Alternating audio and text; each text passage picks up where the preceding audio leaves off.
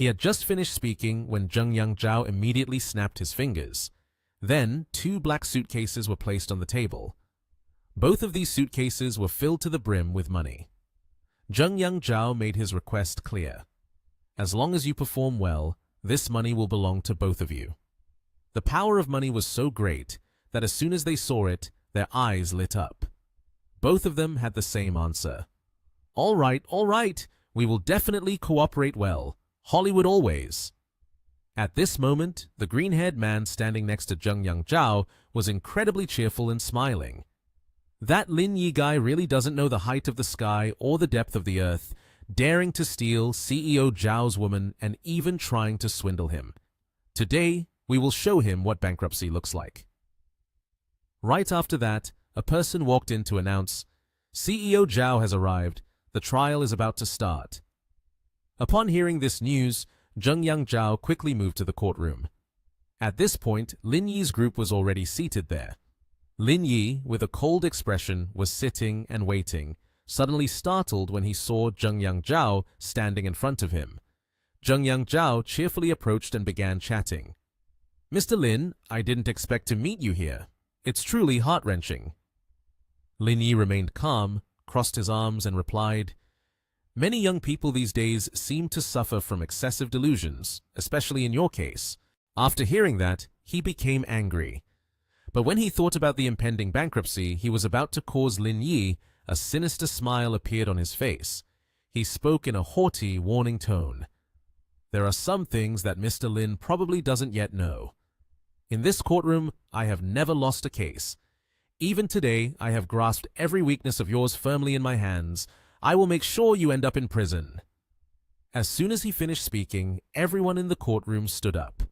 The judge announced, The court will now commence. The plaintiff may begin their prosecution. Zheng Yangzhao's lawyer stood up, holding a stack of documents, and began to present. During the investigation, we found that the Lang Yun Fund has not disclosed any aid documents. This seriously affects the management measures of the fund. Therefore, I hope the court will adjudicate fairly against the defendant. The judge turned to the defendant and asked, Do you agree with the plaintiff's prosecution? At this moment, Lin Yi simply laughed, raising his hand to his cheek, showing arrogance. I do not agree. The opposing lawyer solemnly presented a paper filled with writing, saying, Then we request the court to allow us to call witnesses to testify in court. Lin Yi remained calm and replied cheerfully, Please, go ahead and perform. As soon as he finished speaking, 2 people immediately stepped into the courtroom. Mr. Guo Yuntao and Miss Li Sulan entered with downcast, fearful expressions. He Yuan, seeing them, was very surprised. Is it you again? Lin Yi, witnessing this, immediately speculated. Could it be that you knew each other beforehand? He Yuan was so angry that her face turned purple, saying, Those 2 are the heads of the orphanages, and they each received 800,000 yuan along with 1 million yuan in charity from us. Hearing that, Guo Yuntao immediately put on a pitiful face, saying, It's you? Don't talk nonsense. The 2 of them continued to cooperate with each other. Mr. Guo said, You only gave us 50,000 yuan. Miss Li Sulan quickly added, From my side, it was only like that as well. After hearing such blatant lies, a hand suddenly slammed down on the table. He Yuan, furious, retorted, You 2 are lying. I clearly gave a total of 1,900,000 yuan to both orphanages. Don't play tricks here. Yuan, angry, pointed her finger at the 2 of them, shouting, Now you 2 dare to lie so shamelessly? I have all the receipts. The presiding judge saw that the situation was tense and rapped the gavel, saying, Defendant, pay attention to your emotions. Yuan realized she was overreacting and was slightly taken aback. Lin Yi glanced at her and advised, All right, Yuan, what you're doing will only backfire. Yuan sulked, puffing her cheeks, sitting down on the chair, crossing her legs, and thought to herself, These 2 really are ungrateful, making others feel utterly disgusted. The lawyer from the other side looked at the 3 of them and asked, Defendant, do you have anything else to say? Lin Yi calmly replied, According to the regulations, all funds contributed to the foundation must be verified and publicly disclosed. However, the money I use to support the orphanages is all personal funds. I have never called for donations from anyone or any organization. He rested his chin on his hand, smiling confidently, and said, "If I donate my own money for charity, do I need to make it public?" Upon hearing this, the others present were truly shocked, gasping in disbelief, then stammered, "Did you just say all the money donated to the orphanages is yours?" Everyone there could hardly believe what Lin Yi had just said. The presiding officer, somewhat surprised, turned to ask, "Defendant, are you sure everything you have just said is true?" Lin Yi resolutely replied, "That's right, all of that is my money. You can check it, everyone." The reporters began to clamor, speaking loudly. "The descendants of Zhao have been trampled by this handsome man again. How humiliating. It's so lively here." Zhengyang Zhao was so angry that his temples bulged, while Lin Yi simply wore a confident smile, a bit provocative.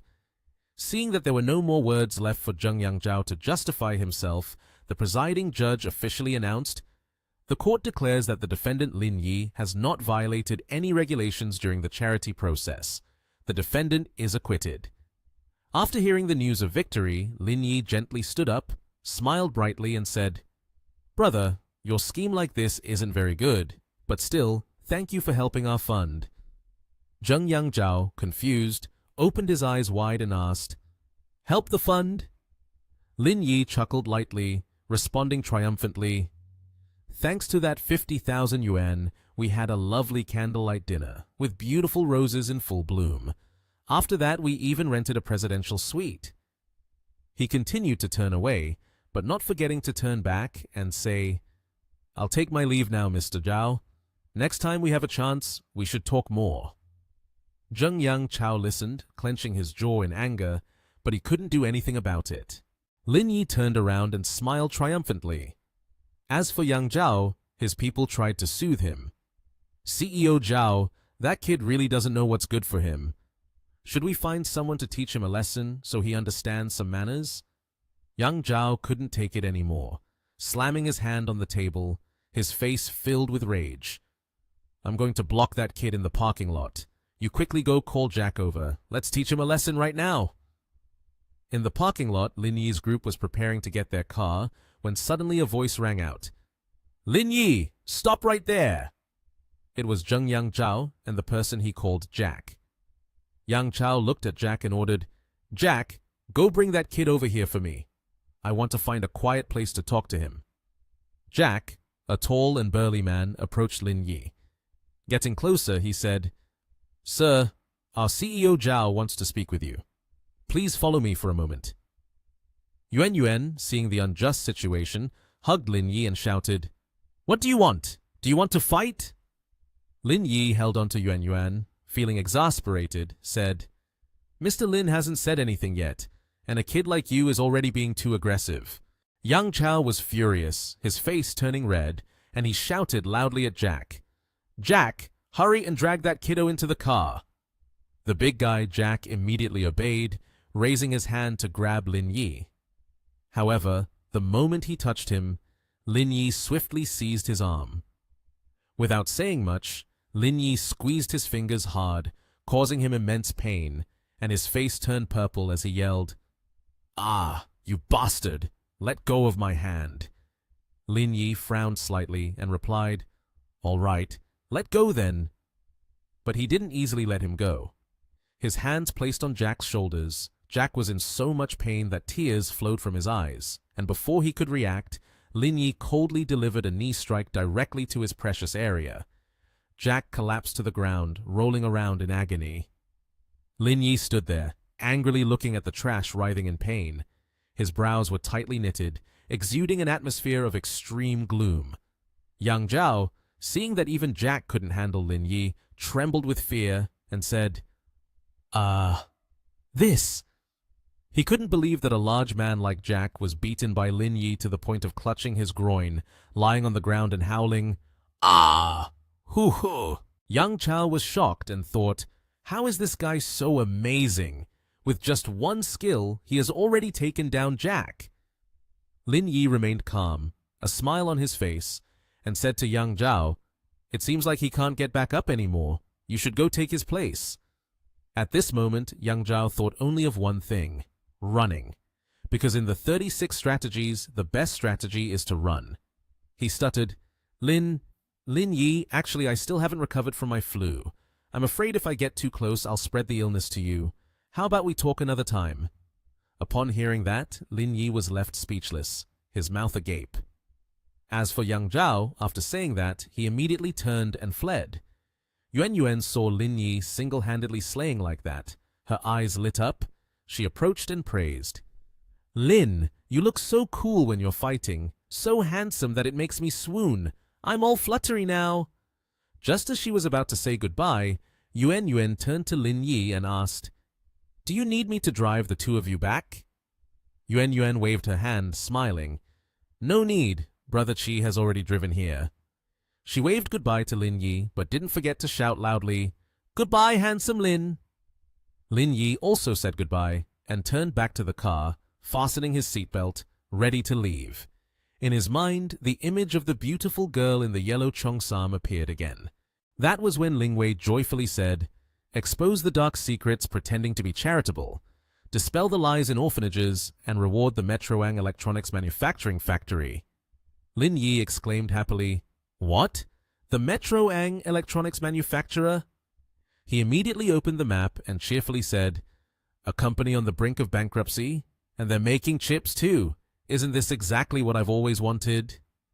Lin Yi then kissed Lingwei on the cheek, making her shy, and then laughed, "You really understand me too well." Suddenly, Lin Yi's phone buzzed with an unknown number. He answered, "Hello?" On the other end, a voice said, "Hello, is this Mr. Lin Yi? I am Ren Guohua, the CEO of Metroang. You have just acquired our electronics manufacturing company. When would you be available to come for the handover?" Hearing that, Lin Yi replied, "Send me the address. I will arrange to come over." At the Unitech Electronics Industrial Park, Lu Ying smiled and asked, "Director Lin, you called me here for something, right?" Lin Yi responded, "I just bought this place. Please help me with the paperwork." Lu Ying was taken aback, exclaiming, "Wow, the boss is truly remarkable."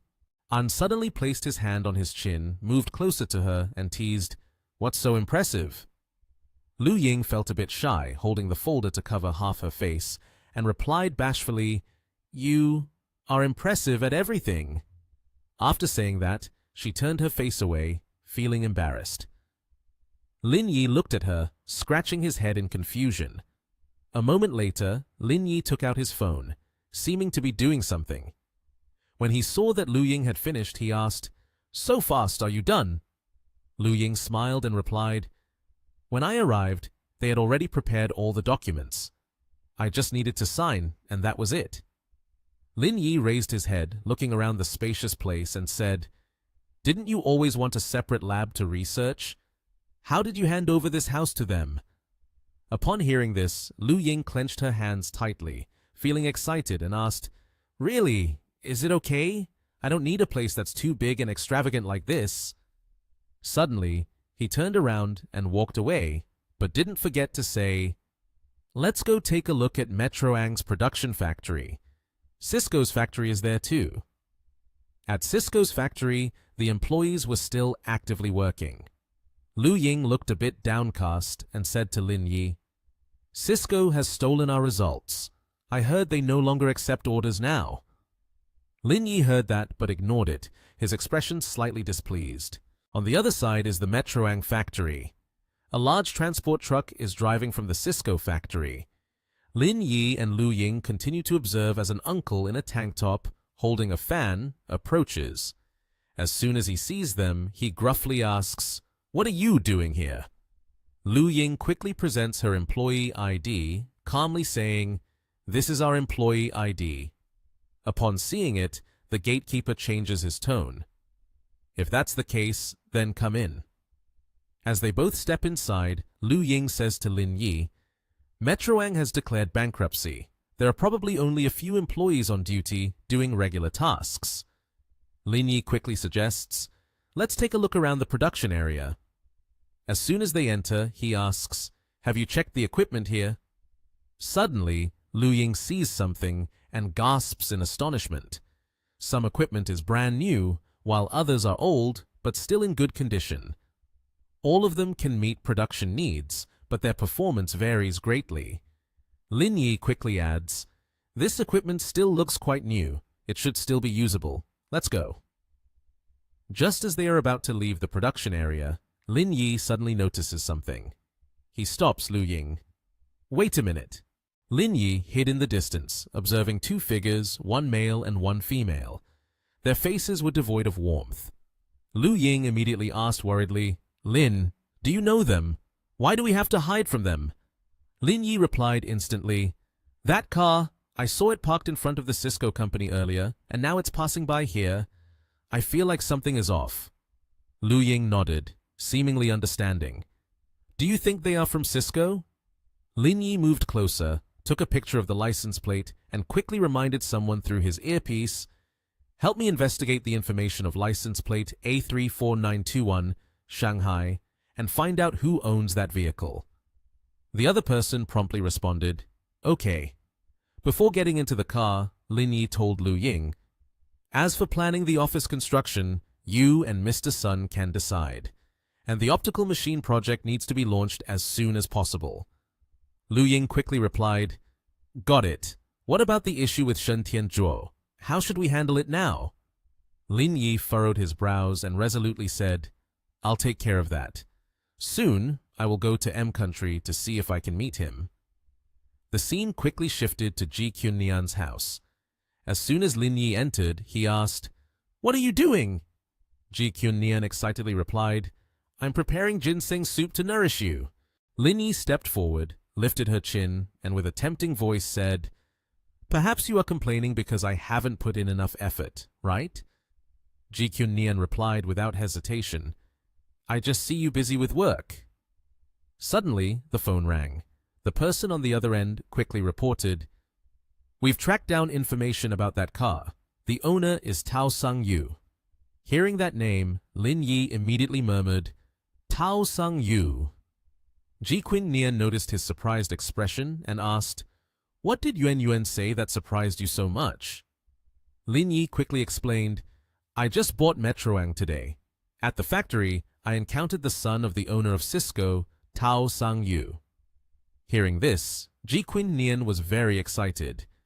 How many sons does the owner of Cisco have? And how could he maintain that demeanor? Lin Yi stroked his chin in thought. "I believe there are 2 sons. Yuan chimed in. "He also has a younger sister named Chao Jingju. Could it be that the Chao family wants to remind Tao Sang Yu in this way?" "Has it been 7 years already?" she said, pondering for a moment. Then she continued, "If you can find out what position Chao Jingju holds in Cisco, then you could determine whether what I said is correct. The fact that he came to Metroang today might be to reinforce his position in the company and to actively seek out partners." Lin Yi stepped forward and said jokingly, "Ha ha, you are so clever." Ji Qunnian scooped a bowl of hot soup and smiled. "If what you said is correct, then during the negotiations we will have the advantage, making it easier to bargain." Suddenly, the phone rang. The caller quickly reported, "Lin, just now a person named Tao Sang Yu called. He wants to cooperate with us."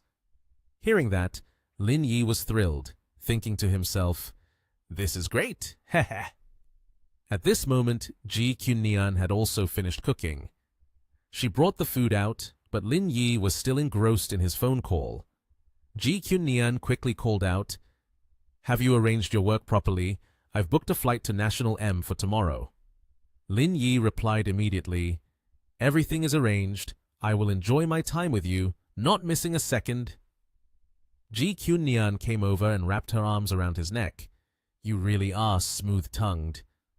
The scene quickly shifted to the airport. Ji Qunnian, excited to be going out, was very cheerful. Suddenly, a voice called out to them, "Lin Ji!" It was Lin Yangzhao. He quickly continued, "What a coincidence to meet you two here." Lin Yi also smiled and replied, "You mean Zhao? What a coincidence. Ever since I had 50,000 yuan from him, our relationship has been closer. Thanks to that, she agreed to go to National M with me. Zheng Yangzhao, upon hearing this, was extremely angry. He suddenly broke into a smile and said, "Hee hee, just like a tamarind tree shedding a leaf, I'll gift that to you. I don't understand why Sister Ji would like someone like you." But Lin Yi wasn't backing down.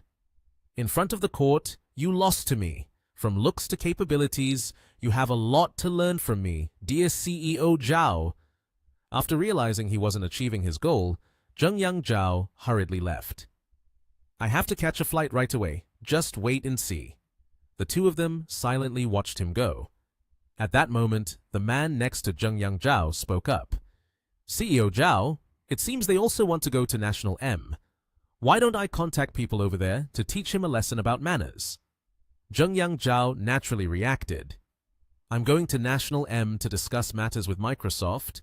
I don't have time to waste dealing with that guy." He quickly gave orders. "Call the airline's manager. I don't want to run into him on the plane." The assistant quickly replied, "Understood. Now I will go arrange it immediately." At this time, Lin Yi and Ji Qunyan were waiting in line to check in. The flight tickets were quickly presented, but the staff member announced, "Dear gentlemen and ladies, we sincerely apologize. Currently, there is a problem with your flight tickets, so they cannot be used."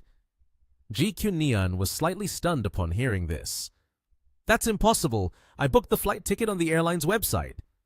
Suddenly, a voice rang out. "What's going on here?" Zheng Yangzhao walked over, sneering. "Buying a flight ticket and still getting scammed, that's just embarrassing. Bye-bye, we're leaving now." Lin Yi immediately comforted Ji Qunyan. "Let's step out of the line first. Don't hold up the people behind us." Ji Qunyan quickly moved out following his words. She suddenly shouted, "Zheng Yangzhao, are you up to something?" But Zheng Yangzhao nonchalantly replied, "If I did that, so what? If you want to go to National M, I would agree to let you spend a night with me to get there. A bit much, right?" After hearing this, she angrily shouted, "You are such a despicable person!" Zheng Yangzhao was unconcerned, only mocking. "I'm heading out now. By the way, I'd like to remind you too that all other trips have also been messed with by me. However, there's still a sea route. Just a month of travel, and you can freely get through there. I wish you both a pleasant journey." Ji Qunyan angrily said, "Don't push me too hard." Lin Yi quickly advised from the side, "Don't pay attention to what he says. His illness is a mental disorder, stemming from rabies in dogs, very dangerous and easily transmissible."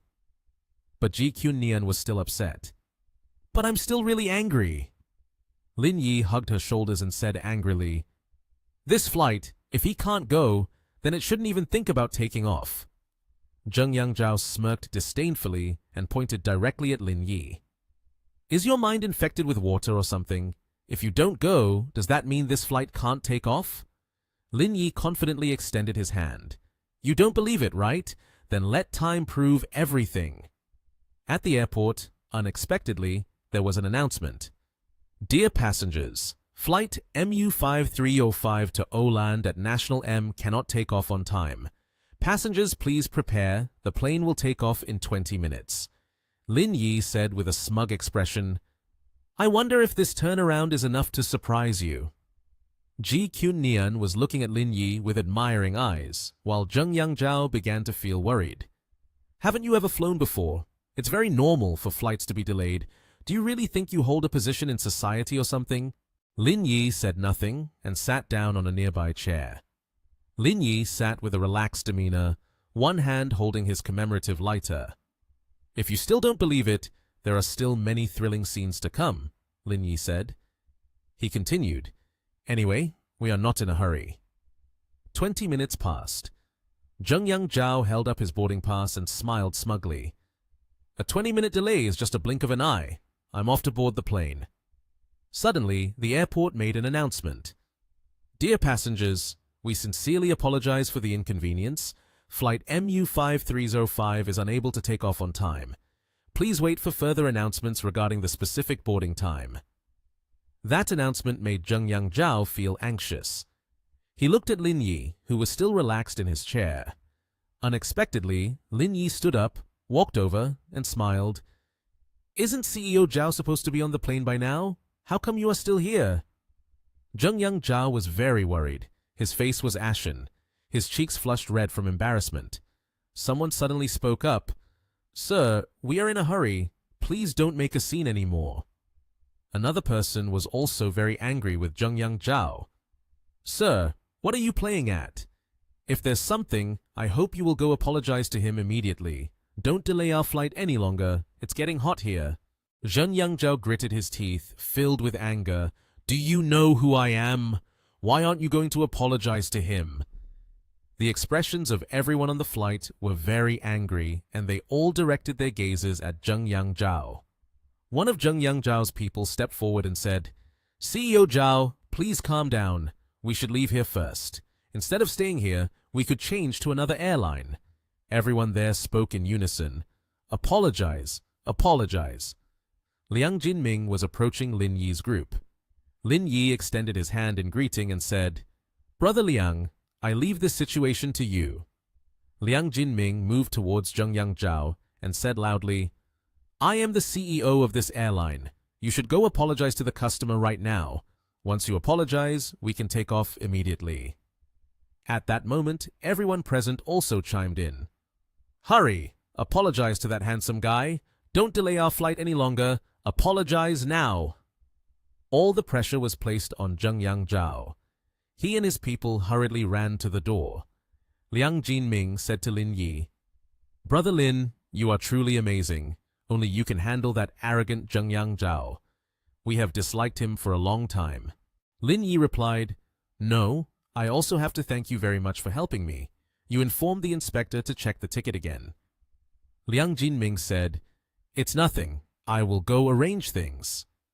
Lin Yi reached out formally, bowed and said, "Don't be angry anymore, my prince." GQ Nian was gaping at Lin Yi's actions.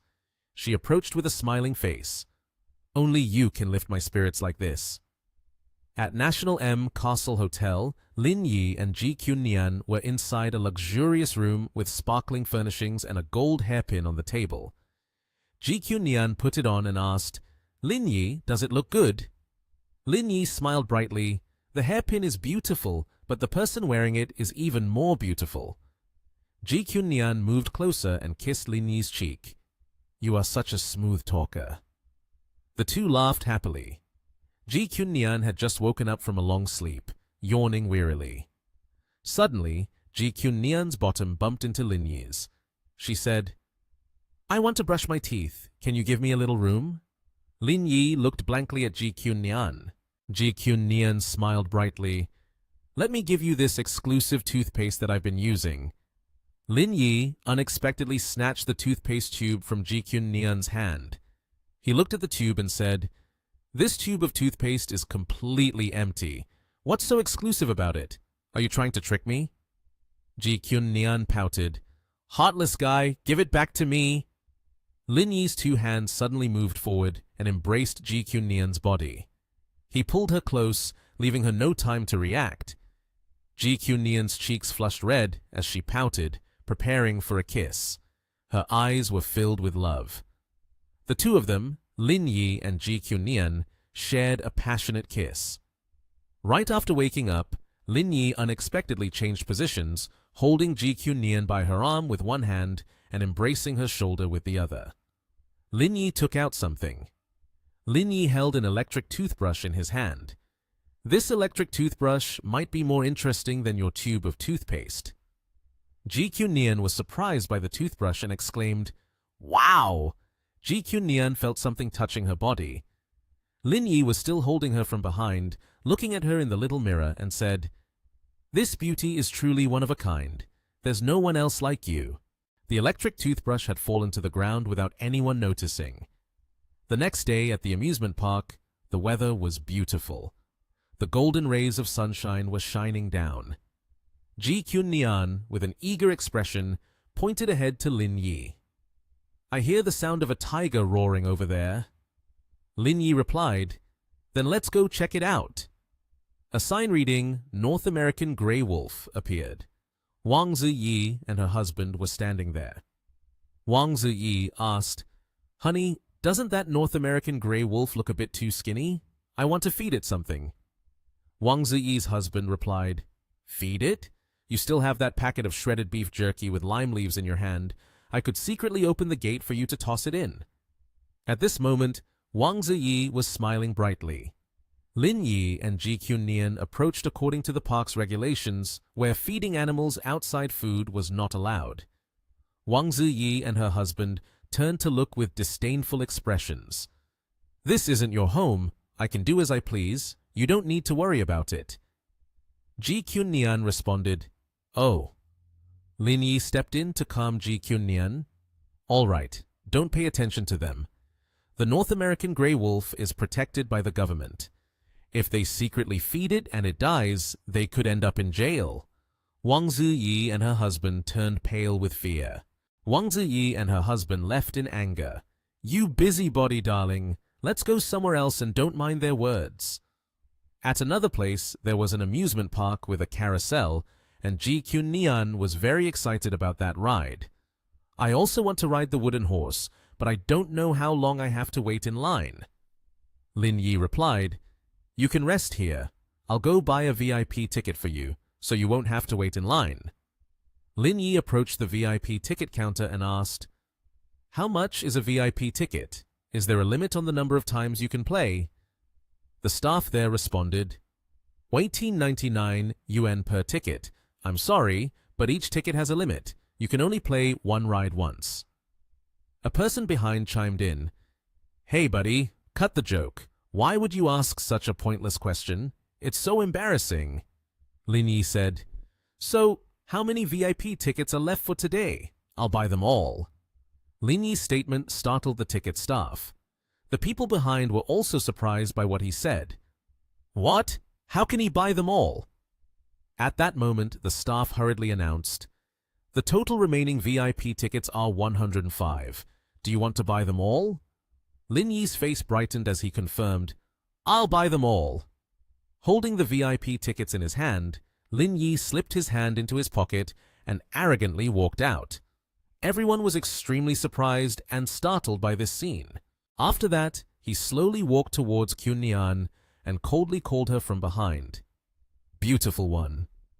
Hearing that, she turned around. He was warm and cheerful, holding VIP tickets in his hand, and said, "Follow me. I'll take you to ride this wooden horse." Seeing that, she anxiously yet happily linked arms with him. "Agreed, agreed, Lin Yi. Hey, Lin." The scene of the wooden horse ride was right before their eyes. Qunnian and Lin Yi were sitting on a wooden horse. The moment was truly romantic. She smiled brightly, full of happiness. Her gaze was fixed on him, her cheeks flushed, making her look really adorable. On Lin Yi's side, he also looked at his girl affectionately. After they finished playing, her voice rang out. "But how can VIP tickets limit the rides, right? I'll try my best to play with you to make it worthy of the VIP ticket and the money we spent." Hearing her heartfelt words, he replied, "It's not like that." But at that moment, her face was filled with regret. She raised her hand to hold on and said, "That's already a lot, but I also want to feel the excitement of standing in line." Lin Yi laughed at her innocence and said, "But I have bought all 105 remaining tickets already. There are still 100 tickets unused, enough for you to play freely for 6 days and 6 nights. Looking at the thick ticket in her hand, she could not stop being surprised. "Wow, did you really buy all the remaining VIP tickets?" Saying that, she rewarded him with a kiss on the cheek and couldn't stop praising him. "You are good-looking and kind, just like me." At the next attraction, the two were sitting in a spinning cup. Qunnian was extremely excited, while he was the opposite. His mouth hung open in shock as he clung on, but both were still laughing together, making the scene so happy. After finishing this ride, she cheerfully took his hand and suggested, "Lin Yi, I'm feeling a bit hungry now. Let's go find something to eat." At this time, the scene changed to a nearby restaurant. In front of her excitement over the food on the table, there was not a single person around. She made a lovely face and said, Lin Yi, I think this Vani sofa cake looks really delicious.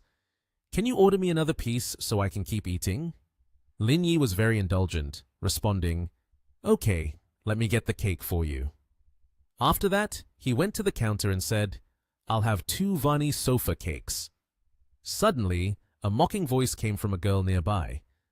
Vani sofa is a limited dish. You can't just take it whenever you want, okay? Do you guys think you're at a buffet where you can take as many as you want? The woman was none other than Wang Ziyi, with a disdainful look directed at the man beside her. Chen Junye was no different, provokingly saying, Haven't you read the instructions, or have you thrown all dignity away before going abroad? He calmly shared, I bought 105 VIP tickets. Each ticket comes with 1 portion, and over 100 portions are still hoping to be taken by me. Hearing the overwhelming number, the two were in shock. Chen Junye's face contorted in surprise. Just like that, he took his portion of cake and walked past the astonishment of the two. He casually sat down next to Kyun Nian, enjoying the delicacies of this place, much to her delight. The two kept their eyes fixed on him without blinking. Wang Ziyi, as expected, said, Buying so many tickets at once is not something ordinary. A young man who hasn't experienced the world must want to show off that he has money. Hearing others mock him, she was extremely angry and retorted, Please speak more politely. Chen Junye looked at the two with disdain, saying, I thought that was polite enough for you. Ziyi raised her hand and introduced her boyfriend. To be honest, my future husband is not only handsome, but also talented. His company has made it to the preliminary round B. She continued, Investment is about to be made. The prospects for future development are hardly surprising. Looking at her boyfriend, it seems like a wealthy man who specializes in digging for gold. He, at that moment, could no longer hold back and raised his glass of water to retort, Is that so? Too cheap. You've only passed the first 2 rounds and already so arrogant. Hearing him say this, Chen Junye pointed and laughed proudly while constantly jabbing, Oh, what do you mean? You don't know who invested in me during round A? It's Zhonghan Capital.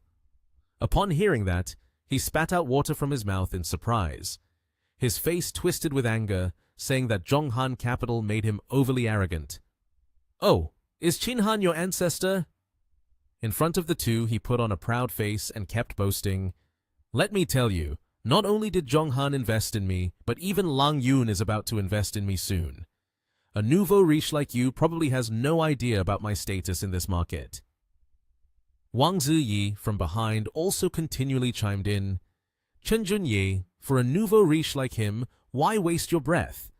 A person like him probably doesn't even know the term investment at all. Hearing those unpleasant words, Kyun Nian, who was drinking water, sputtered and spit out all the water. Lin Yi at this moment also couldn't maintain his calm any longer, but he still tried to smile and asked, Who are you planning to invest with? Is it He Yuan or Qi Xianzhao? Junye was stunned by that question. He actually knew CEO He and CEO Ji. Saying that, Junye pulled out his iPhone 16 Pro Max and immediately called Qi Xianzhao. As soon as the line connected, he angrily and seriously asked, Do you know a person named Chen Junye? The voice on the other end replied, Yes. He comes from Zhongju Technology. We are following him in the upcoming Series B. At this moment, Junye was extremely startled and, recognizing the familiar voice, exclaimed, That's definitely GCEO's voice. Lin Yi's face turned strangely sinister. With sharp eyes and a smile spreading on his lips, he decisively suggested to the other end of the line, Withdraw the investment immediately. Junye was extremely panicked upon hearing this. Then the other end replied, Okay, I will contact to withdraw all the investment first thing tomorrow morning. He then realized the seriousness of the problem. His face turned pale as he asked, Who are you? He stood up abruptly, looking at him with a fierce gaze, and introduced himself. What a coincidence! Coincidentally, I am the boss of Lang Yun Corporation. Everything suddenly became clear at that moment. The man bowed repeatedly, begging, Oh, it's just a misunderstanding, Mr. Lin. I beg you to give me another chance. If you withdraw your investment, I'm finished for real. But Ziyi beside him still did not grasp the situation. Amidst his panic, she, with a haughty expression, calmly said, "Junye, why do you need to beg? With your capabilities, you will definitely find another investor willing to invest in you." Hearing that, the man became infuriated. He forcefully pushed Ziyi aside and shouted, "If they withdraw their funds, who would dare to invest in me again? It's all your fault for insisting on feeding North American gray wolf. If it weren't for you, I wouldn't be in this situation." The beastly instinct within him was unable to be restrained anymore. Junye violently grabbed her hair. Ziyi, also furious, retorted, "Are you blaming me? It's just because you lack the ability." Before that scene, he had already finished eating. He casually wiped his mouth with a napkin. The other two were still fighting fiercely. One of them shouted, "I'll kill you, you wretched woman." Meanwhile, he and Kyunyan calmly and happily left. The sky had gradually shifted into the dark night, filled with countless stars shining brightly. He held her close, and the two of them were joyfully together. At that moment, his phone buzzed with a notification from He Yuan containing messages.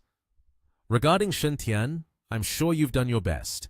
His wife is named Mu Shumin, and her menstrual cycle is from the 4th to the 10th of each month." The notification came with some attached files. After reading the messages, he felt quite satisfied. The information was quite thorough. He Yuan was indeed a savvy player in the business world. Looking at her happily taking selfies in front of him, he couldn't help but worry and think of ways to temporarily separate Kyunyan. He couldn't let her know he had a job, so he had conveniently taken her out for a date. Then he took out his phone to find Guanya's number. Time passed until the next morning. Lin Yi lay alone on the bed, cheerfully sitting up and watching her getting ready with her clothes in front of him, unable to help but smile. A gentle hand wrapped around Kyunyan's waist.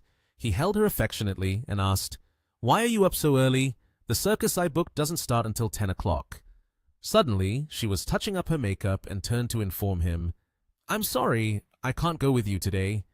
Guanya has just scheduled a meeting with some designers from National H, so I have to go with her to meet them." Hearing this, he showed disappointment, continuously lamenting, "Oh, busy with work again, huh?" Then she gave him a comforting kiss and promised, "I'm really sorry. I will make it up to you tonight, okay?" He leaned closer to her and teasingly said, "Then I need to research the compensation plan carefully." She blushed hearing that and scolded, "You're so annoying." After that, she stood up and said as she walked away, "I'm off now." About 10 minutes later, Lin Yi stepped out of the luxury car dressed extravagantly. Everyone bowed their heads and said, "Mr. Lin, please come in." The sky was clear, and the rays of sunshine filtered into the skyscraper. Many people had gathered here. In the lobby of the building, among them was Lin Yi. He walked into the reception desk and said, "Hello, is the company still hiring?" The receptionist, serving quite professionally, cheerfully replied, "Please fill out the form and come back to wait for our notification." After receiving the application, he did not hesitate to scribble down quickly. The receptionist, after reading the form he filled out, was very surprised and asked in shock, "You want to apply for the position of Chief Executive Officer? Your desired salary is 3.5 million USD? Lin Yi, filled with confidence in his abilities, smiled and affirmed once again. In response to his attitude, the receptionist shyly raised her hand and declined. "I'm sorry, but an application like this I will not submit upwards, because every day there are people like you who come here with flashy applications." Suddenly, there were sounds of high heels approaching. One of them asked, "Callie, what's going on?" Two young women appeared. One was Jessica, the secretary of the CEO, and the pink-haired one beside her was named Carson, a mid-level engineer in the technical department. Seeing the savior has arrived, the receptionist took the application and explained what had just happened. He came to submit his application, but he wants to apply for the position of deputy CEO. I was about to kick him out. Jessica's face was perplexed as she asked again, "Applying for the position of executive vice president?" After that, Jessica held the application form in her hand, looking serious, and said, "Mr. Lin, considering your age, I have doubts about your abilities, so I hope you will respect yourself." Lin Yi smiled knowingly. "Is that so? A big company like this only looks at age?" Hearing those sarcastic words, Jessica's eyes suddenly widened. With an angry expression, she continued to make things difficult. "Given that you are a special case, I need to conduct a simple test to evaluate you. After you pass the assessment, I will submit your application." Upon hearing that suggestion, he readily accepted. Of course, no problem. Then the three of them sat down at the waiting room table. Carson placed a laptop on the table and carefully opened it. Seeing him sitting there in a daze, Jessica shouted, "Start now! Don't waste any more time!" His confidence made him continuously propose suggestions. He raised his hand, smirking. "I think you should call someone who can actually understand a bit. I'm afraid that by the time I finish writing the code, you won't be able to comprehend it." Those arrogant words made Carson incredibly angry. She exclaimed, "What you said is a bit excessive. Among the people here, there are quite a few senior engineers. Do you think we won't understand the code you wrote?" In response to her confident words, Carson rolled up his sleeves and smiled. "Ha ha, really?" Then he showcased his talent. His fingers tapped the code skillfully, and each character on the computer was programmed just as he typed. The black staff member stared at the screen in amazement, saying, "What is he typing? Some random code? I don't understand anything. I've never seen code like this before." The blonde guy next to him, looking confused, added, "Me neither. It seems like random code, man." A few minutes later, the computer screen displayed a series of code. He turned it around and presented it to the two. The comments from his colleagues made Carson even more sure of her thoughts. Furious, she shouted, "Mr. Lin, I hope you don't scare everyone anymore. My colleagues all say you are typing random code, so you can leave now." Hearing this, he crossed his legs and sat there in a proud manner, saying, "I already told you from the beginning that you guys wouldn't understand, and yet you stubbornly refused to admit it." Only Jessica was still deep in thought, looking at the computer screen. She raised her hand, contemplating something, and said, "Wait a minute, these code snippets seem to be something I've seen Shen's CEO write before, but they aren't written quite like this." Hearing this, Carson notified the receptionist, "I think this matter should be reported to Shen's CEO as soon as possible." 10 minutes later, everyone bowed as they saw Mr. Shen Tianzhuo enter with a look of panic. His face darkened as he asked everyone what they were doing. Jessica approached and explained, "Shen CEO, this person is named Lin Yi. He wants to apply for the position of Deputy General Director of Operations." Upon hearing this, Shen Tianzhuo became extremely angry, his face turning purple as he shouted, "Are you kidding me? How old is he that you all believe this in just a few days?" As soon as he finished speaking, Carson immediately kicked him out. "Since Shen's CEO has spoken, you can leave now, writing a pile of code that has no effect at all. Don't embarrass yourself any further, everyone." After speaking up, he no longer held back and stood up, pulling out the computer, and said, "Whether it is useless code or not, I would appreciate it if you could show it to him for clarification." The computer kept displaying lines of code that were running. He stared at it in disbelief, panic rising. "This is..." Shen Tianzhuo couldn't take his eyes off the computer and exclaimed with amazement, "Is this the code you wrote? I had thought about it for a long time, but I couldn't find a way to write it down. You are actually able to write it. You are truly a genius." Jessica and Carson were finally enlightened and could only gape in amazement. Carson thought to himself, "He's only just over 20 years old. How can he be so talented? This person is incredibly smart."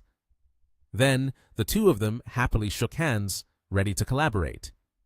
Lin Yi smiled contentedly and asked, "So, now do I qualify to apply for the position of Deputy General Manager of Operations?" However, he did not address the main issue, but instead evaded it, postponing the discussion.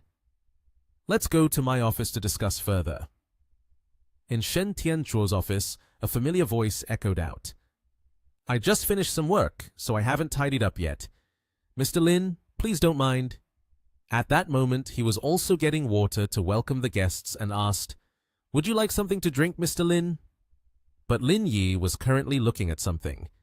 It turned out to be a framed family photo of Shen Tianzhuo neatly placed on the table.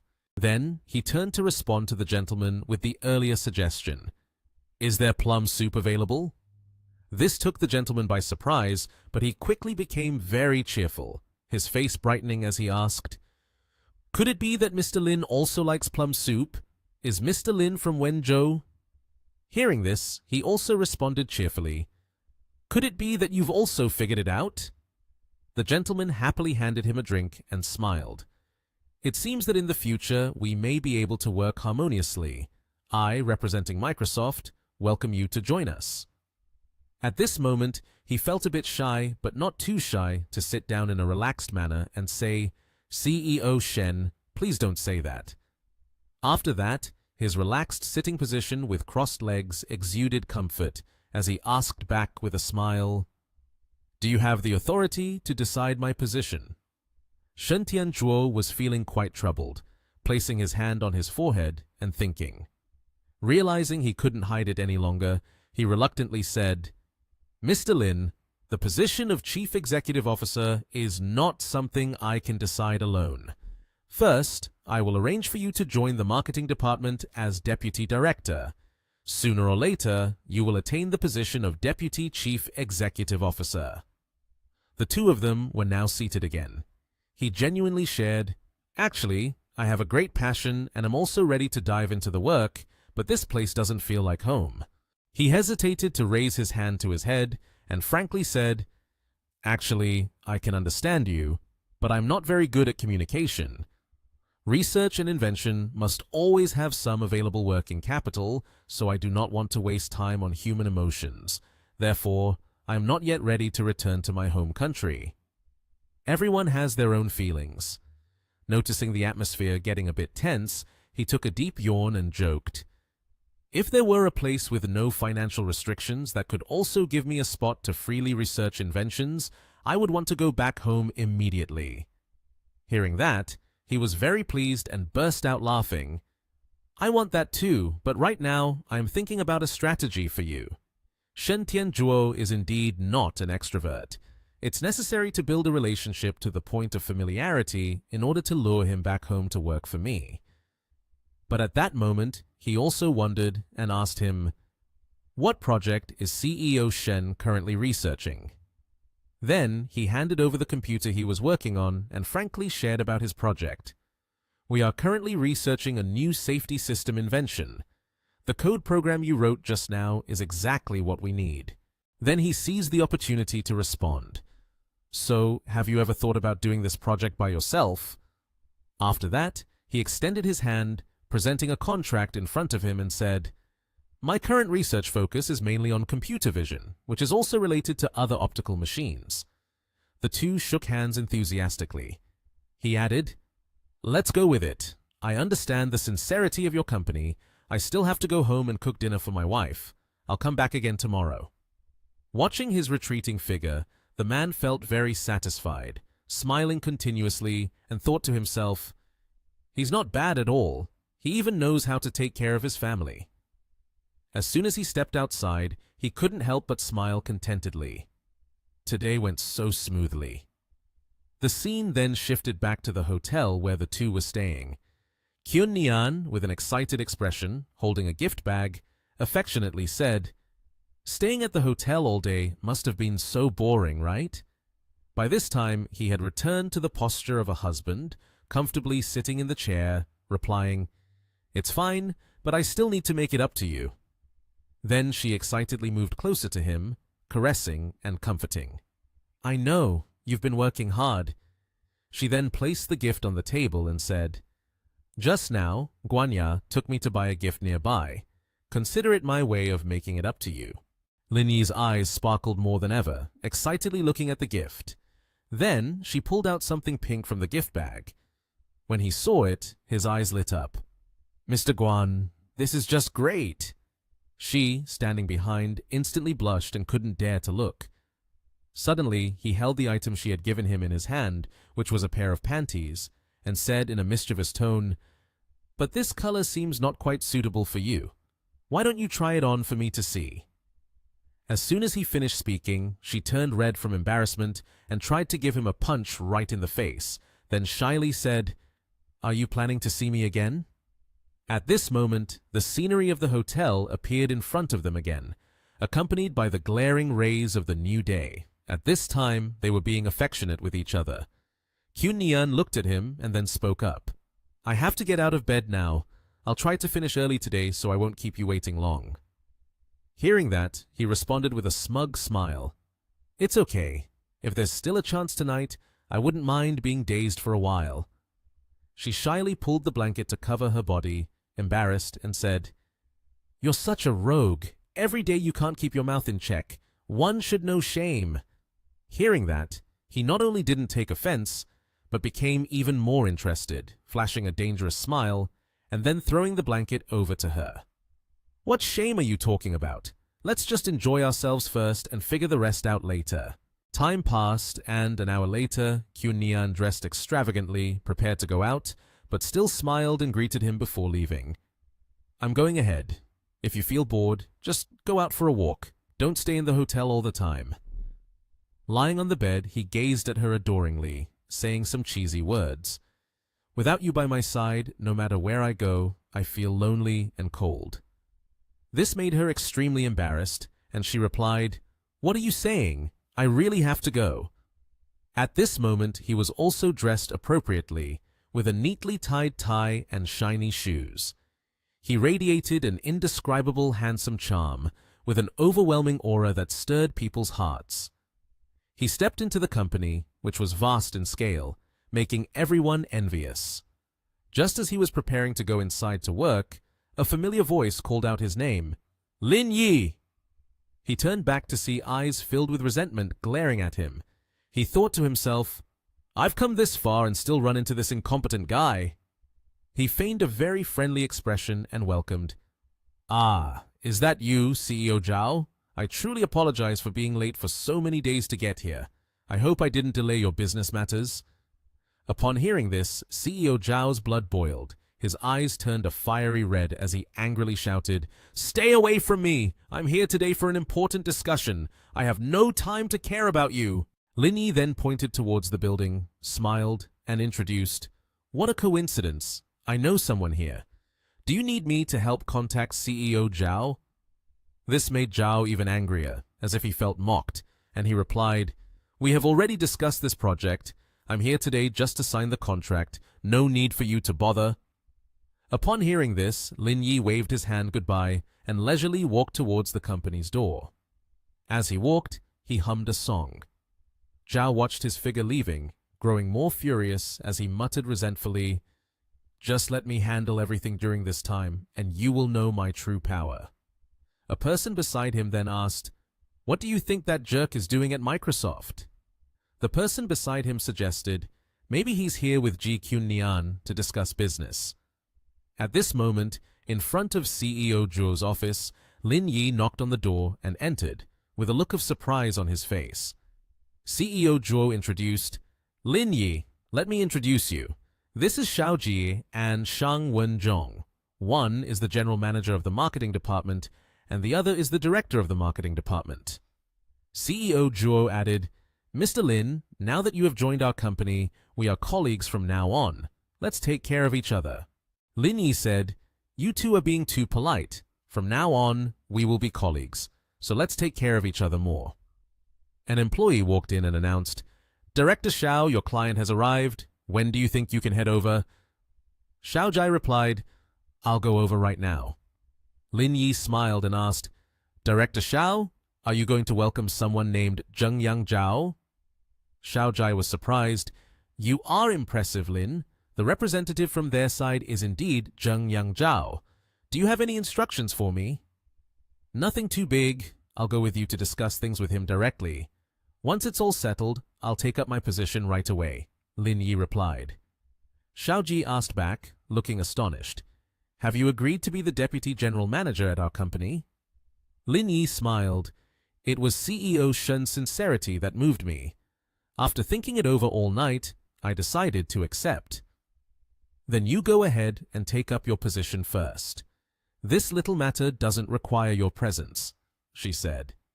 Lin Yi's expression became cunning. It's all right. On the first day of taking up a position, I need to handle some important matters. In the conference room, the door was securely closed, and there was no noise around. 2 men were sitting at the conference table. The secretary announced, "Please wait. The newly appointed deputy general manager from their side will come over to sign the contract with you two." Hearing this, Zhao CEO asked in surprise, "What did you just say? The newly appointed deputy general manager will come here to sign the contract." The employee next to him flattered, saying to Zhao CEO, "It seems that the status of the Zhao family on the international stage is rising even more." Upon hearing this, CEO Zhao smiled smugly and ran his fingers through his hair, saying, "That's only natural." The employee turned to the secretary and asked, "Miss Hana, what are the hobbies of your newly appointed VP? I want to know more about him." The secretary cheerfully replied, "I'm not very sure, but I heard that he is very likely to be promoted to executive vice president soon, so his position is very high." Hearing this, CEO Zhao and the employee exchanged glances and smiled smugly. Both thought, a character like him personally coming here to sign the contract is quite flattering, isn't it? At that moment, the conference room door opened. CEO Zhao and the employee happily stood up, ready to welcome the VP entering. Lin Yi, along with Xiao Ji and Shang Wenzhong, walked into the conference room. Lin Yi's face clearly displayed confidence. Upon seeing Lin Yi, CEO Zhao's expression changed, and he frowned, saying, "Lin Yi, it's you again?" CEO Zhao angrily asked, "What are you doing here?" Xiao Jai frowned, sweating, but also angrily said, "Mr. Zhao, Mr. Lin Yi is the VP appointed to our marketing department." Upon Xiao Jai's introduction, Lin Yi merely closed his eyes and smirked with a contemptuous expression. Upon hearing Xiao Jai, CEO Zhao's face changed, his eyes turned white. He stammered, What did you just say?" Lin Yi coldly replied, "Surprised, aren't you? Unexpected, right? Are you feeling quite frustrated?" Hearing this, CEO Zhao leaned back, his mouth agape. The accompanying employee had to support him and called out loudly, "CEO Zhao! CEO Zhao!" Immediately, CEO Zhao went into a fit of rage, his eyes filled with hatred, pointing directly at Lin Yi's face and shouting, You are the bastard! What qualifications do you have to become Microsoft's vice president?" Lin Yi calmly answered, "Whether I have qualifications or not, does it really depend on a single statement from CEO Zhao?" He continued, his tone indifferent. "Aren't you guys looking to sign a contract? Bring it out for me to see." Lin Yi's gaze became dangerous as he stroked his chin. "I think there will be many questions to ask here." CEO Zhao flinched, his face pale. He could only stammer, You. Suddenly, a stream of bright red blood spurted from CEO Zhao's mouth, and he fell backward, startling everyone in the room. The employee quickly knelt beside CEO Zhao, anxiously calling, "CEO Zhao! CEO Zhao!" He shook CEO Zhao vigorously, hurriedly saying, "CEO Zhao, don't scare me." However, Zhao, the CEO, had a pale face and did not react. He had fallen into an unconscious state, with red blood still splattered on his mouth. The staff member hurriedly called for an ambulance, while turning to Lin Yi, saying worriedly, "Lin Yi, just wait. The Zhao family won't let you off easily." Seeing this, Lin Yi simply rubbed his head, sighed and said, "Is Zhao the CEO that weak?" Xiao Jai and Shang Wenzhong were both surprised, looking at each other, not knowing what to say in response to the unfolding scene. Xiao Jai, on the other hand, had an admiring look in her eyes, thinking to herself, "Lin is really powerful. Signing contracts usually either means agreement or refusal, but how could it lead to something like this, causing bloodshed?" She led Lin Yi to an office and said, "Lin, this is your workspace." She continued, "If you need any additional decoration, just let me know, and I will call someone to take care of it right away." Lin Yi sat down in the chair, smiled, and said, "Okay, as long as there's a computer, that will do." After that, he rolled up his sleeves, looked at the screen, and said, "I'm starting to work now." 7 hours later, Lin Yi was still sitting in front of the computer screen. Shen Tianzhuo walked by, saw him, and said with satisfaction, "It's the first time I've seen someone who is both capable and hardworking like you." At this moment, Lin Yi stretched and said happily, "I'm done." Looking at Lin Yi's product, Mr. Tianzhuo exclaimed, "If my team were to research and develop it, it would take at least 3 months to finish. I didn't expect that you could complete it in just a few hours." He continued with a smile, "I will go write a proposal to promote you to Deputy General Manager right now. With your abilities, there's no doubt it would be a success." Hearing this, Lin Yi felt embarrassed, not meeting his gaze, and said, "About the position, there's no need to help me anymore. Actually, I'm planning to resign." Mr. Tianzhuo was surprised, his expression changing as he raised his voice. "What?" Lin Yi smiled. "I plan to return to my home country." This left Mr. Tianzhuo even more astonished. His face changed as he pondered and asked, "Why do you want to return? Is it really better for you to develop back home?" Lin Yi sat confidently in his swivel chair and replied, "If someone agreed to go bankrupt just to provide you with funding, allowing you the freedom to research without limits, would you agree to go back home?" He waved his hand, laughing. "How could that be? Lin Yi, don't joke around. Capitalists are not fools." Then he added, "If there really is something good like that, I would agree to return home immediately." Upon hearing this, Lin Yi shook hands with him and smiled happily. "Mr. Shen, on behalf of the Longxin Research Institute, welcome to the team." Tianzhuo, upon hearing Lin Yi's words, suddenly felt uneasy, his face turning pale. He stood there in a daze as if he had just been deceived, unable to say a word. Lin Yi continued to smile and cheerfully said, "Allow me to introduce myself. I am Lin Yi, the director of the Longxin Research Institute in Nation TH. Welcome to the team, Shen Tian." Tianzhuo was startled and asked, You are a member of Longxin?" He doubted, continuing, "Did you join Microsoft just to approach me?" Lin Yi confirmed, "That's right. Previously, 2 of my employees came to meet you." As he spoke, he rummaged in his suit pocket and took out something. "This is the source code of the 2.0 chip. It isn't fully on par with the latest technology abroad." Then Lin Yi looked directly at Tianzhuo and continued, "But they couldn't purchase the photolithography machine, so they decided to create it themselves." This left Tianzhuo even more astonished. He hurriedly said loudly, "What are you joking about? Are you trying to make a photolithography machine by yourself?" Lin Yi frowned and replied, "Do you know why the world has always questioned and doubted their country?" Then he continued, "That is because of their backwardness. Only when their technology leads the world will those problems be easily resolved." Hearing this, he opened his eyes wide in surprise. Lin Yi continued, cheerfully saying, "I know you are skeptical. Here are 3 billion yuan in my bank account, plus another 1 billion yuan in the Longxin Research Institute's account."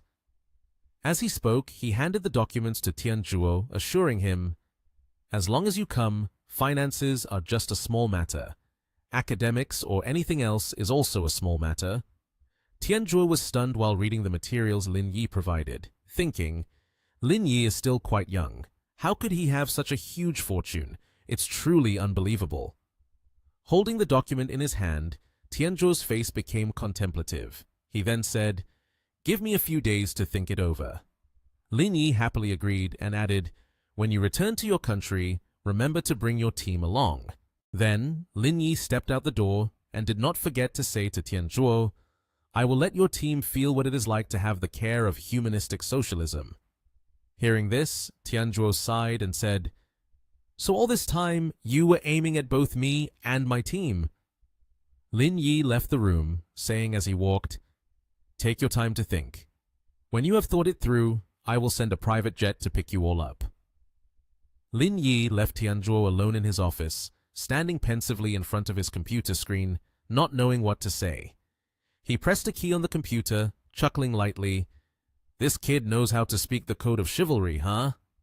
At this moment, the computer screen lit up with the lines of code that Lin Yi had written. At the villa of Shen Tianzhuo, which was a large villa built in a modern architectural style. When he just got home, he wore a surprised expression upon seeing Lin Yi sitting and drinking coffee with his wife in the living room. While sipping, Lin Yi complimented, "This coffee is delicious." Seeing Tianzhuo walk in, Lin Yi cheerfully stood up and happily said, "Mr. Shen, you're back?" Tianzhuo's expression changed drastically, asking loudly, "Why are you here?" Not saying much, Lin Yi just smiled brightly and said, "Mr. Shen, I'm going home now." He continued, "Your wife also wants to go back to the country. They have discussed everything. You don't need to ask your wife's opinion anymore. Just pack some belongings and prepare to move right away." Tianzhuo was left dumbfounded, not understanding what was happening. Meanwhile, Lin Yi happily left Mr. Shen's house. At that moment, at the hotel, Qun Nian joyfully called out to Lin Yi. While Lin Yi was sitting and drinking at the table, she said, "Everything has been taken care of over here. They can go back now." Then she approached and kissed Lin Yi on the cheek, happily saying, "These past 2 days, you must have felt so bored, right?" Lin Yi looked at her cheerfully and smiled, pouting slightly. "What can I do? No matter how bored I am, I can only wait for you to come back." Hearing that, Qun Nian was taken aback, not knowing what to say next. Then he cheerfully said, "You go change clothes. I will take you to this place." Qun Nian was happy, but also curious and asked, "Where are you going?" Lin Yi took Qun Nian to the giant Ferris wheel. Qun Nian saw the Ferris wheel and felt joyful. Lin Yi indeed had not forgotten about it. The two happily held hands and got on the Ferris wheel. The carousel began to move, lifting the two people high. Outside, the sky was full of stars, truly the perfect time for a date. Qun Nian wanted to capture beautiful memories, so he suggested to Lin Yi, "Let's take a picture, okay?" Lin Yi took out her phone and snapped a photo of the two of them. They both smiled brightly. She leaned against his shoulder, feeling happy, and then whispered closely to him, "Thank you. This is the happiest vacation I've ever had." The two exchanged a sweet kiss. Their date was truly romantic. The next morning, Lin Yi arrived at her office building. He brought 2 bags of gifts for everyone, saying, "Everyone, take some Coca-Cola from abroad." Lu Ying and Sun Fuyu saw Lin Yi and looked delighted, asking, "Boss, did you just return from overseas?" "That's right, I just came back from a trip. I also took care of the matter with Shen Tianzhuo while I was there," Lin Yi replied. The two were surprised. "You handled the matter with Shen Tianzhuo already?" Lu Ying shook his hand, expressing admiration, and said, "Lin, you're really impressive. How did you do it? Did you go to ABC or something? No way, CEO Shen is a very upright person." Lin Yi laughed joyfully. "Don't underestimate ABC or whatever. Do you two know how many young girls I've saved?" Then he changed the subject. "Let's not talk about this anymore. How's the renovation of the Metroang office building going?" Sun Fuyu reported to him, "Everything is ready. The medium and large equipment has already been transferred there. The rest is on the way." Lin Yi asked, "Is the name of the new research institute still Longxin?" "That's right," Sun Fuyu replied. He continued, "I have my own calculations to avoid unnecessary troubles. I will name it after the company has been established." Lin Yi went on, "Then his team will also come back." Sun Fuyu and Lu Ying's eyes widened in surprise. "There is also his team? The boss is really slaying it." Lin Yi said, "So the position of the director of the research institute will be held by him. Your positions will be vice directors." Lu Ying cheerfully replied, "I'm fine with that. Being a little sister serving tea, pouring water, is fine with me." Sun Fuyu was equally happy. "I feel the same way. Being a door guard is also fine." "Ha ha! Then let's do it that way," Lin Yi said. While everyone was chatting happily, Lin Yi's phone rang. "Hello?" Lin Yi answered the phone. The other two were curious. The voice on the other end said, Hello, is this Lin? I'm Tao Sung-yu, the manager of Cisco. I heard the factory matters are under your responsibility. Do you have some time now? Let's meet up. Lin Yi angrily shouted, Which Cisco company? I don't understand why we need to meet. On the other side, Tao Sung-yu confirmed the location. Mr. Lin, 608 Dynasty Hotel. A banquet has already been prepared for you. Upon hearing this, Lin Yi changed his demeanor, surprising Lu Ying and Sun Fuyu. He happily replied, Dynasty Hotel, I'm on my way. He immediately headed to the Dynasty Hotel. In a hotel room, Tao Sung-yu and Jie Meng were waiting. Tao Sung-yu cheerfully said, Is that you, Mr. Lin? What an honor! What an honor! Lin Yi also greeted back cheerfully, Mr. Tao, I have admired you for a long time. The two met for the first time, but felt as if they had known each other for a long time, very cheerful and relaxed. Tao Sung-yu said, Let's sit down. Order whatever you want. Don't be polite with me. Lin Yi sat down and looked at the hotel menu. He wouldn't be polite with Tao Sung-yu. He ordered for the service to bring up first 3 Australian lobsters, 4 abalone sashimi, bluefin tuna, and also some premium caviar.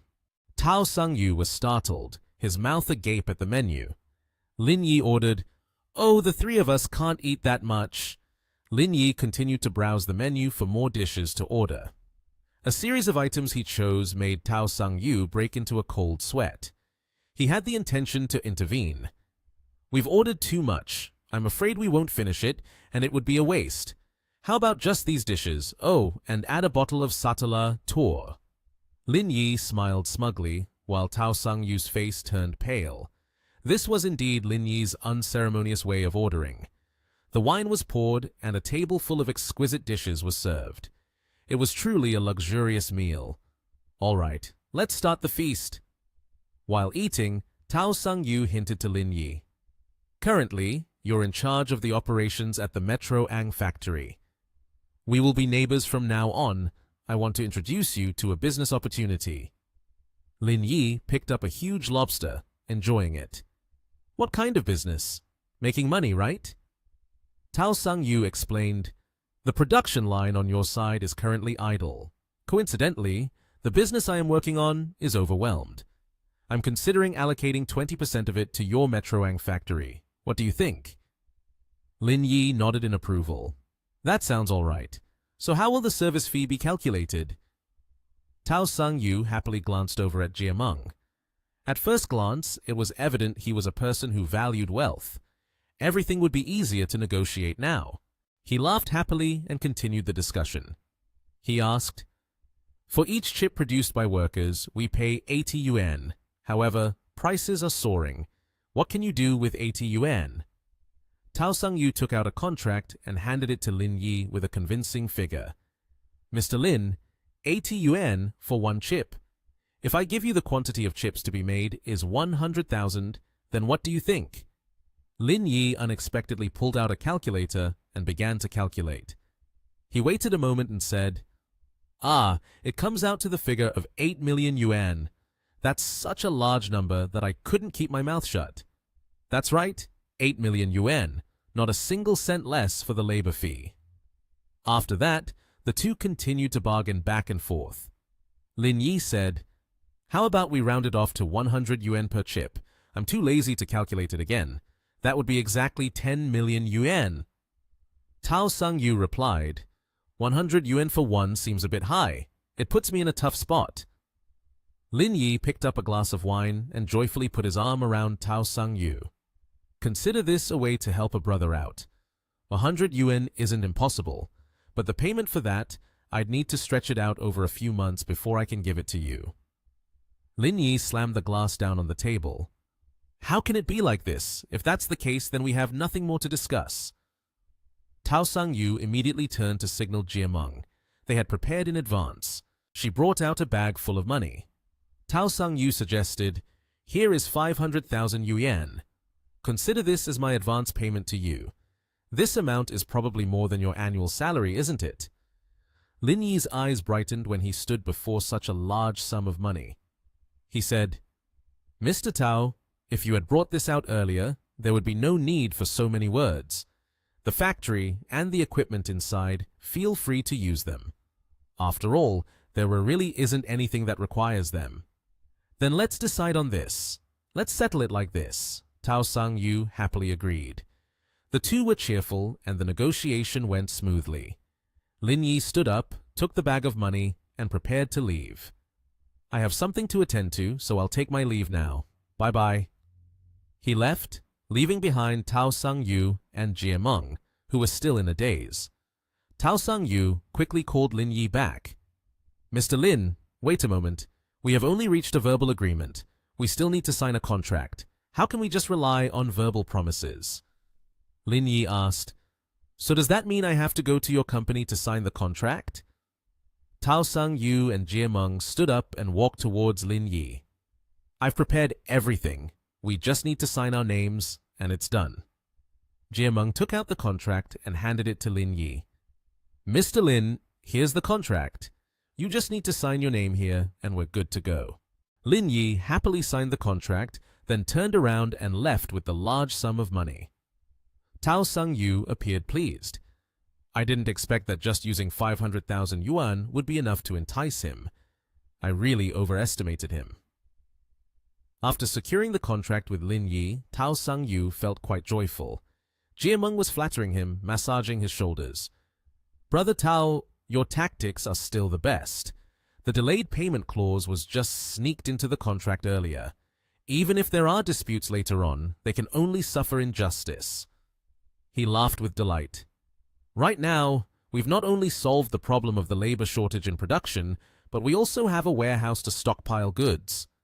I have to show my father how capable I am. That little bitch hasn't even dressed properly yet, and she dares to compare herself to me? While the two were enjoying themselves, a staff member brought in the meal bill. Sir, this time the total cost is 426,800 yuan. Tao Sang-yu was taken aback, standing up abruptly. What did you just say? This meal costs over 400,000 yuan. The staff member informed. The person who just left the hotel casually took 2 very expensive bottles of Satala Tour. Tao Sang-yu slammed the table in anger. That bastard really is insatiable. He not only dined and dashed, but also dared to take away some goods. From now on, I must get everything back from him. He didn't expect to be hit with such a painful blow. Upon returning to his own company, Lin Yi generously distributed the alcohol he had just casually taken. Everyone gets a bottle. Take it home and enjoy. He Yuan cheerfully took a bottle and said, Is this Satala Tour? I heard it can be sold for over 100,000 yuan a bottle. Lin Yi confirmed. That's right. I got it from a fool who thinks he's clever. Drinking this cost me nothing. He Yuan inquired, I've been away for several days. Did anything happen at the company? He Yuan pulled out a stack of documents. You and Chi have your eyes set on a few new projects. We are discussing how much we should invest in them. Lin Yi reviewed the documents and advised, In the future, before making an investment, make sure to look into the background of the other party. Don't end up like that fool Chen Junye before. They responded, Understood, Lin. Are you stopping at one project? What about this Fenglan culture? Are you two planning to invest in it? He Yuan replied, No, I meant we are looking to invest in the technology sector. Why did we shift to a media company now? Qi Xianzhao explained, If we don't have a good media company, it will be very difficult to handle media issues when they arise. He Yuan poured a glass of wine and said, Our company just opened a few days ago and someone has already sued you in court. I think investing in a media company is very necessary. Isn't the legal entity Qiao Jingju? He said. He Yuan and Qi Xianzhao were very surprised to hear this name. It seems that the daughter of the Tao family is also named like that. You two should not get involved in this investment. I will handle it myself. He Yuan sipped wine while reasoning. If this is not just a coincidence, then perhaps they have targeted us. Lin Yi was very confident, responding, Why worry? Isn't it good that I'm here? Suddenly, Lin Yi's phone rang. As soon as he answered, a female voice was crying, Hoo, Teacher Lin, I've caused a disaster. Can you come help me? What happened? Please speak slowly, Lin Yi asked. She said, when I went outside to get the herbal medicine for my mom, I tripped and spilled all the medicine into the bag and on the clothes of that person. She is demanding a lot of money from me. Lin Yi said, all right, I understand. Where are you? He waved goodbye to He Yuan and Qi Xianzhao and went outside. Today the sky is clear and the sun is shining. In front of the herbal medicine shop, there is a commotion. The girl in the pink dress, Wang Ran, spilled the medicine on the girl in the blue dress. I'm sorry, I really didn't mean to. I will pay you, Wang Ran said. The girl was very angry. The clothes and the bag I just bought, I haven't even had them for a week, and you've ruined them. The man beside her added, stop talking, just pay her and it will be over. This handbag costs 20,000 yuan. Wang Ran replied in fear, I only have 500 yuan with me. The girl took out 500 yuan and handed it to the older sister. I will give it all to you. The older sister grabbed the girl's hair. Are you joking with me? If you don't hand over the money, I'll hit you. Wang Ran was grabbed by the angry woman by the neck and hair, causing everyone around to be scared. Suddenly, a blue car drove up. A man in black shoes stepped out of the car. It was Lin Yi. He asked with a serious expression, are you okay? Wang Ran cried, Teacher Lin. The woman in the green dress glared and asked, are you her boyfriend? This is an LB bag and its price is 20,000. You better do something. Lin Yi took out his iPhone 15 Pro Max and said, payment code. The woman in the green dress smiled. Your boyfriend is generous. Why didn't you call him earlier? The phone rang and the transfer was successful. Wang Ran apologetically said to Lin Yi, I owe you another 20,000. Lin Yi reassured her, it's okay, pay me back slowly. Right now, I have a task I want to assign to you. Get in the car first. This statement made Wang Ran suddenly startled. She got into Lin Yi's car and asked, are you planning to arrange work for me? Just in time, I just finished my exam. Lin Yi was opening the car door saying, right now the teacher is short-staffed, so for now, you just work as my secretary, responsible for updating the business situation of Cisco. Also, you will have to communicate and interact with a person named Tao Sang Yu. You need to quickly familiarize yourself with this business as soon as possible. Lin Yi carefully instructed, and Wang Ran happily replied, yes, I will try my best to grasp all related content. Lin Yi added, let's go, I'll take you home. By the way, Tao Sang Yu is a jerk. If he lays a hand on you, just kick him right in the crotch. It will definitely leave a mark. Wang Ran laughed in response. Got it, Teacher Lin. In the area with skyscrapers and high-rise apartments, Wang Ran arrived home. She bid farewell to Lin Yi, who also said goodbye to her. After that, he went back, sitting in the driver's seat. Lin Yi said, it's already 1 o'clock. Kyun Nian asked me to meet at Golden Joy the Palace at 11:30. We need to hurry. At the Golden Joy. The palace building, Kyun Nian anxiously asked, why did you arrive so late? All my classmates have already come. Lu Jian, standing beside her, smiled gently, while Lin Yi awkwardly patted her head. Sorry. Lu Jian understood the situation and analyzed. Brother Lin is so busy, but he still came with you to participate in the class meeting. That's already great. Let's go. I'm a bit hungry. Kyun Nian, Lin Yi, and Lu Jian opened the door to the room. Zhang Minhua loudly exclaimed, oh, Kyun Nian and Jian Jian have arrived. We just need to wait for 2 more. Kyun Nian cheerfully introduced. Lin Yi, this is my teacher, Zhang Minhua, Teacher Shang, and this is her husband, Peng Xingguo, Elder Peng. Then she turned to Liu Yida, Zheng Wenjie, and Wang Zhihui. And these are my friends. Lin Yi politely bowed. Hello, Teacher Zhang and Teacher Peng. Teacher Zhang cheerfully responded, Jian Jian told me that you have a very handsome boyfriend. Seeing this guy, it's true he is quite handsome, outshining the kids at Yan University. Teacher Peng also said, Now, don't just stand here. The meal is ready. Let's eat. Looking at the spread of appealing dishes, Kyun Nian said, Teacher Zhang, if it weren't for your guidance, we wouldn't be here today. As your student, I'll raise a cup of tea in place of wine to toast you. Teacher Zhang joyfully replied, In my eyes, you are all like my own children.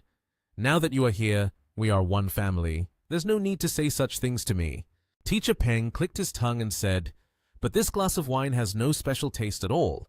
I wish we could really drink a celebratory wine, huh?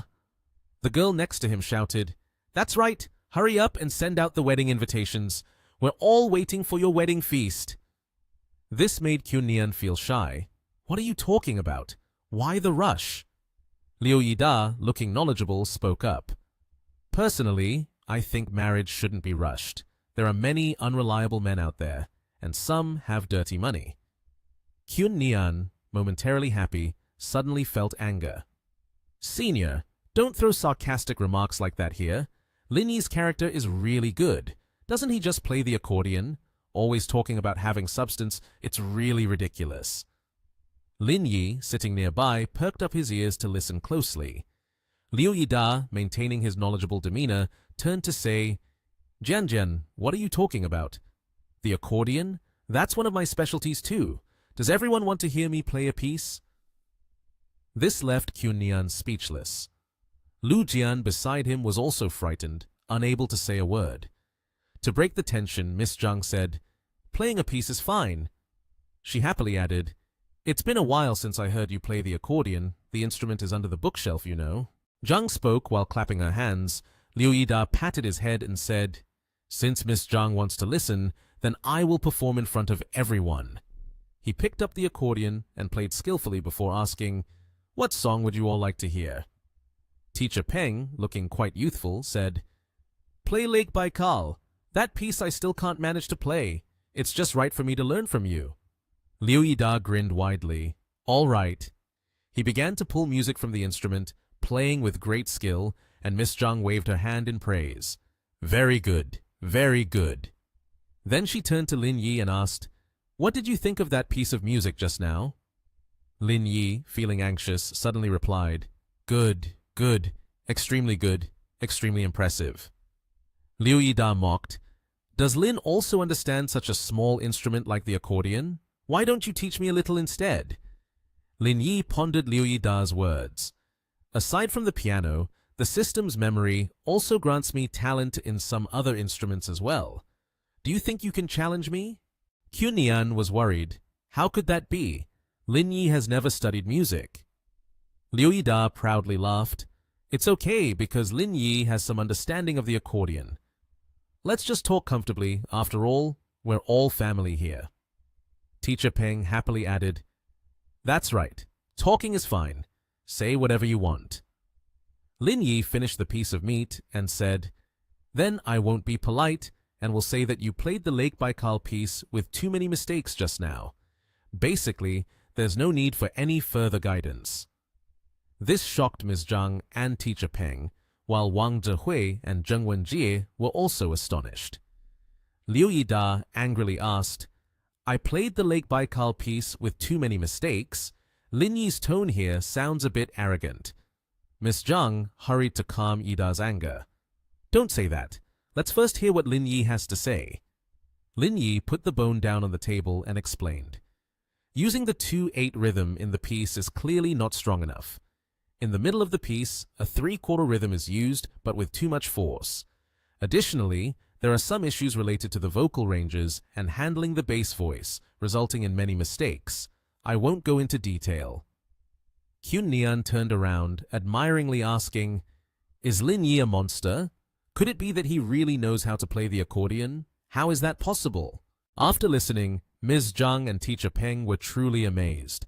Liu Yida was angry. My accordion playing technique has been showcased in front of many teachers. Why talk so much? Why don't you play a piece so I can see the difference between you and me?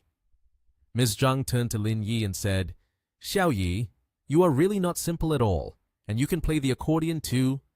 Why don't you play a piece for us to hear? Kyun Nian next to her looked on with admiration.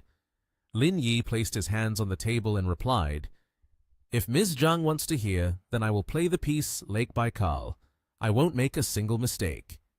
He picked up the accordion with joy, contrasting with Liu Yida's angry face. Lin Yi began to play, his fingers skillfully moving to produce a smooth sound. Teacher Peng and Ms. Zhang listened to the music, once again surprised. Watching Lin Yi play was like watching a live performance. The sound soared, echoing into the sky, truly melodious to the ears. Teacher Peng smiled. What a great performance. It can rival professional teachers, really impressive. Ms. Zhang also added, right from the very first notes, I felt as if I were admiring a handsome young man. Truly impressive. Lin Yi modestly said, Miss Zhang, you flatter me too much. I'm just playing the piano casually. My knowledge is only slightly better. It's just some random learning. Yida remained unconvinced, saying, these skills are no longer useful in society now. I also want to thank the teachers who have put in so much effort. My company has entered a phase of stable development. Every investment negotiation we hold is around 700 million, and we're about to hit 1 billion soon. Miss Zhang happily clapped her hands. That's wonderful! During the banquet, while everyone was seated and eating, Liu Yida stood up, holding a wine glass and smiling, saying, Miss Zhang and everyone might not know, the one wanting to invest in my company is a junior, named Yuan. Their company is quite formidable. Lin Yi and Ji Kyun Nian were both astonished, as Yuan was Lin Yi's assistant. Miss Zhang also raised her wine glass to toast. I wish your company successful investment. Liu Yida turned to Lin Yi with a mocking tone, asking, by any chance, where is Brother Lin currently working? Do you need me to introduce a company to you? After all, Kyun Nian's company is also family-owned. He doesn't have much say. It would be much better if I invested in you. Lin Yi and Kyun Nian appeared helpless. I don't need any investment, and I don't want to expand too much either. It seemed that this Liu Yida knew nothing about Lin Yi. He slammed his glass down on the table, looking displeased. After all, you are a man. Why are you saying such unambitious words? Are you planning to have Kyun Nian as your girlfriend so that when you go bankrupt, at least someone can negotiate on your behalf? Lin Yi calmly responded, what you said is a bit excessive. There was a knock at the door from outside. Jian Jian went to open it and said, Yuan, you've arrived. Everyone is talking about you. Yuan entered and apologized. Miss Zhang, I'm really sorry. The company has been so busy that I came late. When Liu Yida saw Yuan, he stood up and pulled out a chair for her to sit. Yuan, sit next to me. You're so busy now, it's not easy to meet you. Yuan seemed a bit shy at his compliment and said, you flatter me, Brother Liu. I'm not as impressive as you say. She turned to Miss Zhang and said, could you go get some bowls and chopsticks for me to eat first? Yuan said, thank you, miss. Yuan's eyes widened in surprise when she saw Lin Yi there. Boss, why are you here? Lin Yi smiled. I was dragged here for a meal by your senior sister. Liu Yida was taken aback and exclaimed, what? Yuan, what did you just call him? Yuan replied, boss, didn't he introduce himself? At this moment, Lin Yi truly shone, and Liu Yida felt as if he had been struck by lightning upon hearing this. Is he the hidden boss of Ling Yun Group you mentioned? Yuan, standing behind Lin Yi, smiled. That's right, you didn't hear wrong. He may not look it, but he really is a wealthy person. He spent 18 billion to buy the Shuangzi building and casually picked a car worth over 600 million. The investment we're discussing soon is also his. Liu Yida looked at Lin Yi with admiration. Brother Lin, it seems I was mistaken. Why didn't you mention this earlier?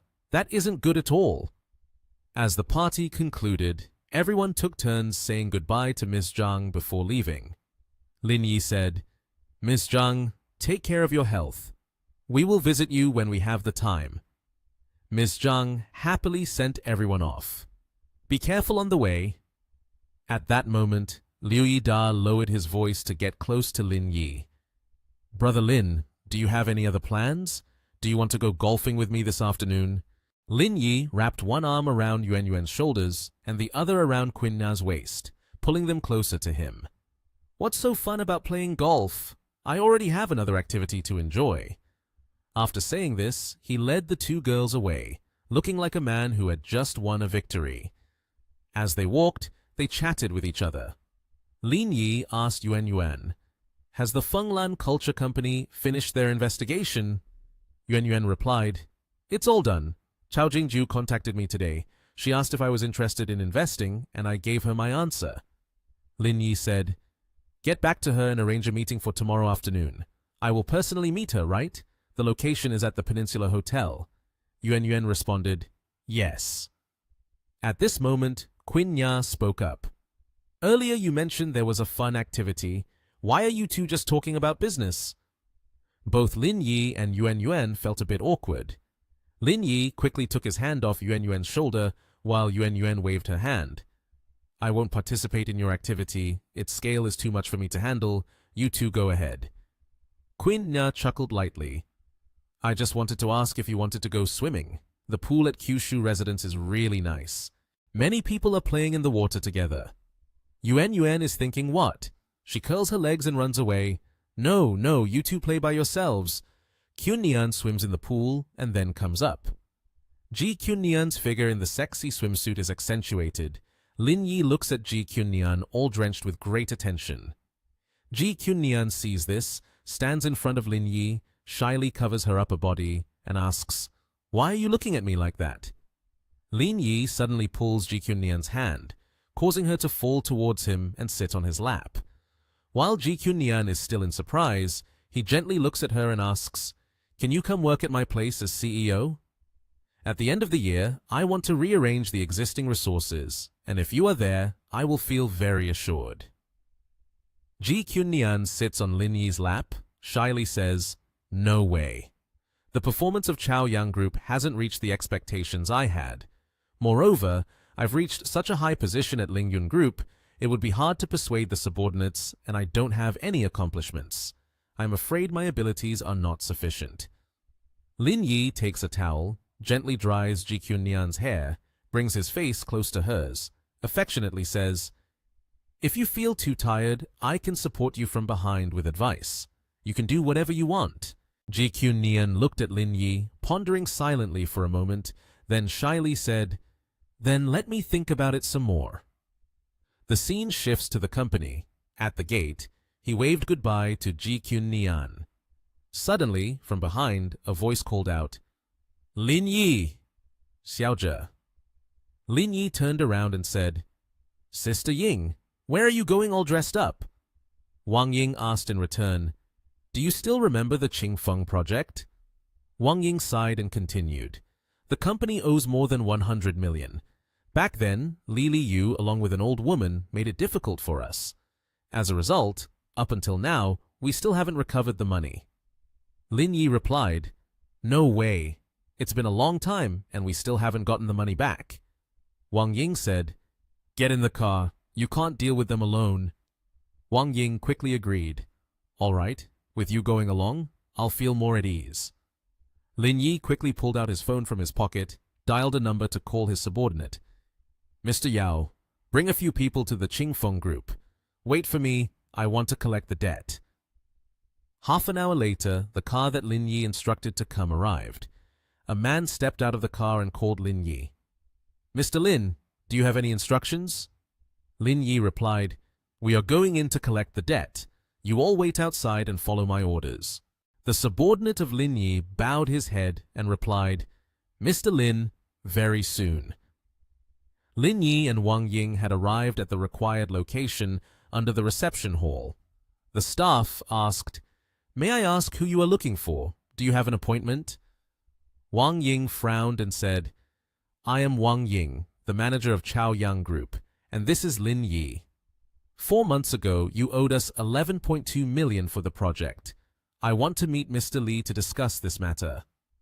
The receptionist's face darkened upon hearing Wang Ying's words and replied, "I am very sorry, but our Mr. Li is currently in a meeting and does not have time to see you both. Please return for now and wait for news." Wang Ying turned back in surprise to look at Lin Yi and then left. As they walked away, Lin Yi said, "All right, why say so much to her? Just find him directly." The receptionist looked at the two in surprise and hurriedly said, "Sir, if you proceed like this, I will have to call security." In the CEO's office, Qingfeng Li handed a check to Chao Jingju and said, "Miss Cao, here is 600 million, please accept it." Chao Jingju took the check and said to Qingfeng Li, "Hopefully Mr. Li can be as proactive as today in the future, so I won't need to come here at all. After all, it has been very hot these days." Qingfeng Li smiled brightly and replied to Chao Jingju, "In the future, the public relations aspects must rely entirely on you, Miss Cao." Suddenly, the door to the room opened. Lin Yi and Wang Ying walked in, with Lin Yi greeting with a smile. "Brother Li, long time no see." The receptionist behind quickly called out to Qingfeng Li, "Brother Li, these two have barged in on their own. I couldn't stop them." Lin Yi entered, surprising Qingfeng Li. Lin Yi loudly said, "The project payment of 11.2 million that you owe us, shouldn't it be paid by now?" Qingfeng Li replied, "Isn't it just over 10 million? I'm currently a bit short on cash. Just give me some time and I will transfer the payment to you. Now, please leave." Lin Yi walked over, sat down heavily at the table, looked straight at Qingfeng Li and said, "Who do you think you are fooling? I give you 10 minutes to gather the full amount. If not, your company will be game over immediately." Hearing this, Qingfeng Li was frightened and tried to argue back. "Lin Yi, are you threatening me?" Wang Ying, upon hearing this, angrily scolded Qingfeng Li. "Brother Li, we don't want to cause trouble for no reason." Wang Ying continued, "The legal department and the PR department of Chaoyang Group aren't idle either. When the time comes, if it affects your reputation, it won't be good at all." Qingfeng Li, hearing this, remained unafraid and just pointed at Chao Jingju behind him. With full confidence, he said to Wang Ying, "With Miss Cao from Fenglan Culture sitting here, even if you sue us, it won't affect my reputation at all." Lin Yi turned around in surprise to look at Chao Jingju, thinking, "No way, the world is this small. What a coincidence." Qingfeng Li turned back and shouted to the receptionist, "Xiao Zhang, go call Bing and the others here quickly." Qingfeng Li shouted loudly at Lin Yi, "Even if I were to take your leg today, it wouldn't cause any significant impact on Qingfeng Construction Company." As he spoke, Qingfeng Li pointed his finger at Lin Yi's face. "You worthless people, get the hell out of here. Don't disturb me while I'm discussing important matters." Suddenly, a group of people kicked the door open and barged in. 2 guards were knocked to the ground. Lin Yi's subordinates he sent were initially fierce and walked in. Seeing this, Qingfeng Li was stunned with his mouth agape. Chao Jingju behind him also felt surprised. Qingfeng Li hurried to his subordinate. Lin Yi was speaking while handing over a cigarette. "What happened to Brother Dong? Why did you guys lay hands on my people?" Lin Yi's subordinate glared at Qingfeng Li and said, "You were provoking Mr. Lin. We haven't even smashed your office to pieces. Consider it a courtesy." Qingfeng Li was startled and turned to Lin Yi, wondering, "Is that Mr. Lin?" Lin Yi replied, "Isn't this your territory? Surely there are quite a few people here. Call everyone up. I don't care what today's profit is. Let's just round it up to 15 million, principal and interest combined." Qingfeng Li was stunned, his hands trembling as he said, "Why is the interest so high?" Lin Yi glared and said, "The interest can be waived, but in exchange, you must leave a leg behind." Qingfeng Li was frightened and said, "Mr. Lin, please don't be angry. I will prepare the money for you right away." Kun Fong hurriedly handed the ledger to Lin Yi. Lin Yi and Wang Ying took the ledger, smiling happily as they left. "Let's go. It's all settled now." Qingfeng Li turned around and said to Chao Jing, "Ms. Cao, I hope that you will exert pressure on my behalf. It must be made clear to the public about Chaoyang Group, so they know what the consequences will be for offending Qingfeng Li." Chao Jingju replied, "I'm fine. As long as there's money, I'll take any business. I need to meet with an investor this afternoon, so I can't stay here long." Chao Jingju left Qing Fengli's company and went to find Lin Yi. When she saw Lin Yi, Chao Jingju called out, "Mr. Lin!" Chao Jingju was surprised. She asked, "Is that you, Lin Yi? Are you the Lin from Langyun Group?" Seeing Chao Jingju, Lin Yi stood up and pulled out a chair for her to sit. Lin Yi responded to Chao Jingju's previous remark, "What's wrong? Doesn't it look like I should be?" Chao Jingju turned back to look at Lin Yi and replied, "Indeed, it is a bit beyond my expectations." Chao Jingju continued, "Mr. Lin, our investment plan is 140 million. I wonder if you have gone through our plan yet?" Lin Yi replied, "No need to look, I'm investing 200 million. Chao Jingju looked at him in surprise. "Mr. Lin, why would you invest an additional 60 million out of the blue? Are you trying to flirt with me?" Chao Jingju was self-satisfied, saying this while tucking her hair behind her ear. Lin Yi extinguished Chao Jingju's self-satisfaction and said, "You're overthinking. I want 36% of the shares." Lin Yi continued, "According to the equity ownership ratio, 200 million can only buy 32%. Chao Jingju glanced at him with wide eyes. Lin Yi continued, "If nothing unexpected happens, from round A to round B, we will also make an investment. Other companies may not necessarily be able to offer such an investment. Giving me that share of equity is not a loss." Chao Jingju replied with a smile, "All right, 200 million for 36% of the equity. Mr. Lin is so generous, I will also sell you a favor." Chao Jingju went on, "Qing Fengli is looking for someone to prepare to deal with you." Lin Yi responded, "Okay, I will handle that myself." Suddenly, Chao Jingju looked at her phone screen and frowned. She said to the person on the other end, "I've told you not to call me anymore. Isn't my brother at home? I'm discussing business. Call back later." Lin Yi asked Chao Jingju, "Did something happen?" Chao Jingju answered sadly, "It's just some trivial matters that my father couldn't handle, asking me to help. I have to deal with it right away. Mr. Lin, I'm sorry, I can't continue our conversation." After Chao Jingju left, Lin Yi looked in her direction and sighed. At that moment, he received a phone call from one of his subordinates.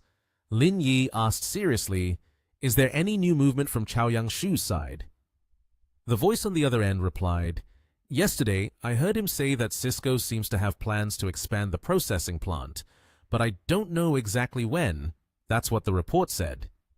Lin Yi, annoyed, slammed the table, making a loud noise, then stood up abruptly.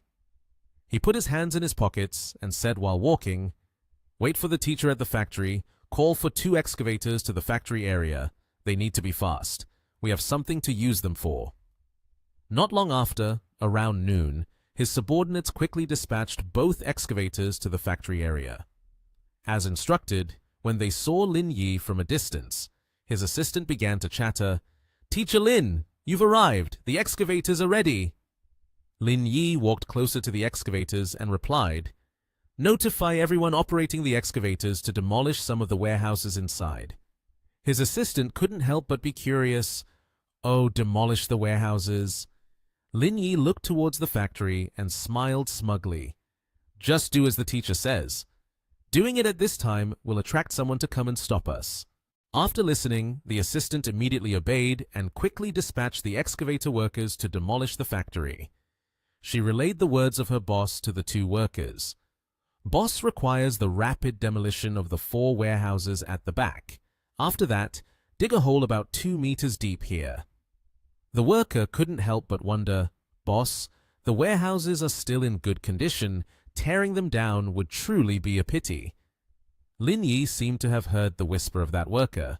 He said, "All right, you 2 work quickly. If you finish fast, I'll give each of you an extra 500 yuan a day." Mentioning money, the 2 workers were like a switch being flipped and immediately ran like the wind to the construction site to prepare for the demolition. On Lin Yi's table, there were plenty of food and drinks, but he paid no attention to them. He was solely focused on his own creation, smiling proudly. This happiness made him oblivious to the ringing of his phone. Seeing this, the assistant reminded him, "Teacher Lin, Chao Yangshu is calling." It seemed that Lin Yi had an intuition about something. He knew that the person he needed to meet had arranged spies here to monitor them. Lin Yi reassured her, "Stay calm. He must have arranged spies here to watch us. Whether it's you or me, every move we make here, he knows it all." Then the excavators began to depart, demolishing the warehouses of the factory. Suddenly, a loud voice shouted, "Oh my God, Foreman, stop!" Finally, the person Lin Yi needed to meet appeared, his face pale with fear.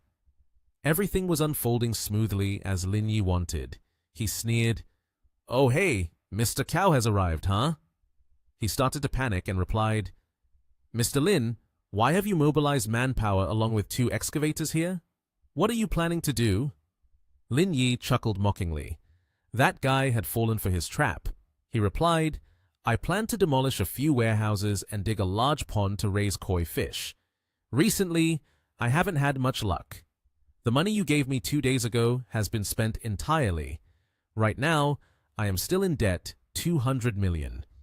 The guy was startled when he heard that the money he owed had been spent in 2 days. He said, "I will give you 200 million. You return the management rights of the warehouse to me." Lin Yi frowned and replied, "That seems a bit excessive, doesn't it? If I hand over the management rights of the warehouse to you, wouldn't that make you the manager of this workshop?" He must have plotted and conspired everything with his assistant. He glanced at his accomplices to give a signal for something. He began to show a conciliatory attitude and pity for Lin Yi. "Look at what you're saying. You let us rent the warehouse. After all the products in there are Cisco's. If something goes wrong and you, Mr. Lin, can't explain clearly, then what? We're thinking about your own interests here." Lin Yi understood his intentions completely. He nodded and played along. "That's true. So from now on, the warehouse of the factory will be completely under your management.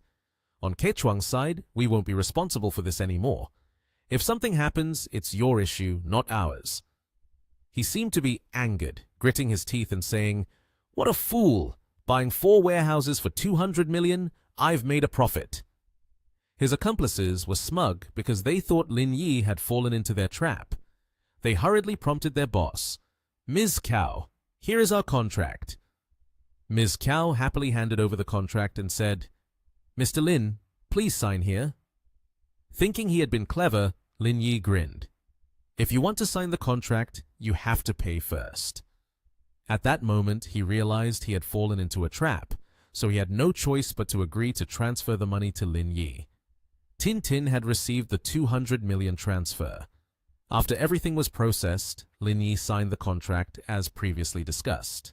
Lin Yi happily said, "Mr. Cow, the production line and the warehouse will be handed over to you from now on.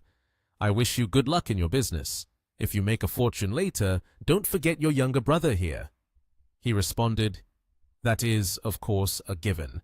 I have things to do now, so I can't talk with you anymore." Saying that, he turned and walked away. Lin Yi's assistant found it strange and asked, "Teacher Lin, why do we have to hand over the management to them?" Lin Yi couldn't help but laugh and replied, "Of course, it's because of the 200 million. After finishing his work, Yang Shu returned home with an excited expression.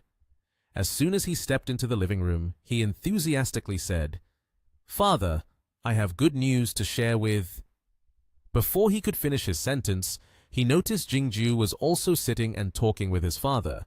Yang Shu was startled. "Jingju is here too? Why didn't you let me know beforehand? We could have gone together." Jingju sighed and reproached, "You are so busy, how could I dare to disturb you?" At this moment, Yang Shu's father began to ease the atmosphere. He smiled and said, "Drink a cup of tea first. Yang Shu, weren't you just about to share some good news? Go ahead." Yang Shu sat down in a chair, smiled, took the cup of tea handed to him and said, "Father, the entire production line of Quechuang is now in my hands." Hearing the news that his son had achieved a great accomplishment, he suddenly stood up, accidentally knocking over his teacup. Yang Shu continued, "Not only did I acquire their production line, but I also took their warehouse as well." Yang Shu chuckled triumphantly. "All of it is managed by my people. Here is the contract." He took the contract from his son's hand, nodding in approval. Well done. This is impressive. Keep it up. Hearing his father's praise, young Shu felt even more pleased. Father, rest assured, just leave everything to me. I won't only meet the quantity and quality on time, I can exceed it too. I will definitely not let you down. He declared, You have worked hard during this time. Once this project is completed, you can return to the company and take up your position. Young Shu smiled with delight, thinking to himself, That damned girl, do you really think you can compete with me just with your little achievements? You are too inexperienced. At that moment, Jingju was equally restless. She wondered, Who is currently in charge? How could they make such a foolish decision? Are you being deceived? Young Shu laughed. What's so strange about it? Do you know how much effort I put into getting this done? You just graduated from college. What do you know? After saying that, young Shu put on a sulking expression. His father had to intervene. Jingju, you don't need to worry too much about this. The contract has already been signed. Jingju felt a bit awkward because her father was siding with Lin Yi. She grabbed her bag and walked inside, leaving her father stunned and young Shu sulking. She said, All right, let's consider that I didn't say anything. I and the two of you are not on the same path. You two can take care of yourselves. Once in the car, she began to criticize. Why do I have such a foolish family? I need to investigate the situation with Kechuang. That night at Kyushu residence, where Lin Yi lived, while everyone else was fast asleep, he woke up just because of a phone call. Lin Yi looked at Ji Kyun-nian and smiled. He answered the phone. Boss Shen, it's already 2 a.m. What kind of mood do you have to call me at this hour? The man replied, Programmers, work and rest do not have a fixed rule. The man continued, I'm preparing to return to the country around this time. I've been discussing this with my team. The plane tickets have already been booked. I'll arrive at Nation TH around 1 p.m. tomorrow. Lin Yi smiled. Great! I will come to pick you all up tomorrow. How many people are there in total? He replied, 22 people. Lin Yi leaned against the railing and told Boss Shen, Okay, see you at the airport tomorrow. Finally, on the day Boss Shen arrived, Nation TH had also come. Lin Yi had arranged to pick him up at the airport as promised. He thought to himself, This noon Shen Tianzhuo will be back. I need to quickly arrange accommodation for them. A staff member saw Lin Yi and began to look around her store. She started a conversation, and the cheerful girl was Feng Zhanjian. She smiled brightly and happily greeted, Sir, would you like to see the houses? She began to introduce herself. Longjing focuses on residential houses, from mid-range to high-end. Although the prices are a bit higher than other residential areas, they are well worth it. Lin Yi smiled, thinking, I must have come to the wrong place. He said, It seems that I might have come to the wrong place. Some other staff members had overheard and caught on. They laughed in amusement. Once we learn about the prices in this community, we immediately say we must have come to the wrong place. Just a glance is enough to tell that we can't afford it. The staff member continued, Sir, you don't need to mind those people. Even if there isn't a house here that meets your needs, you can still take a look. It's okay if you don't buy anything. Lin Yi said, I'm not criticizing the expensive houses here. I remember where you guys have the villas. Looking at these house models, it seems they are all apartments. The staff laughed scornfully. He's too proud, isn't he? If it were me, I would have left this place already. Isn't he afraid of feeling awkward? Zhanjian quickly explained. Longjing does have villas, but they are all sold on the second floor. I'll take you up there to have a look. As far as I know, the cheapest villa here is over 200 million. That kid is probably just lying.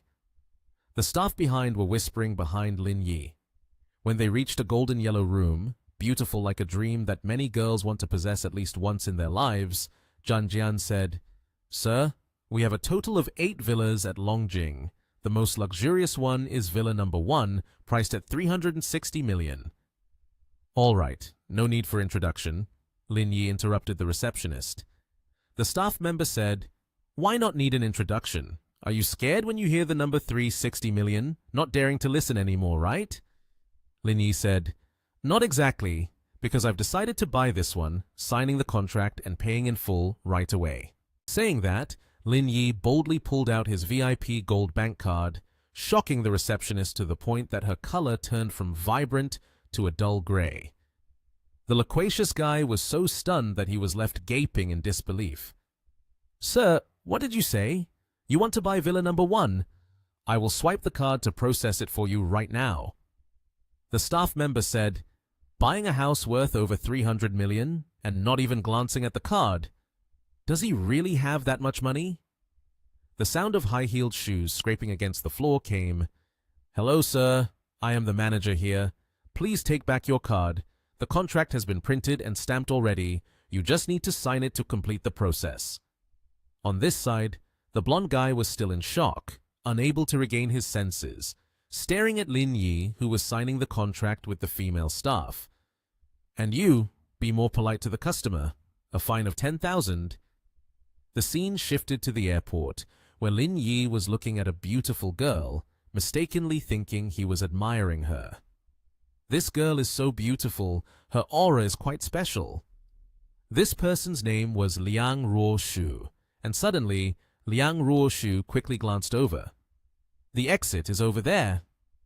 Seeing Lin Yi looking at her like that, Liang Ruoshu quickly stepped back, but still kindly pointed out the exit for Lin Yi. The sound of shoes was scraping against the floor. A person was leading a group of multi-level marketers behind her. Seeing this, Liang Ruoshu rushed over quickly. "Why are you following me?" Liang Ruoshu turned around to question Lin Yi. "I'm not. I'm here to pick someone up." Hearing this, Liang Ruoshu looked at Lin Yi with a strange glance. "Dr. Shen, Mayor Liang, you are so busy, yet you came all the way here to pick me up. That is truly an extreme honor." Lin Yi curiously looked at this girl. "A mayor, huh?" She replied, "Dr. Shen, your return to the country will have a huge impact on the entire high-tech industry in Nation H. It is necessary for me to come pick you up."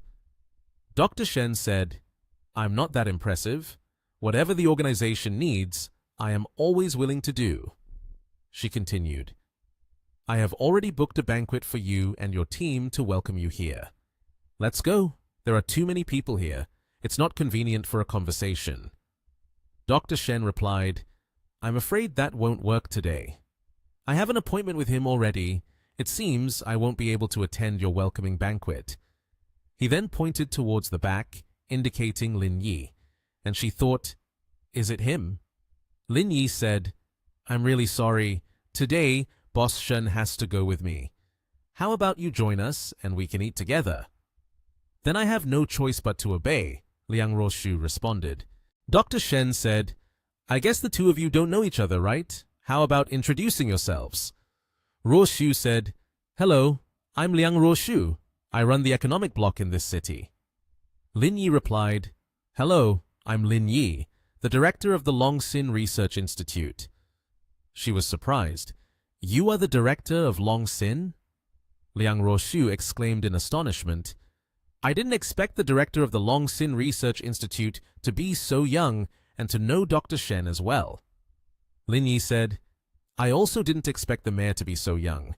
Recently, we have a plan to secretly research a photolithography machine, so I sought out Boss Shen, hoping he would come back to assist." She said, "I'm really surprised. I didn't expect you all to want to make a photolithography machine." "Aren't you afraid of becoming obsolete?" Lin Yi said, "Even if time and resources are wasted, I believe that future generations will continue to follow this path."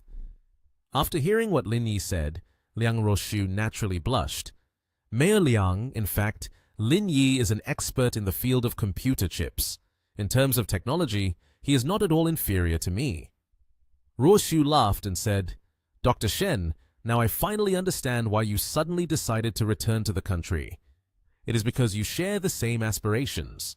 The scene shifts to the hotel and she says, "Mr. Lin, you didn't give me a chance at the airport, so now let me have my turn. This meal is my treat." Lin Yi replies, "I'm afraid that's not possible. This hotel belongs to me, so whether you invite me or not is irrelevant." She is taken aback. "This Peninsula Hotel also belongs to you? Well then, if you've prepared everything, I'll just have to be a guest and go along with the host." The waiter smiles and says, "Mr. Lin, the banquet hall and lounge are all ready." The door is opened, and the luxurious interior exudes a scent of wealth. They say, "Greetings, Teacher Shen." All the staff here bow respectfully at a 90-degree angle. He says, "All right, everyone, no need for formalities. From now on, we are colleagues. I believe that with our efforts, the photolithography machine with the most advanced technology will soon be unveiled to everyone." Lin Yi asks, "Does Mayor Liang want to say a few words?" Roshu replies, "Me? No need. This situation isn't quite suitable." He responds, "Come on, what does suitable or unsuitable matter? With your status, directing our work is more than enough." Saying this, Lin Yi holds the microphone in front of Liang Roshu, causing her to be startled as she says, "You can't set me up like that. Rest assured, as long as the high-tech industry remains within my capabilities, all policies will be green-lit to support you." Lin Yi smiled and replied, "Remember what you just said." The look on his face suggested he was probably set up. He asked, "Where do you want to go? I'll take you there." Roshu said, "No, if I get into your car, I won't even need to wait until the next day. I'll receive the notification document tonight. Goodbye." The scene shifts to the yellow villa, where she said, "Grandpa, I'm back." He replied, "You went to pick up Shen Tianzhuo. What do you think of him? Can he stay in Nation TH?" She answered, "His character isn't bad, and as for staying in Nation TH, he's already been invited by someone very powerful. Their goal is the photolithography machine." He was surprised. "What? The photolithography machine? This person's ambitions are quite significant. We need to pay more attention to this high-tech industry. This matter is positive for the country." Liang Roshu took the glass of water from her grandfather's hand. "Don't worry, Grandpa. I've already come up with a plan. Whenever I need to pay attention, I will." Back to Lin Yi, after eating enough, he plopped down on the sofa. "Finally finished. Now I finally have time to start my new career. System, start the new career." "Host, I missed you a lot," the system said, wearing a seductive nurse outfit, joyfully leaping out to look at Lin Yi and say, Lin Yi touched the display screen to proceed with accepting the mission. At this moment, the system screen displayed a notification. Progress of clinical doctor career 0%. Receive a large career reward of 1,000 million, a set of alloy surgical instruments, 80% share bonus from blah blah travel. Lin Yi read it with great excitement. "This reward is awesome. Let's go and collect it. It will be much more convenient to work in the future." Lin Yi moved down to the parking lot, opened the trunk, and saw a cardboard box placed inside. "What is this?" Inside the box was a tray containing all the surgical instruments made of alloy. Lin Yi looked at the set of tools, lost in thought. Even with my wisdom, it's still a bit challenging to perform a highly specialized job like this. Suddenly, the phone rang. Lin Yi answered. The voice on the other end said, "Hello, sir. I am the director of the Human Resources Department at Huashan Hospital. Congratulations, you have passed the interview and evaluation. In 10 days at 9 a.m., please come to the Human Resources Department to report." Lin Yi quickly replied, "Okay, thank you." After that, he got into the car and sped away. At Lingyun Group, the bustling city had turned dark, but the lights in the office were still on. Inside the company, everyone was focused on their work, extremely busy. Yuan was astonished when she saw Lin Yi. She spoke up and asked, "Boss, why are you here?" Lin Yi cheerfully replied, "I just bought the remaining 80% of blah blah travel. From now on, it will become a subsidiary of Langyun Group."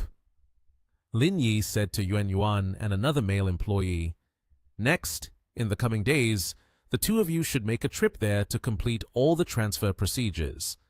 Hearing this, Yuan and Xian Chao were a bit dazed. Then both Yuan and Xian Chao exclaimed in surprise at Lin Yi, "Huh? You bought all of blah blah?" Lin Yi calmly prepared to sit down on the sofa and said, "That's right. It just so happens that the future plans will need blah blah more. Lin Yi sat down on the sofa, raised his hand arrogantly, and said, "All right, you two hurry up and finalize this acquisition. By the way, move the headquarters to Nation TH as well." Xian Zhao replied excitedly, "I'll go arrange it right away." Xian Zhao quickly ran off to get things done. Yuan, however, was dissatisfied and rubbed her head, saying, "You used to say we would go undercover, but it turns out the one secretly acquiring it was my boss. I'm really so surprised that my heart nearly jumped out." Hearing this, Lin Yi awkwardly scratched his head and said, "Actually, I've been acting secretly for a long time. I just want to show off a little in front of you later." Lin Yi asked again, "Are you very capable, right?" Yuan reluctantly accepted. "Ha ha, the boss is very capable." By late at night, Lin Yi returned home feeling very happy and shouted, "I'm home!" Nian was already sitting in the house waiting for Lin Yi. Seeing him come back, she immediately asked, "You're back?" Nian quickly rushed to hug Lin Yi and asked, "Why did you come back so late?" Nian leaned in closer, showing curiosity. "I can smell alcohol too. Did you go to socialize?" Lin Yi replied with a beaming smile, "Yeah, I'm very happy today. I just bought back blah blah. Right now, everything about eating, dressing, and traveling has been settled. The only thing left now is to figure out how to materialize eating, living, dressing, and traveling." Hearing that, Nian seriously gave her opinion. "For now, you should pause your business plan. This is the time to stand still and observe the reactions of different companies." Lin Yi's eyes lit up. "You're right. If I show up like this, it will cause a lot of trouble for many in the industry alliance. Using a defensive strategy is indeed a smart move." Nian approached, kissed Lin Yi's cheek, and whispered, "I'm giving you a kiss for encouragement. Come on, you can do it." At this moment, Lin Yi felt incredibly content. Nian cheerfully continued, "Are you planning to go to Yangcheng to complete the acquisition procedures? If possible, take me along. It's been a long time since I met with Mother Wang and the kids there." Lin Yi raised his hand and shook his head nervously. "That depends on the situation. There's quite a bit to deal with here, and I'm not sure if I'll have the time." Nian kindly asked, "Can't you delegate the company matters to Yuan? Besides, now that you're no longer teaching, what else do you have to do?" Lin Yi immediately flicked Nian's nose, then excitedly bragged, "I just got a new job as a doctor at Huashan Hospital." Upon hearing this, Nian looked worried, and she anxiously asked, "A doctor?" Nian climbed onto Lin Yi's lap and asked, "You're a doctor? I can't believe it. Are you working in the hospital's logistics?" Lin Yi immediately protested, "How could that be? I'm very versatile. I applied to be a clinical doctor. I had to go through 2 rounds of interviews. Don't you believe in my abilities? Do you want me to show you?" Nian shyly smiled and agreed, all right. Then let me see your abilities." Lin Yi immediately had Nian lie down on the couch, then said dangerously, "My specialty is gynecological issues. Now I will help you with a little checkup." Nian blushed and exclaimed, "Lin Yi, you're being both naughty and bullying me." Lin Yi reassured her, "Don't worry, I'm very professional. It won't hurt." Nian turned her face away, extremely embarrassed. After that, she sprang up, pushed Lin Yi's smug face away and said, "No need." After that, Nian walked over, took a piece of paper, raised it up, and said, "Stop joking. Let's talk seriously. Recently, I have taken an interest in a piece of state land, and am preparing to bid for it. Then I found out that the Tianhong group of Zhengyang Zhao is also participating in this bidding. Can you go with me tomorrow? It will give me more confidence." Lin Yi snatched the paper from her hand and quickly agreed. "Sure. Besides me, do you have any information about the other bidders?" Nian helplessly replied, "The Hanhai group of the Qin family and the Far East group are also participating in this bidding. With the participation of these 3 giants, our chances of winning the project are not very high." Lin Yi stroked his chin, looked at the piece of paper and said, "Not necessarily. If we compare ourselves to them, we have an advantage, which is having a lot of money. So, there is still a chance. At the auction, Lin Yi walked in with Kyun Nian by his side, causing Yang Zhao and his assistant to feel extremely annoyed.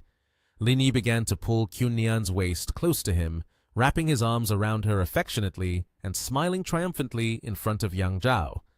Yang Zhao, furious, shouted, "Mr. Lin, I have lost interest in her already. Can you not provoke me like this?" Yang Zhao firmly declared, "For this bidding round, I advise you two not to bid at all, because there will be no opportunity." Lin Yi disdainfully retorted, "Oh really? Then just wait and see." After that, Lin Yi and Kyun Nian walked away, leaving Yang Zhao fuming with frustration. Yang Zhao stomped his foot in anger, venting his rage. Yang Zhao's assistant spoke up. "CEO Zhao, after this bidding is over, let's beat him up." Yang Zhao, though angry, didn't act on it. He said, "Let's go. For this bidding, I still need to meet Mayor Liang to discuss further." After that, the assistant quickly followed Yang Zhao and said, "I heard that Mayor Liang has a very impressive appearance. Moreover, he comes from Yanjing. Behind him, there is a very powerful clan." Yang Zhao replied, "Is there even a need to say that? At such a young age, he already holds a very high position, controlling the economy of the entire city. Do you think the power behind him is trivial?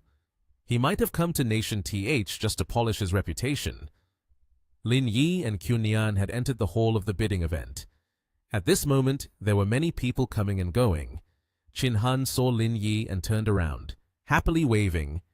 "You two are here too. Don't just stand here. Let me take you to the VIP room." Lin Yi, surprised, asked back, "Is there a VIP room here?" Chin Han leaned in, gleefully whispering to Lin Yi, "People of our stature often go to that room to wait for the bidding." Lin Yi crossed his arms, dissatisfied. "That's just showing off without substance, lacking any face. It's just a corpse that needs to be taken to the crematorium immediately." Chin Han led Lin Yi and Kyun Nian into the VIP room, happily responding, "I think you're just jealous." Luo Wan, sitting inside, was surprised to see Lin Yi and asked, "Mr. Lin is here as well?" After that, Luo Wan happily shook hands with Lin Yi and said, "I initially thought that the Far East group could compete, but now, with your Lingyun group also here, there's hardly any opportunity left for us." Lin Yi introduced Kyun Nian to Luo Wan. "Hello, CEO Luo. This time, our Lingyun group is not participating, but rather, Chaoyang Group, my girlfriend's company, will be competing in the bidding." Upon hearing this, Luo Wan responded joyfully, "CEO G, she is also a well-known beauty in the industry, truly a case of talent and beauty." Kyun Nian laughed heartily and said, "I hope you can spare us. Don't let us lose too miserably." Lin Yi unexpectedly patted Luo Wan on the shoulder and asked, "CEO Luo, what are you saying?" Lin Yi stood behind and seriously told Luo Wan, "Is there anyone who would willingly destroy their own prestige and ambition?" Upon hearing this, Luo Wan was extremely confused.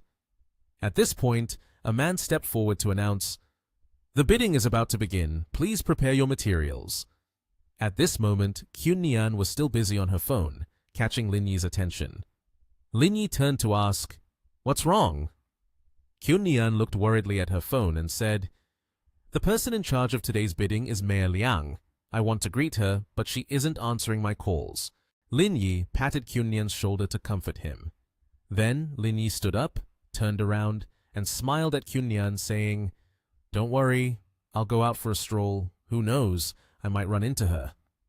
Kyun Nian looked at Lin Yi in surprise and asked, "You're going outside?" Lin Yi left the room, holding his phone, which caught Chin Han's attention nearby. The content on the phone was a message exchange between Lin Yi and Roshu.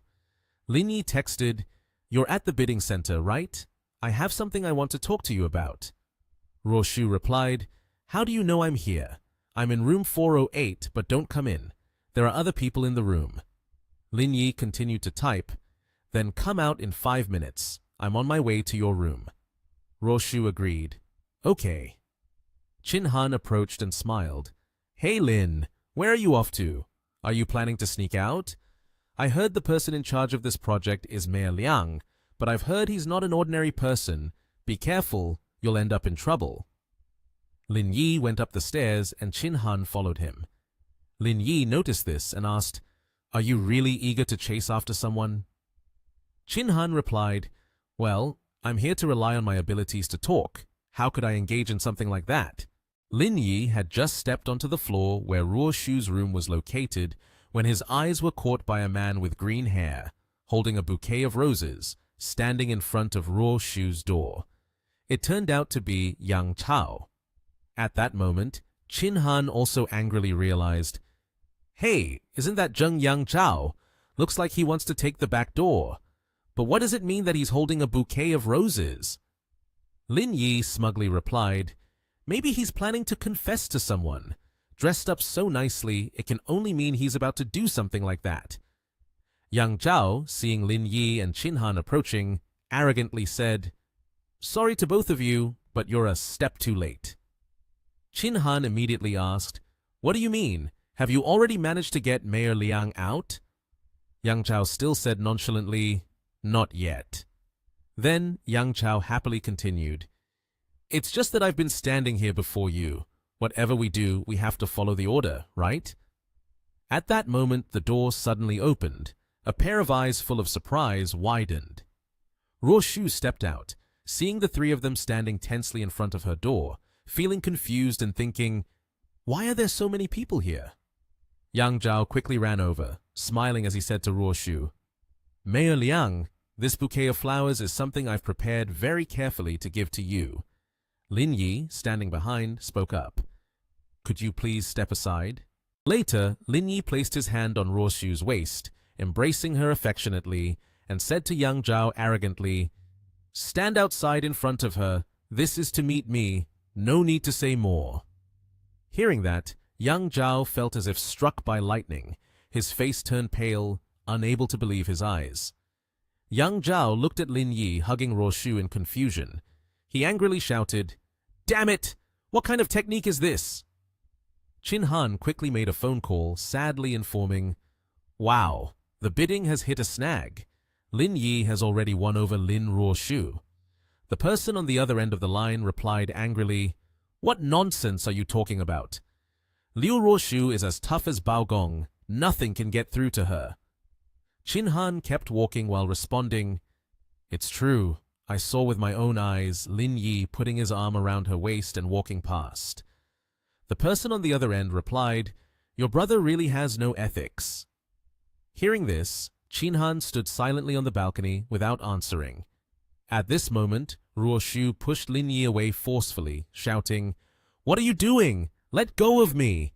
Lin Yi then replied, "That statue of the person holding a bouquet of flowers behind you, she is trying to pursue her." Lin Yi continued, "I have to let him know that if he doesn't try, it will be hard to step back."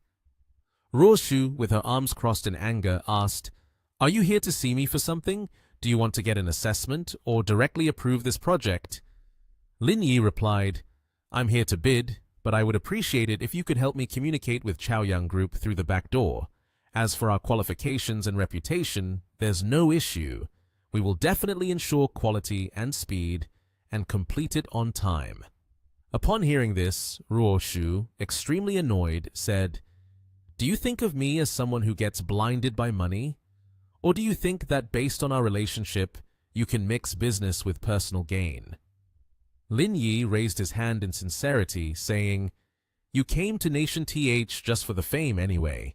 Give me some time, and in 2 years, I will assist you." Ruo Shu was taken aback by this. Lin Yi, with a beaming smile, added, "Moreover, your waist is really soft. But why is your mouth so hard?" After saying this, Lin Yi quickly left, ignoring Ruo Shu, who was shouting angrily, "You!" Ruo Shu could not help but touch her waist, then lowered her head and said, "This rogue!" Lin Yi returned to the bidding hall, and upon arrival, saw Yang Zhao talking to Qun Nian. Yang Zhao, full of himself, recounted, "Mr. Lin is truly impressive. He was able to seduce Mayor Liang. I feel sorry for CEO G." Qun Nian was sitting and listening, suddenly asking Yang Zhao, What did you just say? Yang Zhao replied, I saw it with my own eyes. Lin Yi left shoulder to shoulder with Mayor Liang. It seems you sought help from the wrong person. Qun Nian angrily said, Zhao CEO, you are truly ridiculous. Lin Yi doesn't even know who Mayor Liang is. Suddenly, Lin Yi approached from behind them and asked, What are you guys so animated about? Qun Nian happily wrapped her arm around Lin Yi and said, It's our turn to submit the bidding documents. Let's get ready to go in. Qin Han excitedly gave a thumbs up, thinking, Lin Yi is really impressive. At this moment, Qun Nian was on the presentation stage. After finishing her presentation, she stepped down. The host continued. Next up is Hanhai Group Nation TH. Qun Nian had already stepped outside, stretching her arms and saying, Finally, it's done. Lin Yi was following behind Qun Nian. She turned around happily and said to Lin Yi, Come on, I'll take you out to celebrate. But Lin Yi scratched his head awkwardly and said, That won't do. Tomorrow is my first day at work. It wouldn't be good to be late. Qun Nian heard this and said, Then you go rest. I'll take Yuan to the spa. In front of a building, there was a crowd watching something exciting.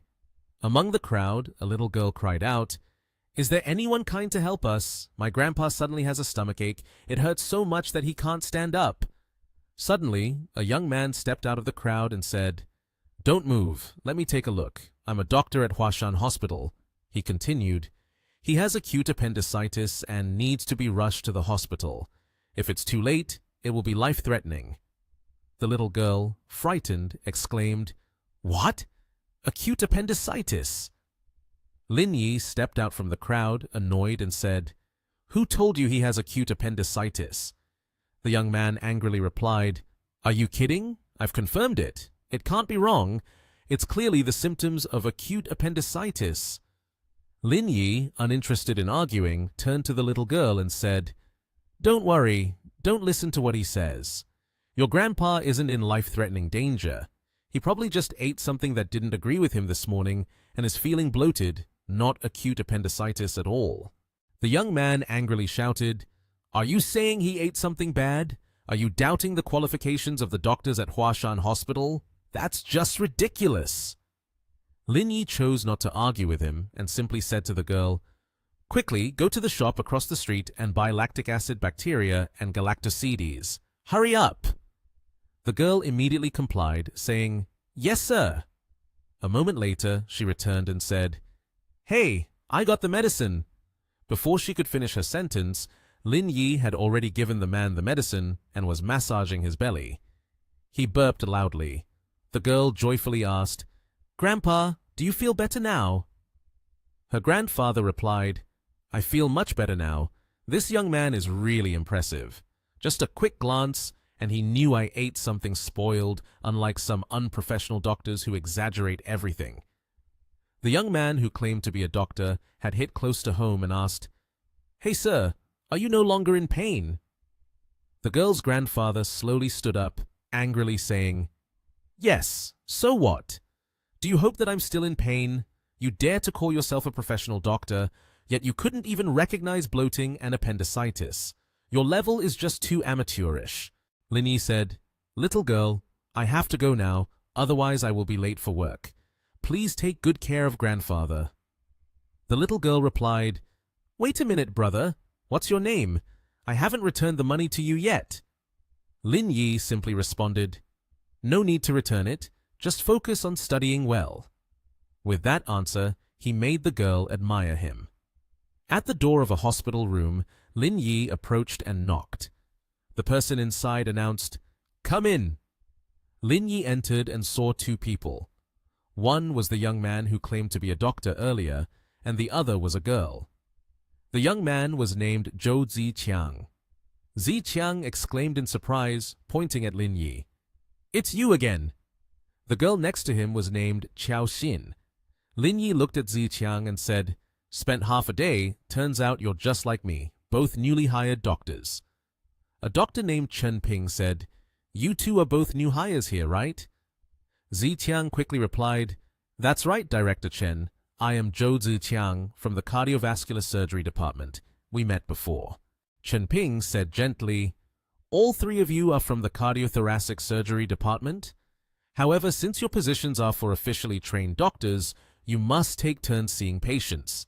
You can return to the cardiothoracic surgery department only after a month. Do you have any objections?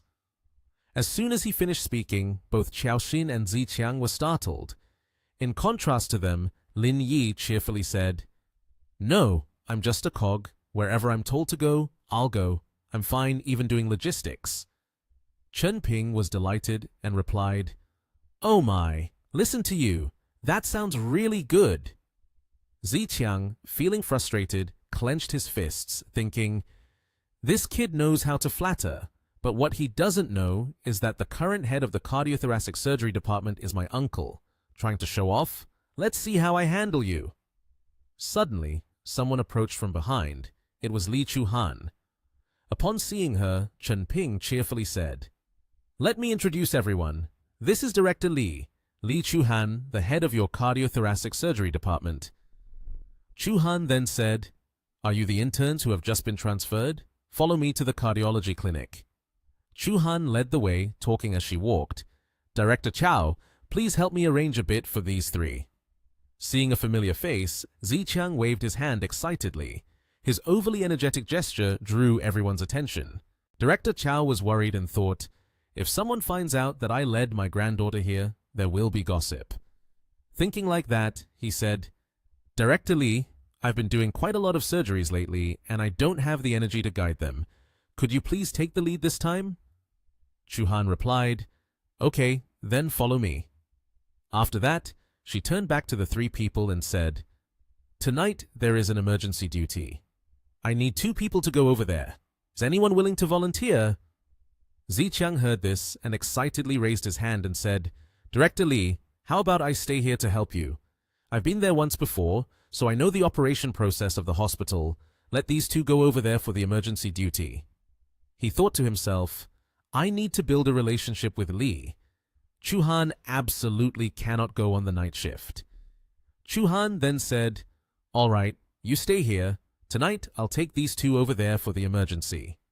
Upon receiving Chuhan's answer, Ziqiang's face darkened. He hurriedly said, Director Li, you're going to do the emergency duty with those 2?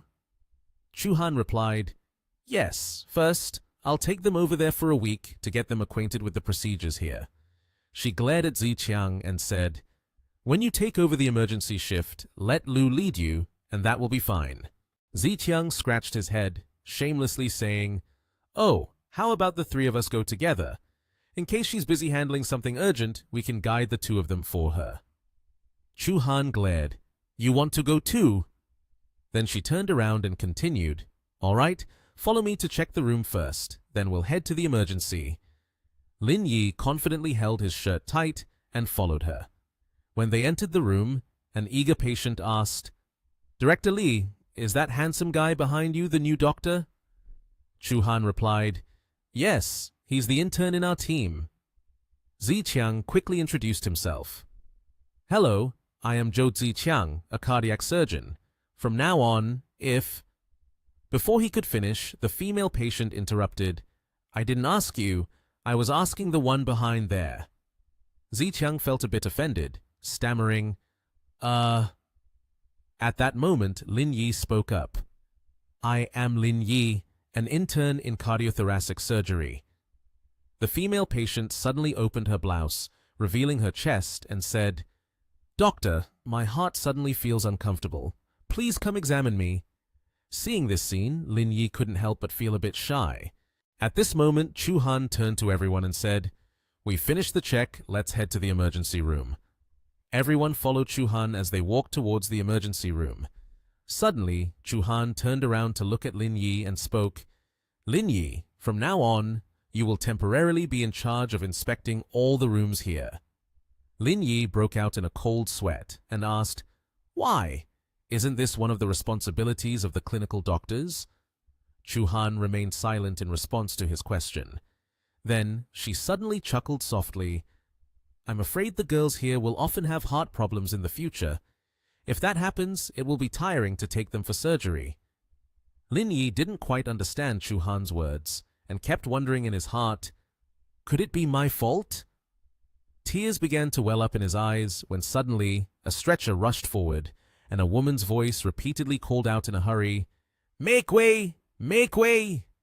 Upon seeing Chu Han's group, she shouted loudly, "Where is your director? Hurry and call him to perform surgery on my son." Seeing how anxious the woman was, Chu Han immediately instructed those behind her, "3 of you go over there and check it out." The 3 quickly went over to see what was going on.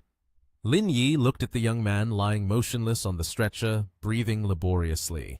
He began to examine the situation carefully. He was startled when he saw the wound on the young man's belly. Where did this wound come from? Could it be from a fight? Although the bleeding from the stomach wound had been stopped, it seemed to be opening up. The woman, upon hearing Lin Yi's question, suddenly became irrationally angry. "Are you still asking me? Hurry and call the director here. Tell him to operate on my son immediately." Lin Yi looked at the woman screaming and felt helpless. He pointed at the person lying on the stretcher, emphasizing, "This is a stab wound. It doesn't need surgery. Just stitching it up will be enough. There's no need to disturb the director."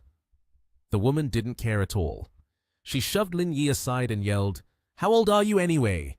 You have no experience. What qualifications do you have to treat my son?"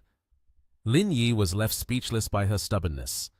Suddenly, Ziqiang patted his chest and confidently said, "Excuse me, I am a clinical physician at Fudan University. I am confident in handling cases like your son's." The woman remained obstinate, folding her arms as she looked at Ziqiang, mocking, "So you brag and then get slapped in the face. So what if you're a doctor? I am the director of the construction department. If something goes wrong, you take full responsibility, right?" Hearing the title of the director of the construction department, Ziqiang changed his attitude faster than the speed of light. In the summer heat, sweat poured down his face as he stammered, "This time, let's just say he really messed up." Chu Han turned his gaze to Ziqiang. "Can you do it?" Ziqiang tried to avoid Chu Han's gaze, looking for an excuse for himself. "Director Li, my skills are currently limited. I cannot temporarily stitch up such a wound. It's obvious he'll come up with excuses not to do it." Chu Han turned to Lin Yi and Xiaoxin. "So what about you two? Can you do it?" Xiaoxin hesitated upon hearing what Chu Han said. Lin Yi seized the opportunity, looked at Chu Han, full of confidence. "I can do it." Seeing Lin Yi overflowing with confidence, Chu Han was about to entrust everything to him. At that moment, the woman shouted angrily, "Other than your director, who is qualified to operate on my son." Lin Yi genuinely wanted to retort back at her. He sneered, "Then let your son die. After all, the wound is not on my body." Hearing Lin Yi say that, the woman stiffened. Both Chu Han and Xiaoxin were equally astonished to hear him say such words. The woman had blood rushing to her head, pointing directly at Lin Yi and said, How can you talk like that? What kind of doctor are you? I have to file a complaint." Lin Yi didn't bother arguing with her, letting her scold him continuously. Chu Han couldn't hold back any more. She held out her doctor's ID and said, "I am Director Li. If you agree, I will perform the suturing of the wound immediately. If not, then you should transfer to another hospital right away. The hospital director is really not here." Seeing Chu Han so serious, the woman became more reasonable. In the end, she gritted her teeth and accepted. "Then you do it. If the suturing doesn't succeed, you won't get off easy with me." In the end, she still didn't forget to throw out a few threats in front of Chu Han. Afterwards, the young man was quickly taken to the emergency room. Chu Han also quickly pulled the 3 of them into the emergency room so they could learn more experience and knowledge. Suddenly, at that moment, Ziqiang said to Chu Han, "Director Li, let me be your assistant. As someone who is your successful protege, I will definitely cooperate well with you." Chu Han looked at Ziqiang with annoyance. She thought to herself, "A simple suture, and you don't have the confidence to perform it, yet you dare to say you are my successful protege? Step aside." Chu Han didn't bother paying attention to Ziqiang anymore. even though he stood there with an irritated expression. After being scolded by Chu Han, Ziqiang could only remain silent and did not dare to respond. Chu Han turned to Lin Yi and Qiao Xin, saying, "You two assist me." Both nodded in understanding, and after a while, the sewing of the wound that Chu Han was in charge of was halfway done. She turned to Lin Yi and said, "The muscle and fat have been stitched up. Now, Lin Yi, give the skin and subcutaneous layer a try." Lin Yi replied softly and began working. His stitching technique was quite good and very quick. Before long, he had almost finished stitching, making Qiao Xin exclaim, "Lin, your stitching looks so beautiful." In the operating room, Dr. Lin Yi focused on the procedure, while Chu Han thoughtfully observed each of his movements, silently admiring the wound treatment process. She thought that Lin Yi must have at least over 15 years of clinical experience. A doctor standing behind commented, "I think it's just ordinary." This left Chu Han at a loss for words. The surgery ended, and the nurses pushed the patient out. Immediately, the mother of the patient rushed over to ask, "How is it?" She looked at the bandaged wound on her son's body with great surprise. She pointed at her son's freshly stitched wound, angrily yelling, "What kind of stitching is that? It will definitely leave a huge scar." Li Chuhan and Lin Yi, along with the doctor behind them, had just exited the operating room and were taken aback by her outburst. Chuhan gently explained, "With a wound, there will naturally be a scar. That's normal. Besides, with a wound that large, how could there not be a scar?" The woman, furious, pointed a finger at her, shouting, "Do you think I've been struggling in this country for nothing? Do you think I can just make a phone call and both of you would be fired right away?" Lin Yi saw that the mother was becoming increasingly unreasonable and immediately retorted with a sneer, "Well, let's wait and see who will be the first one to be fired, shall we?" Hearing this, the enraged mother seemed to have hit a nerve. She grabbed her phone and yelled frantically, "Sister, wait here for a moment. I'm going to call my child's father over. This matter needs to be handled seriously." Watching the crazed woman leave, a doctor picked up his phone, awkwardly asking, "Director Li, what should we do now?" Lin Yi calmly turned and said, "Just now, you saw I recorded a video, right?" The other person replied anxiously, "Yes, I recorded everything. She was so fierce that I recorded a video as evidence. I don't know if it will be useful." Seeing this, Lin Yi happily raised his phone and said, "Send me that video." In a quiet corner of the hospital, a person wearing surgical scrubs was watching a phone. On the phone, a message from Lin Yi read, "It seems that this person is the director of the construction department, causing trouble at the hospital. You handle it." In response, there was just a message with a thumbs up emoji. In another quiet corner of the stairs, another surgeon was on the phone saying, "Hey, there's been trouble in the emergency room. That kid Lin Yi is stitching up a wound for a patient. As a result, the patient's family is unhappy and has filed a complaint against us." A voice on the phone replied, "You already know about this. You and Principal Zhao go over there right now." The person was none other than Zhou Ziqiang. He hung up the phone, displaying a sly smile.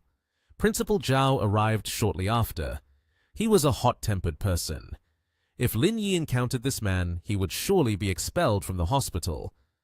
In the office, Lin Yi was sitting on the desk. Next to him was Qiao Xin. In front of the two was Li Chuhan, holding a cup of hot water. Suddenly, a figure walked in. Li Chuhan saw the person who just entered and spoke. "Principal Zhao!" Principal Zhao, along with another person, appeared with a tense expression.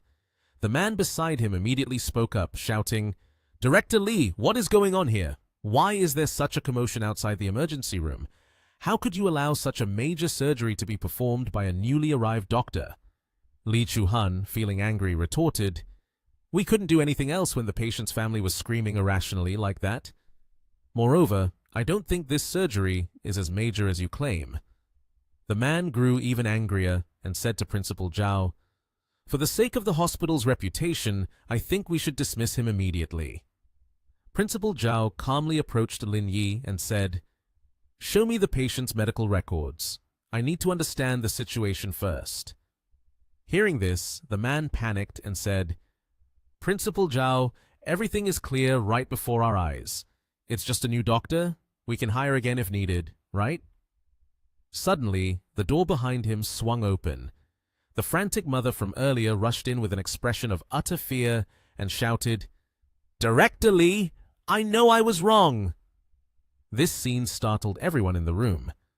The man who had been so aggressive just moments ago turned around, now filled with fear. The mother approached Li Chuhan, tightly grasping her hands and begging, "Please give me another chance. If I lose this job, I'll be finished." In her mind, Li Chuhan immediately recalled the moment earlier when Lin Yi confidently smiled and said, "Let's just wait and see who will be the first to be fired." She quickly turned her head in confusion, only to see Lin Yi calmly sitting at his desk, resting his chin on his hand with a sly smile. His expression towards her was full of self-satisfaction. The woman panicked and started crying. "Director Lee, please give me a chance to apologize. Even my husband got fired. How are we supposed to live now?" Li Chuhan was taken aback upon hearing this.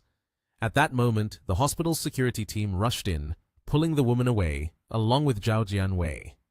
Zhao Jianwei turned and said, "Madam, I think there is a misunderstanding in this matter. I hope you will leave now and not disrupt our everyday work." He then turned to everyone and said, "Today's events must not be disclosed outside. Let's let this go, as I don't see any significant issue with this medical treatment." At this moment, the Lingwei system unexpectedly appeared wearing a pink nurse outfit, draping it over Lin Yi's shoulders, and cheerfully announced, "Cured a patient, rewarded 100,000 proficiency points. Career progress at 10%, reward for mastery, suturing technique." Lin Yi only smiled. He gently lifted Lingwei's chin and spoke. "System, this master-level suturing technique must be military grade, right?" Lingwei, her cheeks slightly flushed, replied, "That's right. What you held before was just the basics. What you're looking at now is a world-class professional skill." Suddenly, Li Chuhan appeared behind him and asked Lin Yi, "What are you doing?" This surprised him a bit. Lin Yi calmly turned around, smiled, and replied, "Director Li, are you looking for me for something?" Li Chuhan continued, "Get ready. I'm going to give you a test." Qiao Xin suddenly showed a shocked expression. "No way! The teacher wants to test him on neural and blood vessel suturing. Usually it takes at least 5 years of experience to suture those two things." Li Chuhan remained calm and ordered, "You go to the equipment room and bring me an electron microscope." Qiao Xin obediently ran off and replied, "Yes, teacher."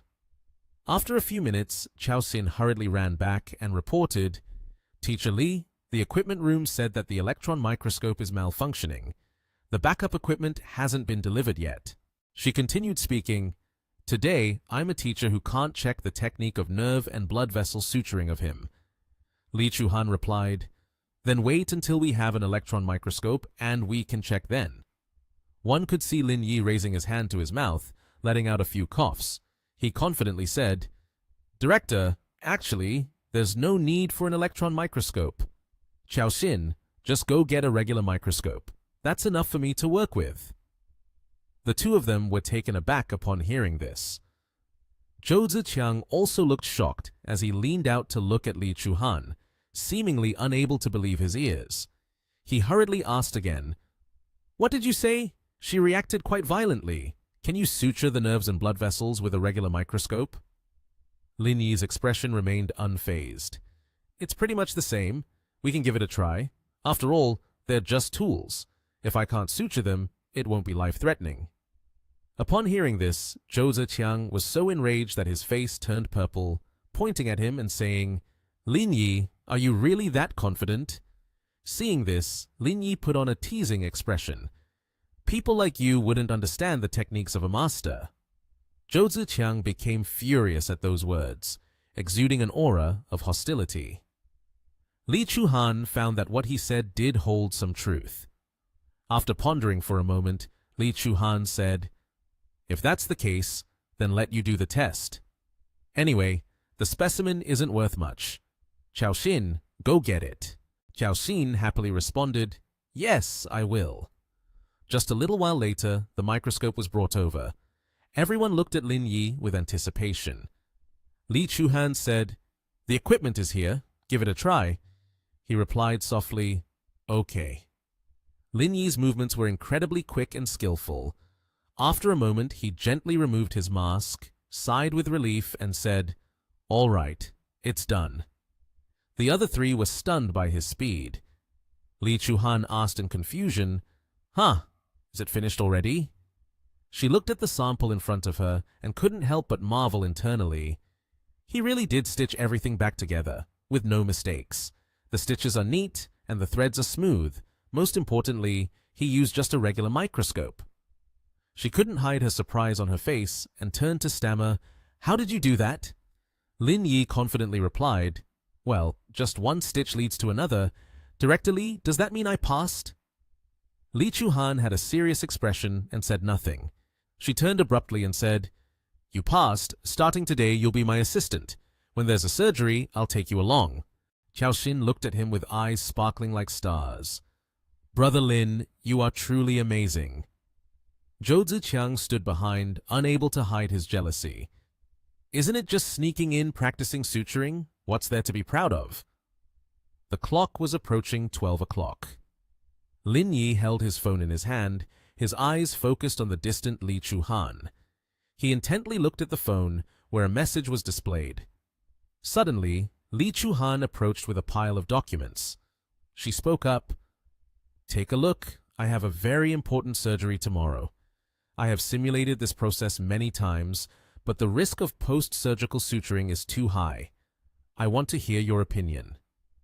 Lin Yi examined the documents and said, "With your skills, Chief Li, can't you handle it?" She sighed, feeling helpless. "The risks come from two aspects. On one hand is the condition of the patient, on the other hand is the identity of the counterpart." Hearing this, Lin Yi turned back and asked, "Who is the patient?" Li Chuhan was about to answer when a knock on the door suddenly interrupted. The person who entered was Duan Peng. He called out to Chief Li. Li Chuhan turned back, puzzled. "Is Chief Duan looking for me for something?" Duan Peng cheerfully walked in carrying 2 bags. "It's already noon. I was worried you hadn't eaten, so I brought some food for you."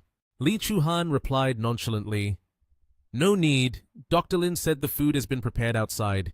Today we will eat together. Thank you." Hearing this, Duan Peng's mood immediately plummeted.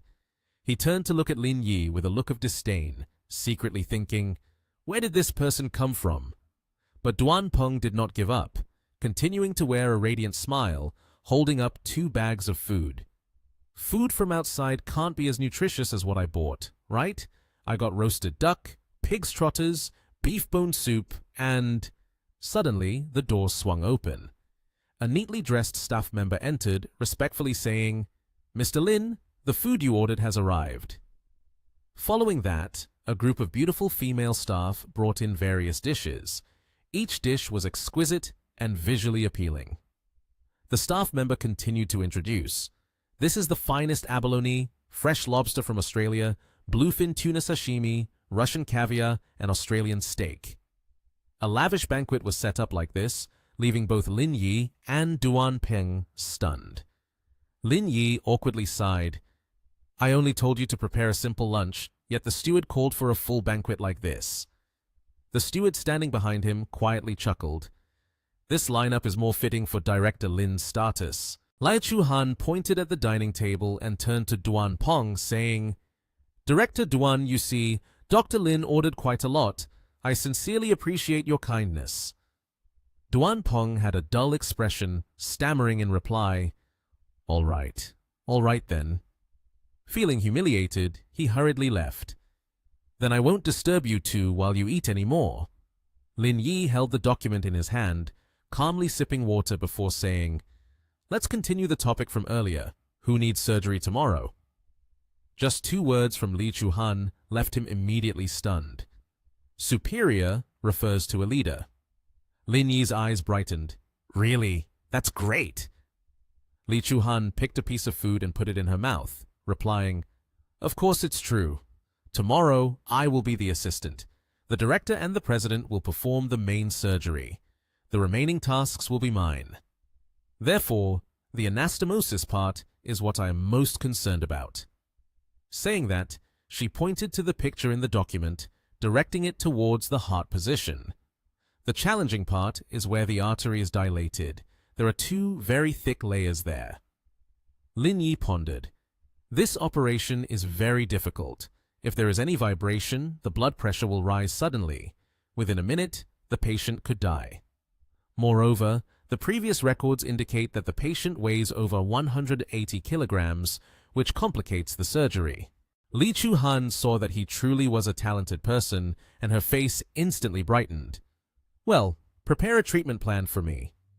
She gently set her chopsticks down on the table. "I want to see what your opinion is. The patient is very special, so we can't find a foreign doctor to perform it, so I thought to let you give it a try." Lin Yi seriously stood up and replied, "All right, I'll go prepare the plan. If you find it suitable, feel free to use it."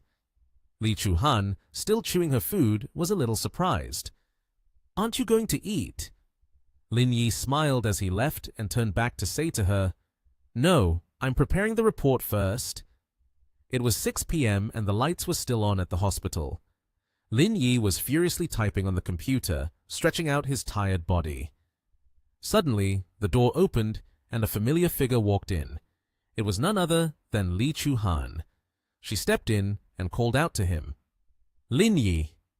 Li Chu-han said to him while he was still sitting at his desk, "You don't need to write the report tonight. You can go home early."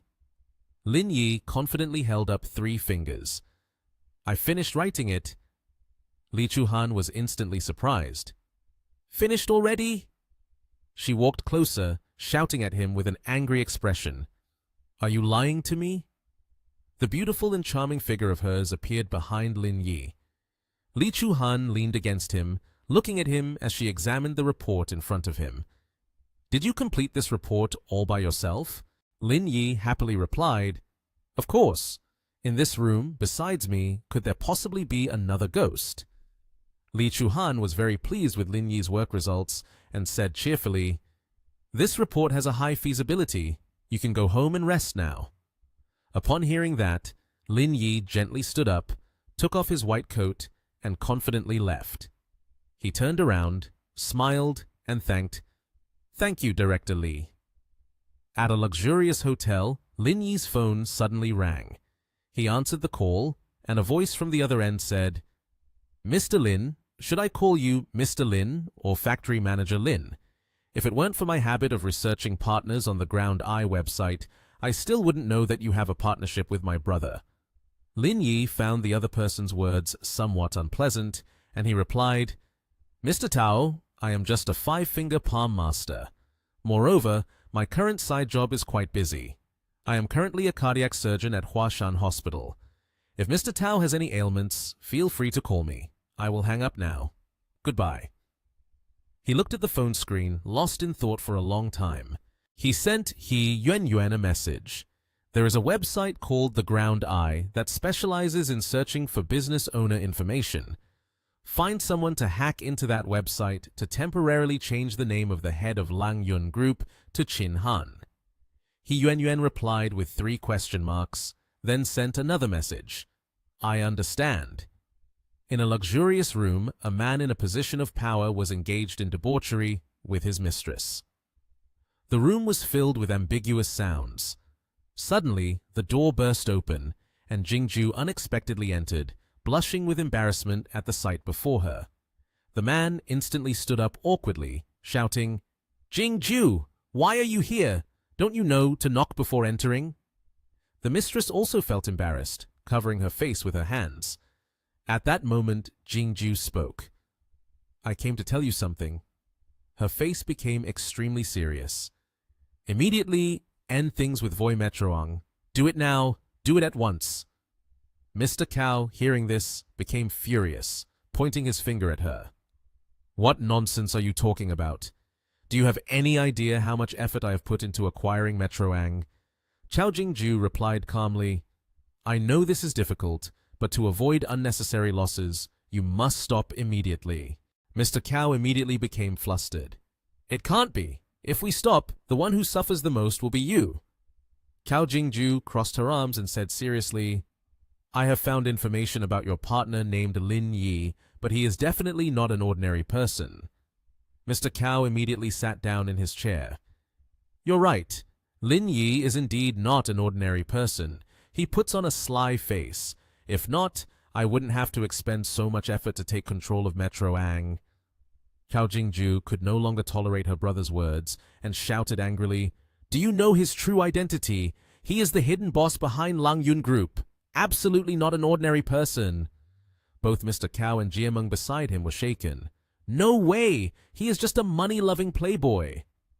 Then Mr. Cao immediately ordered, Jiameng, go and research information about Lang Yun Group right now. Jiameng quickly replied, Yes, sir. Jiameng's hand skillfully typed on the keyboard, searching. The results that appeared made Mr. Cao immediately go pale. He used an angry expression to glare at Jingju. I am very disappointed in you. Mr. Cao immediately held up the computer, causing Jingju to be startled. On the screen appeared information about Lang Yun Group, with the head being Qin Han. Jingju was full of question marks, stammering, How could this be? This afternoon I saw it was Lin Yi. The mysterious boss of Lang Yun Corporation is Lin Yi. I am very sure about that. Mr. Cao angrily yanked the laptop screen down, pointing at Jingju with a dangerous expression and uttering threatening words. My good little sister, I am very suspicious of your motives right now. Jingju was taken aback, unable to believe the information just received. In under an hour, how could it change to someone else? How powerful is Lin Yi exactly? She retorted angrily, I have already gone out to establish my own company and never once thought about coveting the Chow family business. I just want to do my best to protect the Chow family. Mr. Cao maintained his dangerous expression, saying, Protect? What's the need to pretend to be oblivious and scheme? You are simply trying to undermine my work results. Eventually, father will have prejudices against me, and you will use that to elevate your position within the family. Jingju was so angry that she shook, grinding her teeth. Now that it has come to this, I have nothing more to say. It's up to you. She coldly turned on her heel and left, her face ashen. Behind her, Mr. Cao sneered.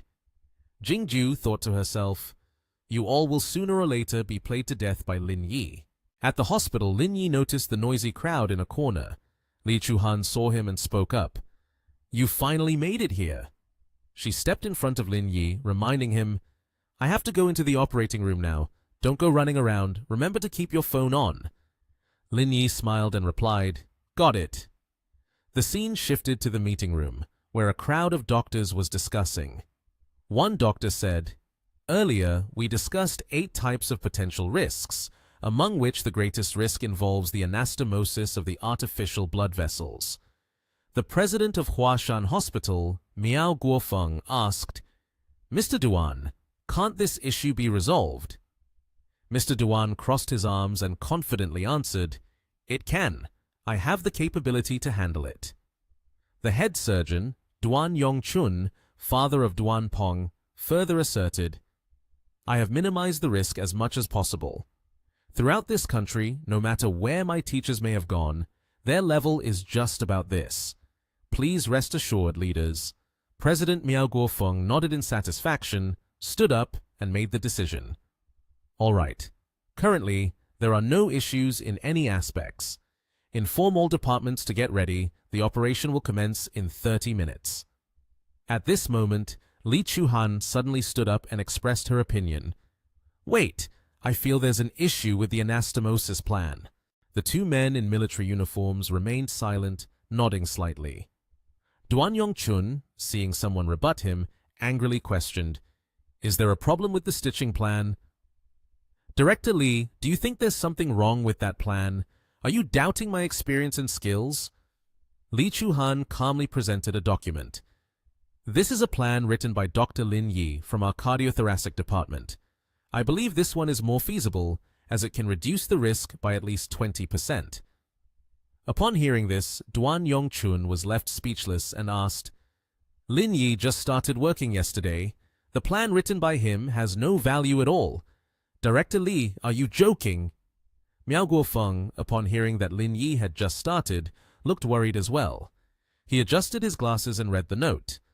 Written by an intern? Li Chuhan directly flipped the switch, projecting onto the screen, and spoke loudly. This report presents a total of 14 types of reconnection possibilities, even detailing risks that we haven't thought of before. Moreover, I believe Lin Yi is qualified to assist me in the operating room. As soon as she finished, the room fell silent for a long time. This is ridiculous! Duan Yongchun slammed the table and stood up.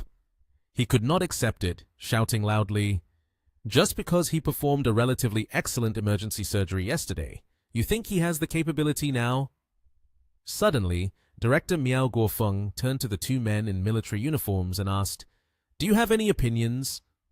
One military officer saluted and replied, "Principal Miao, in this area, you are the expert. We all follow your decision."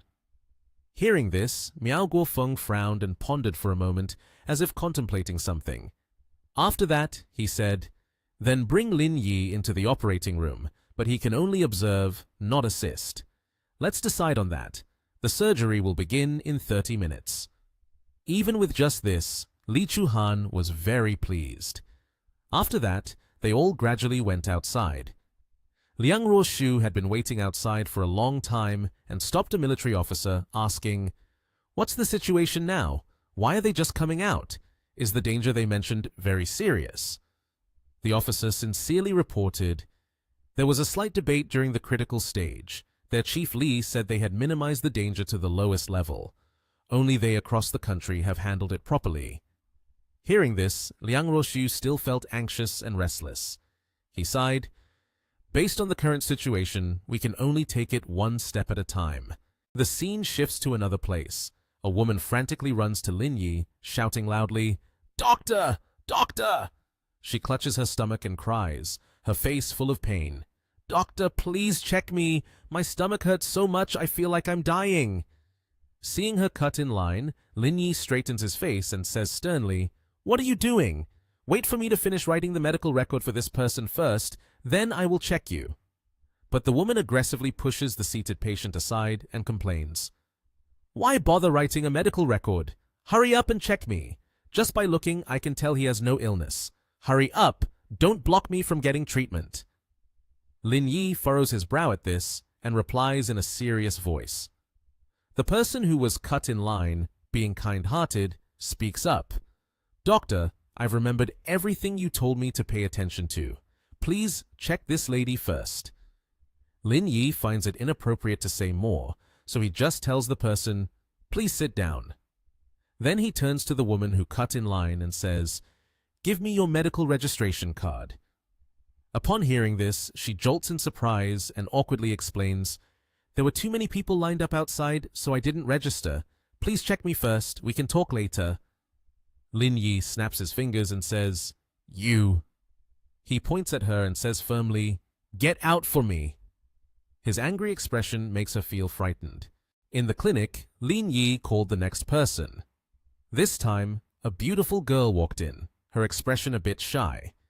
Lin Yi followed the routine and said, "First, please describe your symptoms.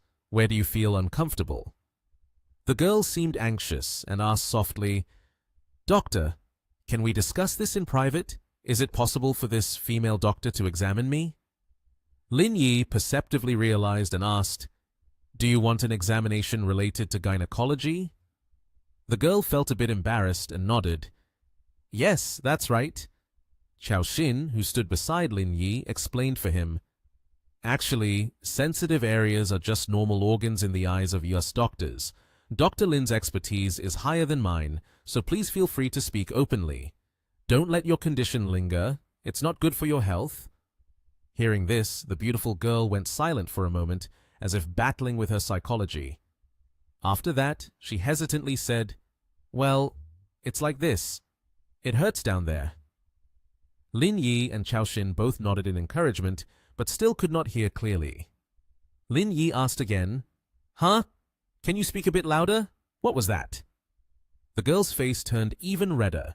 She stammered, feeling shy, Chao Xin, also a girl, seemed to understand the patient's intention and rested her chin on her hand, saying, "Is it that your sensitive area is too—" The shy girl confirmed, After talking for a long time, Lin Yi couldn't help but feel speechless, letting out a sigh.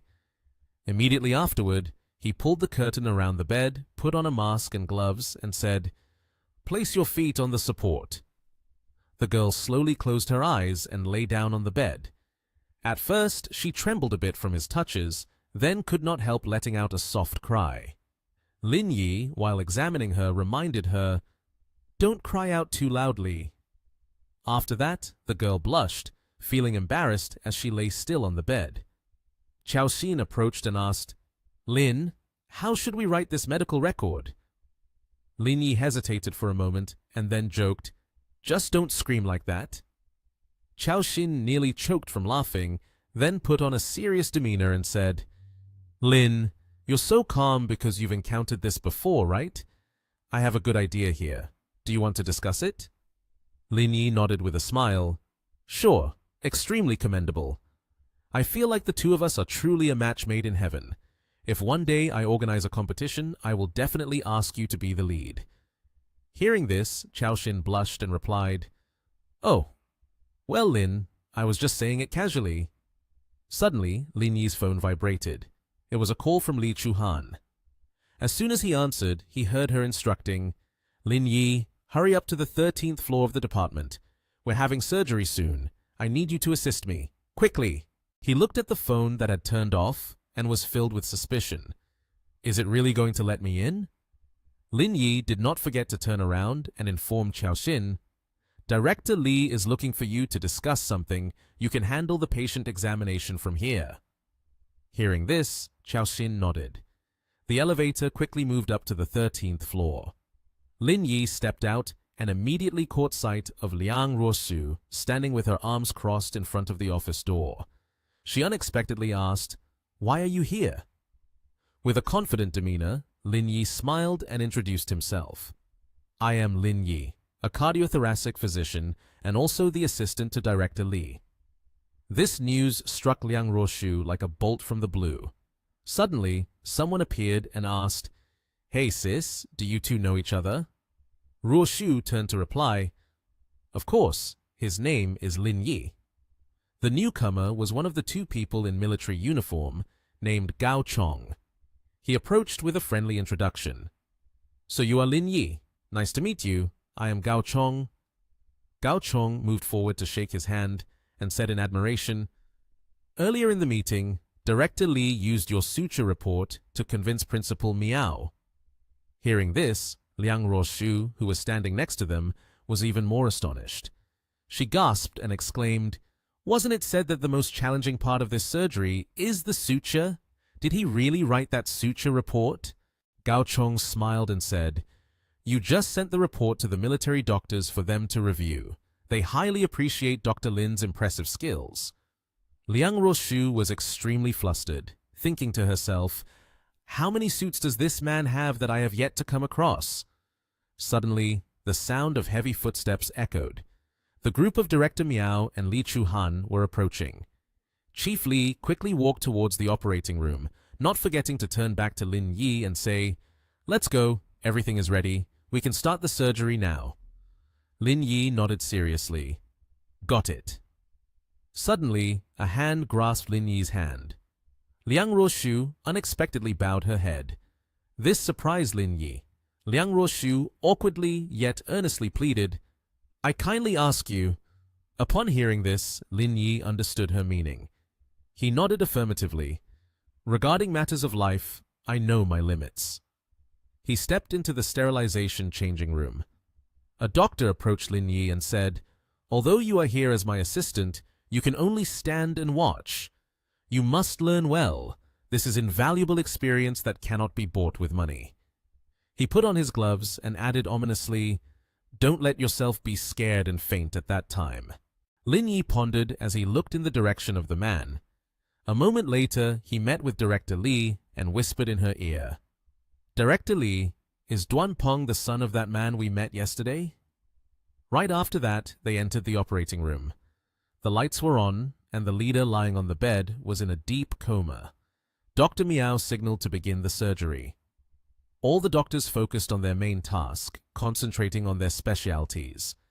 Occasionally, there was a rare comment. The chief doctor began to replace the blood vessels, open the circulation device, and perform other necessary tasks. Lin Yi just stood outside, observing intently. After the first surgery shift, Dr. Miao left and said to Dr. Duan, "Director Duan, the next one is yours to take over." Dr. Duan nodded in agreement. Suddenly, Dr. Duan's face turned pale, and he exclaimed, "What is going on? The blood vessels have swollen and pressed against other internal organs, and the blood vessel walls are too thin to be sutured." Dr. Miao gasped and asked, "What are you saying? Even your technique cannot handle this." Dr. Duan interrupted, "No one can handle this. The blood vessels inside are tightly glued to the axillary artery. As soon as I use a needle, 100% of the blood will leak out. In less than a minute, the patient will lose all signs of life." Dr. Miao desperately sought a final glimmer of hope and asked again, "Is there really no way?" Dr. Duan shook his head. "Right now, there is nothing we can do. Looking everywhere, no one can manage it." The entire room fell into silence. Finally, Dr. Miao had to speak up to conclude the surgery. Before leaving the operating room, he added, "Do your best to keep Mr. Yang alive for a few more days so he can convey his wishes and instructions. That is the only thing we can do." He entrusted Dr. Li with the task. "Proceed with the suturing. The rest is up to you." Dr. Li nodded immediately. "Understood." The operating room lights turned on, and the doctors walked out. Liang Ruoshu quickly rushed to Dr. Miao and asked, "What was the result?" Dr. Miao's face was grim. "The patient's condition is very bad.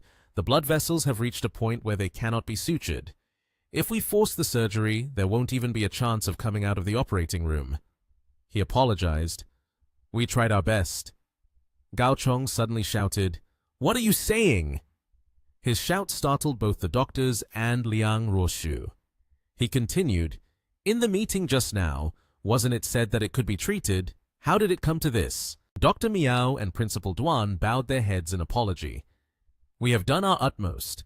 With our current level of medical expertise, no one can perform such a surgical stitch." Gao Chong, furious, shoved Principal Miao aside and rushed forward. He ignored Liang Ruoshu's calls from behind. "Mr. Cao, please calm down." Just as Gao Chong was about to break down the operating room door, a voice from inside rang out. "Everyone go outside. If not, the patient will lose the chance to be saved." This statement shocked those outside. Liang Ruoshu hurriedly stepped forward to mediate. "Let's step outside first. We can only place our trust in Dr. Lin." Principal Duan shouted loudly, "It's hopeless! Principal Miao, let's go in and see." Gao Chong swung his fist to block the door, warning both of them. "You two stay out here. No one is allowed to go in." Principal Duan pointed at himself, angrily saying, "We are the ones responsible for this surgery." Gao Chong remained resolute at the door, threatening, "Whoever you are doesn't matter to me. If Dr. Lin doesn't speak up, I won't let anyone in there." Inside the operating room, Lin Yi said to Dr. Li, "I'm not sure if this method will work, but right now, we can only give it a try." Dr. Li, feeling helpless, replied, "For this patient, I've run out of options as well." Dr. Li looked at him with hope. "But if you say there's still a chance for treatment, then I'm willing to assist you. However, if anything goes wrong and you get fired, I'll go down with you." Lin Yi winked at her. "I didn't expect you to trust me this much." Lin Yi raised his hand to summon, and in his hand was a golden card. The system activated the lucky card, and a mechanical voice was heard. "The lucky card has been activated. Duration is 5 minutes." Then came the simultaneous countdown. 5 minutes, 4 minutes, 59 seconds, 4 minutes, 58 seconds. Lin Yi turned to another doctor and said, "Start the extracorporeal circulation. Initiate the aortic circulation." The other doctor replied, "Dr. Lin has completed the startup." Lin Yi, very professional, assigned tasks to Li Chuhan. "The patient is overweight, requiring 2 extracorporeal circulations." Li Chuhan quickly got to work. Understood, I'll get right on it. Lin Yi seriously performed surgery on the patient. The machines continued to count down. 2 minutes 28 seconds, 2 minutes 27 seconds. Sweat trickled down his forehead. Li Chuhan noticed and brought a cotton ball to dab away some of it for him. The countdown continued. The atmosphere in the operating room was extremely tense. Finally, at the last moment, when the countdown showed 0 minutes left, Lin Yi succeeded. He used the lucky card to protect the most difficult part for the patient. Now it's just the usual procedure, Lin Yi thought to himself. After a long 3 hours, Lin Yi cut away the excess thread with scissors, having finished stitching up the patient. Everyone finally sighed in relief. Li Chuhan turned to him with admiring eyes and said, "You're really amazing." Outside the patient room, Liang Ruoshu was burning with anxiety. Finally, she waited for Lin Yi to come out. She asked worriedly, "How is it?" Lin Yi brought good news. "Don't worry, the surgery was very successful. It's not a problem for them to live a few more years."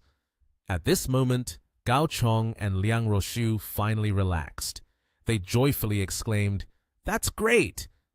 The operating room door opened and Li Chuhan pushed the patient out. Liang Ruoshu was extremely grateful and said, "Chief Li, thank you." Li Chuhan took off her mask and replied, "You should thank Dr. Lin. He was the lead surgeon for this operation, while I was just the assistant." Everyone was astonished, their eyes wide with disbelief. He was the lead surgeon? The head of the department, Duan Yongchun, couldn't believe it and exclaimed, "Impossible! What on earth happened?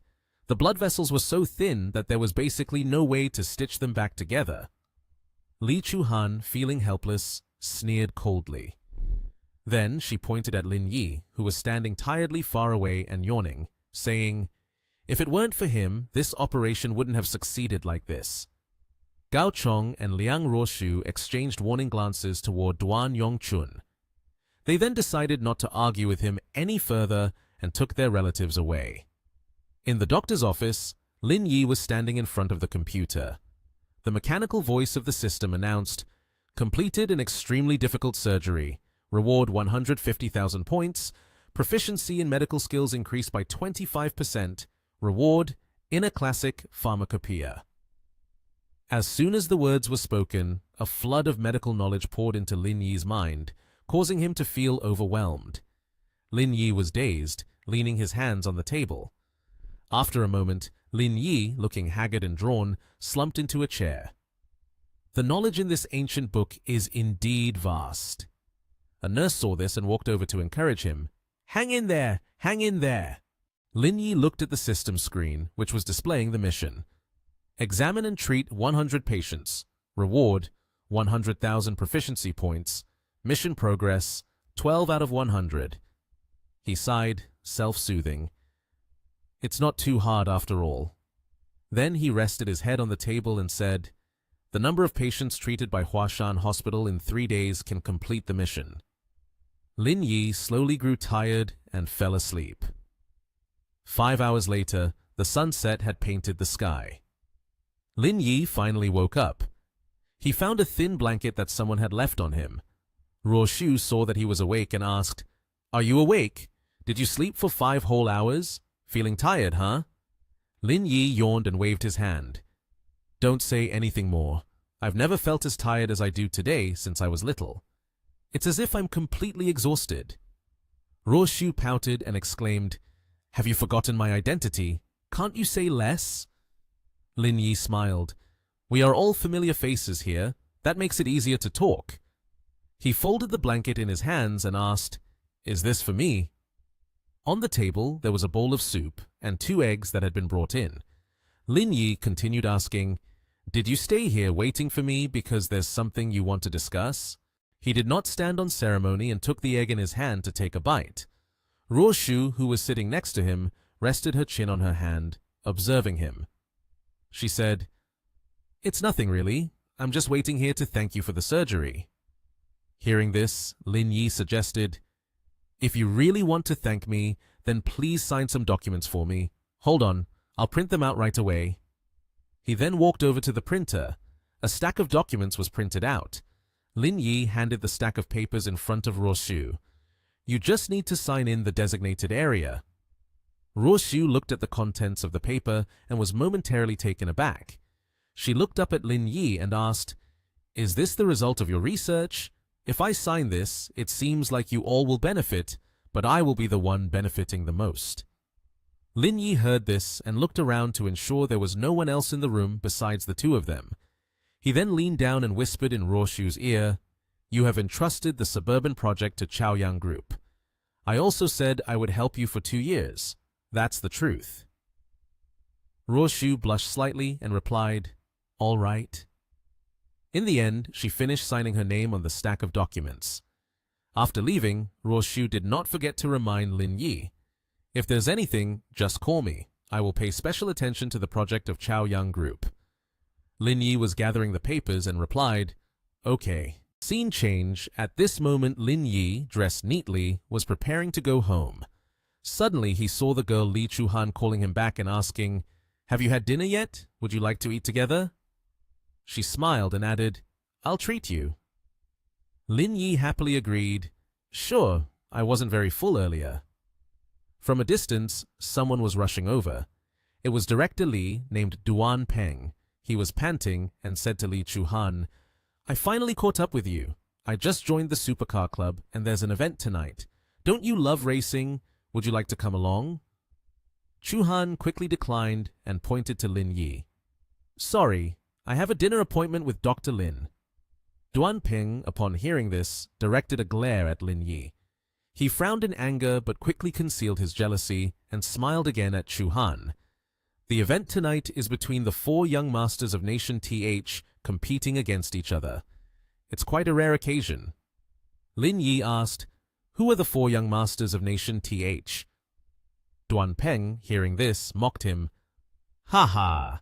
Guys like you who know nothing about cars probably don't know who the 4 young masters of Nation TH are. They include Qin Han, Zhengyang Zhao. The other 2 are Fan Qinan and Wu Qingyu. They are all top rich generation figures of this Nation TH." Lin Yi heard this, turned his back, and said to Li Chuhan, "Director Li, if you like it, just go watch. Eating can be done any time." Li Chuhan immediately invited Lin Yi to go watch for fun. Lin Yi quickly agreed, since he was free. Duan Peng continued to try to attract Lin Yi's attention, but the two completely ignored him. At the supercar club, Lin Yi and Li Chuhan arrived and began to choose their seats. Li Chuhan pointed to the far section and said, "There are still many seats available over there. Let's go sit there." Lin Yi disagreed.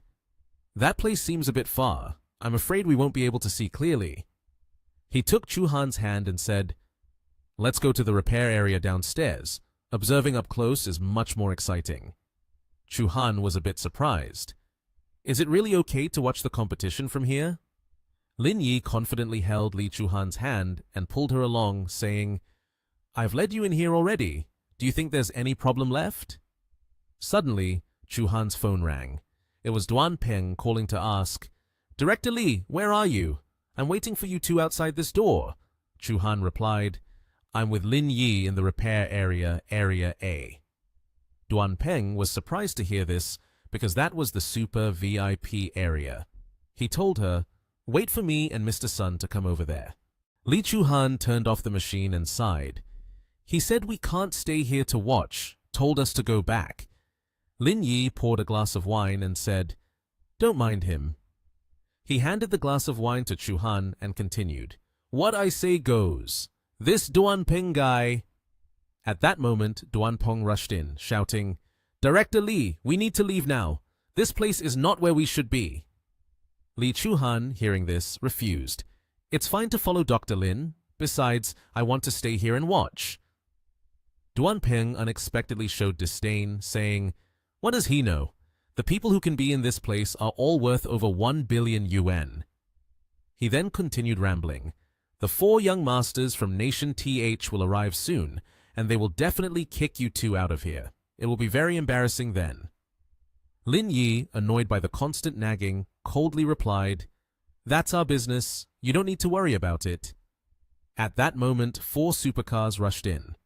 One person got out and said, "The car belongs to Zheng Yangzhao. This is Mr. Lin. Why did you bring along your new girlfriend to this place to watch the competition?" Suddenly, a red car parked right in front of Lin Yi. He immediately recognized that this car was his. Qin Han got out of the car and waved to Mr. Lin. "You actually came."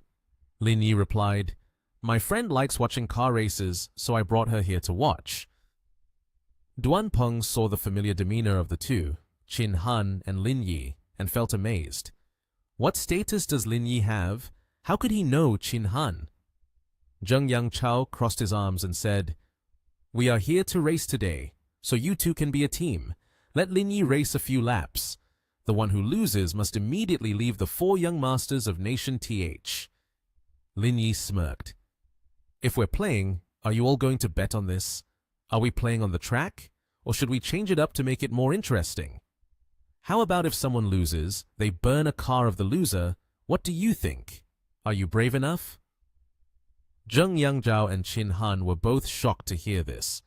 The others also widened their eyes after hearing Lin Yi speak. Zheng Yangzhao smirked. "This type of betting is quite interesting, but it would be a shame to see Lin Yi's car burned, so I suggest that whoever loses will lose a car." Inside, he was very confident. If he won, that limited edition sports car would belong to him. Zheng Yangzhao then reiterated the rules. "Let's just follow the usual rules. Each side has 4 people." Upon hearing this, Qin Han immediately suggested teaming up with Lin Yi, while the other 2 would team up with each other. Zheng Yangzhao turned around, his expression smug, and said, "Brothers, the competition begins now. Come forward." Right after that, 3 people appeared. Zheng Yangzhao was full of confidence, looking at Lin Yi's group. At that moment, Qin Han suddenly realized something. With a contemplative expression, he said to himself, "Why do those 3 seem so familiar to me?" Then Qin Han was startled and exclaimed, "I know who they are now. They are the champion and runner-up of the W World Championship. The other one is Huang Wangi, the world champion of the sea competition. These people are all experts." Chu Han also turned to Lin Yi and whispered, "They are all top racers in that association. Especially Ge Li and Huang Wangi, they are probably the top figures in the country. Their skills are very strong." Lin Yi was a little surprised. His lips formed a calm smile as he turned to look at Chu Han and asked, "How much do you know about them?" Chu Han pondered and said, "If you want to defeat them, the only advantage you can rely on is that they are not yet familiar with the vehicles in this race." Qin Han angrily turned to Zhao Yang and scolded, "How despicable, knowing that we can't afford not to race. You called outsiders to come and compete." Zheng Yangzhao grinned mischievously and turned to reply, "If you're scared, just say it outright. It saves time. Hand over the car to us, and that's it." After saying this, he suddenly jolted and looked over at Lin Yi and Li Chuhan, who were standing nearby. Zheng Yangzhao yelled at Lin Yi, "Step aside. Don't stand where I am. You take her over to Qin Han's side of the grandstands." Immediately, Lin Yi covered his mouth with his hand, chuckling, "Ha ha ha ha, are you having a problem with your brain?" Lin Yi, with a mocking expression, said to Yang Zhao, "The entire racetrack here belongs to me. You dare to discuss where I should stand?" Zheng Yangzhao angrily retorted to Lin Yi, "Is the Nation TH racetrack yours?" Duan Peng, standing at a distance, was equally astonished, thinking to himself, "Who on earth is Dr. Lin?" Qin Han immediately threw his arm around Lin Yi's shoulders, pulling him along while saying, "All right, don't pay attention to him. Let's quickly discuss our strategy." While Yang Zhao was extremely furious, he could only grit his teeth and watch the 2 of them. Lin Yi walked up to Mr. Liang's group and said, "Mr. Liang, don't feel too bad." Then Lin Yi pointed to Chu Han standing behind and smiled, saying, "Let my friend run a few laps." Chu Han, right after, was taken aback. Chu Han looked at Lin Yi in surprise and asked, "Are you planning to let me run a few laps?" Lin Yi smiled, looking at Chu Han and pointing at her, saying, "Aren't you really fond of it? Since you're here, of course you have to run a few laps to satisfy your craving. Besides, your car doesn't need any changes at all. Chu Han's expression was filled with disbelief as she asked Lin Yi again, "How can you trust me so much?" Lin Yi suddenly leaned closer to Chu Han, catching her off guard. He said, "I trust you very much." Chu Han blushed at his words. Just then, Chin Han appeared, interrupting the conversation between the two. "All right, you two stop flirting. It's time to discuss the competition. Losing a car isn't too big of a deal, but I can't take on this person." Lin Yi turned to Chin Han and confidently raised his fingers, saying, "There's nothing to discuss. The first lap will definitely be Zhengyang Zhao. Therefore, Mr. Chin, you will run the first lap, Mr. Chow the second lap, Director Li the third lap. The last lap will be mine. I promise to take back everything." More than 10 minutes later, 2 cars, one white and one black, stood at the starting line. The girl wearing a pink tank top paired with a white skirt and matching pink heels stood in front of both cars, raising a black and white checkered flag high. She confidently counted down. Yang Zhao had an air of confidence, while Chin Han on the other side appeared very tense.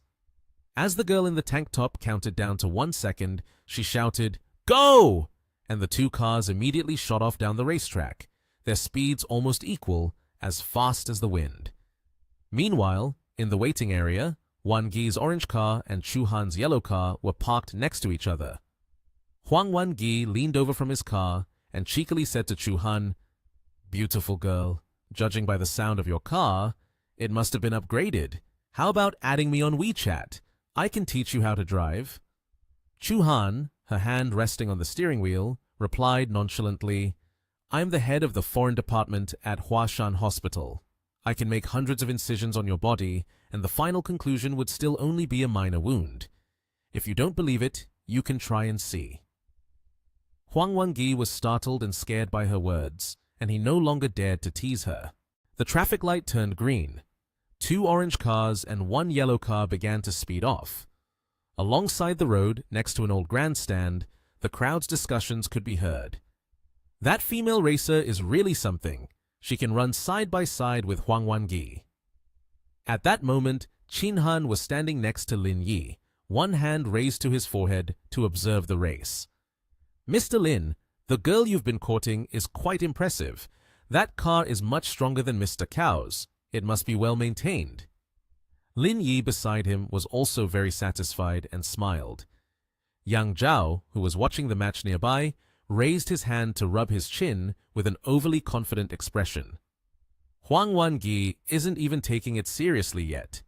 If he does, he would finish 3 laps at least 10 seconds ahead of you." Lin Yi and Chin Han, standing behind, upon hearing this, turned dark-faced. Lin Yi replied to Yang Zhao, "By the way, do you have enough to drive 11 cars here? A second is equivalent to 1 car, you know. I still need to time our runs." Yang Zhao was extremely angry and responded, "How could it be that we were more than 10 seconds ahead of you? Stop dreaming and wake up." When the traffic light turned red, the red car overtook the green car and crossed the finish line first, ending the race. Lin Yi was already seated in the car, feeling extremely pleased with himself. He lifted the corners of his mouth, tapping a few times on the steering wheel. The supercar began to move and soon sped down the road. Huang Wangi arrogantly stepped in, raising one hand and casually saying, "Yang Zhao, sorry, I can only be ahead by 3 seconds." "I can't deny that woman has some skills," Yang Zhao replied confidently while leaning against the railing. "It's fine. With Gali's ability, adding another 4 seconds is definitely doable," he stated. Yang Zhao grinned with delight, affirming, "All 12 cars they drove here today must be taken away." Suddenly, from below the racetrack at the corner, a sleek black car shot forward, speeding ahead. Huang Wangi was startled. What the hell is going on? After the shock for both Huang Wangi and Yang Zhao, Chin Han's eyes lit up as he looked at the racetrack and said, "Gali is a professional, but he has already caught up the 8 seconds in just 1 lap." Li Chu Han, with sparkling eyes full of admiration, said, "That speed is truly unimaginable. By the 2nd lap, he has already pulled ahead by 9 seconds. The scoreboard had yet to budge." Young Zhao looked up with a worried expression, trying to think of ways to reassure himself. He told himself, it can't be true. Lin Yi was still speeding ahead, the car very close to the finish line. Qin Han excitedly shouted, Mr. Lin is approaching the finish line quickly. As long as he crosses it, we win. Young Zhao quickly regained his confidence and replied, Qin Han, stop dreaming. I see his car is broken. There's no way he can finish now. With the way he drives, what car can withstand that? It's bound to explode any second. Qin Han and Chu Han anxiously stared at that car.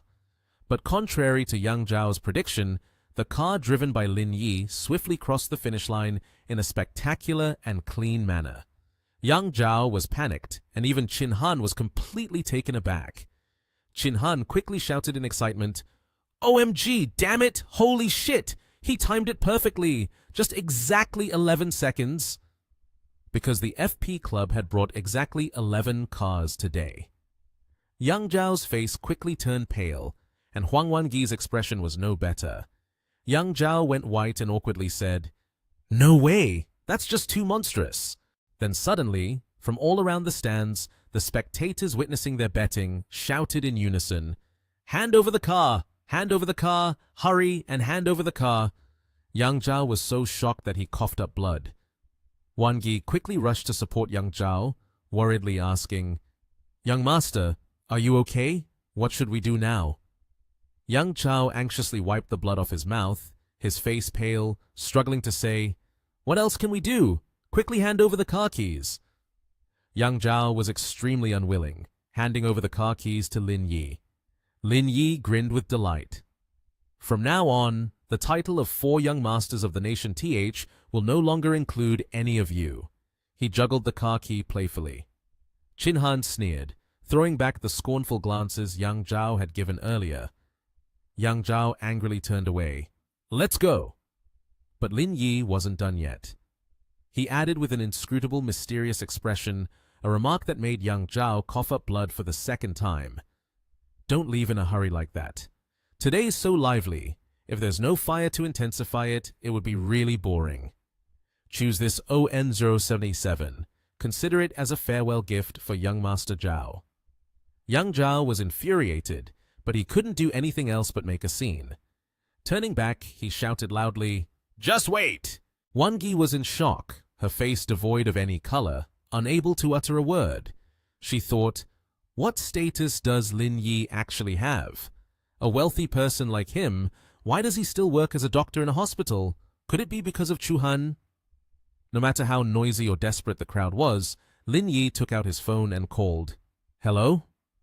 The person on the other end said, Don't go to work tomorrow. I'll pick you up at 10 a.m.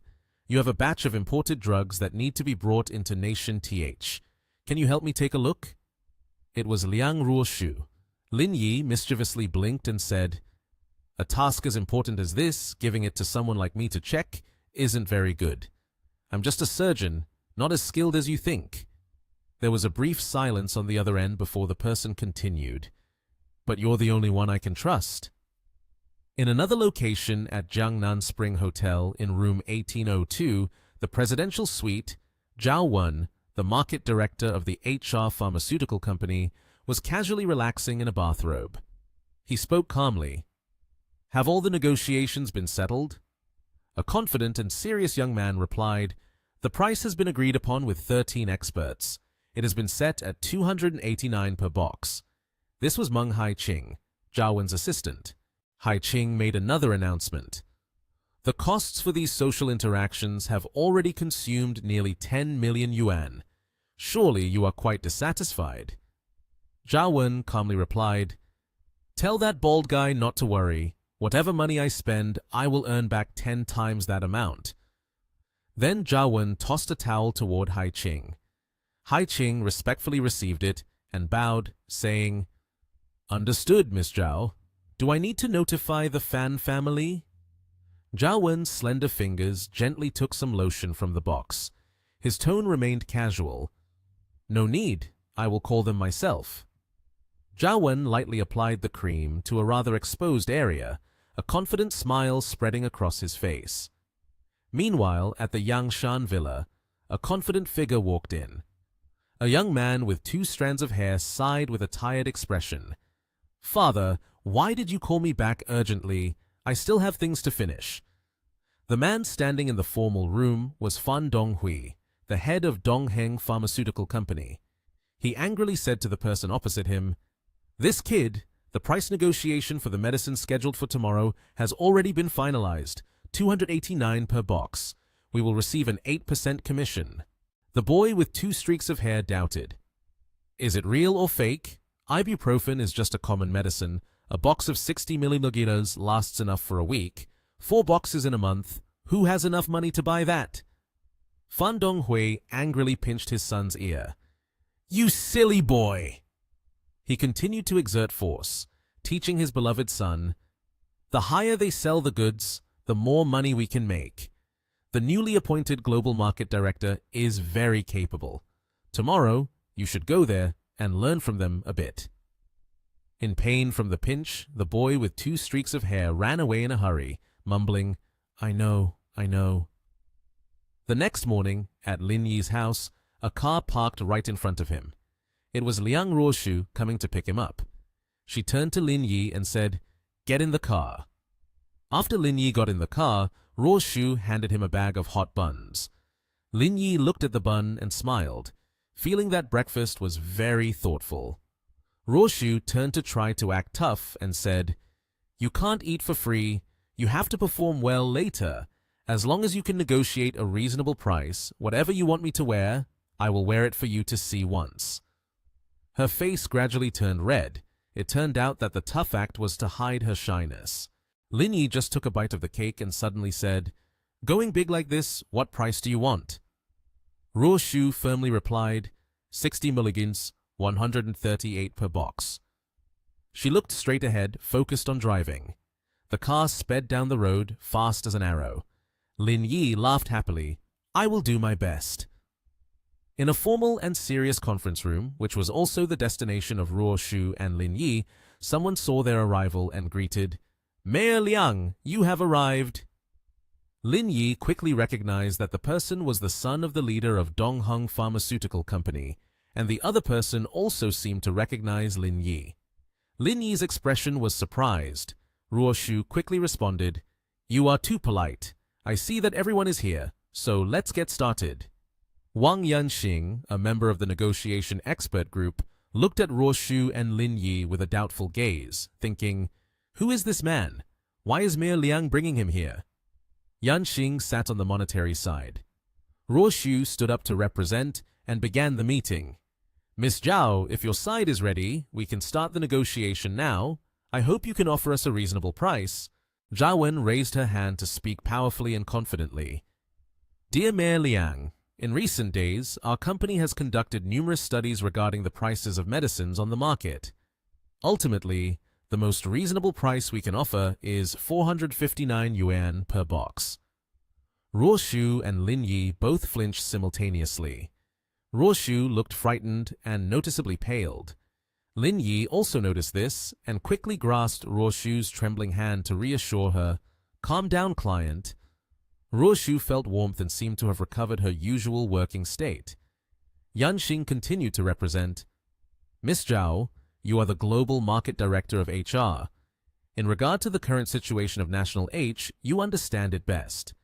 Ibuprofen is a medication for middle-aged and elderly people. Such a high price we cannot accept." Zhao Wen said seriously, "This is the lowest price we can offer. I believe that the experts understand best what the quality of this medicine is like. Therefore, when we propose this price, it cannot be considered too high. Let me call and discuss with the company a bit." Saying this, Zhao Wen took out her phone and quickly dialed the number. Then she went outside to answer the phone, and Zhao Wen quickly returned inside. It was unclear what she had discussed that made her come back so quickly. Zhao Wen cheerfully said, "The leaders and several experts have just called the head office to request a price reduction. It has been agreed to lower the price to 398 yuan per box. This is the lowest price we can offer."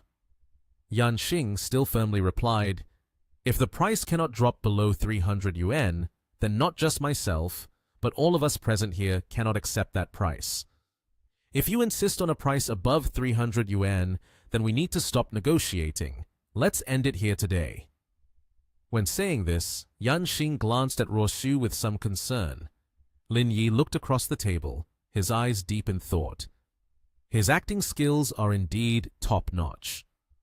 Just as Lin Yi thought, Zhao Wen stood up with a determined expression shining on her face, resolutely stating, "Why do we prioritize financial issues when faced with illness? We need to focus on the effectiveness of the treatment. I will call again to request one more time, but I cannot guarantee that the head office will agree." Suddenly, Ruoshu slammed her hand forcefully on the table and said seriously, "If you don't agree, then today's negotiations end here." Zhao Wen remained resolute, saying, "Mayor Liang, I have already lowered the price."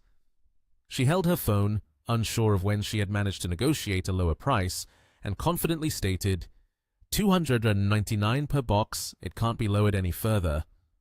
The two elders hesitated, looking at the confident woman on their side, thinking, this woman is indeed not ordinary, she has so many tricks up her sleeve. Ruoshu sat down in her chair, immediately taking the opponent's words to task. "I just mentioned that it should be below 300 yuan, and you immediately lowered it to 289 yuan. Miss Zhao really knows how to do business." Yan Xing turned to Ruoshu and said, "Mayor Liang, how about we discuss this as well?" Ruoshu calmly nodded. As soon as she finished speaking, Zhao Wen quickly exited to let the internal team of Natial H consider the deal. Outside, Zhao Wen leaned against the door smoking a cigarette while Hai Qing beside her excitedly said, "Miss Zhao, you lowered the price to 289 yuan, only 10 yuan more than the previous agreed price. Does that mean you are confident of victory? That could generate a lot of benefits for us." Zhao Wen said, "Fool, that 10 yuan is to win over Liang Ruoshu. Doing business in National H, if you don't have good relations with the leaders, it's very difficult to operate." Hai Qing laughed in admiration. "Miss Zhao, you are truly more resourceful." An assistant stepped forward to announce, "Miss Zhao can continue the negotiations." Zhao Wen quickly put out her cigarette and walked in with Hai Qing. As soon as they sat down, the meeting resumed immediately. Yan Xing spoke first. "Miss Zhao, our Mayor Liang is very dissatisfied with the price you offered." Zhao Wen maintained a professional demeanor and said, "Mayor Liang, we come with absolute sincerity and have also provided a price that is within our limits. May I ask what price you would like to propose?"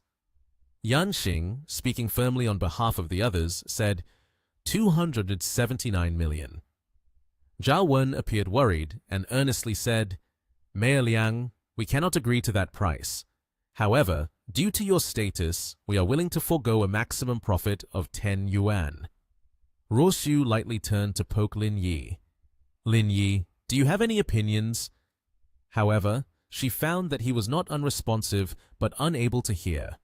In the serious atmosphere of the meeting room, he was actually sleeping soundly. Ruoshu shook Lin Yi awake in a panic. Lin Yi, startled from his drowsiness, said, "Huh? Is the negotiation over already?" He stretched and let out a big yawn, speaking in a sleepy tone. "I'm sorry, I had a surgery yesterday, so I'm still quite exhausted. I just needed to catch a bit of rest." Everyone in the meeting room was taken aback, speechless, not knowing how to respond to Lin Yi's nonchalant attitude. Ruoshu turned to report the situation. "The negotiation is complete. It's 289 per box." Lin Yi was surprised again. "You agreed to that price?" Ruoshu looked at Lin Yi with concern and said, "But they said that's the lowest price they can offer. They can't go any lower."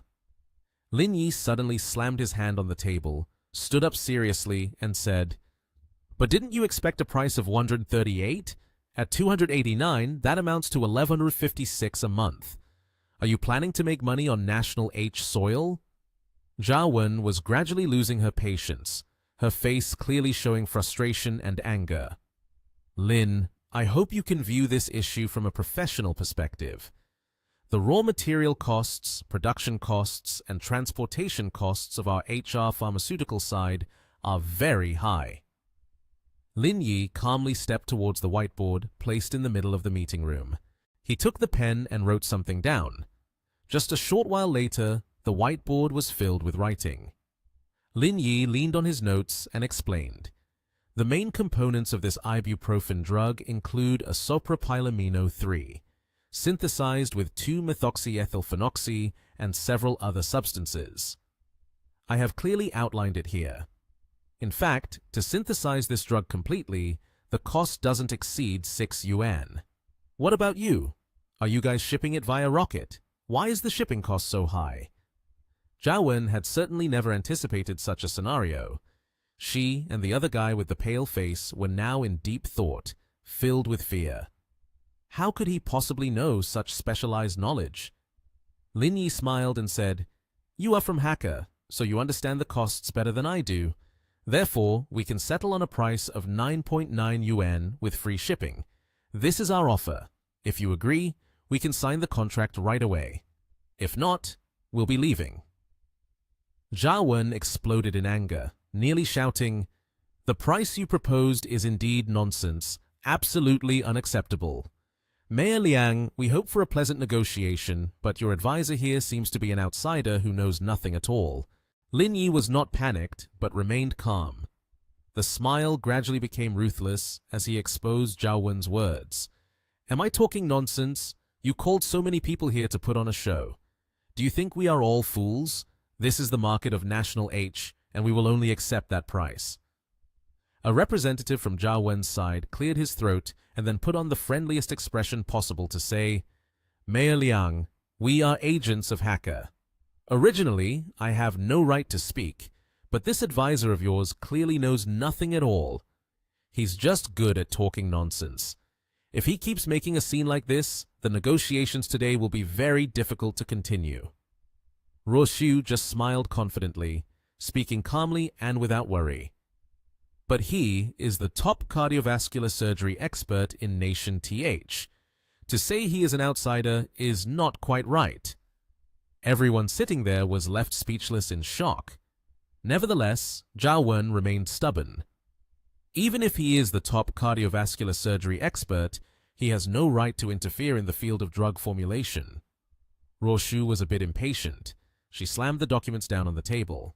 She confidently said, "But 9 yuan is indeed the final price we offer. Then let's conclude it here." Lin Yi's gaze shifted towards Ruoshu, carrying a hint of pride. Zhao Wen, in a panic, said, "Mayor Liang, if that's the case, then there will be no medicine from our HR side. Are you really putting the entire price negotiation in his hands?" Ruoshu firmly replied, "He certainly doesn't have the authority to finalize the price. However, I do have many doubts about the pricing of the medicine." Lin Yi then asserted, "You are also from National H. You are well aware of how many patients there are in this nation TH. The price I offered already includes profit. You have already made quite a profit by entering the National H market." Zhao Wen remained stubborn. "But no pharmaceutical company would do that." "It seems she won't surrender easily." Lin Yi remained calm. "Then prepare to sever business ties in this National H market." Hearing this, Zhao Wen panicked and anxiously replied, her voice filled with concern, "Mayor Liang, I hope we can set another day to continue the negotiations." Ruoshu turned back and said, "Then 3 days from now." Zhao Wen watched their figures disappear, feeling very angry. Outside in the hallway, Ruoshu walked while wondering, can a product really be created with just 6 yuan? Lin Yi turned back and explained, "It's not much different. Even if there are fluctuations, it won't exceed 30 cents. Ruoshu worriedly asked, "What if she still doesn't accept that price in 3 days? What are we going to do then?" Lin Yi stroked his chin in thought. "Actually, I can find another type of medicine to substitute. I need to go back and study the inner classic pharmacopoeia in the system thoroughly." Lin Yi cheerfully told Ruoshu, "Leave that problem to me. Mayor Liang should prepare some clothes to wear." Ruoshu sighed. "What are you joking about at a time like this?" The two left the parking lot. Suddenly, Ruoshu said, "Oh right, let me take you back to the hospital. Mr. Yang wants to see you." At the hospital, in front of a room, 2 security guards stood watch. One of them smiled and said, "Dr. Lin, you have arrived." The door opened, and inside lay an old man on a hospital bed, accompanied by an assistant. Lin Yi spoke first. "Mr. Yang, you called for me?" Old Yang smiled and said, "Don't be in a hurry. Come and sit here." Lin Yi sat down on the chair beside the old man, with Ruoshu behind him. He spoke up first. "Mr. Yang, what is it that you wanted to see me about?" Mr. Yang replied kindly, "Kiddo, do you have any plans for the future? Or do you still want to develop long-term at Huashan Hospital?" Mr. Yang smiled warmly and said, "Or should I talk to them about making you the deputy director?" Lin Yi quickly declined with some apprehension. No, Mr. Yang. Someone like me is used to ordinary work. I can't handle a high position like that." Mr. Yang merely laughed. "Young but with good qualities. Kiddo, your name is Lin Yi, right? Do you live in the nation TH as well?" Lin Yi felt a bit uneasy with the barrage of questions and responded, "Actually, I don't even know where I was born. I grew up in an orphanage." Mr. Yang's assistant was taken aback, and Ruoshu was equally surprised. "Lin Yi is an orphan, so where does his money come from?" Mr. Yang patted Lin Yi hard on the shoulder, looking at him joyfully and saying, "That's really hard to come by. Young people must rely on themselves to excel. My body can't sit for long now. Once I am discharged from the hospital, I will invite you for a delicious feast." Lin Yi happily replied, "You are being too polite." After chatting for a while, the man appeared a bit tired and said, "I feel a bit tired. I want to rest for a while. You two should go back." Immediately after, the two quickly stood up and left. Once Lin Yi had departed, the man's expression became serious. He asked the man standing beside him, "So, how does it feel? Doesn't it resemble a lot?" The man did not hesitate to reply. "The appearance is somewhat similar, but the personality is quite different. Compared to that man, he lacks a certain boldness." Hearing this, the man calmly responded, "Back in Dongbei, that person secretly stirred up trouble throughout an entire region. Even now, people still talk about it." The man smiled and replied, "Although the personalities aren't alike, he is indeed very smart." Throughout their conversation, he remained on guard. "I will contact those in Yangcheng to investigate further about the orphanage," the man said. The man nodded in agreement. "That's fine. Go investigate further. But don't forget to remind the man, make sure to handle it well, don't let any unfounded rumors arise. Calmly manage the other's emotions." The man immediately complied. "I will get to work on this right away." The expression on his face showed a thoughtful smile. In another place, Lin Yi seemed to be waiting for someone. He wondered, why are they still not here? Suddenly, he heard a woman's voice call out from behind, "Hey, handsome, do you want to go on a date with me?" Lin Yi, startled by the unexpected call, turned around. He saw Ji Kyun Nian appear with a gift bag. Lin Yi quickly pulled her along and said, "There's no need to beautify yourself anymore. Hurry up. You previously mentioned that Mrs. Zhang's husband is a knowledgeable person on the Medical Professor Council. With his connections, he must know someone who can formulate the medicine." Seeing him so anxious, she immediately tossed the gift bag toward him, then placed her hands on her hips and said, "You really don't understand basic manners. You can't go to someone's house empty-handed." Immediately after, the scene shifted to Teacher Zhang's house. In front of them, a middle-aged woman was smiling as she welcomed the two. "Didn't I tell you last time not to bring anything with you? Why did you bring something again?" Right after, Teacher Zhang and her husband invited the two into the house. "Don't just stand outside, come in and take a seat." In the luxurious living room, Teacher Zhang held Ji Kyun Nian's hand and asked, "Is there a problem with the business, or is there an issue with Lang Yun Group's investment?" "But you mentioned that you spoke with Yuan, and the overall development situation is still not bad." Lin Yi, hearing Teacher Zhang's concerned words, happily replied, "Thank you, Teacher Zhang. I came here this time with some issues that need Teacher Peng's advice." Upon hearing this, Teacher Zhang's expression immediately turned worried, and she asked Lin Yi, "Oh, could it be that the problem is arising from you?" Lin Yi nodded seriously. It is indeed my problem. Teacher Peng slowly placed the water tray down, adjusted his glasses, and then seriously said to Lin Yi, "Come with me inside. Health-related matters are significant and shouldn't be delayed." Seeing him suddenly so serious, Lin Yi was taken aback and explained to Teacher Peng, "I don't need a checkup." He quickly stood up, clarifying to him the reason for his visit. "I came here to seek advice on some issues. I have a traditional Chinese medicine formula that I want to prepare into a finished product to see how it performs clinically." Hearing him say this, Teacher Peng shook his head seriously and said, "No, that is not something ordinary people like us can do. It requires government approval. Otherwise, it would be illegal." Lin Yi saw his suggestion being rejected and quickly explained to Teacher Peng, "It's not that serious. The medication will be destroyed right in front of everyone once it has been produced. I just need to report the experiment. This is very important to me." Teacher Peng, upon hearing his explanation, nodded happily. "Well then, I'll take Yan Yan and Xiaozhe to the hospital to find their president and see if there's any way to help. She is an old classmate of mine from National Institute TH, formerly Zhao Dongmei, president of National Institute TH." Upon arrival, Teacher Peng quickly introduced Lin Yi and Ji Kyun Nian to Ms. Zhao. "This is Lin Yi, the boyfriend of this girl." Ms. Zhao smiled, greeted them, and invited them to sit down. Lin Yi quickly got to the main point with her. "Ms. Zhao, I have a prescription.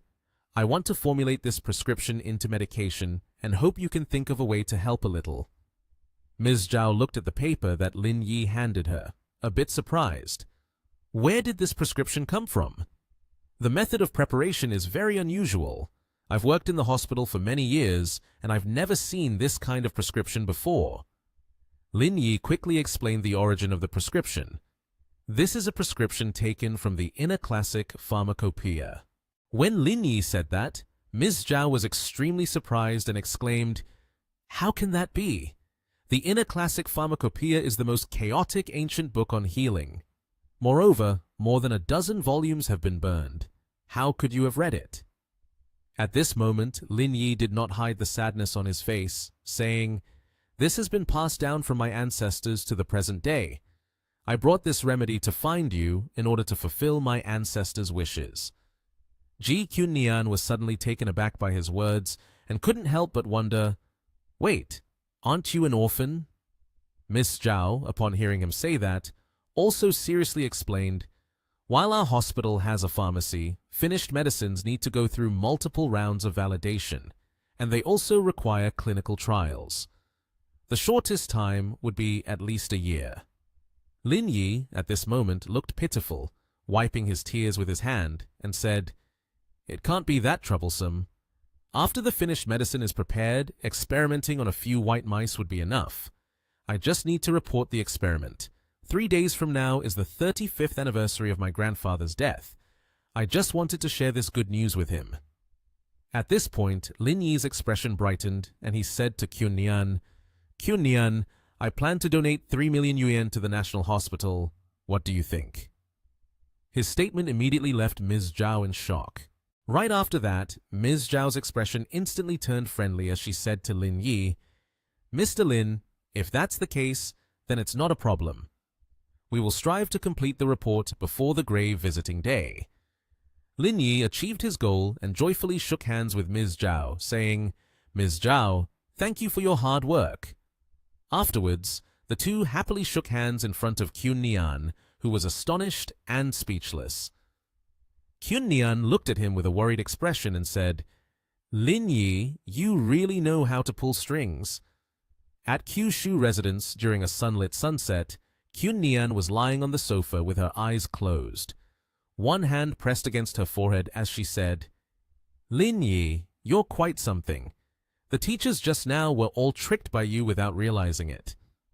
Lin Yi knelt one leg on the couch, leaned towards Kyun Nian, and replied, "Why would you say it's tricking?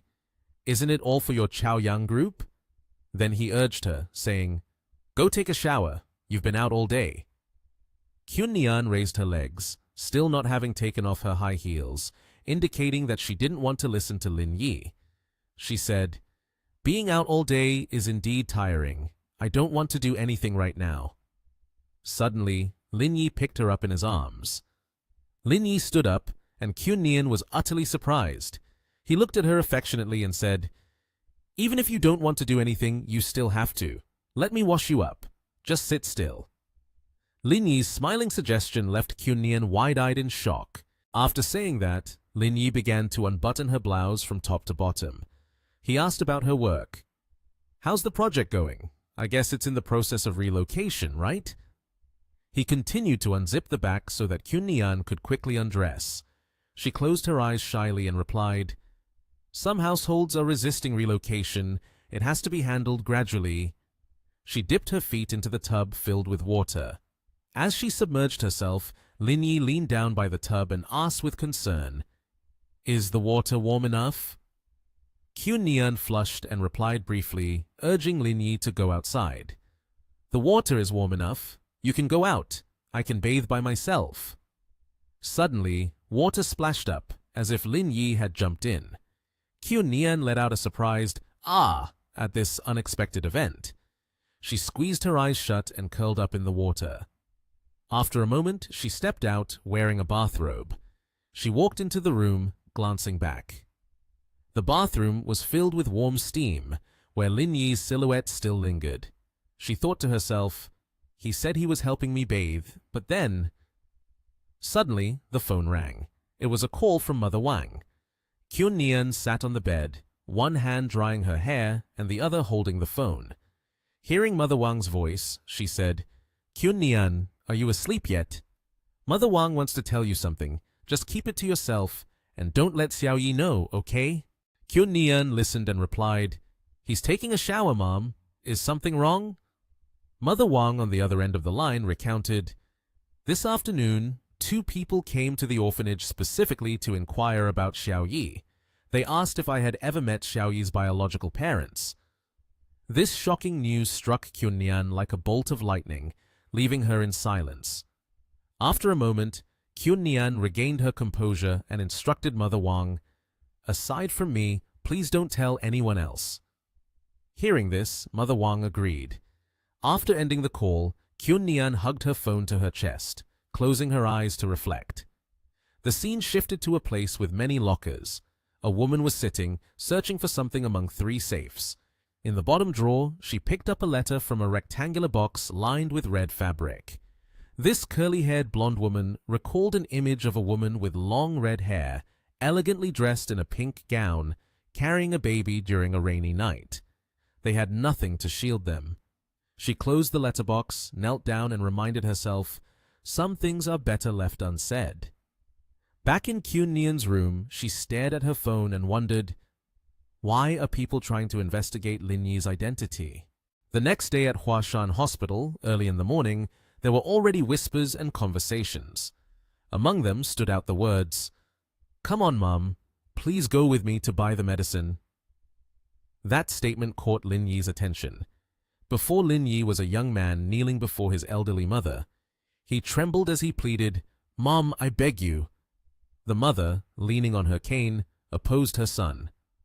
"I'm not going anywhere. Those few boxes of medicine already cost more than 2,000 yuan. My child is in school. You need to use the money for that."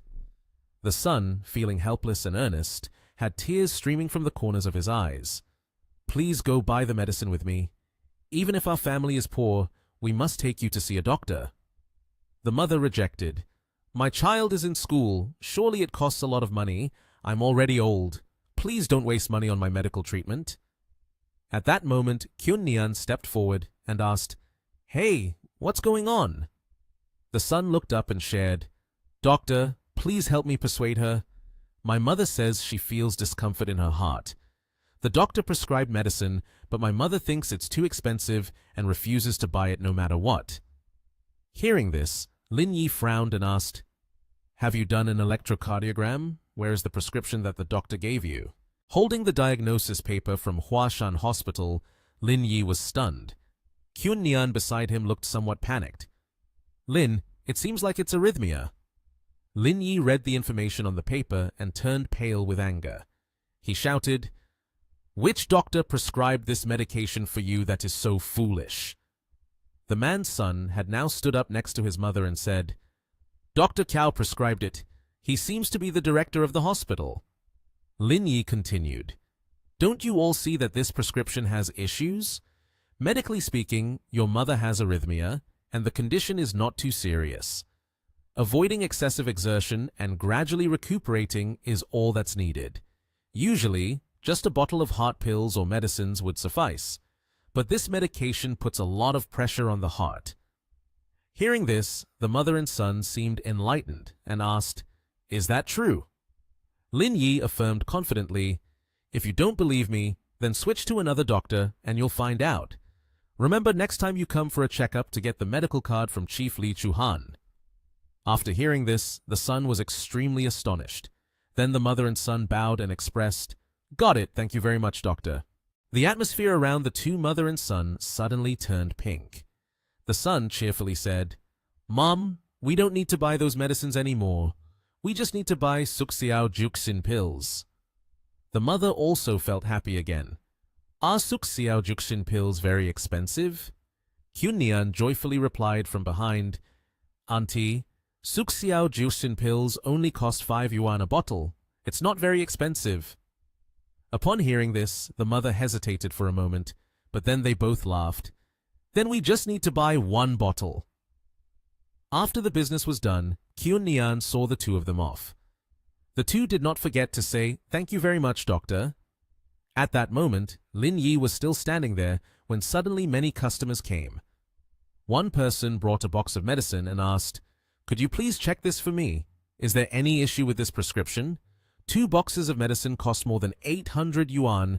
My family cannot afford that. Another girl brought a diagnosis paper seeking help. Can you look at this for me? The Baoxin-1 medicine? I can't possibly afford it. Another person also brought their prescription for assistance. I have a question too. Lin Yi was quite confused, raising both hands as if unsure what to do, then said, Wait, there are too many people here. If anyone has doubts about their prescription, please go to get a medical card from Director Li so she can review it again. Everyone present bowed respectfully and said, Thank you, doctor. Lin Yi seemed to be angry about something. He slammed his fist on the table as if something was amiss, gritted his teeth, his face full of rage, shouting, Chao Jia Wang is outrageous. Beside him, there was a girl with a worried expression. She sighed, averted her gaze, and gently advised, Lin, calm down. This is the unspoken rule of the hospital. Doctors often make money from commissions and give it to brokers. By the time the hospital finds out about this, they won't be able to do anything. Upon hearing this, his anger not only didn't subside, but intensified even more. He was both helpless and frustrated, kicking the chair hard and screaming, You know and still can't do anything? The girl was taken aback by his actions, her face showing fear. Suddenly, another girl walked in from behind the door, breaking the tense atmosphere. She looked at Lin Yi, her voice cold. Are you done being angry yet? Li Chuhan crossed her arms proudly and said, Come on, follow me to the principal's office. Xiaoxin, seeing her attitude, rushed forward and asked anxiously, Director Li, which principal is calling for Lin? Is it because of what just happened in the lobby? It seemed she didn't want to answer, only telling him, Just go see for yourself.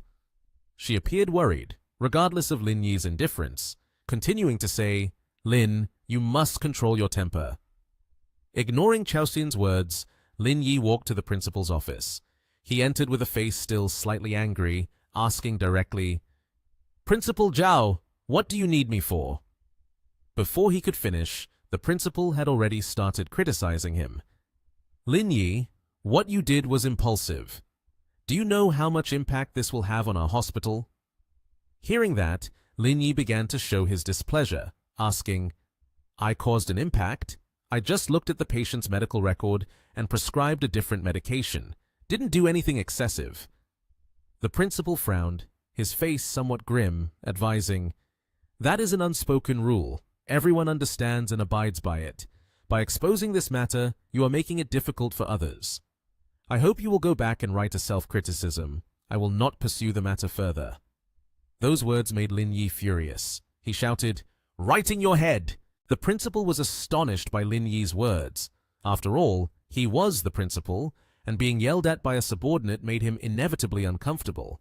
However, he could do nothing but watch Lin Yi's retreating figure and say to Chu Han, "Director Li, Lin Yi has gone too far."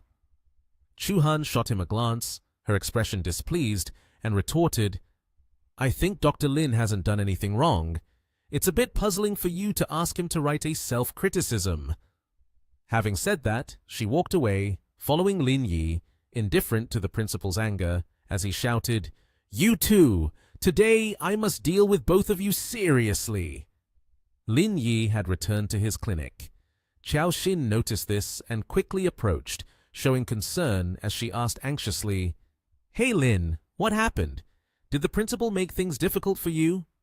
Lin Yi walked to his desk, calmly pulled out a chair, sat down, looked at her, and replied, "What good does it do to make things difficult? At most, I just won't work anymore." His words surprised her quite a bit. Putting the conversation aside, he continued to call the next patient in, his face still slightly displeased. "Hand me your medical card." The girl who had just walked in seemed a bit taken aback, calling out, "Boss?" Lin Yi also looked up in surprise, and suddenly she covered her mouth, eyes wide open, staring at him in disbelief. She was still amazed, unable to stop wondering, as a flurry of questions rushed towards Lin Yi. "Lin, don't tell me you're that doctor. Aren't you just a blah-blah runner? Boss, how much money did you spend to get into this place?" His face clearly showed dissatisfaction upon hearing those questions, and he replied, "What money are we talking about? I got in here based on my own abilities." She still didn't believe it, standing frozen in place at his explanation. Qiao Xin, holding the documents, with a proud expression on her face, immediately proved his abilities.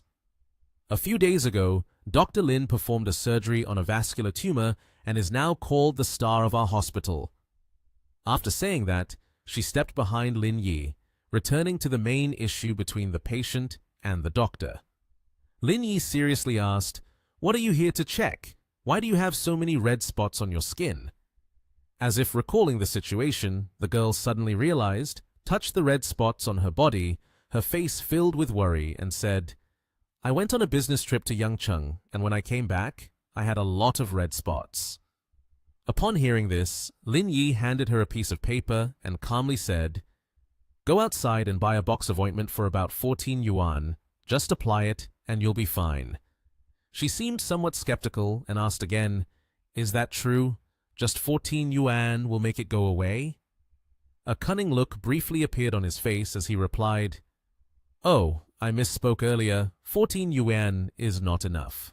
He looked at her two round peaches and teased, "Because your butt is big, it will cost a lot of medicine."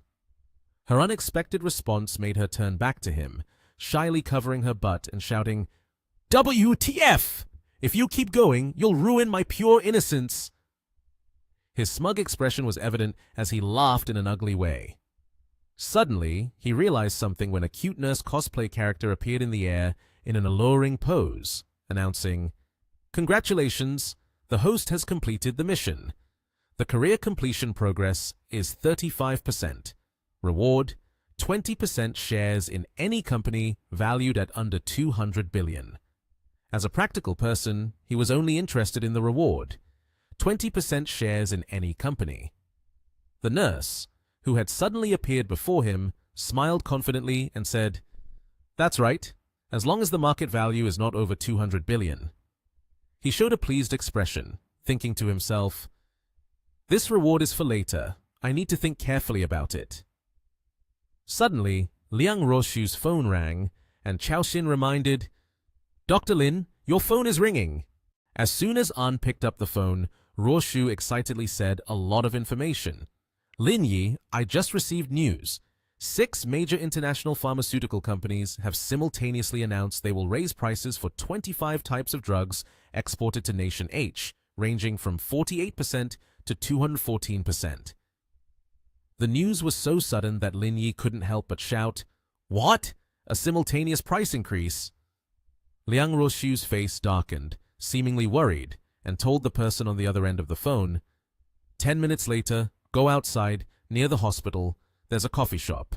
Let's meet and talk. After finishing the call, Lin Yi hurriedly took off his lab coat and turned to the female doctor behind him. I have an urgent matter, so I need to take a break. Please take care of the remaining patients. The female doctor behind was caught off guard and didn't have time to respond. At the coffee shop, as soon as Lin Yi arrived, he saw Liang Ruoshu sitting alone at the front. Seeing her sitting there, he quietly approached from behind, reached out to tuck a strand of her hair, scaring her. He said, "No matter what happens, you should deal with it slowly. There's no need to be hasty. Your hair is all messy now." After hearing Lin Yi's voice, Liang Ruoshu immediately put on a serious face. "This is not the time for jokes." Hearing this, Lin Yi withdrew his hand, smiled but said nothing. He walked over to sit opposite Liang Ruoshu. Before he could enjoy his cup of coffee, Liang Ruoshu directly got to the point. "I have checked. Among them, 3 companies have shares in pharmaceutical HR. The other 3 companies also have direct or indirect cooperative relationships." Hearing this, Lin Yi held the document in his hand, reading while expressing his anger. "This is really cunning. These 25 imported drugs are all very important. If they all increase prices at once, the cost of living for the people will rise significantly." Liang Ruoshu listened to Lin Yi, which aligned with her worries. She propped her chin on her hand, pondering, and asked, "That's right. Do you have any solutions?" When Lin Yi heard her ask him, his face was filled with confidence. He raised his hand to his chest and asked, "Do you trust me?" She responded, her gaze firm. "I trust you." Right after Ruoshu's answer, Lin Yi smiled and suggested, "Now you go issue a directive, cutting off all communication lines to their supply sources. At most, both sides will suffer losses."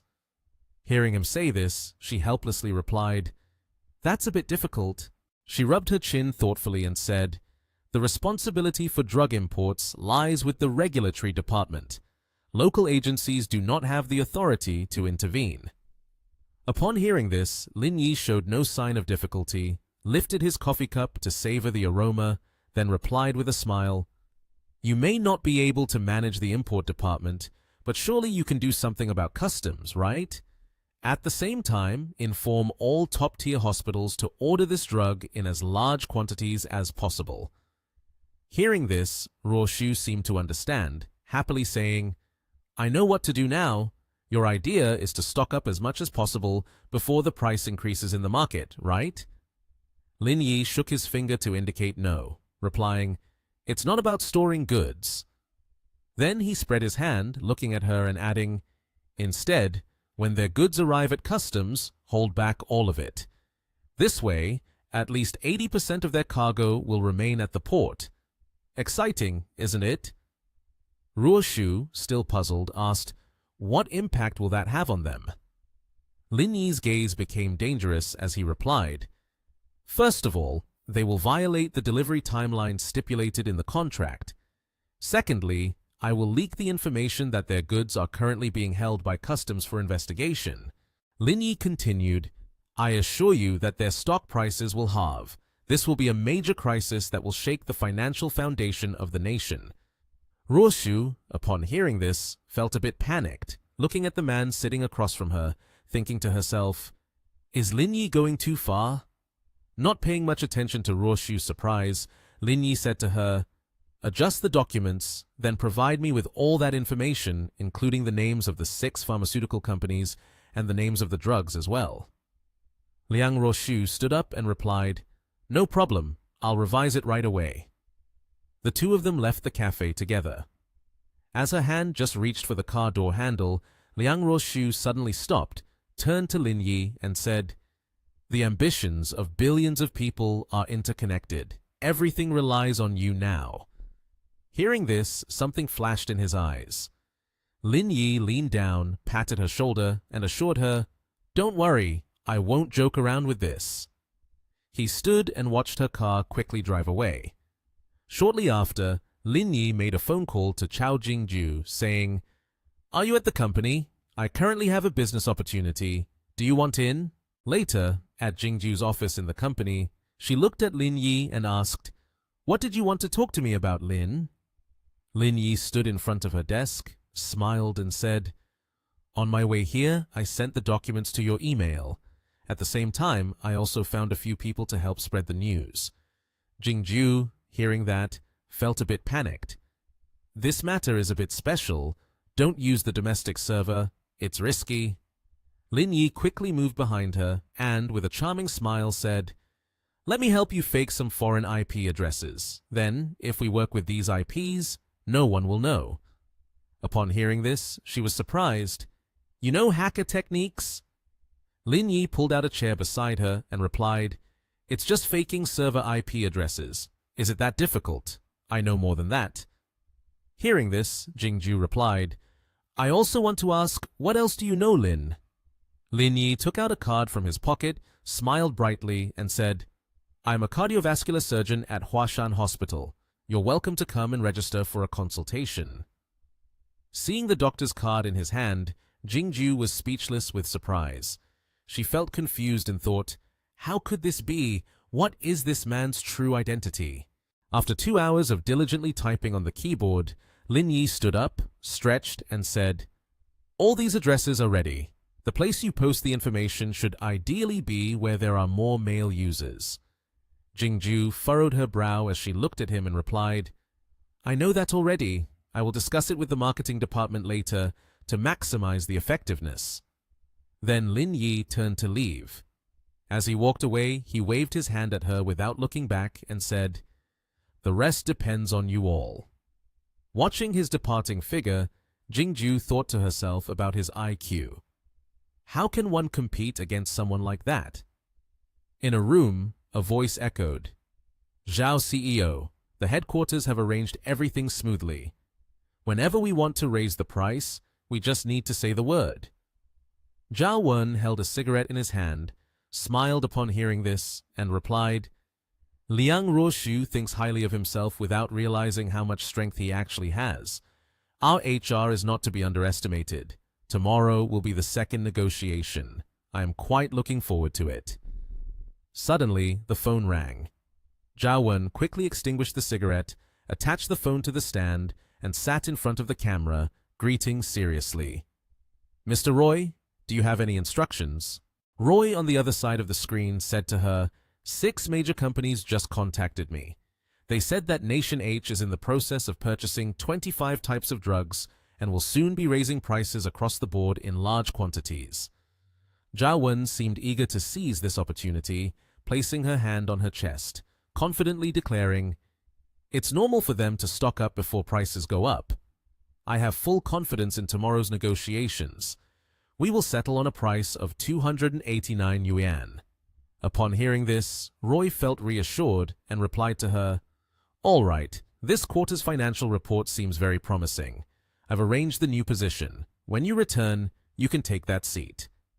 Zhao Wen's eyes brightened at this. She cheerfully responded, "Thank you, President, for your trust." Elsewhere, Lin Yi had just met with Zhao Dongmei. He quickly glanced at the file in her hands, not waiting for her to hand it over. He swiftly took it from her. Zhao Dongmei said to him, "Xiaozhe, there's junk in there." As they passed each other, she added, "If there's anything to remind you, I've already told you many times before. Don't make it difficult for me." Lin Yi smiled and turned back to reply, "Ms. Zhao, please rest assured, I know my limits." Zhao Dongmei stopped and said to Lin Yi, "We just held an internal meeting and concluded that this is a very good finished drug. We want to take a further step to conduct clinical trials and approval. Do you have any comments?" Lin Yi smiled and replied, "No problem. I will write a power of attorney for you later. You can handle it yourself." Hearing this, Zhao Dongmei smiled brightly and said, "Is that true? But you can rest assured, if it really can pass the clinical trial, we won't take credit for you." Lin Yi also smiled and said to her, "Miss Zhao, you are being polite." Saying that, he said goodbye. "I still have things to do. I cannot talk to you anymore." He turned around and waved goodbye to her, and Zhao waved back to him, saying, Okay, let's decide like that." Over here, Liang Ruoshu was waiting for Lin Yi in front of the bidding place.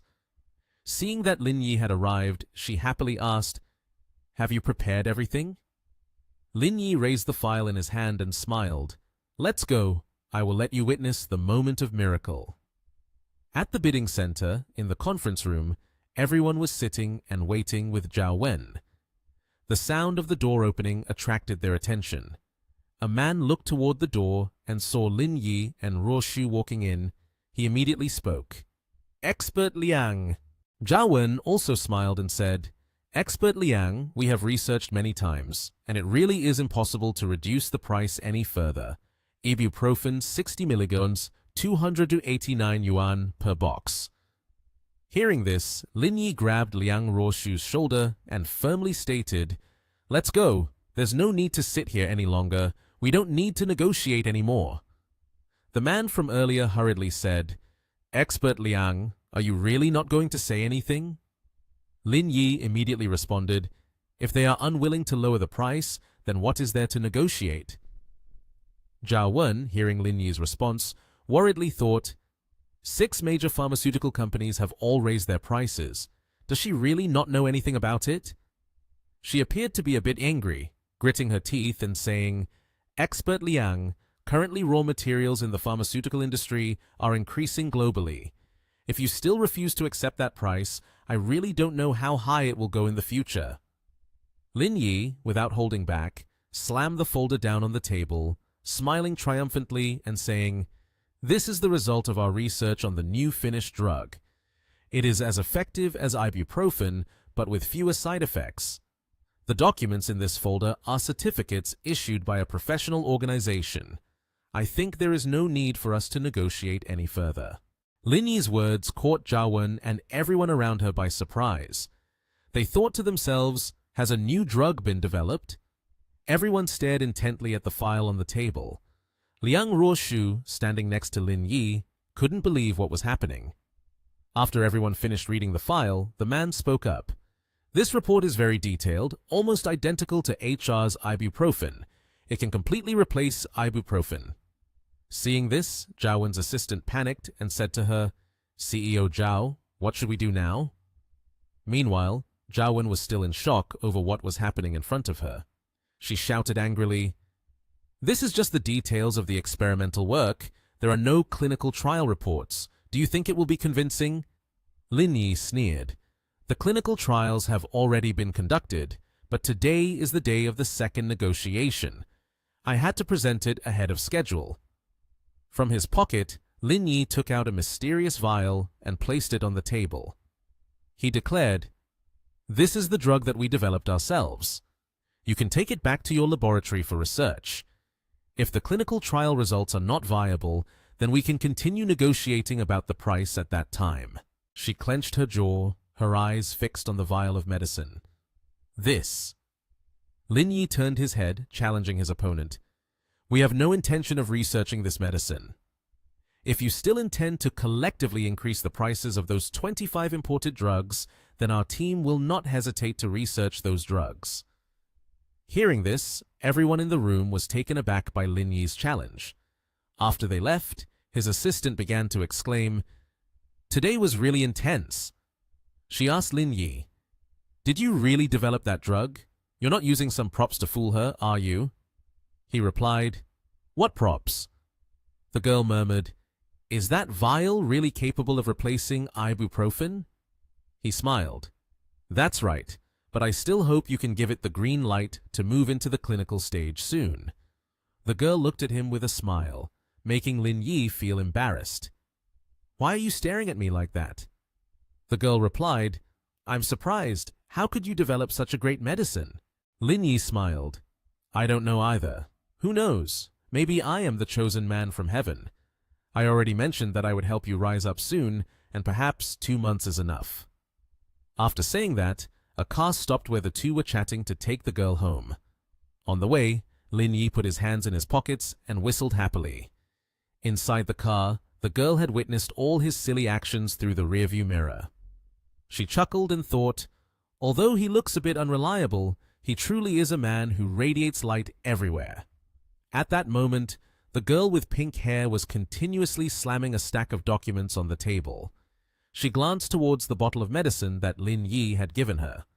Her employee saw this and said, "CEO Zhao, how do we report this to headquarters? Otherwise, it will be hard to explain." She gritted her teeth and called her accomplices. From the other end of the line, a voice came through. "I guess the negotiations are over. When are you coming back so I can prepare another party for you?" She replied dejectedly, "President, I'm really sorry. This situation has happened unexpectedly." Hearing this, the man was also taken aback. "How can this be?" She honestly said, "Currently, the Nation H side is researching a type of medication that has similar effects to ibuprofen." She continued, "I have the finished product and the test report here. In other words, our drug has been completely replaced." The man still could not accept this truth. He kept stomping his feet on the ground, his face filled with worry, and even dropped his phone, saying, "How could it be possible to research a similar drug in such a short time? This is impossible." She continued, "We brought his drug to the research room and tested it. The medicine is indeed very good. As for the 25 imported drugs, it seems that Nation H has no intention of importing them anymore, but is instead conducting their own research." He seemed deeply hurt and said, "This is truly unimaginable. Didn't those hospitals in Nation H place a lot of orders already?" He gritted his teeth and ordered his subordinates, "No more shipping by sea, go by air instead. We must make money in the shortest time possible. Nothing must go wrong." CEO Zhao stood up, turned off the machine, and vented her anger by slamming her hand on the table. Unfortunately, she began to feel nauseous and dizzy. Her subordinate, seeing this, turned pale and asked, "CEO Zhao, are you okay? Do you need to go to the hospital?" She replied, "No need, just do what the boss just said." She forced herself to continue speaking. "Through this price increase, we will save a lot of money." At that moment in the company, there were many curses and sounds of slamming tables and chairs. "Damn it! Even if father gets angry and breaks things, it won't solve anything. I think the HR medicine will have a hard time entering the Nation H market. Unless it's 9.9 yuan and free shipping, then maybe it will work." He said, "If it's really 9.9 yuan, then becoming an HR agent won't bring us any benefits either. Who the hell is that kid next to Liang Ruoshu? Hurry up and have someone investigate his background." The son replied, "No need. I already know his situation. At the racetrack, he was on familiar terms with Chin Han. Just leave it to me to handle." At that moment, at the hospital where Lin Yi worked, his colleagues cheerfully greeted him. "Brother Lin, you're here. Have you eaten yet? I have 2 bananas here." He coldly replied, "No need. I bought some fruit spring rolls on the way here." Lin Yi turned to look at his colleagues. They were staring at him with very strange looks. As he sat down and ate the bananas from his colleague, he asked the girl, "What's wrong with these people? They look at me as if I've killed their whole family. Why are they staring at me like that?" The girl replied, "A few days ago, you mentioned an old lady going to buy Suxiao Juxin medicine. Now all the patients are gathering in front of Director Li's clinic, and no one is visiting Director Liu and Director Fan's clinics anymore. Naturally, they will see you as the enemy." He sighed. "That's their problem. How can they blame others?" A voice rose up from the hospital room. "Has Director Chow finished examining all the patients? It seems like you don't have many patients either. Are you trying to make us 3 look like a joke?" An old man with white hair said, "It's all because of that bastard Lin Yi. If it weren't for him, it wouldn't have come to this." Another man, after hearing this, flicked his ash and said, "You two, follow me now to meet the principal." In the principal's room, a total of 3 people entered. This surprised the principal greatly. "Mr. Cao, why have the 3 of you come here?" Mr. Cao said, "Principal Zhao, are you aware of the matter concerning the intern Dr. Lin Yi?" Mr. Zhao said, "I know, many people have called to complain. I will transfer him to the emergency room and then gradually get rid of him." He said, "Principal Zhao, if you say that, then I can rest assured. Quickly deal with that guy. I don't want to see him for another minute."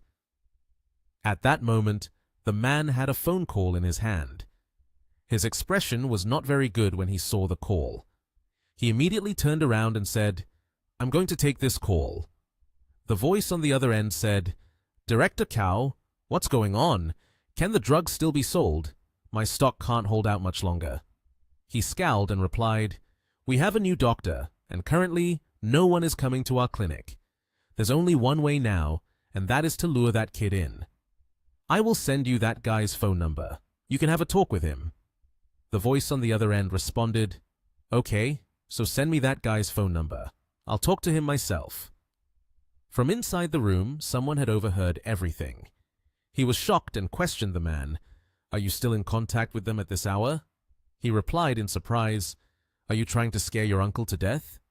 The other person said, "If we pull Lin Yi to our side, then we won't be able to make money." He responded, "How can you let such a good opportunity slip to them?" He clenched his jaw and said, "Wait until they finalize this transaction or whatever. You will report this to Principal Zhao. It will no longer be a decision for reassignment, but a decision for dismissal." He laughed. "This skill is quite poisonous, you know." In room 804, there was a person gradually dying, and his 2 children were very worried. A woman named Xie Xiaotong said, "We don't need to stay here and keep watch anymore. Whatever we have to do, let's go home and prepare. Who knows how much longer he can hold on?" The girl retorted, "What are you talking about? Father's condition is very stable right now. What do you want to prepare? I think you are just coveting the inheritance left by father." Suddenly, the door to the hospital room opened. A voice rang out, "Room inspection!" The woman suddenly became warm and welcoming in front of her doctor. She said, "Director Lee, you've worked hard." The doctor looked around the patient, then checked the pulse from the outside in. "It's been more than half a month since he left the ICU. The recovery is not too bad, but he still needs more rest." She began to act to show her filial piety towards her father. "Director Lee, considering my father's condition, would it be better to proceed with surgery?"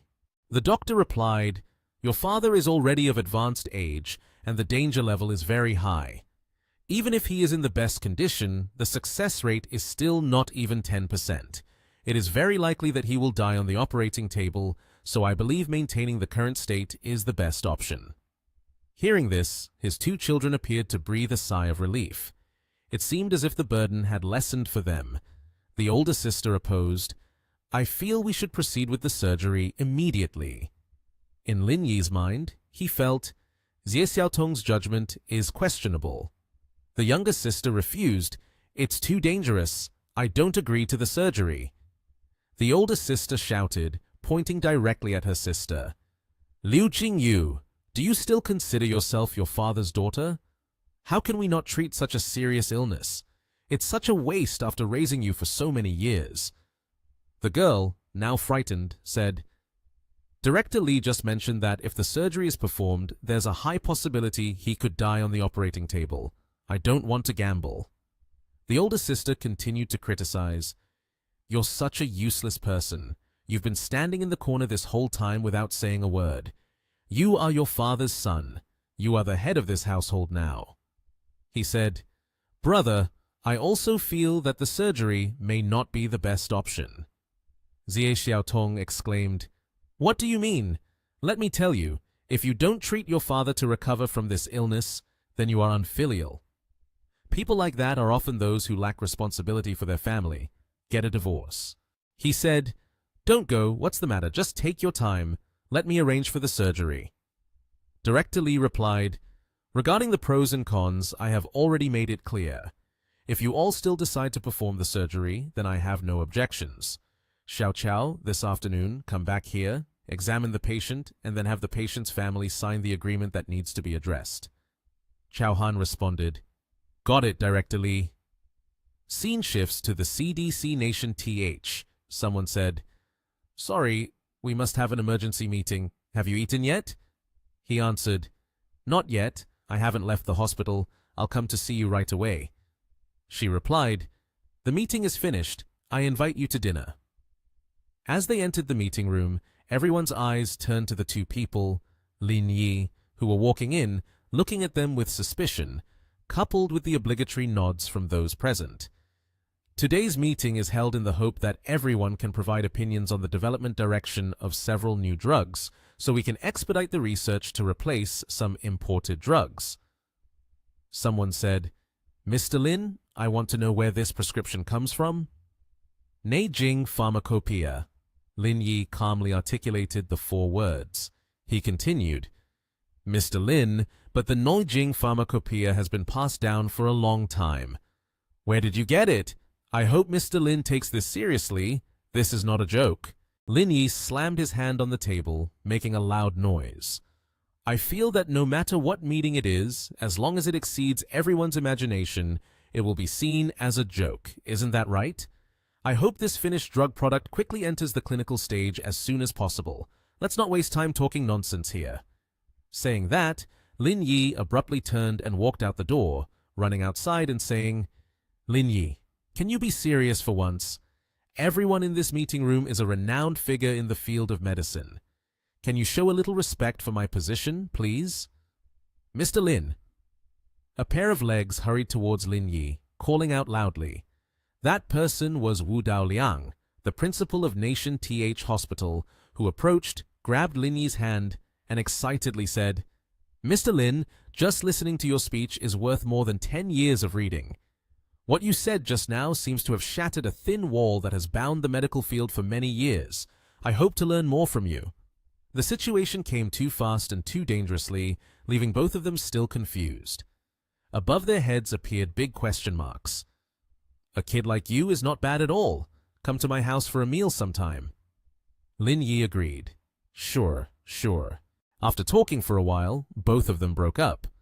Outside the CDC Nation TH building, a conversation had come to an end. "That's right, the 6 major pharmaceutical companies have started their deliveries. I've heard that the first batch of medicine will arrive at Nation TH tonight." Lin Yi said, "When they arrive, just tell them there's a problem with the goods and that they need to be held for inspection. Let's go. Didn't you say earlier that you wanted to treat me to dinner?" At that moment, Lin Yi's iPhone 15 Pro Max rang. "Dr. Lin, I am the owner of the pharmacy in front of Huashan Hospital. I wonder if you have time tonight. I would like to invite you to dinner, as I have a lucrative business deal to discuss with you." She asked, "Who is calling? Do you have something on tonight? Then you should hurry and go." Lin Yi replied, "It's the owner of a large pharmacy. He says he wants to discuss a profitable business deal. Why don't you come with me tonight, as I don't really like dining with men. You can help me entertain the guests." She angrily said, "Drop dead. Why would I go with you?" Lin Yi teased her to the point she became flustered, transitioning to the meeting place, where they both stepped inside. The round table was already set with several dishes. There was a man waiting there. "Dr. Lin, who is this person?" The man was Wang Guanghong, owner of Tianze Pharmacy. Lin Yi said, "She is my friend, not a part of the hospital system. We can discuss whatever we want. No need to pay attention to her." Wang Guanghong said, "Dr. Lin, I would like to be straightforward. My pharmacy has a batch of medicine still in stock. I wonder if Dr. Lin has any way to help me sell it. I will share 20% of the profit with you." Lin Yi replied, "Isn't 20% a bit too little? Do you think I'm that short on money?" Wang Guanghong asked, "So how much do you want?" Wang Guanghong cautiously looked at Lin Yi. "How about 30%? I can reluctantly agree to that." Lin Yi smiled at Wang Guanghong. "Dr. Lin, don't joke around anymore. 20% is my limit.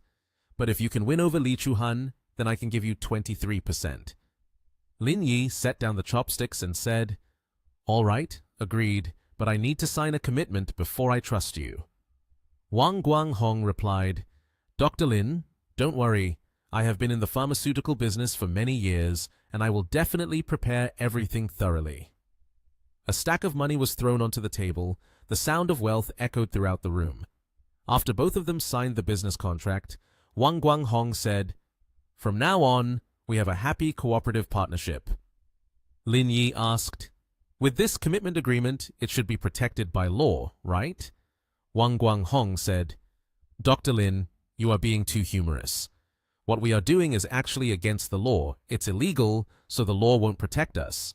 Lin Yi pushed Liang Ruoshu's shoulder and said, "Stop eating, let's get to work." Liang Ruoshu wiped her mouth, flashed a business smile, and said, "First, let me introduce myself. I am Liang Ruoshu, an economist at Nation TH."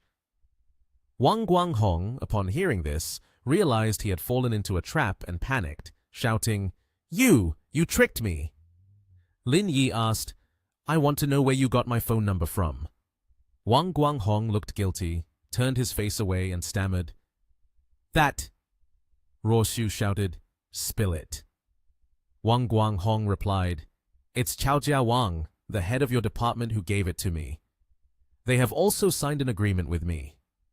Lin Yi asked, "So besides our department, are there any other doctors from different departments involved?" Wang Guanghong answered, "A person named Zhao Jianwei is also not innocent. He and Chao Jiawang are of the same kind, all blinded by money." Lin Yi said, "Call the people from the Military Justice Department, take him away for interrogation." Lin Yi exchanged glances with Liang Ruoshu, and Liang Ruoshu understood the signal, saying, "Got it. I will also go along to clarify the situation." Suddenly, a red shoe appeared in front of Lin Yi, almost stomping on Lin Yi's handsome face. "Congratulations, the host has uncovered illegal activities in the hospital. You have also completed your professional mission ahead of schedule, receiving a big professional gift, a stylish tricycle worth 1,000 million. Lin Yi said, "What? What is that three-wheeled vehicle?" Lin Yi was startled and confused. "Forget it. Being a doctor is still very interesting. I need to experience a few more days before making a judgment." The scene shifts to a golden hospital under the midday sun on a beautiful day. A person said, "I came to tell you some good news. Wang Guanghong has already got Lin Yi in the palm of his hand. They have also signed the agreement. What do you think? Is that charge enough to get rid of that guy?"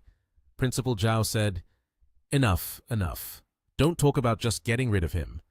Even if we go back to report, it should be enough to bring him to justice. A situation like this, calling the security of the department would be very boring. Now I will call the police. I want that guy to lose all his dignity and never be able to recover in this lifetime." In the blink of an eye, 15 minutes had passed. The door opened and Lin Yi walked in. "Principal Zhao, did you call for me?" Principal Zhao said, "Dr. Lin, I heard that you and Wang Guanghong, the owner of Tianze Pharmacy, have signed an agreement about drug distribution. Do you even care about the rules of this hospital anymore? Someone like you is not worthy of being a doctor in Huashan Hospital anymore." Lin Yi said, "Don't even think about twisting the truth to frame me. This accusation is misdirected." Principal Zhao said, "Just think about it. If I didn't have sufficient and accurate evidence, why would I tell you those things?" After that, I immediately held my phone up in front of Lin Yi. "So it's fishing for law enforcement, huh? Ha ha! Too bad. There won't be any chance to be colleagues in the future." The door opened with a sound. "You are Vice Principal Zhao Jianwei and Head of the Cardiovascular Surgery Department Chao Jiawang from Huashan Hospital, right?" A group of police officers entered to ask, "The police are here so quickly, huh?" Zhao Jianwei and Chao Jiawang were overjoyed. "Comrade, this person is Lin Yi, who has colluded with the pharmacy owner outside to sell drugs and take a commission. We hope you handle this strictly. Moreover, using his negative example as teaching material will sound the alarm for our medical team." The police officer said, "Sounding the alarm is definitely necessary, but the person we need to arrest is not him, but you two. Arrest these two for me." Zhao Jianwei and Chao Jiawang were shocked and surprised, not knowing why they had become the ones to be arrested. Two men were being approached by the police for arrest. Both of their faces showed signs of panic. One man standing behind in a fearful tone shouted, "Comrade, the criminal is Lin Yi. Why are you arresting us? What authority do you have to take us?" Seeing him resist so fiercely, one of the police officers, holding a warrant in his hand, got angry and spoke sternly. "I knew you would say that. This is an arrest warrant. Do you have anything else to say?" Upon seeing the paper in the officer's hand, the two men panicked. Zhao Jianwei became frightened and exclaimed, "Is it really that serious?" At this moment, the officer glanced at them and spoke in a serious tone. You know more about the covert dealings than I could ever explain. The agreement that Lin Yi signed earlier was only because he coordinated with us to sign it. Hearing this information, both of them became frantic, their expressions clearly showing surprise, unable to believe what they had just heard. Zhao Jianwei, filled with anger, turned to Lin Yi and shouted with a resentful voice, Lin Yi, so this is all you're doing. You won't die peacefully. Upon hearing the words spoken by him, the boy immediately displayed a joyful expression. Inside, he was smiling brightly and then spoke. What a pity. I have only been here for just over a week, and now I have to say goodbye to you all. Hick, hick. I truly feel nostalgic. As he spoke, he wiped away the tears still lingering at the corners of his eyes, his face clearly showing joy. On the side of Xiaoxin, she was holding a banana in her hand, her face a bit worried, and she spoke up. Where did Lin go in the end? He said he would be out for a while, and now there's not a trace of him. At this moment, Zhou Ziqiang suddenly burst out laughing. He laughed and said, Ha ha, Director Li, everyone doesn't need to wait for Lin Yi anymore. There's a good chance he won't be coming back.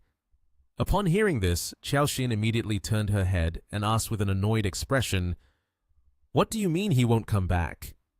Zhou Ziqiang replied with an arrogant tone. Actually, last night, he went to meet the owner of Tianze Pharmacy. I guess he has probably been taken away by now. Hearing this, Li Chuhan yelled out to them, No way!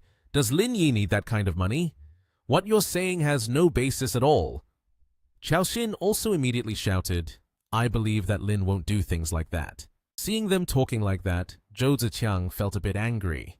He clenched his fist and said, Don't look at Lin Yi as a human being, but in reality, he behaves like an animal. If he does something sneaky, I'll be sure to find out. Lin!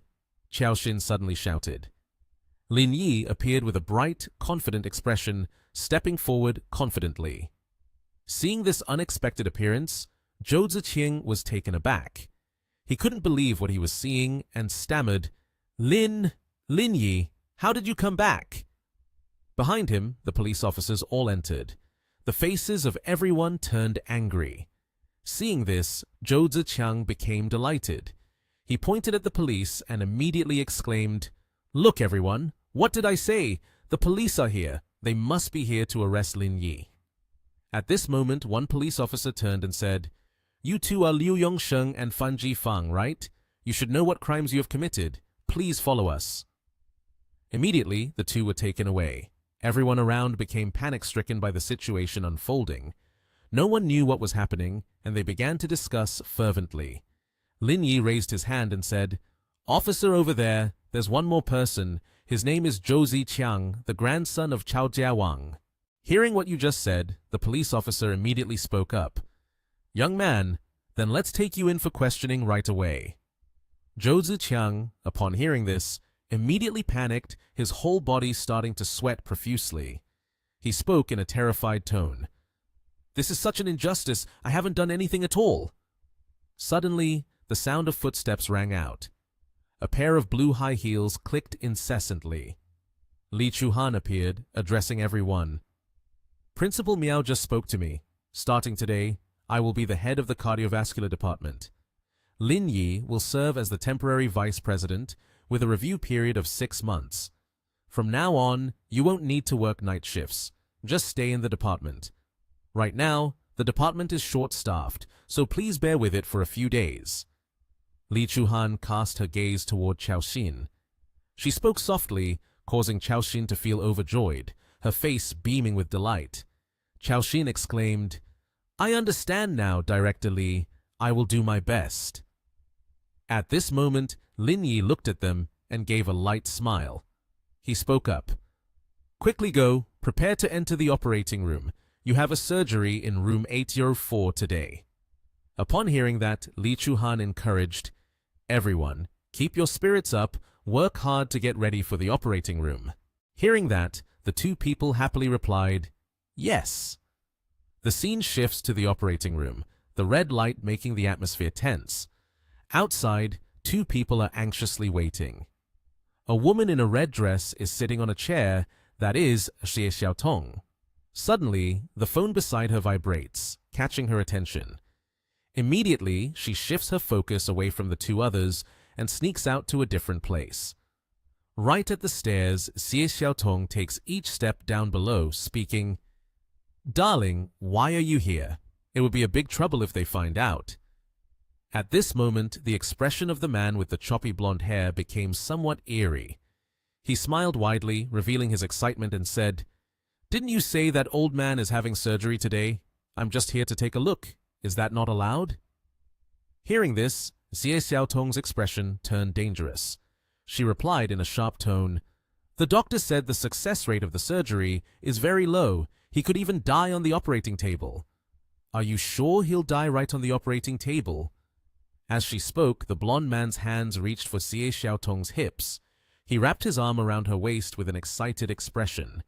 She responded, "You just wait for the good news from me.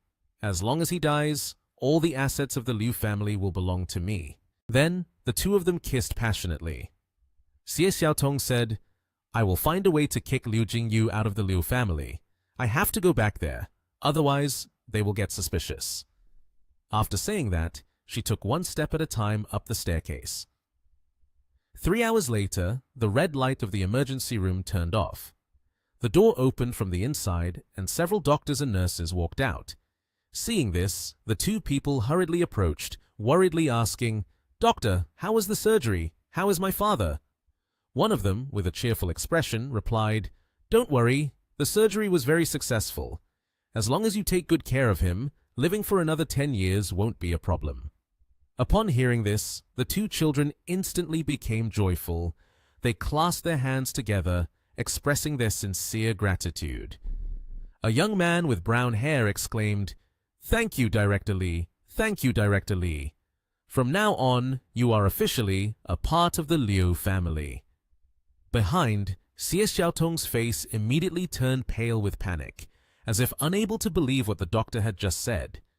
She seemed to lose her senses, her mind in turmoil. Why is this happening? Wasn't it said that there was only a 5% chance of survival? At that moment, a doctor stepped forward and said, "The nurse will push the patient out right now. You just need to wait here."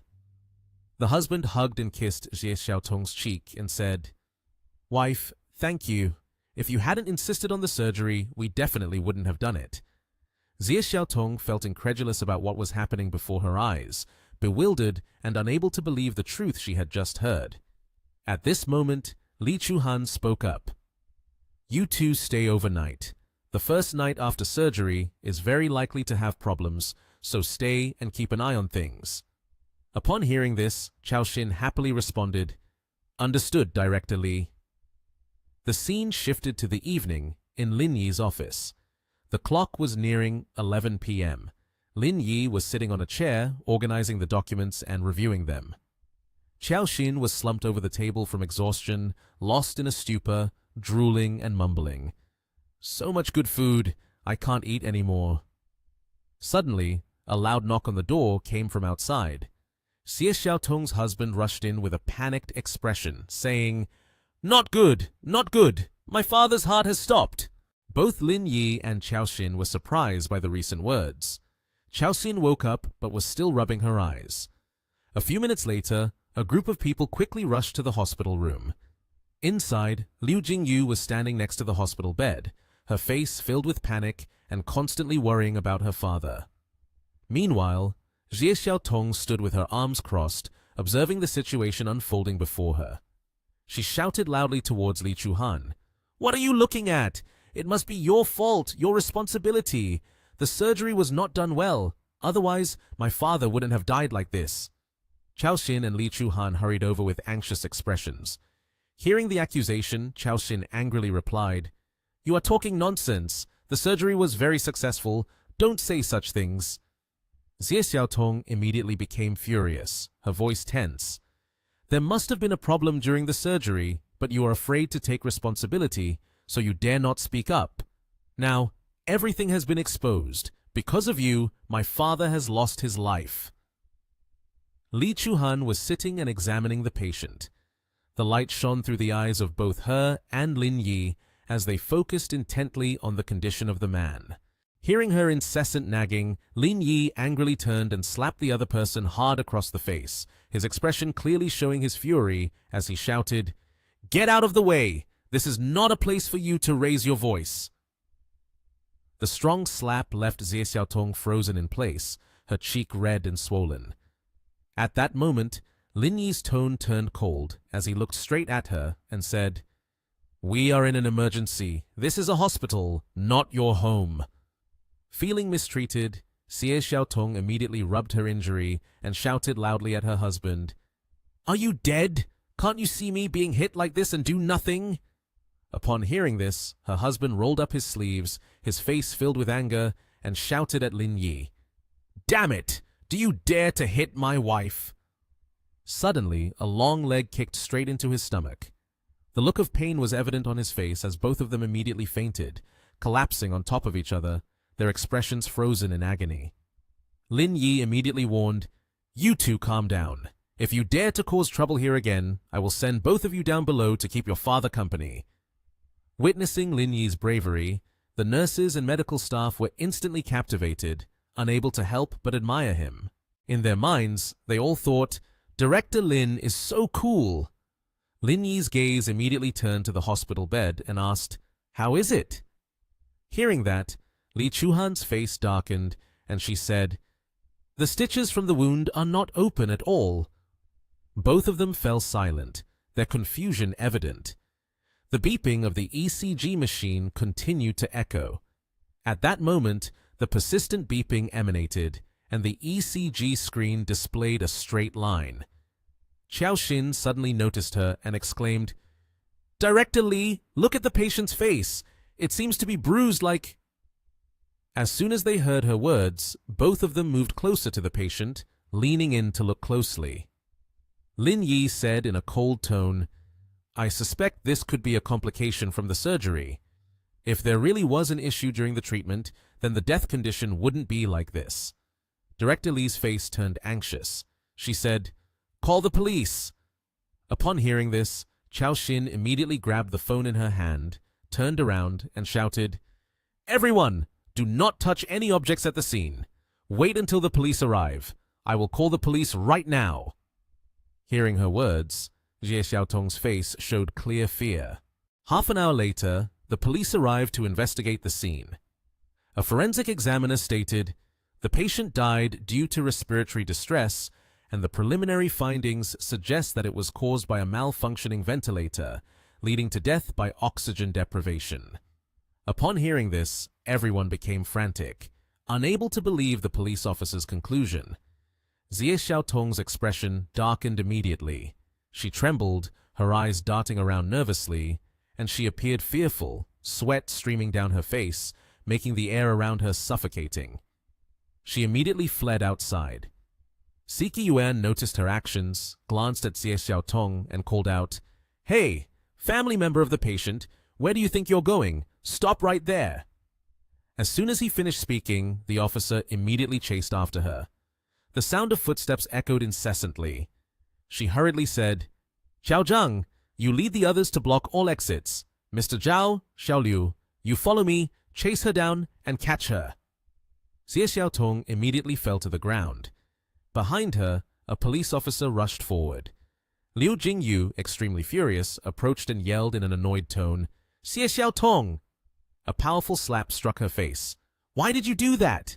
Jingyu's expression turned angry. She suppressed her emotions, tears streaming down her face uncontrollably. The police officer turned to Director Li and said, "Director Li, the victim's body will be temporarily handed over to Huashan Hospital for handling. I will take the suspect and the family of the victim back to the police station first." Seeing this, Li Chuhan replied, "We will do our best to cooperate. All right, everyone can go back and rest. Tomorrow, the principal will definitely speak with us. Prepare yourselves a little." Li Chuhan turned to Lin Yi and Xiao Xin. The scene shifted and a voice echoed, "Next with number 25. Zhao Wen immediately became flustered, unable to believe her eyes. She exclaimed, "Why is it you?" Upon hearing her words, Chao Xin bent down to ask Lin Yi, "Do you two know each other?" Hearing that, Lin Yi replied, "Not acquainted." That response surprised Zhao Wen a bit. She wore a smug expression and said, "There must be something you don't know, right? The major hospitals in the upper tier of Nation H have signed many contracts with us, and moreover, they signed at increased prices. I'm still making money." Upon hearing this, Lin Yi responded with a dismissive expression, "Oh, is that so?" She placed the phone against her chin, appearing calm. Suddenly, the phone in her hand vibrated. Zhao Wen immediately answered, "Hello?" On the other end, a panicked male voice rang out. "CEO Zhao, it's not good. The customs department said there's a problem with our goods, so they have temporarily seized all those shipments." Upon hearing this news, Zhao Wen's expression turned fearful. She was stunned by what she had just heard, unable to believe her ears, her eyes wide in shock. She immediately shouted, "This is your doing, isn't it?" As soon as she finished speaking, she felt a surge of anger. Meanwhile, Lin Yi remained calm, smiling slightly before responding. "The contract stipulates that if your side fails to deliver the goods as required, that constitutes a breach of contract. In that case, we won't have to pay, and you'll be liable for breach of contract damages." As she heard this, Zhao Wen's face instantly registered fear. Her entire body trembled, her expression somewhat terrified as she stammered, You. At that moment she was so furious that she collapsed to the floor. Seeing this, Chao Xin panicked and exclaimed, "Lin, you haven't even examined her yet. What's going on? Talking like this makes someone faint." Hearing her say that, he replied, "Why are you still standing there? Quickly help her up and arrange for hospitalization." At that moment, Zhao Wen was lying on a stretcher and being pushed away by those around her. Lin Yi took the phone in his hand and the screen displayed the message, "Start working." The person on the other side quickly replied, "Got it." Countless keyboard clicks resounded, and the computer screen displayed numerous characters, especially articles that were continuously being posted with exceptionally unique content. Seeing those news articles, Lin Yi's expression brightened. He said, "Chao Jingju, well done." Then he turned to Chao Xin and asked, "By the way, how is Zhao Wen in room 804? Hearing this, Chao Xin replied, "Her condition is not so good. Her eyes are still a bit red, as if she has just been agitated or something." Lin Yi turned his head and said, "Really? You should go check on her. In cases like this, we need to provide the appropriate medication." Upon hearing this, Chao Xin approached with an awkward expression and replied, "Brother Lin, I'll go with you. I happen to want to see how you handle it. I've learned a bit during this time." In room 804, Zhao Wen was sitting dazed in a corner, her expression blank, her eyes staring vacantly around. Seeing this, Lin Yi suddenly thought to himself, "Don't tell me she is overly excited to the point of a mental breakdown if she has to be transferred to the psychiatric department." Zhao Wen felt someone was looking at her and immediately took notice. She spoke up in an angry tone, "Do you think you're the winner, coming here to show off your skills?" Hearing this, Lin Yi chuckled a few times and replied confidently, The hacker's stock price has dropped by 3% at the market close, reaching its lowest point. There shouldn't be any problems." As he finished speaking, he held the phone up in front of her. Zhao Wen looked at the picture and panicked, trembling as she exclaimed, "How could this be? Even if the drugs were confiscated by customs, it shouldn't happen like this." She pointed at the phone as if she wanted to grab it.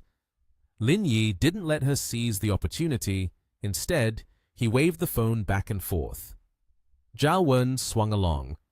This is currently the hottest keyword on Weibo. Just one day, and the popularity of pharmaceutical HR has already reached 1 billion. While speaking, she pointed towards the news about it. At that moment, Zhao Wen spat out a mouthful of blood and immediately collapsed onto the hospital bed. Seeing this, Lin Yi panicked and shouted, "Nurse, come here quickly! Prepare the pacemaker and oxygen machine." Chao Xin approached with a worried expression and said, "Lin, I really admire you now." Hearing that, he smiled faintly and said, "Sorry, Sorry, how is Zhao Wen doing? Qiaoxin replied, There's nothing serious, she's just a bit weak. Then I'll come back tomorrow, he responded. The next day, in front of the hospital, inside Ward 804, Lin Yi found his way to the hospital bed and asked, How do you feel today? The person lying on the hospital bed was Zhao Wen. She was angry and replied, As long as you don't show up in front of me, I feel great. Do you have any cigarettes? At this moment, Lin Yi sat down on the chair next to her and responded to that question in a gentle tone.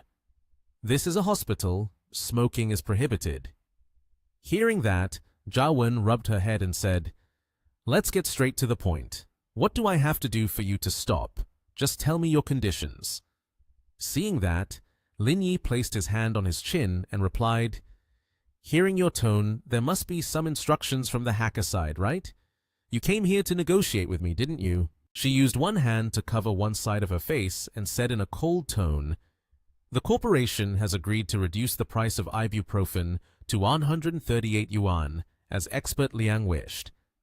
The 25 types of medications from 6 major pharmaceutical companies will not increase in price anymore and will still be sold at the original price. Hearing this, Lin Yi immediately said, Ibuprofen is 9.9 yuan. If those 25 types of medications are to be discounted by 2/3, then there's no need for further discussion. Zhao Wen became panicked and shouted, Impossible! Zhao Wen showed a serious negotiating expression. 23.4 is our price, otherwise we cannot enter the H-Nation market. Lin Yi replied, All right, the price of 23.4 is acceptable, but I need one more thing. Lin Yi looked at her with a greedy expression. Seeing this, Zhao Wen fearfully stammered, What is it? He gradually opened the door. As Lin Yi stepped out of Zhao Wen's hospital room, he encountered Nurse Qiaoxin, who was anxiously rushing over, worried about Zhao Wen. Mr. Lin, why have you just come out now? You won't make her faint again, will you? Is the emergency equipment still usable? Lin Yi flicked her forehead and said, Thanks to the treatment, she's regained her vitality and she can be discharged tomorrow. Qiaoxin, with a skeptical expression, asked, Is it true or false? Being so provoked, can you really be discharged tomorrow? Lin Yi, with an arrogant look, replied, Of course. The two nearby nurses admired and praised Lin Yi, saying, Director Lin is really amazing. I wish I could receive treatment from Director Lin. Lin Yi called someone. Are you busy tonight? Come over to my place for a barbecue. Transitioning to Kyushu Pavilion, Liang Ruoxu appeared frustrated and tired, muttering, You dare ask a woman to buy meat? Aren't you ashamed? Lin Yi warmly invited her in. Come on, I've been waiting for you. I've prepared the grill and the swimming pool. You bring the meat. Let's call this a shared barbecue, a new P2P model. Why doesn't expert Liang understand about economic life now? Liang Ruoxu, feeling disheartened, placed 2 bags of food down, sat on a chair, and asked, You called me over for a reason, right? Lin Yi, unconcerned, sat down and replied, You guessed right, I indeed have something to find you about. Liang Ruoxu asked, What is it? Lin Yi, wearing a mischievous smile, continued, Beautiful Ms. Liang, just look at how big my swimming pool is, and the water is so clear. Liang Ruoxu expressed her doubt and said, All right, stop implying. I did bring a bikini with me. Lin Yi showed his interest and took the opportunity to grill some meat while she went to change. When Liang Ruoxu came back after changing, Lin Yi smiled happily and complimented, I didn't expect that your figure would be this beautiful, Miss Liang. Liang Ruoxu shyly replied, You don't need to flatter me. I'm nowhere near as good-looking as CEO G. She reached out to touch the surface of the lake water and playfully looked at the scene before her, making Lin Yi feel secretly pleased. Forget about the photolithography machine. This is what life is really about. He handed Liang Ruoxu a stack of documents. Liang Ruoxu opened the stack, and the content inside surprised her greatly. She stammered, asking, Where did you get these things? Lin Yi calmly replied, The stock prices of HR and 6 pharmaceutical companies have mostly dropped to their lowest points. To avoid further losses, they exchange those with me. Ibuprofen has dropped to 23.4 per box, while the prices of other medicines have decreased by a third. Everything I could do, I've done. He smiled triumphantly and continued, Actually, the list of people who received bribes in this file is not complete. Those in really high positions won't be included, but I'm sure you can investigate that. Liang Roshu was taken aback by this information. She pondered for a moment and said, I need to discuss this with my grandfather first. Lin Yi added, In any case, the file has been handed over to you. You can do whatever you want. After discussing with Liang Roshu, he suggested, You should stay here. It's already late. I have plenty of rooms. Liang Roshu's face lit up with joy as she replied, Okay, I'm going to take a shower. Later that evening, after she finished showering, she picked up a hairdryer to dry her hair. During that moment, Lin Yi walked in and said, Make sure to rest well. Liang Roshu grabbed his sleeve, signaling her desire for him to stay with her. Don't go, stay with me. Lin Yi was surprised, realizing it, and asked, Have you been drinking? He glanced over at the half-drunk bottle of wine that Liang Roshu had on the table and noticed her flushed face. Then, unexpectedly, she lunged forward and kissed Lin Yi on the lips, saying, Kiss me. Lin Yi did not refuse and kissed her. He held Liang Roshu tightly. Seeing the situation was a bit off, he seriously reminded her, Roshu, you're drunk.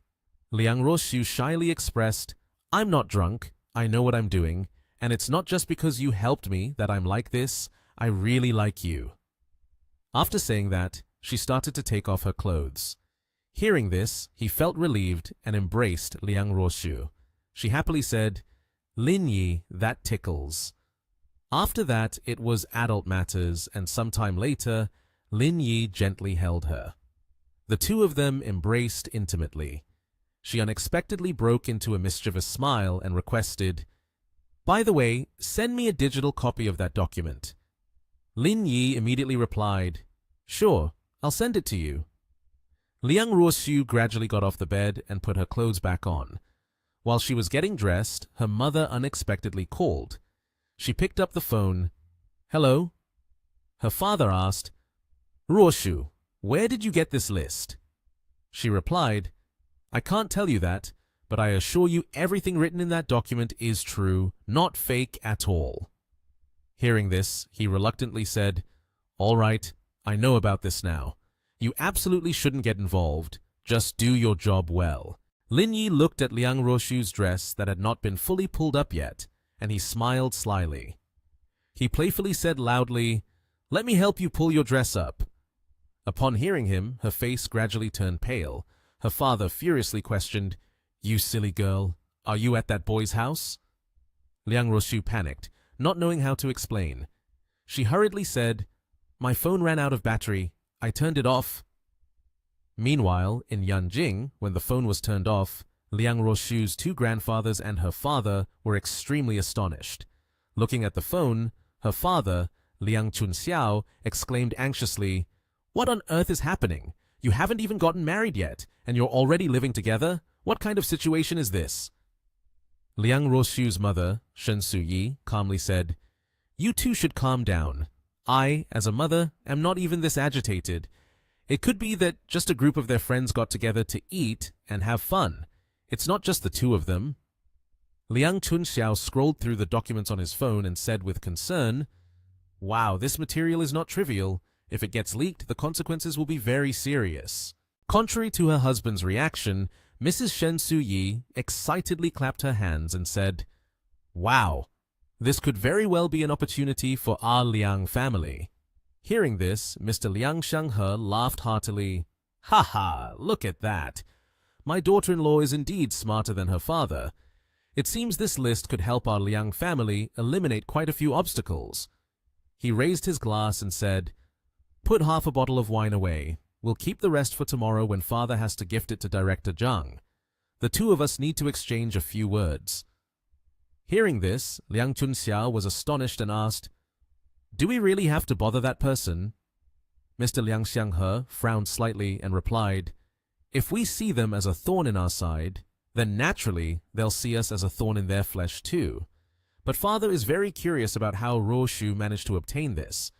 Because the girl herself doesn't have such capabilities, it seems she must have met a noble person."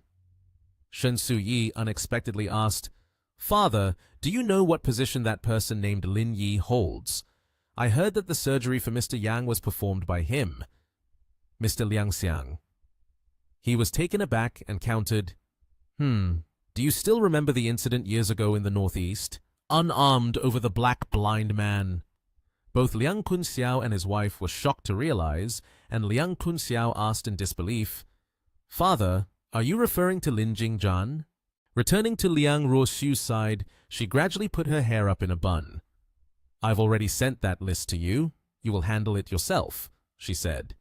After preparing herself neatly, she moved closer to give him a light kiss on the cheek. "Perhaps people won't know it was all you're doing, but I will always remember it in my heart." Lin Yi lifted her chin gently and said, "What you said is not very realistic. I know you best when it comes to what you want." Ruoshu brushed his hand away and said, "I know already.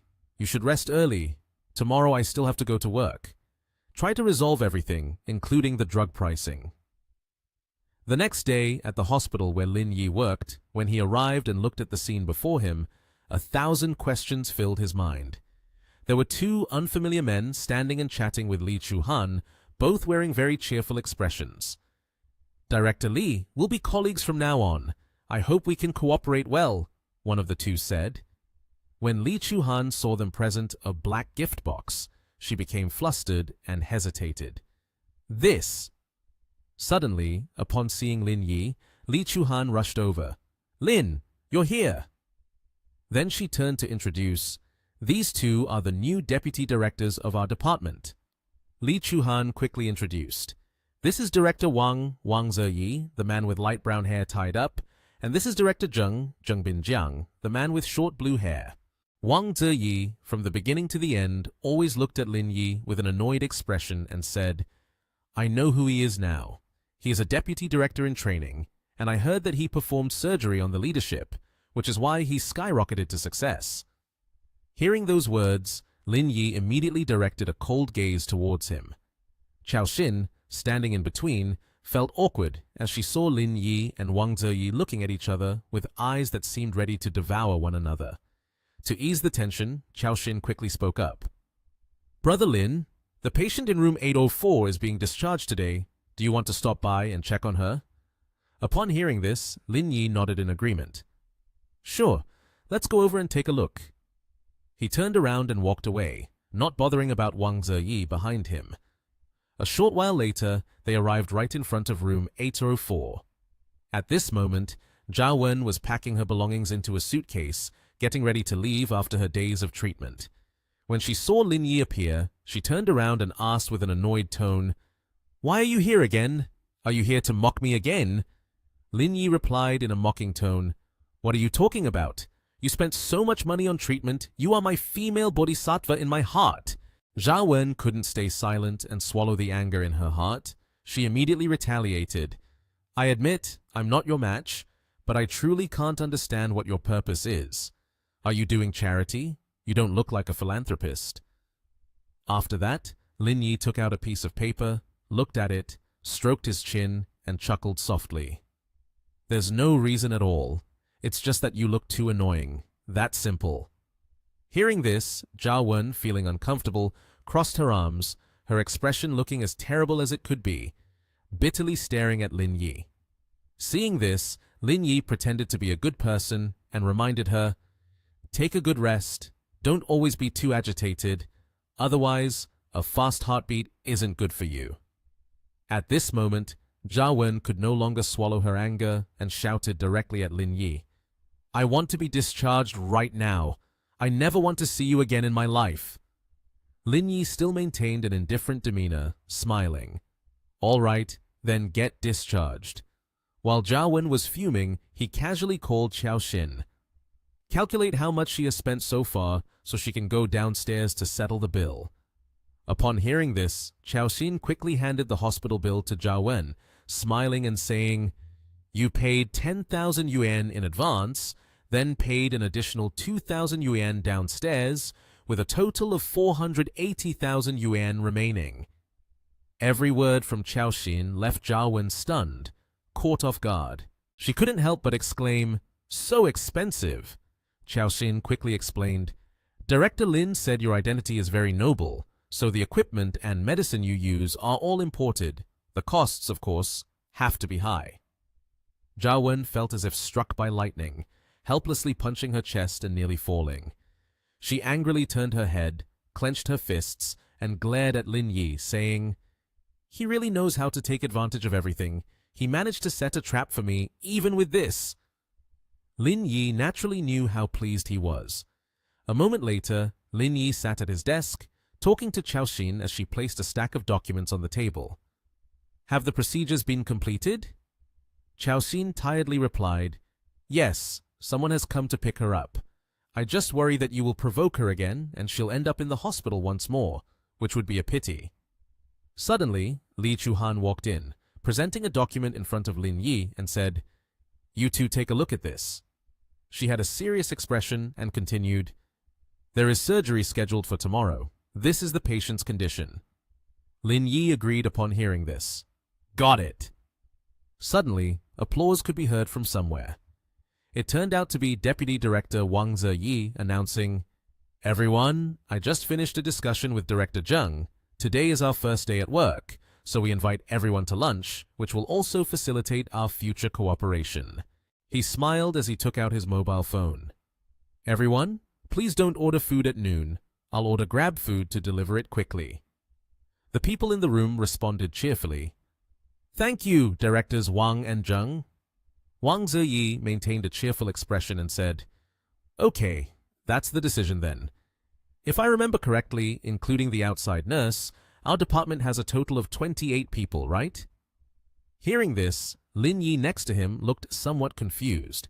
When Xiaoxin heard that Deputy Director Wang intended to treat the whole department, she worriedly asked, "Director Wang, are you planning to invite everyone? That would be quite expensive." However, he seemed unbothered and replied immediately, "It's nothing. For me, this is just a small gesture of sincerity." Half an hour later, several delivery people quickly brought the food. "Excuse me, who is Dr. Wang with the phone number ending in 1877? Your ordered meals have been delivered." Wang Ziyi quickly spoke up. "That's me. Please put it on my desk." At this point, his desk was already piled high with meals for everyone, looking quite neat and complete. Wang Ziyi announced, "Today, I'm treating everyone to lunch. The food has arrived. Please feel free to come and take your portion." Wang Ziyi suddenly brought a blue box to Li Chuhan's desk, smiling and said, "Director Li, this is the caramel latte I specially picked for you. Please try it." Seeing that, she had no expression on her face, simply replying, "Thank you."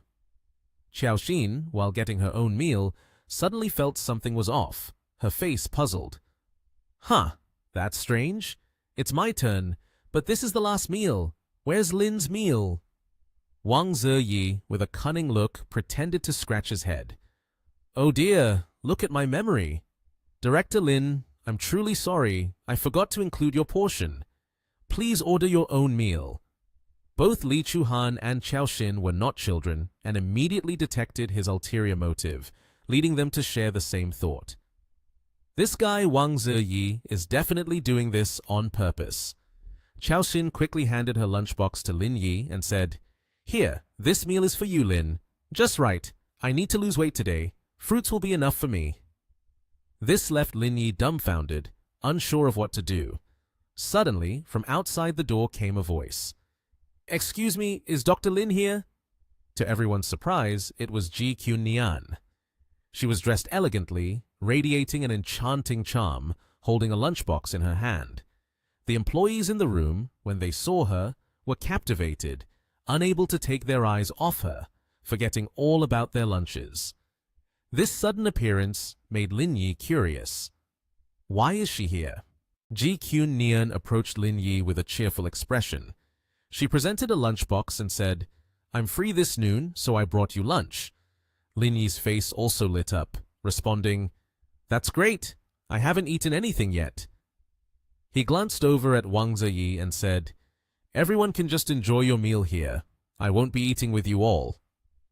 Although he spoke to everyone, each word seemed to be directed straight at Wang Ziyi. He could only glare angrily at the two walking into the room, filled with jealousy. Why do all the beautiful women have relationships with him? Ji Qunnian and Lin Yi entered the hospital's break room. The lunchbox she brought was filled with delicious and appetizing dishes. Just looking at it was mouth-watering. Lin Yi opened the lunchbox and curiously asked Ji Qunnian, By the way, why did you bring lunch for me? Ji Qunnian smiled flirtatiously and answered, I noticed we haven't eaten together for a while, and since I had free time, I thought I would bring it to you. Lin Yi tasted the food and happily exclaimed, It's delicious. Hearing this, Ji Qunnian felt very happy, her eyes fondly gazing at Lin Yi as he enjoyed the meal. In the break room, the two chatted joyfully with each other. After finishing their meal, Lin Yi escorted Ji Qunnian to the elevator, saying, I'll come to pick you up after work this afternoon. She responded to Lin Yi with a wink and a kiss blown into the air, accompanied by gentle words, I'll wait for you. After returning to the office, Lin Yi found the room buzzing with discussion. Some people looked at him with admiration. Before Lin Yi could even sit down, Xiaoxin eagerly ran over, curious to ask, Lin, was that beautiful girl your girlfriend? Hearing this, Lin Yi quickly denied, No, she just has a crush on me, but I'm not interested. I mean, she's nice and all, so I can't really avoid it. Wang Ziyi, upon hearing this, felt annoyed and directed all his disdain towards Lin Yi, thinking to himself, Lin Yi really knows how to put on a show. Then Xiaoxin continued, We were just discussing, the dress she was wearing seems to be the latest style from Burberry. I heard it costs more than 80,000 yuan. Upon hearing this, Lin Yi explained, She's the owner of a company. A dress costing more than 80,000 yuan is pretty normal for her. Xiaoxin's eyes lit up with admiration. Lin, you're really impressive. The person pursuing you is so wealthy. Suddenly, Li Chuhan stepped forward, cutting off their conversation with a decisive tone. There's a surgery scheduled for tomorrow morning. Hurry up and check the medical records. At this moment, Xiaoxin could only respond with resignation. Yes, I understand, Director Li. Wang Ying walked away with a sorrowful expression, hastily making her way down the street. Lin Yi noticed this and called out, Sister Wang, why are you in such a hurry? Where are you going? Upon seeing him, she was taken aback and replied, Lin Yi, have you been busy lately? It's been a while since I last saw you. Lin Yi explained, I've been at the hospital working as a doctor, trying to experience the job and the healthcare environment. Why are you in such a rush? Wang Ying, hearing this, said, I really admire you for that. You've managed to work at the hospital as a doctor. That's impressive. After that, she showed a displeased expression and added, By the way, there are a few households who refuse to relocate for that project our company has in the suburbs of the city. They are adamant about not leaving, and now they are demanding 100,000 yuan from us for demolition. How shameless. Lin Yi glanced at his watch and said, If this continues, it will indeed be difficult to resolve. Since she hasn't finished work yet, let's go over there together. Wang Ying appeared hesitant and a bit worried, cautioning, I can take you there, but you mustn't lose your temper. This matter is very sensitive, and causing a scene would not be good for Chaoyang Corporation. Lin Yi quickly reassured, Don't worry, I have my limits. Just take me there. The two got into the car, a white vehicle, and drove to the workplace. Lin Yi immediately called Qin Han. Help me arrange for 10 trucks to be at 360 Road, the shanty town waiting for me. I have something I need.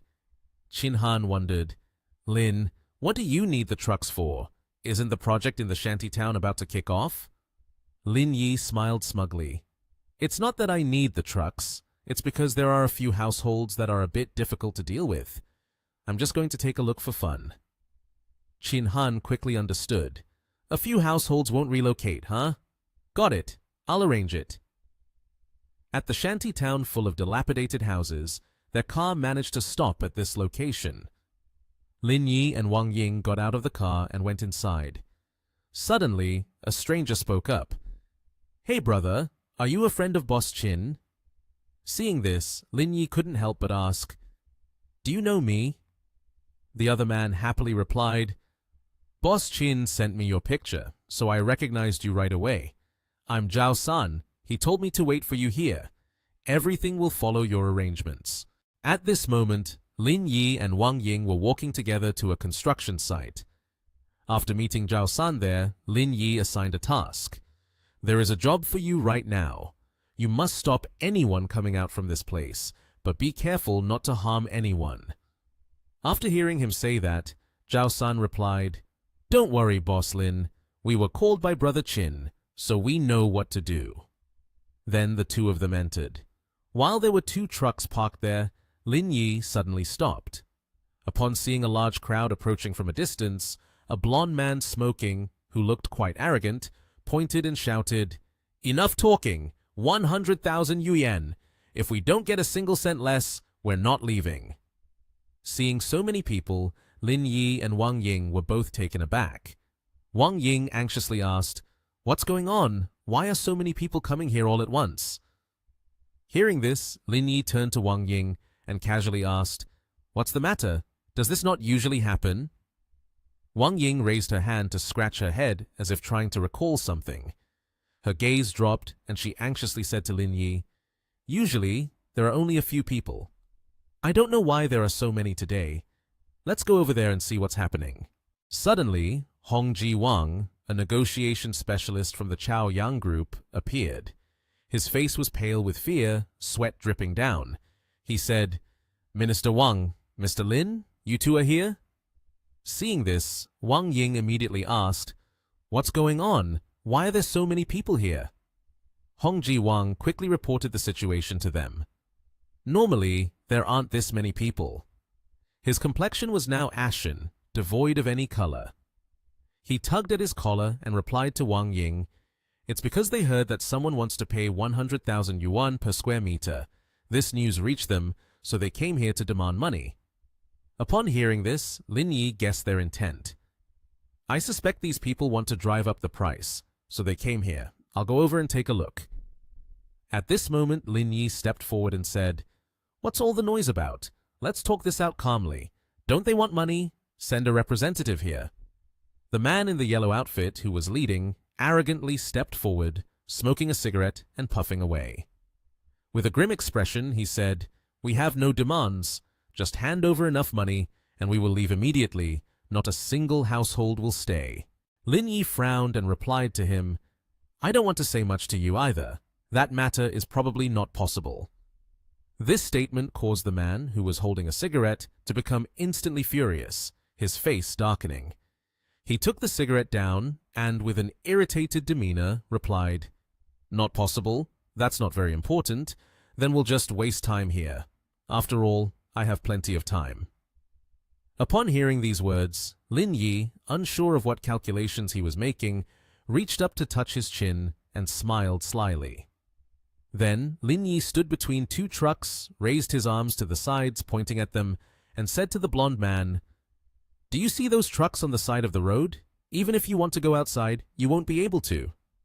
The blond man was furious, cursing, Damn it! Are you threatening me? Lin Yi remained extremely calm, showing no emotion. He said, If it is a threat or not, you can try and find out. Then he called out a bald man standing behind him to make a mistake. Bald man, go try and find an opportunity to bump into that. The more serious, the better. I will compensate you 5 times. Upon hearing such a large sum of money, the bald man didn't care about his life and charged forward with a fierce demeanor. The bald man was walking through another place, but unexpectedly, Lin Yi noticed him. Suddenly, a truck came rushing in, blocking the bald man's way. Fortunately, he managed to react and brake just in time. His face darkened and he gritted his teeth in anger, then without hesitation, he charged headfirst into the truck. Blood splattered everywhere, spraying all over the road. Several people in the crowd were extremely surprised, while the blonde guy quickly took out his phone to record it. A sinister smile spread across his face. Two men helped the bald man to his feet, and at that moment, a large patch of blood was visible on his forehead. The other man shouted, "Quick! Take him to the hospital!" Meanwhile, the blonde guy still held his phone, frowning and saying loudly, "You are really cruel. Let's go. This is not over yet." Upon hearing the leader's words, a group of people turned and left. Only the blonde guy shouted, "We're leaving now!" He turned to look at Lin Yi and flashed a calculating smile. Lin Yi was also very cautious. After witnessing the entire incident unfold, he instructed Hong Ji-wang, "This is not as simple as I thought. I don't know what their intentions are. Continue the project as usual, but do not mention this to Ji. Do you understand, Hong Ji-wang?" Hong Ji-wang quickly replied, "Understood, Mr. Lin." After finishing the matter at the construction site, Lin Yi took Wang Ying to the parking lot. He turned around, raised his hand to say goodbye to her, and said, "You're going to pick up Miss Ji. You don't need to worry about me." Wang Ying was caught off guard, and she just mumbled a response. At that moment, the door to Ji Kyun-nian's room opened. Lin Yi saw her looking dazed, staring blankly in his direction. Ji Kyun-nian was in a dress that suited her perfectly. It was dazzling, sparkling, and fit her sharp figure. She asked Lin Yi, "Does this dress look good? I spent a lot of time picking it out." Lin Yi put his hand on his chin, pretending to think deeply, and said, "The dress isn't beautiful." His answer surprised Ji Kyun-nian a bit. She mumbled a response, then blushed. Lin Yi's flirting skills were quite rich. He gently lifted her chin towards him, then smiled affectionately and said, "I only like you when you're not wearing clothes." Hearing this, Ji Kyun-nian felt shy and, embarrassed, playfully scolded him, "You bastard!" Then the two of them leaned in together and shared a kiss. Lin Yi's hands were not idle either, starting to roam around mischievously. After that, they both lost themselves in the room. At that moment, he had pinned Ji Kyun-nian down on her desk. The next day, the two tall buildings were connected by an aerial bridge. On top of the building on the right, there was a sign reading, "Chiu Yang Group." The sky was blue with a few white clouds, creating a bright and refreshing atmosphere.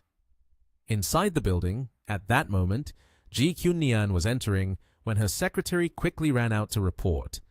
"Ms. Ji, the project on the outskirts of the city has been handled and can be started at any time." After hearing the report, Ji Kyun-nian calculated for a moment and said, "Notify the vice president to come to the project room." At this time, an unknown number was calling Ji Kyun-nian's phone. The screen displayed an image of Lin Yi attacking someone, blood splattering everywhere. Seeing this, Ji Kyun-nian was alarmed and thought, "Lin Yi?" She answered the call. After placing the phone to her ear, the voice on the other end introduced himself.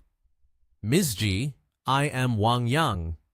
He continued to narrate the situation. "Yesterday, in the slum area, your man Lin Yi beat one of my subordinates to the point of injuring his face. Ms. Ji, you should prepare to bring Lin Yi some food in prison. After all, committing murder is not a light crime." Hearing these words, her expression darkened. While the secretary stepped forward to do something, Ji Kyun-nian raised her hand to block him and said directly to the person on the other end, "Aren't you the one who wants this project? I can give it to you, right? Find somewhere to sign the transfer contract." Wang Yang immediately replied after hearing this, "Ms. Ji is very straightforward. Indeed, you are a person who handles big matters. I'm preparing a banquet at the Hui building this afternoon. Let's meet and discuss."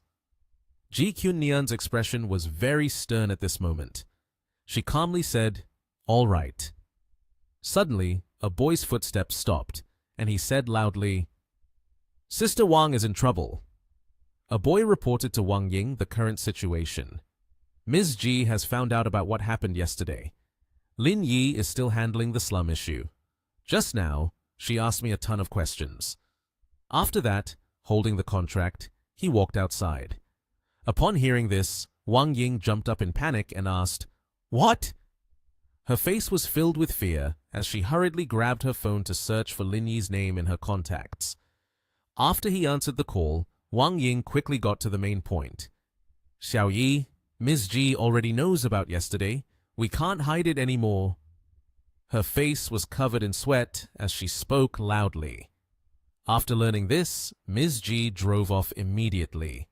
Lin Yi's expression was filled with panic and fear. He opened his eyes wide in shock after hearing these words from Wang Ying.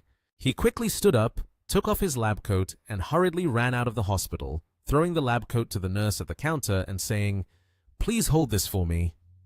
The nurse reached out with both hands to receive it and replied, "Yes, Dr. Lin." Just as the elevator door was closing, it quickly reopened.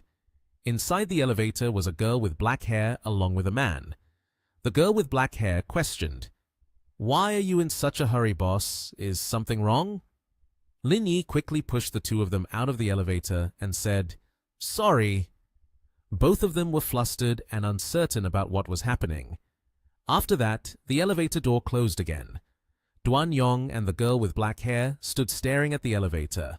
At that moment, the girl frowned and said, "Something's not right. It seems like something has happened. I know Lin Yi well.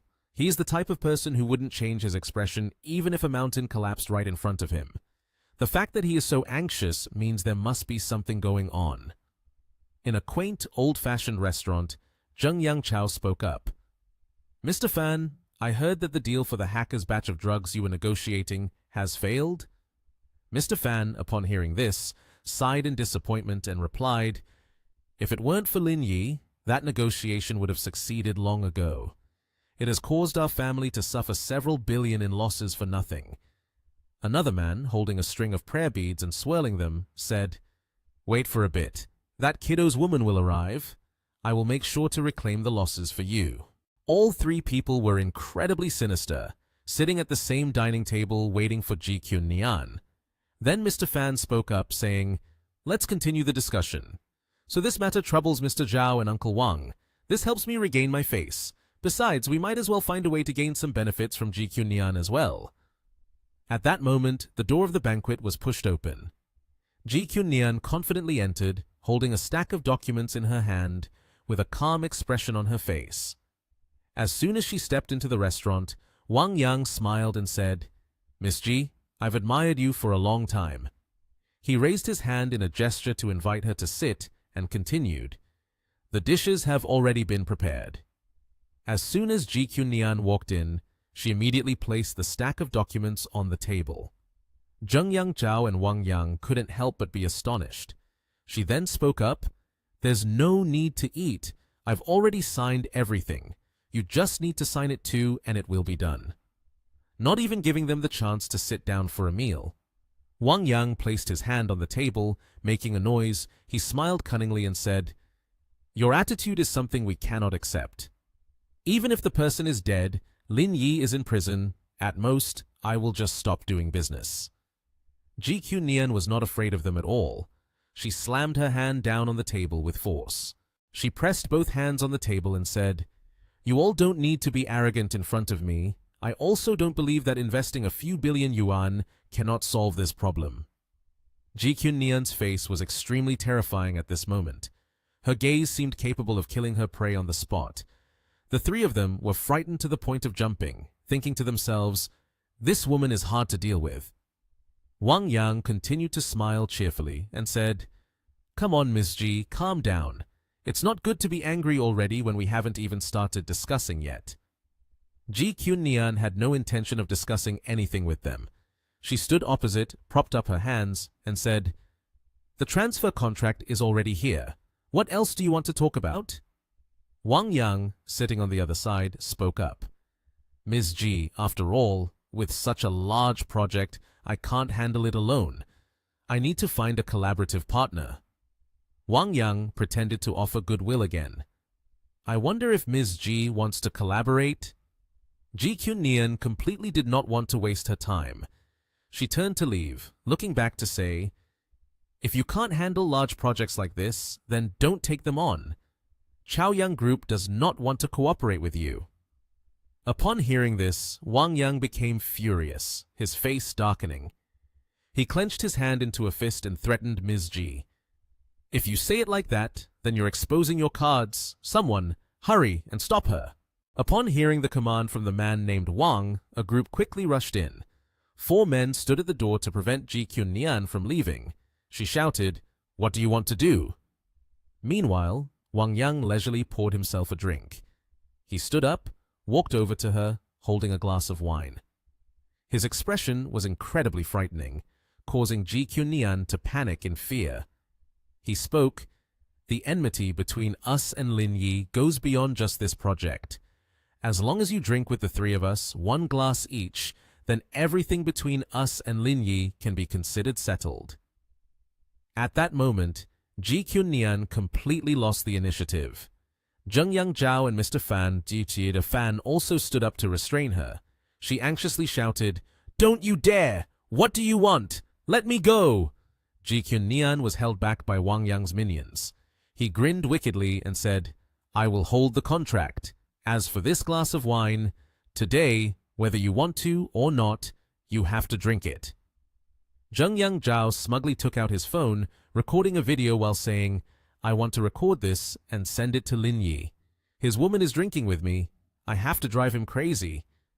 The other man continued to urge Ji, "The wine is right at your mouth. You should show some respect and take a sip." Ji Kyun-nian frowned. She angrily shouted, "You guys, don't harbor delusions. Let me go now." Wang Yang immediately covered her mouth, trying to force her to drink a glass of liquor. He replied, "Refusing the wine offered, you will have to drink the penalty wine." Ji Kyun-nian could only glare, struggling in helplessness.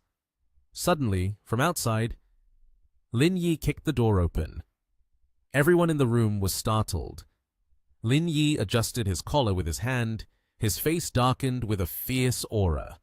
He said, "You 3, you better not think anyone can leave this place today." Zheng Yangzhao pointed at Lin Yi's face, furiously shouting, "You're still so arrogant! Don't you see whose territory this is?" Immediately, he was met with a powerful kick to the face from Lin Yi. Zheng Yangzhao was sent tumbling in the air, causing the people around to panic. Wang Yang pointed at Lin Yi, ordering, "Brothers, attack him!" His gang members rushed up like a storm upon hearing the command. Lin Yi slowly stepped forward and delivered a strong punch to Wang Yang's stomach, causing him to spit out the liquor he had just consumed. Wang Yang, in pain and with a pale face, clutched his abdomen, trembling and stammering, "You dare to hit me!" Lin Yi then kicked Wang Yang's leg. Predictably, Wang Yang spun around and fell to the ground. As he writhed in pain on the ground, Lin Yi stepped on his wrist. Lin Yi looked down at Wang Yang with fiery eyes and began to interrogate. "Did you use that hand to grope her just now?" Wang Yang was so frightened that he broke into a cold sweat. He replied, "I know I was wrong. I'm willing to hand over all the territory in my hands to you. Please, I beg you." The suppressed anger inside Lin Yi erupted. His face turned crimson. Suddenly, a scream rang out from the restaurant, breaking the silence. Outside, Wang Yang lay motionless on the ground. Lin Yi stood up and shouted, "I didn't want to pay attention to you. Why do you always come to bother me? Do you really think you have the ability to do that?" At this moment, Zheng Yangzhao's face was covered in injuries. He was utterly scared and hurriedly waved his hand, saying, "Let's sit down and talk slowly. If you dare to lay a hand on me, you won't gain anything from it." Lin Yi immediately rushed over, grabbed Zheng Yangzhao by the neck, and slammed him to the ground, asking, "Did you use that head to plot against her just now?" He applied strong pressure on Zheng Yangzhao's wrist and lifted his finger threateningly. "Do you dare to touch her again? Then this hand is no longer worth keeping." Suddenly, a voice shouted loudly outside the door, "Stop it!" The 3 rushed in, their expressions filled with panic, as they looked at Lin Yi, who was bewildered. Liu Roshu, Mo Hongshan, and Qin Han all showed signs of alarm upon witnessing the scene before them. Qin Han immediately intervened. "Lin, don't act rashly." But Lin Yi refused to listen. He responded heatedly, "Today I must cripple his arm. What anyone says is useless." Zheng Yangzhao was pinned down to the ground, with no strength left to resist. From the corner of his eye, drops of red blood began to trickle out. After a brief hesitation, Lin Yi decisively stomped down hard on his arm, breaking the bones inside it in two. Zheng Yangzhao screamed in pain, his cries echoing outward, causing the birds to scatter in fright. Everyone in the room was shocked by Lin Yi's actions. Mo Hongshan thought to himself, he really is just like his father. Liang Roshu stood silently in a corner, not daring to say a word. He turned to look at Fan Donghui's son sitting across the room and then asked, "What about you?" The cowardly son was so scared that he sat on the ground, replying, "This has nothing to do with me. You can't do anything to me." Liang Roshu approached Lin Yi and advised, "You should go home now. Let me handle this." Suddenly, Ji Nian ran over, tears welling up as she said, "Lin Yi, take me home." Liang Roshu stood behind, surprised as she watched the two of them. Lin Yi replied, "All right." Then the two of them linked arms and walked out of the room. As soon as they stepped outside the restaurant, Ji Nian anxiously turned to Lin Yi and asked, "Are you hurt?" Lin Yi, looking somewhat angry, responded, "Do you have a problem with your head? How could you dare to meet them alone?" Ji Nian covered her mouth with her hand, sobbing, "That guy named Wang Yang said you ordered someone to run over his subordinate. I was scared you would go to jail, so I took the contract to meet him." Lin Yi replied angrily, "Do you believe whatever they say? Do you even know how dangerous it was today? Even if nothing happened, you should have called me first." Faced with his anger, Ji Nian stammered, "I know I was wrong. Please don't scold me anymore." Lin Yi immediately softened his tone, hugged her, and reminded her, "Forget it. Next time, remember to call me first. I'll take you back to the company."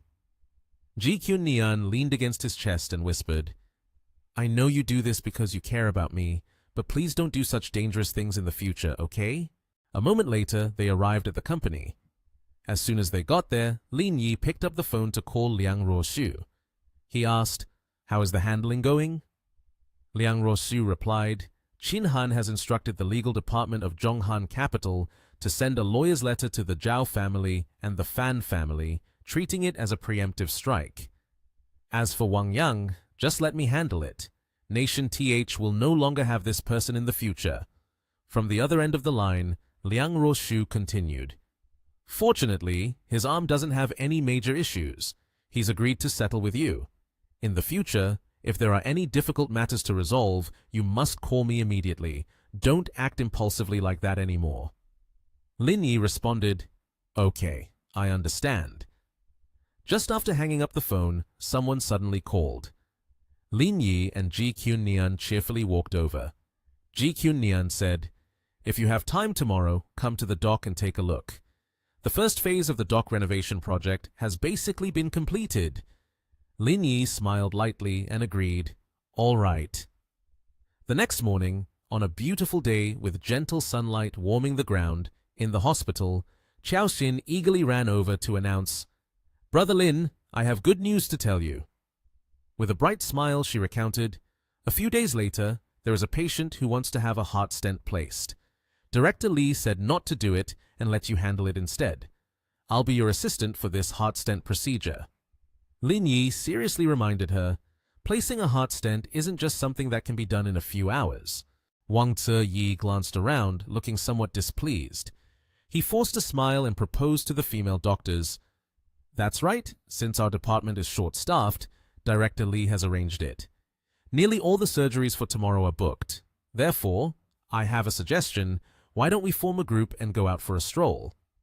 I've heard that Wangjiang Terminal has been expanded significantly compared to the original." Upon hearing this, everyone smiled eagerly. Li Chuhan held the file in her hand, but still listened intently to the conversation among everyone. Seeing the eager expressions of the female doctors, she couldn't help but say, "There's no need for a group, but I can let everyone take half a day's break. If you want to go out and play, you can."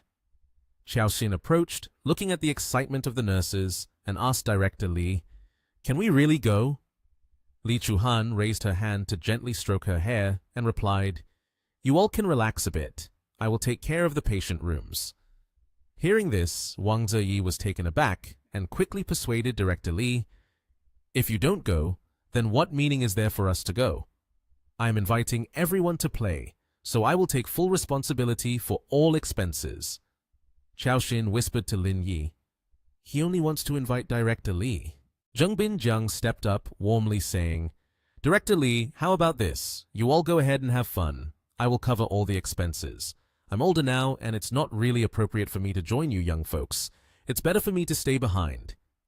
Wang Ziyi happily stepped forward, took Zheng Binjiang's hand, and replied, Thank you, Director Zheng.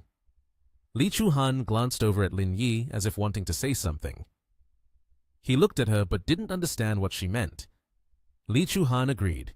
All right, then let's go for a walk together. Wang Ziyi gritted his teeth. He clenched his fists, filled with determination, telling himself, I must let everyone know that in this practical and realistic world, no matter how beautiful it is still useless. With money, you can have everything. That afternoon they arrived at the pier. Here, the water was a stunning blue, the square was spacious, and many large ships were docked.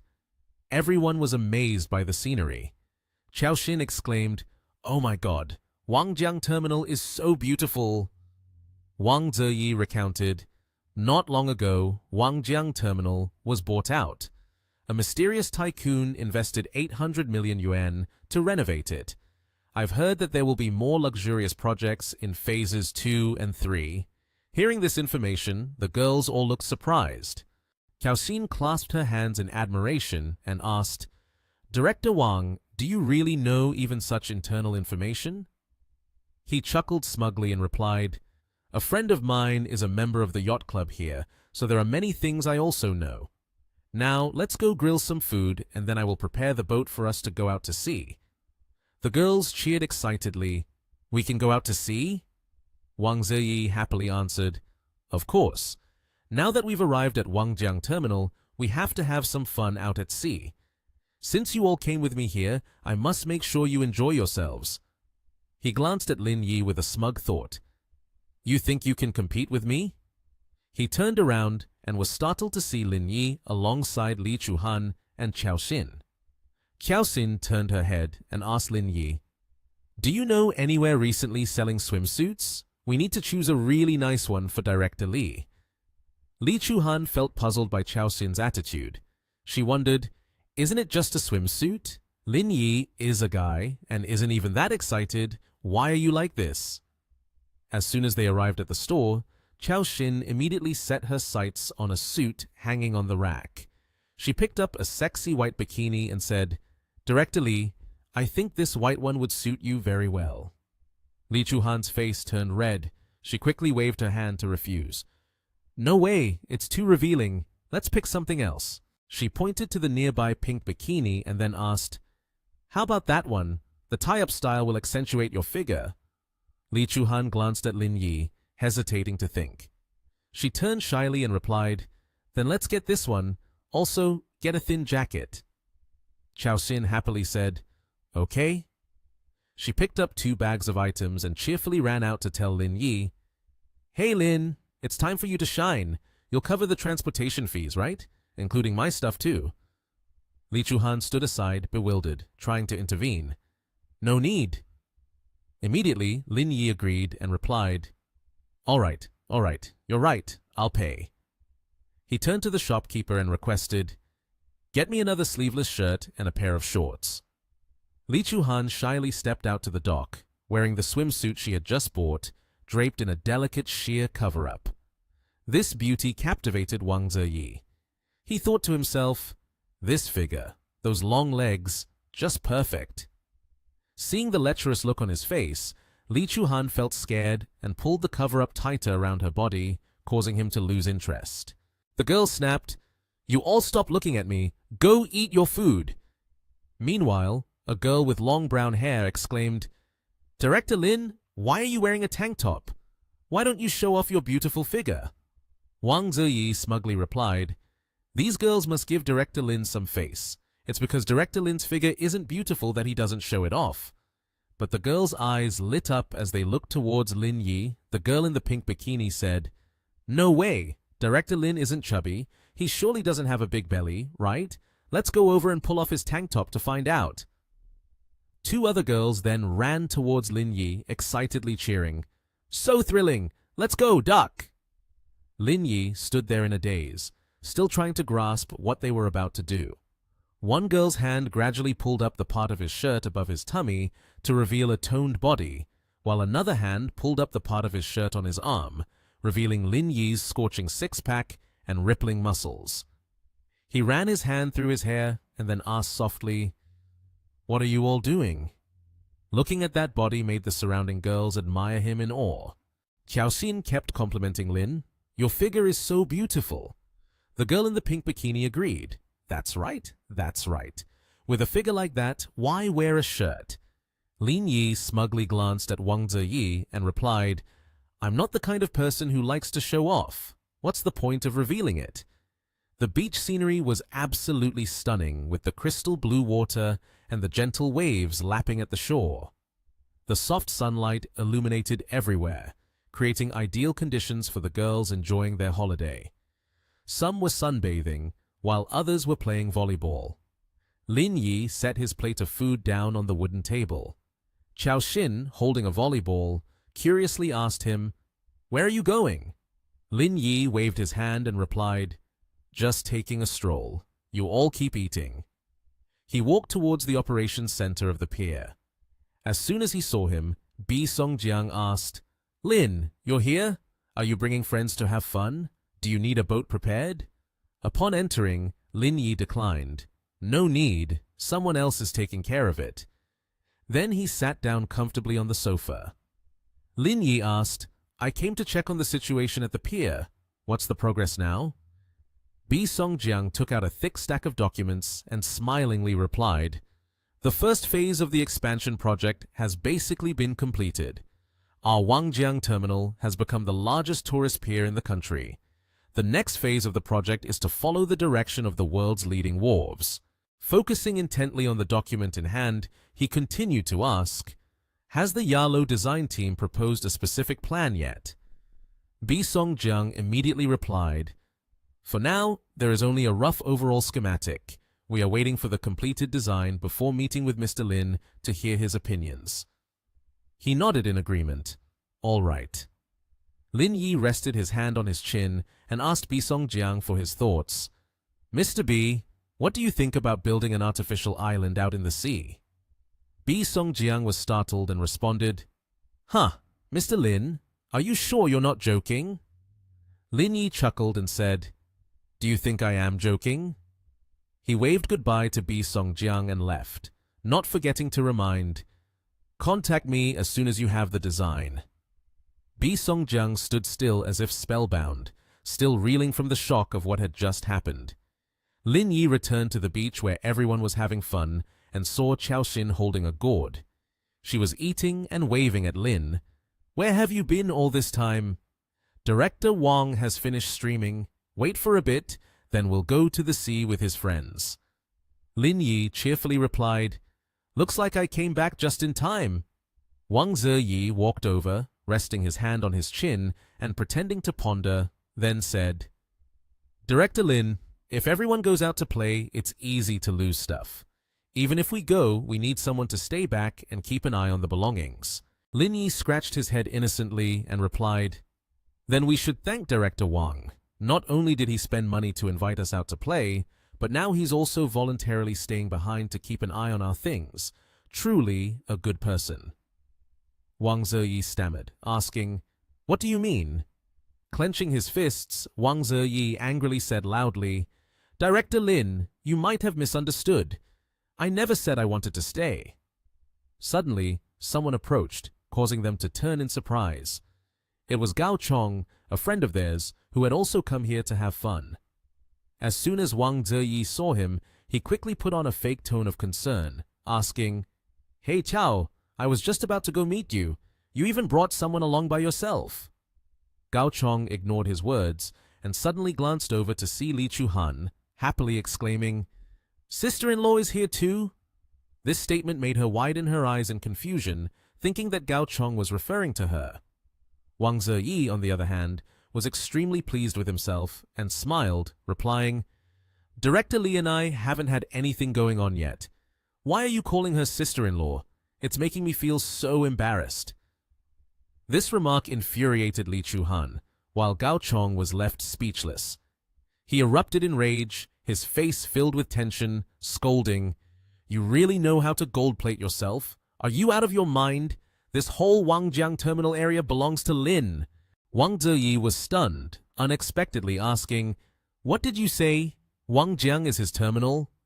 Gao Chong frowned and replied fiercely, "Are you thinking I'm joking with you?" Xiaoxin looked at Lin Yi's figure with admiration and exclaimed, "Could it be that Lin has another identity? Is he that rich?" Lin Yi responded to Gao Chong, "Don't you want to go out to the sea for some fun? Then take my colleague along.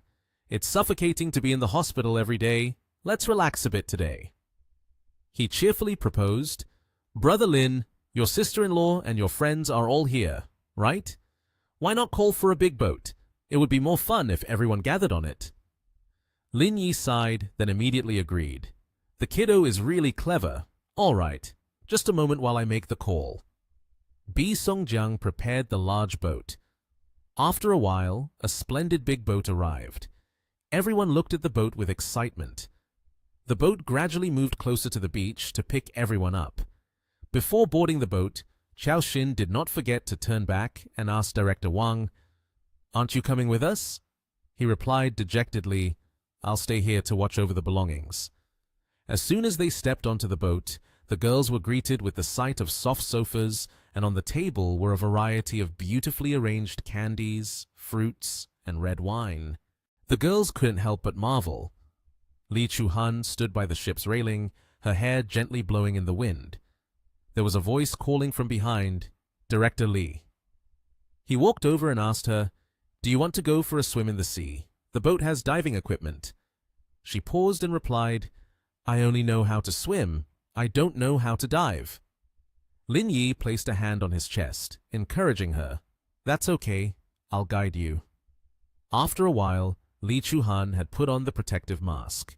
Lin Yi asked, "Are you ready?" She turned back and answered, "I'm ready." Then Lin Yi wrapped his arms around her waist, and the two of them jumped into the sea together. Since she had never done this before, Li Chuhan screamed in fear, tightly closing her eyes and flailing in the water. Lin Yi held her hand, trying to reassure her. "Don't be afraid. Just relax a bit. Hold my hand." Li Chuhan gradually regained her composure. Now she could dive underwater. The seabed was adorned with stunning red coral reefs. Not only that, but there were also small, beautiful fish swimming among the currents. The little fish frightened Li Chuhan. She clung tightly to Lin Yi's hand, then wrapped her arms around his body and hid behind his back. Due to her overwhelming excitement, her bra strap came undone, making the atmosphere suddenly awkward. Lin Yi gently adjusted the strap of his swimsuit. The two hugged each other against the romantic backdrop of the ocean. Li Chuhan leaned on Lin Yi's shoulder to feel the warmth of love. A moment later, both Lin Yi and Li Chuhan surfaced from the water. Xiaoxin, engrossed in eating a cookie she held in her hand, asked, "Director Li, why is your face so red?" Li Chuhan felt embarrassed. Her face flushed, and she didn't dare to say anything. She could only respond, "It's my first time diving, so I'm a bit nervous, which is why my face is a little red." She turned down and winked at Lin Yi, then grabbed a white towel to dry her head before leaving. Lin Yi stayed behind to remind Gao Chong, "She has patients to attend to tonight, so please take the boat back to shore." Gao Chong replied, "All right, see you in a bit." After the boat returned to shore, Wang Ziyi immediately asked, "Director Li, has everyone come back?" Xiaoxin excitedly boasted to Director Wang, "You don't know how luxurious Lin's boat is. Lin and Director Li even went diving together. They wrapped their arms around each other and dove down there. I'm so envious I could die." Xiaoxin's words hit Wang Ziyi like a bolt from the blue, leaving him stunned. Lin Yi hurriedly stopped Xiaoxin. "Are you trying to provoke Wang Ziyi? Li Chuhan said, Dr. Lin, you and I will go back for the night shift. The others can take a break, and tomorrow they can come to work on time. Hearing that, Lin Yi immediately agreed. Sure. Wang Ziyi sat curled up in a corner, looking glum like a loner. The sky was starting to darken, and at this moment, Lin Yi and Li Chuhan headed back to the hospital. In the romantic atmosphere, they walked side by side like young lovers. Petals gently fell. As they were walking, a figure appeared, a man approaching, continuously calling out, "Big girl! Big girl!" Li Chuhan wondered, "Uncle Wei, why are everyone here?" The man was named Wei Ju. He replied cheerfully, "Isn't it to see a doctor? So I came to meet you. I didn't expect to run into you outside like this." The middle-aged woman beside him was named Lu Ronghua, and the red-haired man next to her was Wei Daqiang. Lu Ronghua sweetly asked, "Big girl, we've heard that you're working really well at the hospital. You must know everyone who works there, right?" Li Chuhan seemed a little awkward and replied, "I know everyone in the hospital and what sickness they have. Let me recommend a good doctor for everyone." Lu Ronghua happily responded, "No need to find anyone. You are good enough. Uncle Wei has been having some heart discomfort these past few days. Aunt heard from her parents that you specialize in cardiology. By the way, are you a director now or still a deputy director?" Li Chuhan's face was gloomy as she replied, "Directors." Hearing her words, Wei Ju quickly stepped forward to urge, "When we came here, we were worried that you were still a deputy director. Now it's so good, you hurry and examine Uncle." Seeing how they treated Li Chuhan insincerely, Lin Yi stood aside furious, wondering what this implied. Li Chuhan forced a smile, trying to refuse their suggestion. "Today my office doesn't have any appointments. Let me transfer a few uncles and aunts to the deputy director's office with my department, okay? I'll call him first. You guys can just meet him." The two of them looked displeased. Wei Ju shouted angrily, "What's this? Now that you're working in the city, you won't acknowledge your poor rural relatives anymore. It's just a visit for a medical checkup, yet you keep refusing." Lu Ronghua started to boast, "Do you remember? When you were little, your family was so poor that you didn't even have rice to eat. If my family hadn't given your family potatoes and cabbage, who knows if you would have survived until now?" Li Chuhan was at a loss for words, muttering, I... Then she helplessly dared not argue back with them. Li Chuhan couldn't help but smile awkwardly, then turned to Lin Yi and said, "I can't get through the inpatient unit with you. Let me guide them through the outpatient clinic then." Lin Yi chuckled softly and replied gently, "Let me go with you. After all, it's not time for my shift yet." Upon entering the hospital, Li Chuhan did not forget to remind everyone, "Go to the outpatient clinic counter to collect the registration form for Director Zheng Bin Jiang. After that, head to room 306 to meet with me." The female staff member called the next person. Wei Ju immediately said, "Director Zheng of the cardiac surgery department, the one from the hospital." The staff member announced, "Hello, 84 yuan. Wei Ju exclaimed in shock, "Huh, 84 yuan? Why is the registration fee so expensive? I only prepared 800 yuan for treatment and I'm already spending 84 yuan. Big girl, did you make a mistake? It's not worth paying so much for a doctor." Wei Daqiang, feeling angry, pushed through the crowd and said to his father, "Dad, stop talking. Out of the 84 yuan, at least 60 yuan is her commission. Otherwise, where would she make her money?" Wei Ju exclaimed in disbelief, "What? You already went to register? We still have important things to do." Li Chuhan wore a white work coat. She said sadly to Lin Yi, "I'm sorry for making you laugh at me." Lin Yi stayed there, waiting, calmly replied, "It's just a few weird family members, it's fine." He advised her, "People like them are usually the kind who, the more you give in, the louder they shout, and they won't let go." Li Chuhan sighed with fatigue and responded, "Let's deal with it first, then we'll think about the next steps." A few relatives had come to room 306. Li Chuhan sat at her desk and seriously asked, "First of all, Could you tell me about your condition? Where do you feel uncomfortable? Are there any unusual symptoms? Wei Erju replied, I feel discomfort right at my heart. Sometimes there's also a throbbing pain in my wrist and arm. It's really uncomfortable. After thinking for a while, Li Chuhan concluded, these symptoms are somewhat similar to acute angina. First, please go to the 4th floor for an ECG and a cardiac ultrasound. I will check the specific situation and then arrange for the next treatment plan. Just as they went up to the ECG room, the relatives barged in, opening the door roughly and shouted, What's going on here? He frowned and angrily asked, We are going to do an electrocardiogram, so why does the doctor still require me to provide an invoice? Besides, I haven't paid, so they can't do it for me. Faced with what seemed like obvious questions from him, Li Chuhan and Lin Yi could only stand there, helpless, unsure how to explain. Lin Yi angrily looked at Wei Erju. If you don't pay, of course they can't do it for you. The hospital's equipment isn't free. Wei Erju glared back at Lin Yi in anger. But doing the electrocardiogram and the heart ultrasound already costs 500 yuan. Why is it so expensive? Wei Erju cheerfully looked at Lin Yi and Li Chuhan. How about you prescribe some medicine from the hospital for me? I can just take it at home. Lin Yi and Li Chuhan were taken aback, staring in confusion at Wei Erju. You want us to prescribe you some medicine? Lu Ronghua laughed happily at Lin Yi and Li Chuhan. The hospital also has its own pharmacy, right? You're a doctor here. Taking medicine is also free for you. Just take a little for me. It wouldn't be seen as making things difficult for you, would it? Wei Erju and Wei Daqiang behind him laughed slyly. Li Chuhan looked at these people with concern.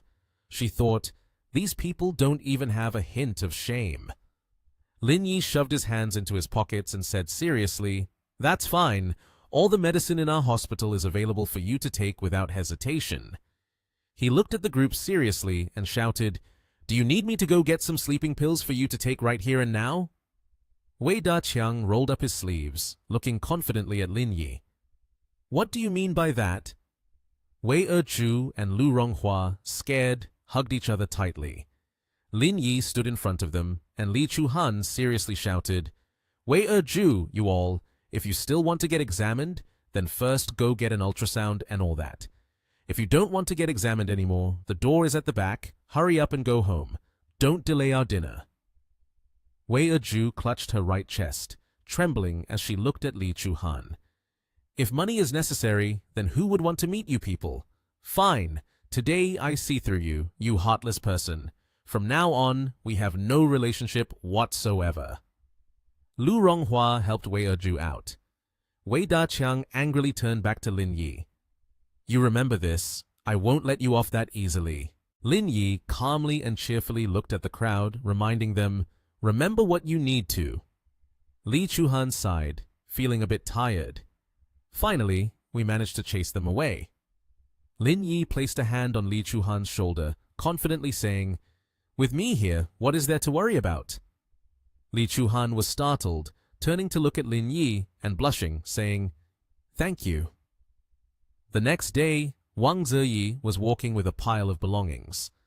The girl with pink hair found Wang Ziyi's expression strange and asked, Director Wang, what are you doing? Have you been fired from the hospital?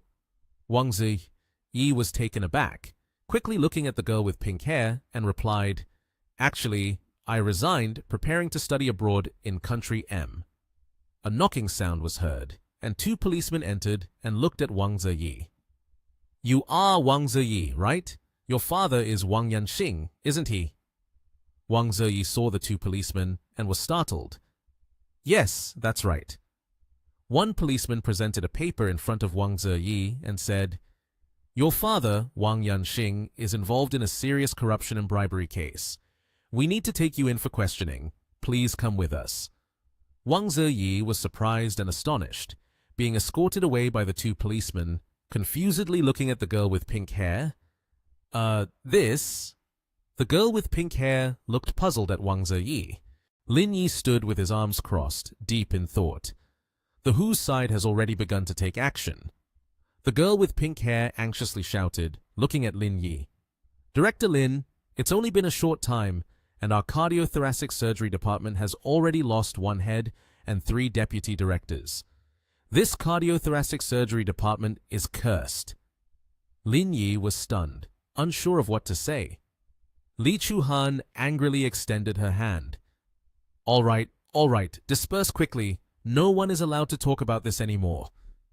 In front of Li Chuhan, everyone dispersed in fear.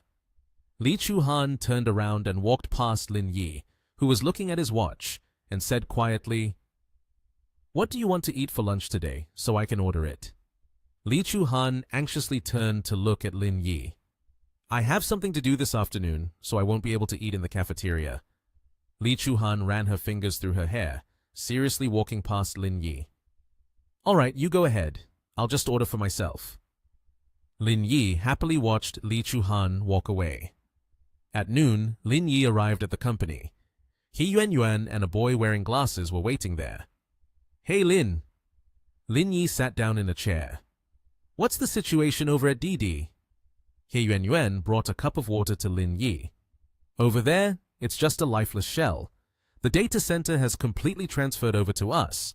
However, it involves a lot of personnel adjustments, and it will take at least a week to get everything basically sorted out before we can make any final decisions." Lin Yi held a cup of water and said seriously, "All right, let's continue doing that. Wait for me to finish the Cisco project at Nation TH before we start implementing related operations." Yuan, holding a stack of documents, looked at Lin Yi earnestly. "Our 3 billion order has been reached previously, and Cisco has notified us that they are almost done. It seems that they will need about another week to deliver." Lin Yi arranged the documents on the table and looked at Yuan. "Great, then my side's plan should be put on the agenda as well." Yuan looked at Lin Yi. "Boss, regarding the fund, would you like to hear about it?"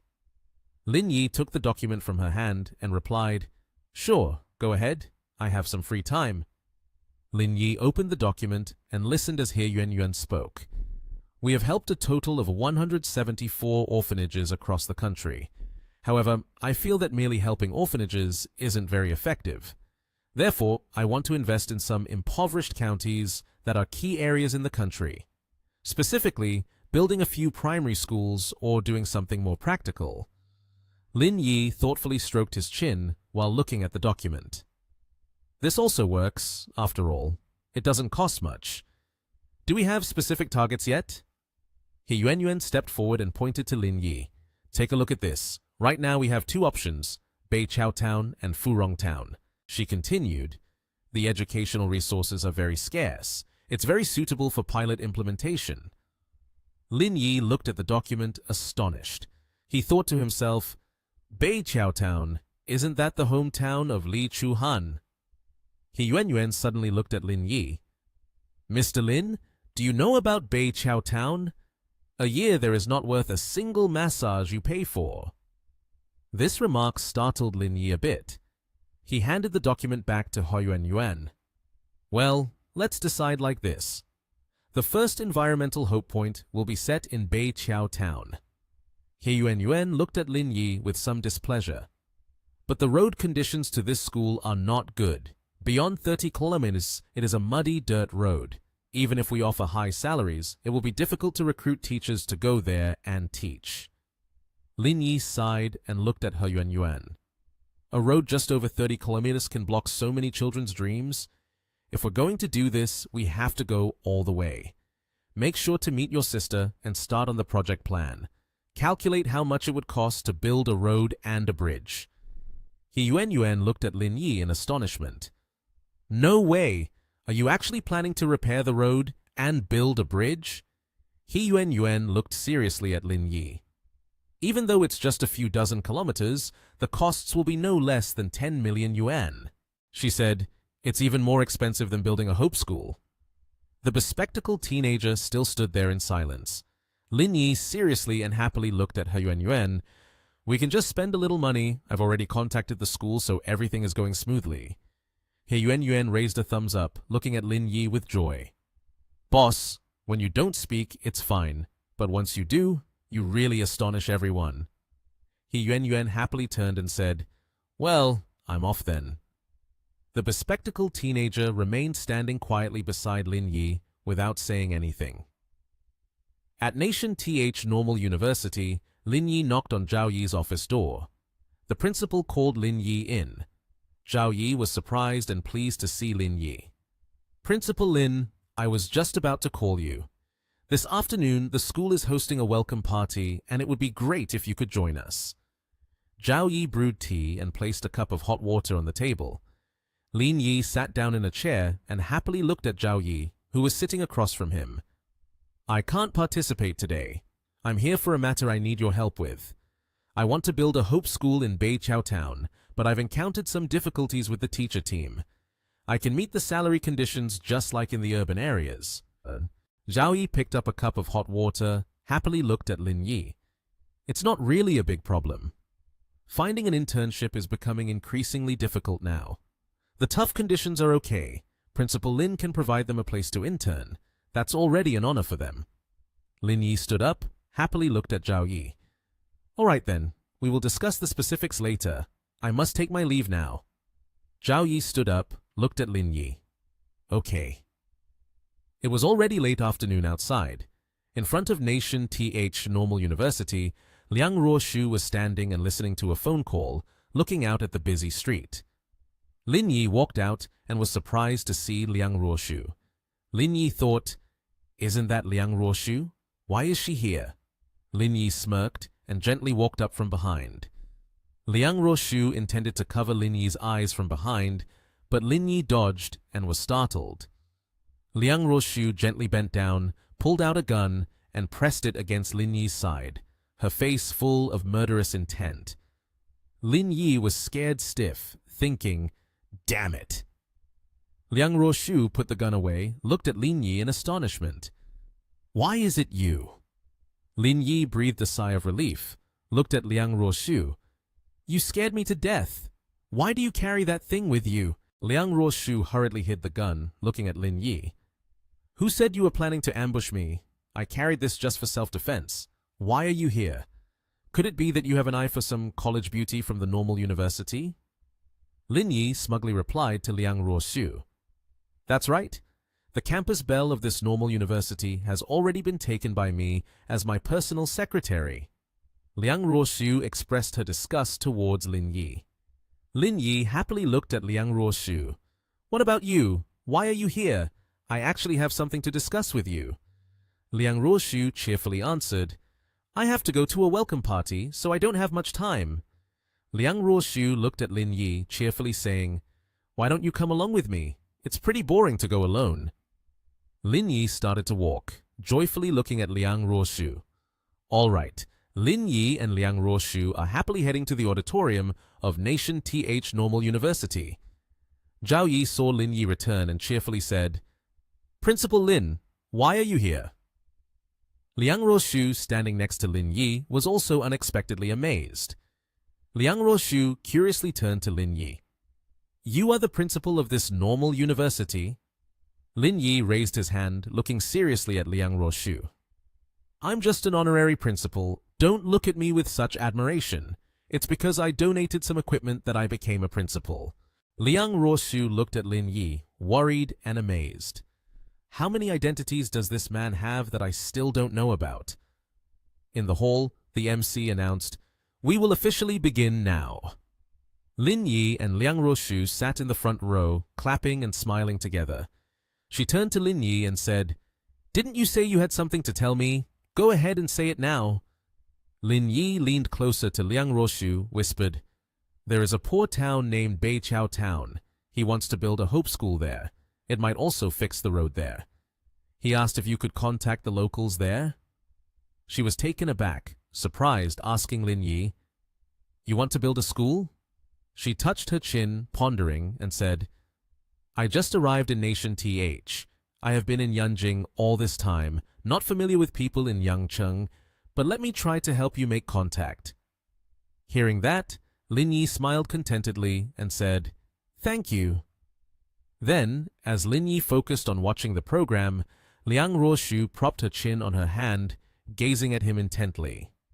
She looked at him with an extremely attentive and alluring gaze, making Lin Yi feel a bit flustered. He said, "Don't look at me anymore. Just watch the performance." She propped her chin on her hand, her gaze infatuated, saying, "If you can perform a piece that satisfies me, I will immediately help you with the financial issue." Lin Yi rested his chin on his hand, feeling disheartened, replied, "You're trying to make me lose face, aren't you?" In the meantime, she wore a bright smile, intertwining her fingers. She said, "You want stable finances for a locality, but you don't want to give anything in return for it. There's no such thing as a free lunch in this world." Lin Yi nodded and agreed. "All right, I will perform." He smiled faintly, and then Lung Nyuk-hung was surprised to see him suddenly stand up. The host introduced, "Mr. Lin, come up here. What would you like to perform?" She continued, "To expand the knowledge for the new students and the graduating students." Liang Ruoshu continued to widen her eyes in surprise. Lin Yi walked straight to the piano saying, "I'll sing a song for fun." Then his hands gently glided over the piano keys, creating a melodious tune. He sang clearly while playing, his voice blending rhythmically with the music. The entire auditorium applauded, and everyone expressed their admiration for him, including Liang Ruoshu. She was surprised and walked to greet him, saying, "How many secrets do you still have that I don't know? I will definitely help you handle that financial stability matter." Lin Yi smiled happily. He winked at Liang Ruoshu and said, "Thank you, beautiful girl. Other than repaying you with my body once again, I truly can't think of any other way to repay you." Hearing that, she turned red in embarrassment. She shyly waved her hand and said, "Go away, and you, stop smiling wickedly." He waved his hand as he walked out of the hall, saying, "You continue watching. I'm leaving now. We can talk about the body repayment next time." At the skyscraper under the blazing sun, Shen Tianzhuo, in a research suit, laughed joyfully and said, "Xiao Yi, come here." He cheerfully responded, "Boss Shen, how's the progress now?" He placed the water glass on the table and said, "There will soon be a breakthrough, just the 17mm process." He continued, "But it's still far from the highest-end chips, and the main issue lies in the light source." Lin Yi rubbed his chin in thought. If they do it themselves, how much money and time will it take? Shen Tianzhuo replied, "Countless money, at least 3 years of time." He sighed with worry, holding a glass of water as he said, "But if we do it this way, there will be no profit. Even if they research a 4nm light source, people will research a 3nm one, so the gap will always exist." Lin Yi nodded in agreement. He said, "If I remember correctly, Satsuma is the world's leading optical manufacturer, right? I will think of a solution." Lu Ying and Sun Fuyu entered the room. She asked, "Boss, did you contact them?" Lin Yi calmly said, "Their 1.0 chip technology is about to be announced. Their technology has been stolen by Cisco, with more than 20 patented inventions registered. I guess it might be announced in the morning, and by the afternoon, they will receive a summons from the court." Both Lu Ying and Sun Fuyu were stunned by this announcement. Lu Ying worriedly asked, "Then why do they have to announce 1.0 when they have already fully prepared for 2.0? Lin Yi confidently replied, "Actually, my main purpose is to create a smokescreen so that the people from Cisco and Nation TH don't know too much. Otherwise, what fun would it be once it is announced?" One morning at the Metroang Industrial Park, 2 cars were driving on the road. Liu Yinxi smiled and said, "Hello, Brother Lin." Lin Yi saw him and replied, "You look pretty good, huh? Wearing a suit makes a difference." Hearing Lin Yi's words, Liu Yinxi shyly scratched his head and responded, "Brother Lin, please don't tease me." He joyfully announced, "I heard from Brother Qin that Lin Yi is looking for you about something. Whatever it is, just say a word." At this moment, Lin Yi approached him closely and covered his hand, leaning in to whisper into Liu Yinxi's ear. He said, "Liu Yinxi, here's what I mean." Upon hearing Lin Yi, Liu Yinxi was startled. He worriedly said, "Brother Lin, are you really going to play it that far?" Lin Yi confidently reassured him, "Don't worry." Lin Yi waved his hand and left, saying, Just follow what he instructed. At this time, in a room that was tightly shut, Zhang Dingchun was focused on working on the computer. Lin Yi opened the door and knocked on it with his hand. Dingchun happily called out, "Brother Lin!" He smiled and asked her, "How's the factory doing these days?" She quickly ran over to him and said, "There aren't any major issues, but Metroang is no longer theirs now." Hearing the report, he was startled and asked why. Dingchun only turned her face away. She came in, closed the door, and said, "The workshop and the warehouse have all been controlled by Cisco's people. I wanted to check the fire safety issues, but was stopped outside." As she spoke, she locked the door. Then, with a coquettish expression, she said, "Lin, why don't you arrange for me to work somewhere else?" Lin Yi sat down on the sofa. Dingchun continued, "I feel like I haven't done anything but still earn a salary, so I feel a bit guilty." She waved her hands dismissively and said, "Don't worry about it." He continued, "The business dealings between Metroang and Cisco will be ending soon. By then, you won't need to be here anymore." Dingchun, both worried and curious, asked, "Lin, I haven't accomplished anything yet, and I've already received my salary. I feel quite guilty inside." Then she pulled down her collar to reveal her beautiful, ample breasts. She shyly called him Lin. Afterwards, she unexpectedly left Lin Yi extremely astonished. After that, Lin Yi, from a passive position, pushed her down onto the sofa. He cheerfully said, "If you are so determined to repay your debt quickly, then let's go with your wishes." Dingchun, feeling embarrassed, buried her face into the sofa, hoping to come in contact with Lin Yi's lower body. He grasped her small waist. The ringing of the bells continued to crash into each other, each beat steady. Dingchun shouted out in embarrassment. At that moment, there was loud knocking at the door. Seeing this, Dingchun nervously and shyly called out to Lin. The sound of the ringing continued to beat steadily in rhythm. Meanwhile, Dingchun was panting, her body drenched in sweat. An hour later, the room door was opened. Lin Yi greeted, "Isn't that you, Brother Cao? Have you come to see me?" Brother Cao, along with his companion, bashfully said to Lin Yi, "Brother Lin, you really went all out. I heard your secretary's voice from outside for a whole hour." Lin Yi still spoke nonchalantly. "I was just visiting my employee." Dingchun shyly cowered behind. Brother Cao angrily said, "I came just to ask if you mistakenly hired a tall guy to collect fees guarding the restroom entrance. To think you would engage in such activities too, that's really too embarrassing." Lin Yi scratched his head and said, "Is Brother Cao talking about that? You've lost several 100,000 yuan again, and now you don't have money in your pocket," making Brother Cao even more surprised. Brother Cao angrily pointed straight at Dingchun and said, "If you want to have money, I can understand that, but you can't use that method. Does that mean Secretary Zhang has to pay money even when she goes to the restroom?" Lin Yi, gritting his teeth in anger, pointed directly at Brother Chao's face and said, "She is an exception." Then he continued, "Just like when you delegate the workshop and warehouse to Brother Chao, Secretary Zhang also doesn't have the authority to inspect fire safety issues, right?" Brother Chao was taken aback. He thought, "So that's why he wants to stand up for this secretary." Brother Chao then laughed and said, "Isn't it that she wants to go to the warehouse to take a look? I'll take Lin Yi there for inspection right now, and it will also conveniently show them how to end their shifts." On a clear, sunny morning with fresh air, Lin Yi wrapped his arm around Wang Ran's waist and stepped towards the warehouse for inspection. Brother Chao and Secretary Jie Meng followed behind. She spoke up and asked Brother Cao, "That guy is just a scumbag. Why do you have to pay attention to him?" He was pleased and snorted with laughter, responding, "I have come across many people like him. He has no ability but places great importance on his reputation. He must feel he's going to lose face in front of his secretary, which is why he would do something like this." Jie Meng, upon hearing this, flattered him with a smile.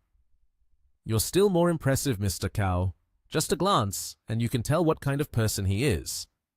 At warehouse number 9, some employees were already waiting to welcome Lin Yi. When they saw him arrive, the employees all shouted in unison, "Hello, Mr. Lin! "Welcome, Mr. Lin, to the inspection." After such a warm greeting, Lin Yi couldn't help but laugh heartily and said, "You all have worked hard." The employees joyfully replied, "It's you who have worked hard, leader." Mr. Cao, standing behind, was left speechless at this scene and thought to himself, "Truly shallow." Then Liu Yinxi stepped out to greet Lin Yi. "You've arrived." Lin Yi replied, "Follow me." He could only respond with a yes. They all went inside to conduct the inspection. While walking, Lin Yi mocked Mr. Cao. "Your Cisco is quite impressive." Before he could understand what was happening, Lin Yi continued, "It hasn't been long, yet you filled all 4 warehouses. These boxes of goods are being shipped out, aren't they? You must be making a fortune." Mr. Cao was said to have hit the nail on the head, only managing a wry smile while offering the excuse, "It's just small business compared to Brother Lin. I still fall far short." Lin Yi laughed and said, "Just by looking at him, it's clear that Brother Cao here is the one who does big things. You can tell he's well educated, not bad at all." Mr. Cao felt a bit helpless, thinking, "His skin really is thick. I'm not talking to him anymore." Lin Yi turned to talk to Liu Yinxi. "Xiao Liu, you finished the inspection. Go back to continue with your work. Don't follow me around anymore." After he finished speaking, Liu Yinxi smiled brightly and replied, "Got it, Brother Lin. I'm going back to work now." Upon hearing this, Mr. Cao, with a displeased expression, shouted loudly, "Hey, wait a minute! What do you guys plan to do?" Liu Yinxi, hearing him shout, also gradually grew displeased. "I've finished the inspection. I need to go back to take my shift at the toilet fee collection." Mr. Cao frowned and looked at him, then yelled louder, "Are you still charging fees, Mr. Lin? What do you mean by this?" Lin Yi and Mr. Liu cooperated, crying and pretending to be pitiful. "I don't want to either. He's a distant relative, and his family conditions aren't very good. I can only arrange for him to work here. If there were other options, I wouldn't do it this way." Having said that, Lin Yi turned around and left. He waved his hand and said, "Let's go. Come with me. Let's see what the dining hall is like." Mr. Cao was startled, then he panicked, reached out to stop him, and shouted, "Mr. Lin, why are you going to the dining hall?" Lin Yi scratched his head and sighed. "Right now, the entire Kechuang only has the cafeteria left that is under my management. I have to think about how to make money now." Mr. Cao felt uncomfortable upon hearing this. He took out a check, wrote something on it, and handed it to Lin Yi. At the same time, he did not forget to request, "Mr. Lin, how shall we negotiate this? The entire Kechuang now, from the cafeteria to the toilets, is managed by us. You can no longer intervene, okay?" Lin Yi seemed to achieve his goal, and his face brightened with joy. He said, "Rest assured, since Mr. Cao is so generous, I won't be like a car with a loose chain anymore. Don't worry." Upon hearing Lin Yi's agreement, CEO Chao turned to Jiameng and reminded her, "You go prepare the contract. The content is to hand over the entire Kechuang from the cafeteria to the toilets, all to be managed by us. There will be no more relationship with Mr. Lin in the future." The secretary nodded and replied, "Yes." Once the work was done, Lin Yi joyfully said, "All right, once the contract is ready, send it to me right away." He picked up the check and continued, "I still have things to do, so I won't stay to talk with you all any longer. Goodbye, CEO Chao and Jiameng." Jiameng sighed and exclaimed, "Finally, I sent away this plague." 3 people from Lin Yi's team walked out of the warehouse. He looked seriously at him and said, "Have you got a good grasp of the overall layout and the monitoring positions after taking a tour around the warehouse just now?" He nodded and frowned in response. "I've memorized it. Just waiting for your orders. We can act at any time." In a majestic high-rise building, Chao Jiadong stood up, slammed his hand on the table, and spoke loudly with a panicked expression. "Daughter, are you sure that information is real? Is Longxin really going to announce the 1.0 chip technology?" Chao Jingju replied sternly, "Fenglan Culture is preparing to hold a press conference to announce their new product. This information is 100% accurate." Chao Jiadong joyfully said, "Although we have taken the lead in developing the 1.0 chip technology, Long Sin is still a formidable rival. However, once the press conference is over, we can hold the exclusive patent in our hands and then go meet them, talk to them, and crush them immediately. Hearing this, Jingju took her bag and left. As she walked away, she said, "I've already shared the news with father. Whatever happens next, it won't be my concern anymore." At Huashan Hospital, Li Chuhan was sitting and focusing on writing a report. At that moment, Lin Yi approached and spoke. "That's right, leader. If I remember correctly, your hometown is in Beiqiao Town, right? When do you plan to return home for a visit?" Li Chuhan looked at him and replied, "Next Wednesday." Suddenly, Lin Yi placed his hand on her shoulder, leaned closer, and smiled brightly. "Perfect timing. I also have something to do there, so I'll go with you." His spontaneous action left her a bit bewildered. Li Chuhan asked curiously, "What are you going there for?"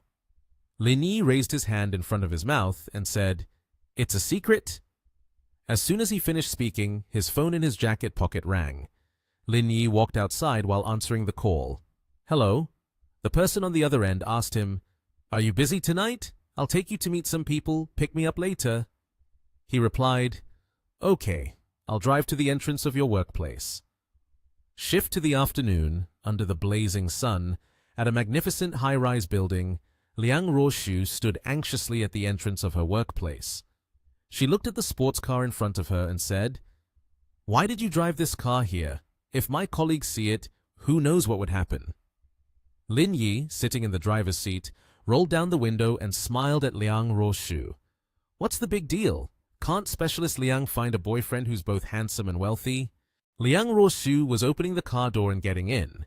Her mother, Mrs. Shen Suyi, was nearby, saw her, and took out her phone to take a picture. Ruoshu's phone rang, making her a bit startled. She turned to Lin Yi, gestured for him to be quiet, then answered the call. Her face was dotted with sweat from fear and anxiety. "Mom?" The voice on the other end asked, "Ruoshu, what are you doing?" Liang Ruoshu glanced at Lin Yi and hesitantly replied, "I just finished a meeting. I'm reviewing some meeting documents." Suddenly, 2 car horns sounded from outside, causing Ruoshu and Lin Yi to jump in shock. Ruoshu looked out the window and saw her mother sitting in her car, waving at her. "Mom came to visit you." Ruoshu spoke, her fear evident on her face. She stiffened, not knowing what to say. Seeing her like this, Lin Yi felt worried and asked, "What's wrong? Do you want to go anymore?" She said something unclear. "My mom." This made him confused and asked again, "What?" Liang Ruoshu, terrified, turned to him and said, "My mom suddenly came here." This made him jump as well, and several beads of sweat appeared on her face. When Shen Suyi saw him coming down, she opened the car door and stepped out. Lin Yi looked at her and smiled. "Hello, Aunt. The first time I saw you, I knew you were Ruoshu's mother. Although you two look very similar, your temperament is far superior to hers. There's quite a difference."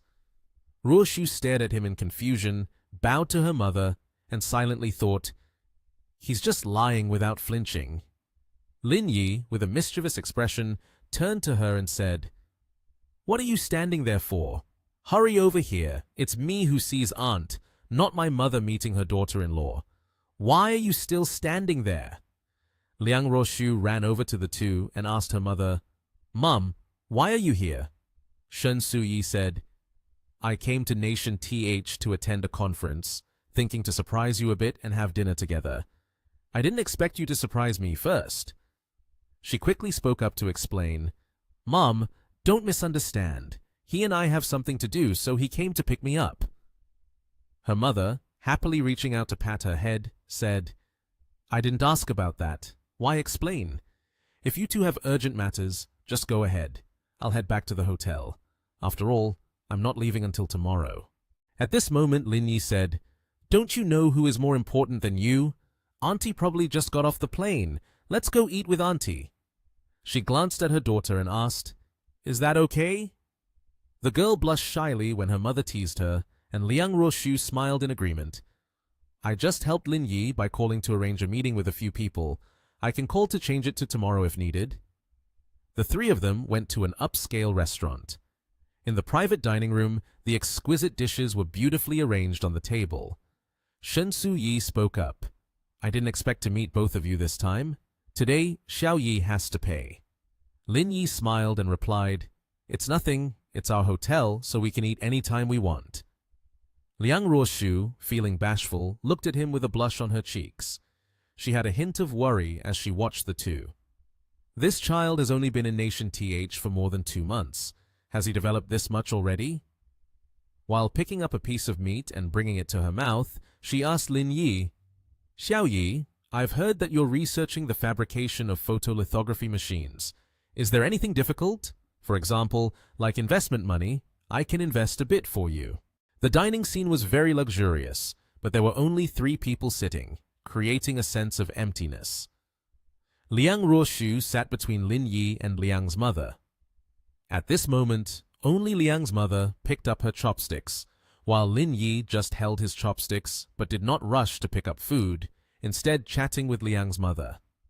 "No need, aunt. In terms of money, I still have enough. For now, this is sufficient." It seemed that Liang's mother was a very generous person. Her attitude was amiable, her legs crossed, her hand resting on her knee. Smiling with her almond-shaped eyes, she said, "Aunt knows that researching and developing the photolithography machine will take a lot of time and money. When that time comes, if you need money, just let me know. While I may not be able to provide a lot, a few tens of billions shouldn't be a problem." Hearing the figure of a few tens of billions, Lin Yi spat out the water in his mouth, gaping in astonishment. He did not expect Liang's mother to be so generous and value him so much. After the surprise subsided, his face and voice began to become somewhat serious. "Aunt, actually, I have a bit of a difficult problem." Lin Yi paused for a moment and continued. "I currently need a 4 nano EUV light source, and that can only be produced by ASML. I'm wondering if you know anyone in that area." Lin Yi's brow furrowed slightly due to the difficult issue at hand. In that brief moment of hesitation, he might have been torn about whether to voice the problem, but he chose to speak up, partly out of trust in Mother Liang. Mother Liang raised her willow-like eyebrows a little, then cast her alluring green eyes towards Lin Yi, clasping her hands together as she said, "ASML is a foreign company. Right now, the relationship is so tense that it seems very difficult to procure the 4 nano light source from them." Lin Yi closed his eyes and let out a sigh, feeling somewhat helpless as he replied, "I've already sought out the people from ASML in this Nation TH, but it hasn't been effective at all. They refuse to give us any consideration." Mother Liang shifted her posture, intertwining her fingers, lowering her head slightly, and looking directly at Lin Yi, advising him, "If you want to lure them into negotiations, you must have something appealing to offer them." Lin Yi immediately understood Mother Liang's meaning, and a brilliant idea sparked in his mind. His amber eyes lit up, his fists clenched, expressing determination. He thanked Mother Liang, saying, "I got it." He happily lifted the glass of water with both hands, smiling with his eyes narrowed, and said, "Thank you, Auntie. Whenever I feel better, I will definitely come to find you." Mother Liang was very cheerful, raised her glass, and said to Lin Yi, "All right. The promise I made to you will definitely not be forgotten." The two of them clinked their glasses and took a sip, each having their own thoughts. Lin Yi looked at Mother Liang and wondered, what is Ruoshu's mother really up to? Then he observed the intimate actions of the mother and daughter. He felt uncertain about the earlier conversation. Mother Liang was enthusiastically picking food for Ruoshu, taking care of her like a child, and she said, "Come on, try this." Ruoshu, feeling shy and blushing, replied, "I'm no longer a child." Seeing that warm scene, Lin Yi also had no intention of ruining it. On the contrary, he suggested going outside to give the two mothers and daughters some private space. "I'll go call the driver to take you back to the hotel." Watching Lin Yi's figure leave, Mother Liang paused her chopsticks and did not look after him. Once he had completely disappeared from view, Ruoshu immediately rushed into her mother's arms, hugging her waist joyfully and laughing. Mother Liang teased with a smile, You're already this grown-up, yet still like this. Ruoshu, nestled in her mother's embrace, giggled and then asked, Mum, what do you think of Lin Yi? Mother Liang did not immediately respond to this question, but emphasized, focus on doing your job well and quickly return to Yanjing. The reminder surprised Ruoshu for a moment. Seeing her beloved daughter's expression, she guessed that her daughter had perhaps put Lin Yi first and momentarily forgot her main purpose. However, she did not mind much and kindly remarked about Lin Yi's character. In fact, Lin Yi's background is not trivial at all. Either he will trample this world under his feet or be crushed by it, simply that. After saying this, she patted her daughter's head. Ruoshu felt a little sad, buried her face in her mother's embrace, and said, I understand. In the marketing office, when Lin Yi entered, his face was very serious. Inside, 5 people were already waiting for him on the sofa. Ruoshu introduced, Mr. Lin has arrived. The people waiting for him in the room included Wu Zhaoyu, the secretary of Yangcheng, Sun Mao Chun, the mayor of Beiqiao Town, the beautiful reporter Wen Shu, and a cameraman. Ruoshu raised her hand to gesture for him to come in and said, Let me introduce them to you. Lin Yi stepped forward, shaking hands with Wu Zhaoyu to express mutual friendliness and warmth. Both men clasped each other's hands. Wu Zhaoyu cheerfully greeted, Hello, Mr. Lin. Thank you for your willingness to support Beiqiao Town of City Yangcheng. On behalf of the people of Yangcheng, I sincerely thank you. Lin Yi raised his hand to scratch his head, shyly replying, You are being too polite. I am just doing a little something within my capabilities. At this moment, Wen Shu interjected to interrupt the conversation. Mr. Lin, we are all set now. We can start the interview. Please have a seat here. Lin Yi said, All right. The two of them, one interviewing and the other responding, sat down on chairs. Between them was a small table, adorned with a cute little flower pot. The cameraman, after preparing the camera, was ready and asked, Is everyone ready? Wen Shu gestured with her hand in agreement, her face brightening as she began to converse with Lin Yi. Mr. Lin, I would like to ask, what is your purpose in wanting to build a hope school in a place like Beiqiao Town? Lin Yi placed one hand on his chest, responding comfortably, I want the children there to get closer to their dreams. Only knowledge can change their destiny. Watching the two in front being filmed, Ruoshu nodded in satisfaction, her face filled with pride for Lin Yi. An hour later, as the interview concluded, Ruoshu and Lin Yi accompanied everyone to the door. Ruoshu spoke first. Secretary Wu, Reporter Wen, thank you for your assistance on this matter. Wu Zhaoyu, being polite, raised his hand and waved it dismissively as he replied, That is also for the benefit of Yangcheng. If we need to express our gratitude, it should be us instead. After the group of Wu Zhaoyu left, Lin Yi was about to leave as well, but was called back by Ruoshu. Lin Yi, wait a moment. The two of them walked into the room together. Ruoshu proactively handed an item to Lin Yi. Lin Yi, this is for you. Lin Yi was extremely surprised by the check in his hand, exclaiming, Where did you get the 100 million check from? Ruoshu leaned slightly against the desk for support, raised her hand, revealing sharp yet alluring nails. With a confident look on her face, she said, I told my mother about the schools and roads condition there. My mother invested 100 million for you. Holding the enormous check in his hand, Lin Yi felt a bit embarrassed. No way, I'm funding that locality 40%, and now my future mother-in-law is giving me 100 million. Looks like I won't have to spend any money at all. As his embarrassment passed, he immediately tucked the money into his jacket pocket, his face blooming like a flower in spring. When you go back, remember to convey my thanks to your mother for me. I will accept this money. Seeing her boyfriend so happy, Ruoshu also felt happiness. Her face became serious again. She reminded him, Do you have any plans at this moment? Wu Zhaoyu and Sun Mao Chun over there can receive you at any time. This matter depends on when you plan to go. Lin Yi thought for a moment, his hand resting on his chin, stroking it as he calculated in his mind. Then he shared his thoughts with Ruo Shu.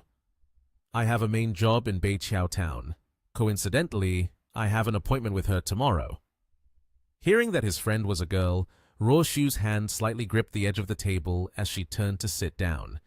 She glanced at him and said, All right, when the time comes, I will inform Wen Shu to come pick you up. You go ahead. Lin Yi's eyes immediately showed a flattering expression. Mayor Liang, have you used me up and are now sending me away? I feel quite uncomfortable. This feigned attitude made Ruo Shu annoyed. She shouted, Leave quickly! Don't play act here with me!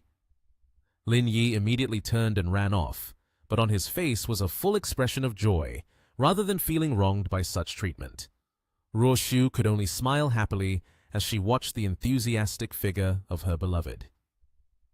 At the towering building of Lin Yi's company, he entered the office without knocking, directly saying, You hold this check. Lin Yi's words felt stuck in his throat. His face flushed. He widened his eyes at the sight before him. Her Yuan was changing her clothes. She had taken off half of her shirt, revealing a yellow bra. Upon seeing Lin Yi enter, she let out a loud scream, closed her eyes, and turned around to cover her body. Lin Yi, embarrassed, looked away and closed one eye while reproaching her. What are you doing in the fitting room? Yuan, now dressed in her shirt again, turned back, her face red but still scolding him. How was I supposed to know you were coming today? In her heart, she silently added, If I had known earlier, I would have put on prettier underwear. Lin Yi took out a check and placed it on the table. His long fingers brushed over it, then pressed down the check to prevent it from flying away. He said, This is a donation for the primary school. Yuan had sat down at her desk and picked up the check. She joyfully exclaimed, Such a large donation, it's like we don't have to spend a single cent to get this done. Then she suddenly shouted, Boss, where did you get this check? The investor's information is from Chongxin Group, valued at 8 trillion. Lin Yi was also surprised. Is it real or fake? He thought for a moment before squeezing out a few words. For the time being, don't enter that check into the accounts. Let me handle it. The blinding sunlight poured down on the building, reflecting through the glass to create little suns. Lin Yi walked heavily, his mind filled with a jumble of questions. Who is Liang Roshu's mother, after all? Glancing back at the building behind him, his pupils resembled amber. Besides the coldness, there was a hint of regret.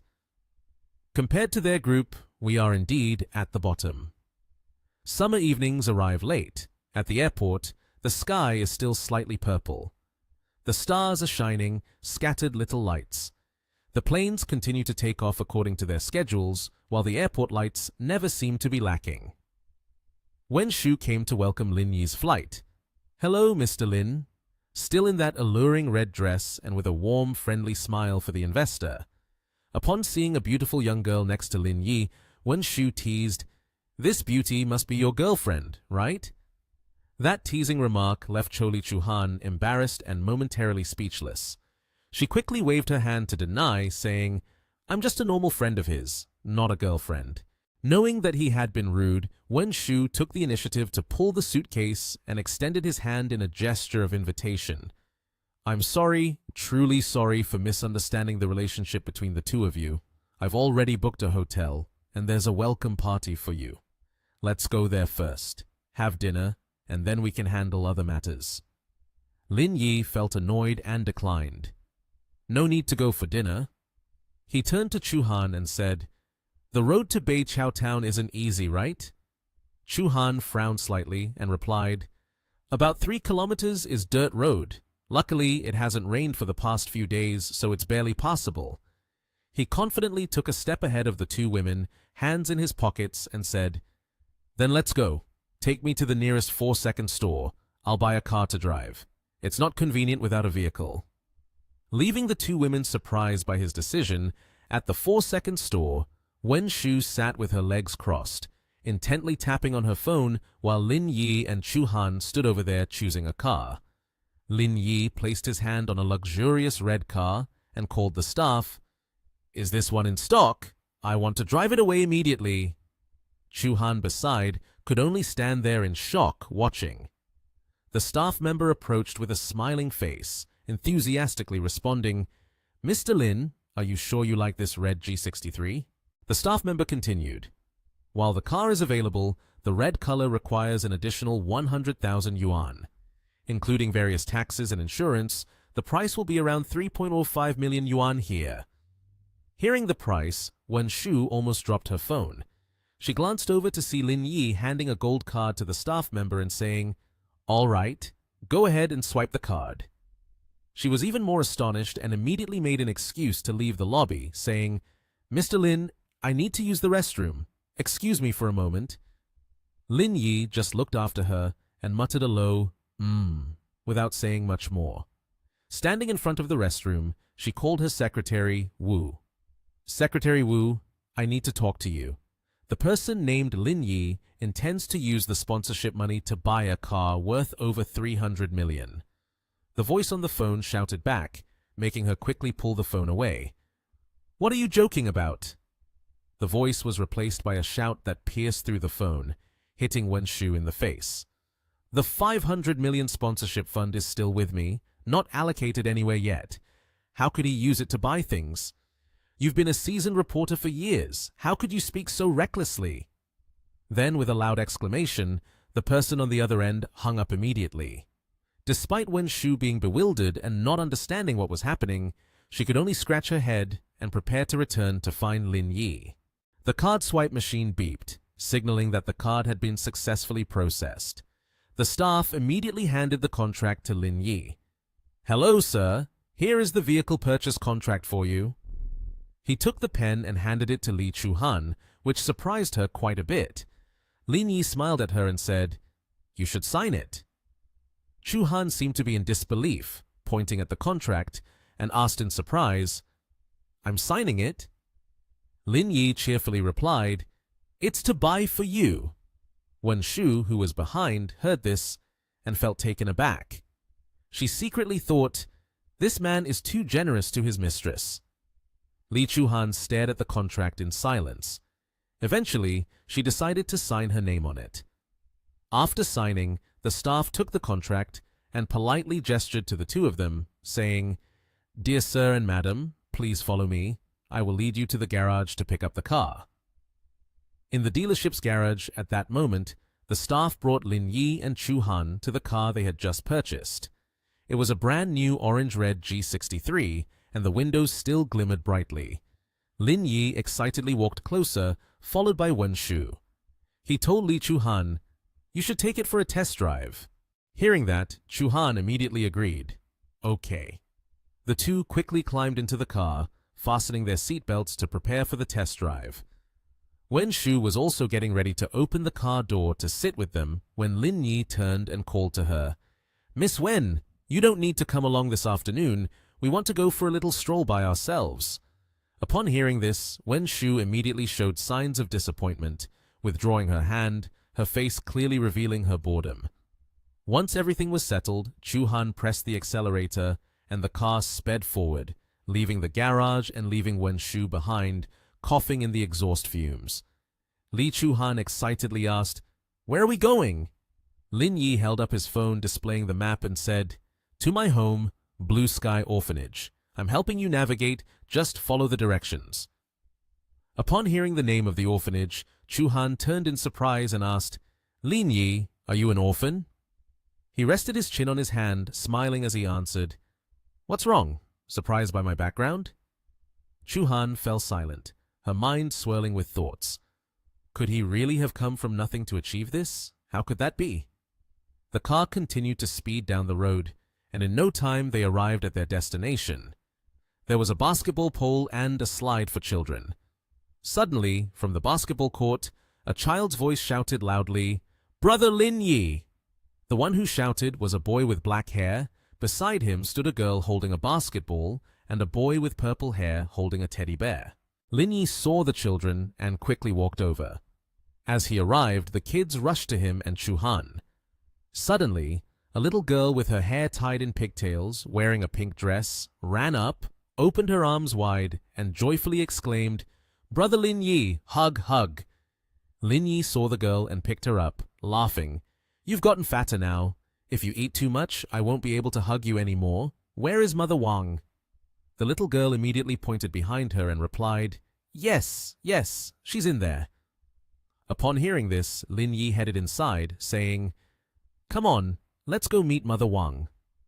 Wang Chuiping, seeing Lin Yi walk in, turned pale, thinking to herself, "What's going on? Why is he bringing another child home?" Though she thought this in her heart, she still greeted them cheerfully. She looked at Li Chuhan and asked, "This girl is—" Lin Yi held the little girl in one hand, pointed to Chuhan, and happily said, "Let me introduce everyone. This is Li Chuhan, my director in cardiovascular surgery." Chuhan politely greeted Mrs. Wang. "Hello, Auntie." Mrs. Wang Kuiping, flustered, replied, come in, come sit down." Mrs. Wang turned to Lin and whispered reproachfully, "Child, why didn't you say a word to your mother before coming back? I wasn't prepared at all. You two probably haven't eaten anything, right? Let me go cook something for you to eat." Seeing Mrs. Wang getting ready to cook, Chuhan immediately offered, "Auntie, let me help you out." At dinner, the whole family gathered around the dining table. Mrs. Wang asked Lin Yi, "Son, I heard that you came back this time for work. Can you stay a few days?" Lin Yi, happily eating his meal, replied when Mrs. Wang asked, "Not really, Mom. I have a lot of work to do over at Nation TH. After I finish that, I'll come back again." Mrs. Wang picked up a meatball for Lin Yi, kindly reminding him, "You're so busy with work. Remember to take care of your health. You can't earn all the money in a day." Lin Yi looked at the meatball his mother had just picked up, thought about her caring words, and felt genuinely warm. He then broke into a rare, happy smile. The sky had started to darken. Lin Yi and Li Chuhan walked out of the orphanage gate. He waved goodbye to everyone and told Mrs. Wang, "Next time I'll come back to visit you, Mother Wang." In the hotel, Lin Yi placed his gold card on the reception desk and said, "I'd like 2 rooms, please." Seeing this, Chuhan felt shy and said, No need to spend money like that. 1 room is enough." Hearing this, Lin Yi blushed and turned to ask her, "Huh, are you sure?" Chuhan, feeling bashful, spoke softly, "When working, don't most people stay together in a shared house or something?" Upon hearing this, Lin Yi took back the card and handed it to the receptionist.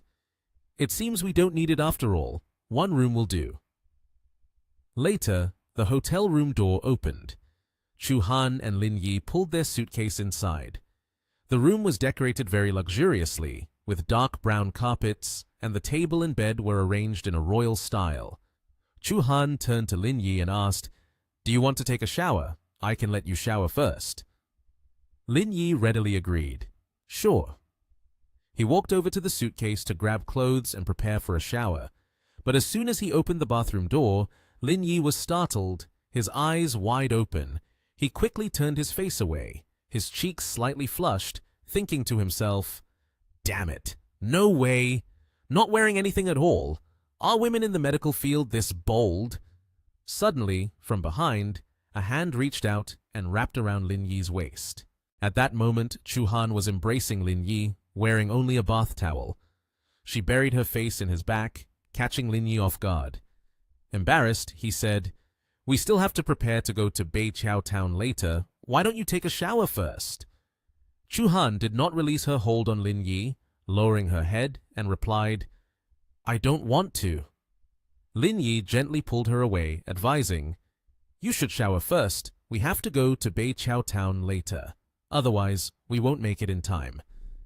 The enticing pink lips of Li Chuhan twitched slightly. "Then you can shower with me." Lin Yi flushed and looked at Chuhan, who was only wrapped in a bath towel that revealed her voluptuous figure. Her face flushed, looking very alluring. He hesitated. Can I decline that?" Lin Yi moved closer to the bathtub, putting his hand in the water to divert the topic. "The water temperature is fine now. You should shower first." Suddenly, Chuhan went silent, softly releasing hot breaths. She ran on the bathroom floor, rushing towards Lin Yi. The bath towel fell, exposing her hot body, and water from the bathtub splashed everywhere. Lin Yi ran his wet hair back. He had been pushed into the bathtub by Chu Han, soaking his entire outfit. Squinting at her, he said, "I haven't even taken my clothes off yet." Chu Han, now completely unclothed, softly spoke in a seductive voice. "I can help you with that." Hearing this, Lin Yi was momentarily stunned, as if he couldn't believe what he had just heard. He stood up, intending to get out of the bathtub, resolutely stating, "Forget it, you should shower first." Suddenly, Chu Han grabbed Lin Yi's waistband and pulled it down sharply, causing him to lose his balance and fall into the water once again. Chu Han gestured for silence, her cheeks flushed as she whispered, "Don't move, just let me handle it." Before Lin Yi could react, she lifted his shirt, revealing his toned abdomen. The water from the showerhead continued to pour down into the bathtub. Both of them were now completely undressed. Chu Han gently caressed Lin Yi's face, leaned into his ear, and softly called his name, Lin Yi. She lifted Lin Yi's chin, leaning her lips close to his, seductively saying, "I'm feeling uncomfortable." Lin Yi closed his eyes, his cheeks suddenly flushed, letting out a soft moan. Chu Han pressed her body against Lin Yi, while his lips prepared to kiss her neck. Lin Yi suddenly pushed Li Chu Han away, warning, "You were the one who took the initiative with me before." Then he stood up, pinning Chu Han down. He firmly grasped her slender wrist, preparing for a spring night in the bathroom. At that moment, only the sounds of Chu Han's moans could be heard as she kept calling his name. "Lin Yi."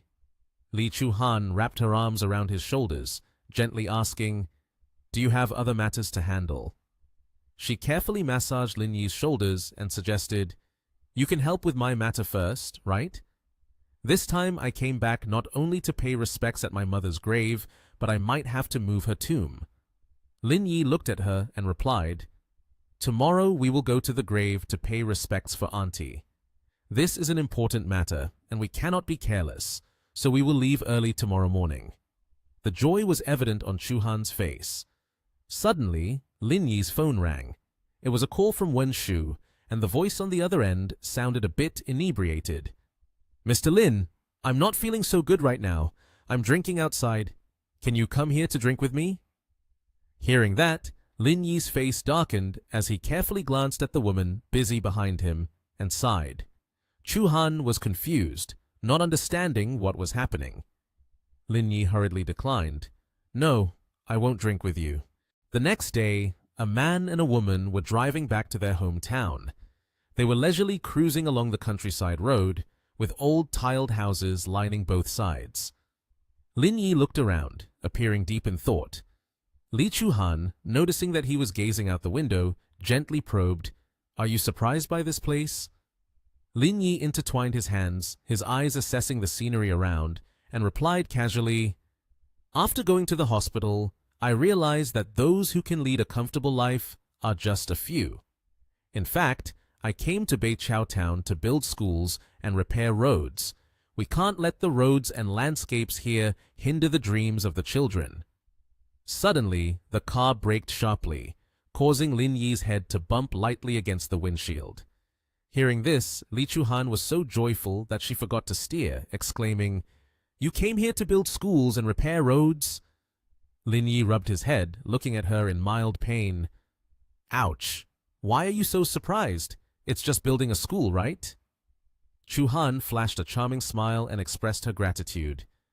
"On behalf of the children who cannot attend school in Beiqiao Town, thank you so much." Lin Yi lifted her chin, making the atmosphere in the car suddenly turn intimate. Then, leaning close to the other person, she whispered, "Let's consider that I thanked you last night." The girl eagerly reminded him, "Look over there at the bridge. There are so many people. It seems very lively." Her long, slender finger pointed toward a group standing by a truck. Next to them were several baskets filled with a mixture of fish, the stench causing flies to swarm everywhere. Lin Yi was displeased, speaking up to announce, "Please make way a little. We want to get through there." Everyone seemed to have agreed beforehand and immediately surrounded the truck with the baskets of fish that were being sold. "Hey kid, buy some fish. They were all freshly caught from the river." They continued to entice, especially fresh and delicious. I guarantee you two have never eaten anything like this in the city." An elderly woman smiled, standing right at the truck's door, holding a basket of fish that was swarming with flies. The smell emanating from it made him cover his nose due to the horrid stench, and he unpleasantly remarked, "It smells so bad. How can you say this is freshly caught?" The elderly woman was unfazed and reassured him. "Fish have a natural fishy smell that attracts flies, but they are all very fresh. You can rest assured and buy some to take home. There will definitely be no problem." Lin Yi was almost disgusted by the fish. "Ugh!" A moment later, he raised his voice. "We have something urgent to attend to. You all quickly make way, please." These people were startled to the core. The faces of all of them changed completely. They immediately threatened, "Let me tell you, if you don't buy our fish, then you two don't even think about passing through there." Li Chuhan witnessed the helpless scene, sighed and thought to himself, "The face of Beiqiao Town has been completely ruined by them." Lin Yi, unwilling to back down, demanded, "Get out of the car, let's switch places." Immediately, they changed seats with each other. He leaned halfway out of the car window, gritting his teeth each word. "I give you 3 seconds to get out of the way. If you still don't move, then bear the consequences." But they stubbornly stood their ground, menacing and refusing to budge. The whole group threatened, "Earlier, if you had just bought 10 kilograms of fish, you could have passed. But now, if you don't buy all the fish here, then don't even think about leaving." The car accelerated, tires screeching against the pavement, and it charged straight towards the stubborn group. In the blink of an eye, all the fish baskets and water were sent flying. They lost control and shouted, "You are the grandchild of a turtle. You won't die a decent death. Hurry up and pay us back. Yelling here is useless. Let's go into the town. We are sure to find that guy." Lin Yi and Li Chuhan leisurely drove on. He couldn't help but criticize, "The people of Beiqiao Town are really reckless." She felt guilty and defended. Perhaps it's a place that few people know. So many people are eager to do business. Ultimately, they are still afraid of poverty. Not long after, they stood in front of a repair shop. The girl's gaze briefly turned melancholic and revealed, "Actually, this is already very good." Below Beiqiao Town, there are over a dozen villages, and the situation there is much worse. Seeing this, Lin Yi smiled, comforting her. "Don't worry, once the school is built, those problems will be solved." They continued to drive, surrounded by the tranquil countryside scenery with lush green trees. Soon after, they stopped. Lin Yi and Li Chuhan stood before a grave. From the girl's eyes, one could see many sorrows. Li Chuhan sat sadly before the grave of the two, laying out a few offerings, burning some things to send to the one lying beneath this earth. The atmosphere became quiet. She softly spoke, "Could I have a moment of silence here?" He didn't say anything, just gently nodded. Thus, a silent atmosphere enveloped the two of them. Chuhan touched the headstone with deep sorrow. 10 minutes later, Lin Yi returned and patted her on the shoulder. The other person was also preparing to stand up, mumbling, "I am very grateful to my mother. No matter how much she was beaten, she still let me go to school." She began to recount the past. The doctor said when she passed away. He was stunned to see the beautiful eyes of the girl in front of him welling up with tears.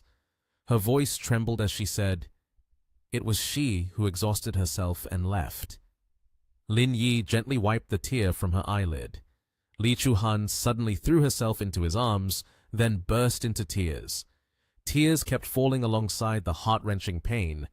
"Lin Yi, I miss my mother so much." He said nothing, merely quietly caressing the head of the person in his embrace. In front of the grave, he solemnly vowed to her mother, "Aunt, don't worry. I will take good care of her in the future, and I won't let anyone bully her anymore." She was immediately touched, and after a while, he continued, "Let's go. We will move your mother's grave to Nation TH. That way, you can visit your mother any time you want." But suddenly, a loud voice called out, "Sister!" The couple was stunned to see a man with a scruffy face, but looking quite proper, riding a motorcycle towards them. It was Liu Kai, the younger brother of Li Chuhan. Lin Yi was annoyed and asked her, "Is this guy your brother? Is he here to visit your mother's grave too?" Li Chuhan lowered her head, feeling not only uncomfortable, but also angry. She replied immediately, "He's my brother, and whether he comes to visit our mother's grave or not, I have no idea." At this point, Liu Kai had also run over, cheerfully saying, "Sister, I knew you would come back." However, she spoke seriously and scrutinized him. "You came to pay respects, so why didn't you bring anything at all?" This guy didn't care and eagerly grabbed her hand, smiling. "I came to find you, to find you." He continued nonchalantly, "Can you lend me some money? The family's farming isn't enough to buy fertilizer." Li Chuhan shook his hand off, clearly displeased, and replied immediately, "That's your family's issue. I'm not obligated to give you money." At this moment, Liu Kai dropped the cheerful facade and shouted, "I'm your brother! Why wouldn't you lend me money? I'm not even married yet. When the time comes, you'll have to give me money so I can buy a house overseas."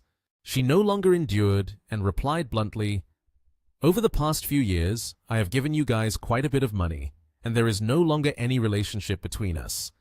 You need money, certainly not to buy fertilizer, but to gamble, right? Don't try to deceive me." The other person smiled again and said, "I no longer gamble. I really am taking this to buy fertilizer. Don't you have the heart to see the land at home dying from drought? Are you really waiting until I and father starve to death at home before you feel satisfied?" Hearing this, she was immediately stunned, but 2 seconds later, she was furious. "No way! I have given you enough already. How long do you expect me to keep giving you?" Liu Kai was equally furious, as if a massive fire had ignited in his heart. He shouted, "Are you even human anymore? Your own brother, and you won't help him. It's really a waste of all those years raising you." As soon as he finished speaking, a hand with 5 fingers lovingly struck his face. Chuhan's eyes glistened with tears, her voice filled with indignation. "It was my mother who raised me from a young age. My surname also belongs to my mother. What does it have to do with you? Moreover, I have already severed ties with that family long ago. Don't talk to me in that tone." Liu Kai was beaten to the point where he could not close his mouth, trembling as he wailed, "You dare hit me again." This guy, with no reasoning whatsoever, arrogantly threatened, "Tomorrow I will go to the hospital with my father to meet the leaders of your organization. I don't believe we won't find a place to reason things out." She was so angry she could hardly speak. "You." With a gentle hand placed on her shoulder, making the girl flinch, Lin Yi smiled softly and kindly advised, "All right, calm down. Some matters should be resolved as soon as possible. Dragging them out is not the way." The guy, looking nonchalant, immediately delightedly replied, "Still, it's your friend here who understands things better, knows how to use money to avoid trouble. Otherwise, don't even think about working at the hospital anymore. We will definitely smear your reputation." Lin Yi did not want to make a scene anymore and suggested, "I guess you come here every year to demand money, right? It's probably because your father told you to, right? This is not the place to talk about your family." With his hands in his pockets, he turned and walked to his car, not forgetting to flatter. "As long as you pay me to talk, anywhere is fine." He continued, "2 people will drive, I'll ride a motorcycle." And the other party readily agreed, "Okay, get in the car." Before long, Li Chuhan's car stopped at a village. The people around immediately buzzed and discussed, "Oh, what a luxury car, so proud." Lin Yi's eyes were filled with complexity and questions. "I want to confirm again, is this the house of these people?" The girl shyly nodded, and without saying a word, Lin Yi kicked the door open, surprising everyone. Lin Yi and Li Chuhan stepped inside the house. They saw the father drinking with his son. The son said, "Why did you come in here?" Mr. Liu, his face red from drinking, asked, "Who are you?" Lin Yi asked, "Are you the father of these 2? Why do you ask for money from her every year?" Mr. Liu snapped, "She's my daughter. Asking her for money is perfectly reasonable, isn't it?" Lin Yi took out a knife and threw it to where Mr. Liu was sitting, breaking the table. Mr. Liu panicked. "What do you want to do?" Lin Yi replied, From now on, she has nothing to do with you two anymore. Don't you dare ask her for money any longer.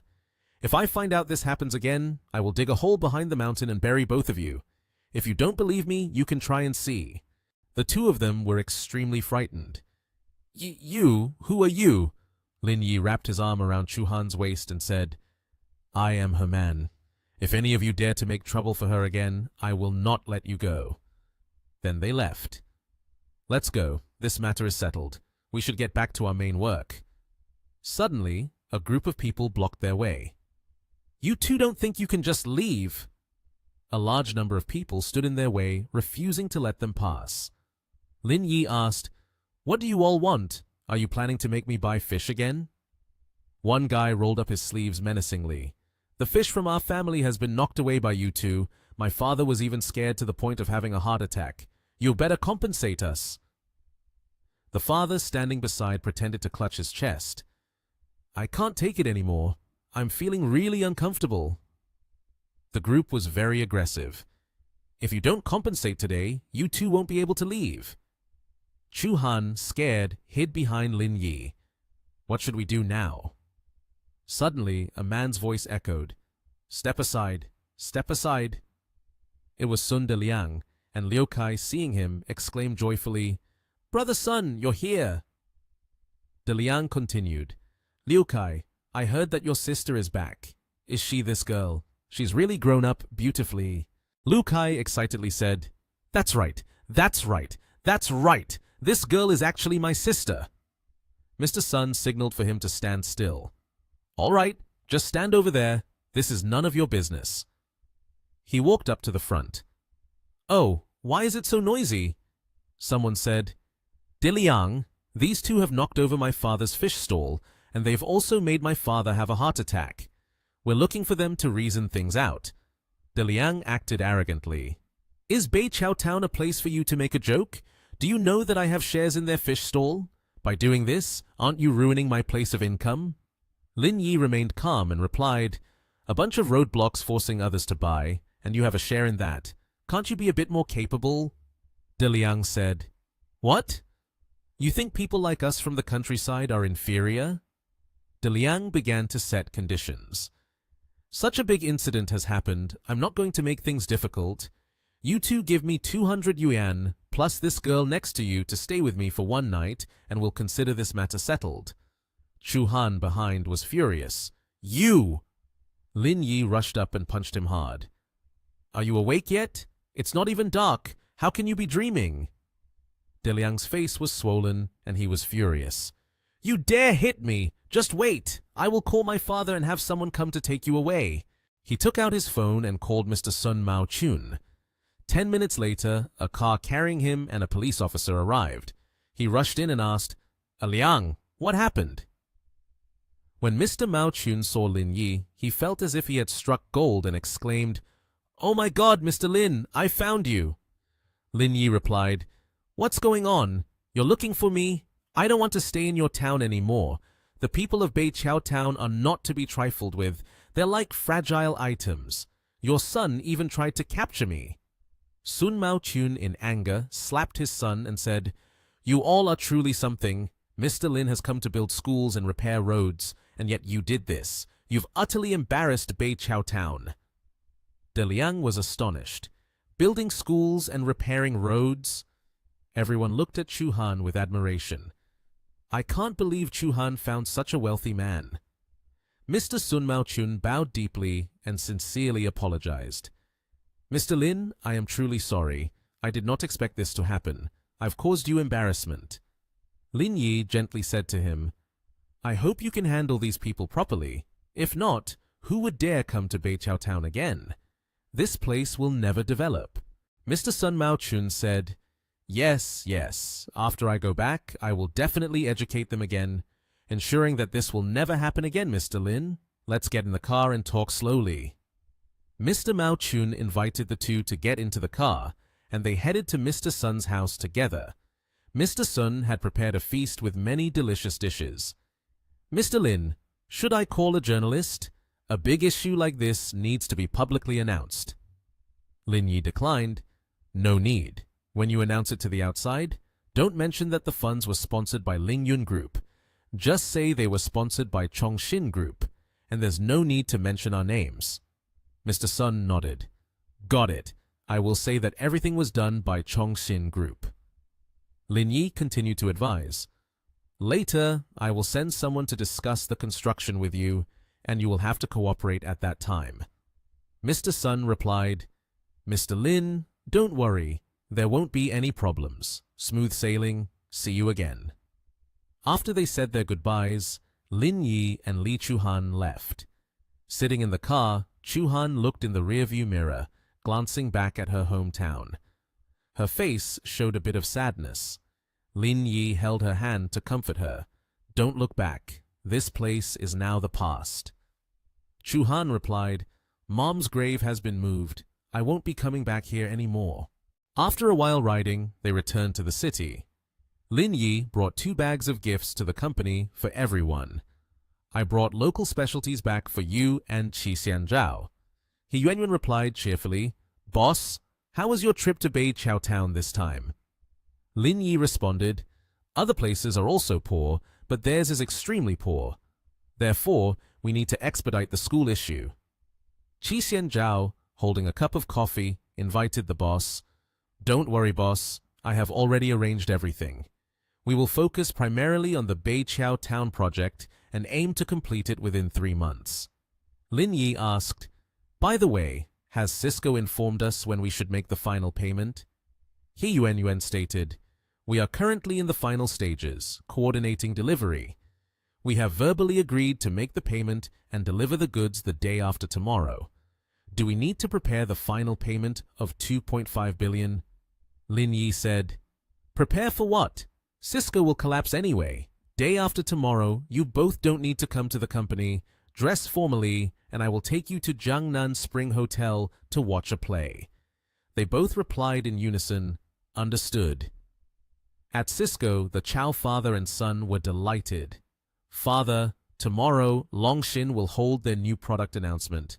Do we need to bring along some journalists? He said, Don't worry, Father has arranged everything already. The 2 fathers laughed loudly, and the son said, Father, look at those guys. They struggled to develop technology 1.0, but then we crushed it. The funniest thing is, they even went to the provincial company to hold another announcement. He said, Is your exclusive technology ready? Tomorrow, when we announce it, we must hit Longsin with a knockout punch. There can be no mistakes with this. CEO Chow proudly replied, It has been prepared ahead of time. Tomorrow, we need to bring them down, so they cannot raise their heads again. In the city of Yanjing, specifically at Mr. Liang Xianghei's house, the couple Liang Chunxiao and Shen Suyi returned home together. Everyone was already gathered at the dining table. Mrs. Yang Yuhua called them in. I've been waiting for you 2 for a while now. Quickly tell me about things over at Nation TH. Did you meet Ruoshu's match? Shen Suyi sat down on a chair.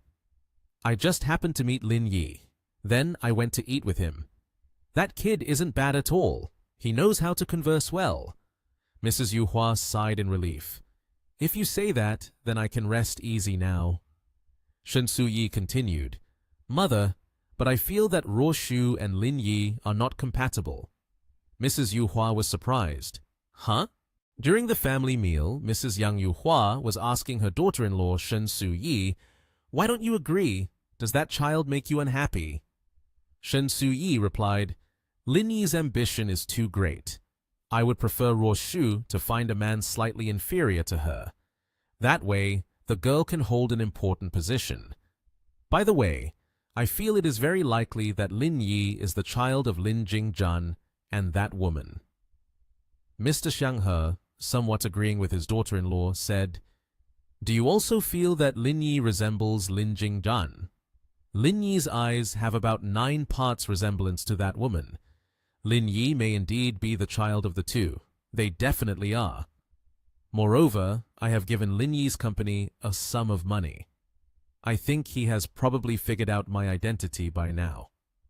Mr. Xianghe wanted to end the conversation. All right, no more talking. Let's eat. Daughter-in-law, turn on the TV for me. It's news time. Su Yi responded, Yes, father. She picked up the remote control and turned on the TV, surprised to see the news update. The Chongxin charity has sent funds to build a school in Beiqiao Town. The groundbreaking ceremony has begun, and we invite you to watch the reports sent by reporters from that location. Mrs. Yang Yuhua exclaimed in panic, "What situation is this for the daughter-in-law? Why is it different from what you said?" Su Yi replied, "That kid is reminding me he is not a weakling." Mr. Shanghai reasoned, "So he doesn't seem to regard you highly. His hand and Lin Jingzhan's are very similar. They both have a lot of guts." Then he waved for his daughter-in-law to sit down. "All right, let's eat. Let things between him and Ruoshu take their course." Miss Shen Su Yi didn't know what to say, as none of the stories had been concluded. The next day, at Longxin's new product launch, there were many reporters and guests attending. Gao Jingju was deep in thought. How many reporters did father call here? The hall is already out of seats. Does father really want to bury Longxin? She saw Lu Ying cheerfully running over and said, "CEO Gao, everything is ready for the launch event." CEO Gao stated, "Everything is prepared on this side too. We can officially start at 9 o'clock. With so many people coming to watch, I believe Longxin's launch will go smoothly." Lu Ying waved goodbye to her. "CEO Gao, please keep an eye on things here. I have other matters to attend to and need to leave." CEO Gao replied, "All right." Chao Jingju was calculating in her head. "Longxin, oh Longxin, why are you cooking with capitalists? You have no more chances now." On the red carpet, Lin Yi entered with a confident demeanor. Jingju saw him and was startled. "What are you doing here?" Lin Yi said, "What attitude do you have? This is no big deal anyways. After all, it is related to technology. An event like this in the tech industry, can't I come to see it?" As he spoke, he waved goodbye and walked away. "See you later." Chao Jingju seemed confused. Even if Lin Yi wants to help, Longxin has no chance to turn things around anymore. The guests had gathered in large numbers. Inside the waiting room, the two members of the Chao family, Mr. Cao asked his son, "There are 10 minutes left until Longxin's announcement starts. Have you prepared everything on your side?" He put a hand on his briefcase. "Father, do not worry. I have brought all the patented technology with me. The most important part will be when Longxin fails during the announcement." Mr. Cao said, "Right. After Longxin's matter is concluded, invest in the right places. The future of the company will be managed by you." Hearing this, he brightened up, joyfully unable to contain himself. "Thank you, father." As the announcement event was about to begin, Lu Ying took the stage and introduced, "Welcome everyone to the launch event of Longxin's new product. This time, we bring you a completely new product that will bring a significant technological innovation to the domestic chip industry." Suddenly, CEO Chao interrupted her. "Sorry, I need to interrupt for a moment. I want to ask you some questions." Lin Yi inside lightly chuckled, thinking, this idiot finally couldn't hold back anymore. CEO Chao continued, "In your introduction just now, you mentioned some important technologies, but is that 1.1 chip technology actually from Cisco? We finished researching and developing it a few months ago, and we have also registered a patent. I can say that your side has stolen the patented technology from our Cisco company." Lu Ying was bewildered, not understanding what was happening. The audience below was abuzz. Longxin is quite reputable in the industry. How could they possibly do something like stealing? Not to mention theft, but to hold such a grand launch event, this act is too extravagant. Many guests were quite surprised by CEO Chao's words. Is Longxin Institute actually stealing? What a disgrace to our people. Lu Ying tried to salvage the situation with a refusal. "I truly apologize, Mr. Cao, but I cannot answer that question for you." She continued her MC job. "Next, I would like to invite our director, Longxin, up here to answer Mr. Cao's questions." As Lin Yi stepped onto the stage, CEO Chao was taken by surprise.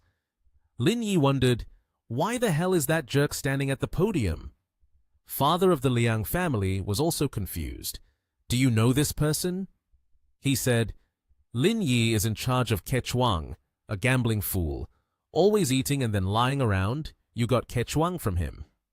Lu Ying cheerfully introduced. Now I would like to introduce to everyone, the person standing beside me is the director of Longxin Institute actually. Next is Lin Yi. He will answer Mr. Cao's questions. Cao Jingju was also among those who were surprised by this. Many people were wondering, since when did Lin Yi become the director of Longxin Institute actually? What does he really want to do? Lin Yi took the mic and smiled at CEO Cao. Mr. Cao, long time no see. CEO Cao became more assertive. Director Lin, I hope you can give us a satisfactory answer about these patented technologies. Why did you steal our Cisco technology? Lin Yi confidently replied from the podium, steal your technology? In fact, today we are holding a product launch not for chip technology 1.0, but for 2.0. The entire auditorium erupted in surprise. Mr. Cao could only widen his eyes in astonishment. Lin Yi continued to respond, a few months ago, we developed Chip 1.0, but your side stole our 1.0 technology. Therefore, we had no choice but to develop 2.0. I think you no longer have the opportunity to steal it again. Mr. Cao was so shocked that he fell to the ground. How could this be? Cao Jingju also felt sorry. Cisco is finished. Lin Yi said, our 2.0 technology. After a period of introduction, Lin Yi concluded, thank you everyone, I have finished my presentation. At that moment, Mr. Cao stepped closer to Lin Yi. Lin Yi greeted, Mr. Cao, how are you? Mr. Cao angrily said, this is too despicable. This is a conspiracy. Lin Yi retorted, Mr. Cao, your side hired Liu Chu to steal our technology, and now you say we are despicable. Don't you find that funny? Mr. Cao angrily replied, you. But Lin Yi gently stepped forward, placed his hand on Mr. Cao's shoulder, and whispered, Elder, the times have changed. Go home and hold your grandchild. By the way, you still have a 3 billion contract. If you cannot ensure that within a year that technology is the latest, then you will have to pay 10 times the contract amount. Lin Yi said, now, we have announced technology 2.0. Shouldn't we think about the issue of compensating the contract? Mr. Cao was taken aback. Father, father! Cao Jingju panicked and ran towards her father. Then Liang Roshu called Lin Yi. Hello? Roshu said, I'm watching live. Is everything at Cisco because of you? Lin Yi replied, of course, I've been planning for this day for a long time. Roshu seemed worried. There are many investors behind Cisco. They will receive this information immediately. Do you know how serious this is? We can't discuss this over the phone. You should come to my house tonight. Then you better wear something really nice, otherwise I won't go. Lin Yi cheekily responded. He received a shrill scream from Roshu saying, as long as you come, I could be wearing nothing. Is that satisfactory for you? That evening, Lin Yi went to visit Roshu. When he opened the door and walked in, his eyes widened when he saw Roshu wearing a seductive outfit. He stepped forward, wrapped his arms around her waist, and said, you look beautiful today, but if you take it off, it would be even better. Roshu was surprised by his words. Lin Yi walked into the house and asked, is there anything to eat? I came here right after the announcement. She heard that and said, what time is it that you're still in the mood to eat? She said that, but she still indulged him. She sighed, shrugged her shoulders, and said, then let me cook you a bowl of noodles. Excited at the thought of his girlfriend cooking him noodles, he gave a thumbs up and smiled. You can't fight well on an empty stomach. After that, Liang Roshu went into the kitchen and opened the fridge to see what ingredients she had to cook. She even discussed with him about the presentation. If it's just to deal with Cisco, there's no need to go through so much trouble. Once she picked out the necessary ingredients, while cracking an egg into a bowl, she added, mainly, we need to be wary of the investment group behind Cisco. After saying that, Roshu continued to take out 2 tomatoes and cut them. However, just after slicing 2 pieces, tomato juice splattered all over her, causing her to yelp in surprise. Ah! At this moment, Lin Yi suddenly used a cloth to gently wipe the stain off her. While Roshu was still feeling embarrassed, Lin Yi kindly reminded her, Be careful. Suddenly remembering something, he smiled with delight. Actually, I already know that the largest shareholder behind Cisco is Huayin Group in Yanjing, with a market value of over 5 trillion.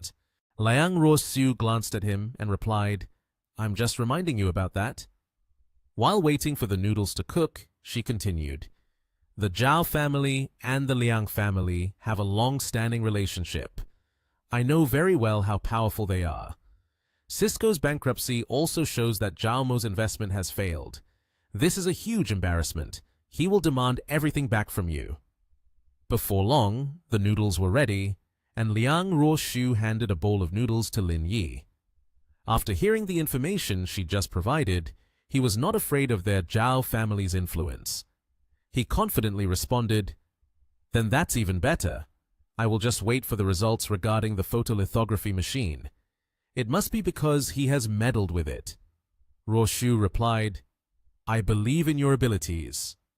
Looking at the bowl of noodles on the table, Lin Yi refrained from eating right away and said, But now is not the time for a direct confrontation with them. The Huayin Group is not something to take lightly. While they were chatting enthusiastically, suddenly his phone rang, notifying him of an incoming call. It was Tao Sang-yu. Seeing this, he laughed and cursed, This idiot calling me. Don't tell me he's asking me to reimburse him for his medical expenses.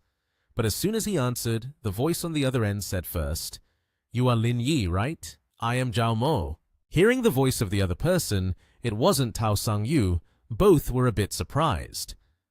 Liang Ruoxiu's expression turned anxious, as if she wanted to say something but decided to remain silent. At that moment, Lin Yi smiled and replied, I thought it would be several more days before you made your appearance. I didn't expect it to be so soon. So, is this a rush to finish things? Why are you so impatient? The man Zhao Mo responded, It seems that Cisco in this nation, TH, is not your target. You're waiting for the results from me, right? Lin Yi's smile turned dark, clearly calculating something, and he said, Of course, to welcome you, I have prepared a meeting gift for you. You'll know soon. Then, he immediately hung up the phone, not waiting for the other party to say anything else. Liang Ruoxiu stood aside, hearing the entire conversation, feeling very anxious. She awkwardly asked, When you said you had a meeting gift, you just wanted to deceive Zhao Mo, right? Lin Yi seemed indifferent, casually eating instant noodles as he replied, Normally, he has tricked you, hasn't he? A character like Zhao Mo, how could I possibly deceive him? Hearing this, she exclaimed in panic, What are you planning to do? He did not answer her question, but instead looked at the phone screen and wickedly said, Yin Shi, start working now. At this moment, Liang Ruoxiu was very confused, thinking to herself, What on earth does Lin Yi want to do? The scene shifts to the evening, at a large hospital in the city. In a certain patient room, the patient lying on the bed is none other than Chao Jiadong. Standing beside him is his son and a man named Zhao Mo. At this moment, Chao Jiadong was still in shock. He said to Zhao Mo, Zhao CEO, this is due to our carelessness. Zhao Mo, a representative of Huayin Group, did not show any sign of anger.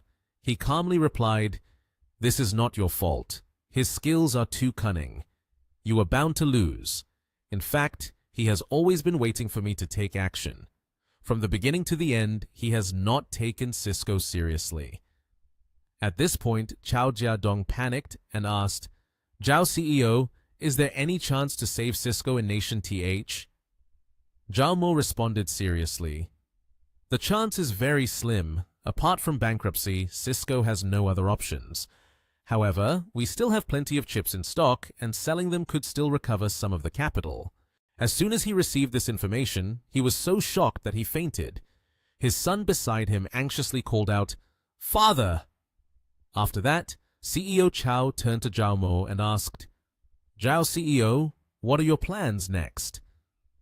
Zhao Mo turned around. His face darkened as he replied, First, we need to take control of his company before making any declarations.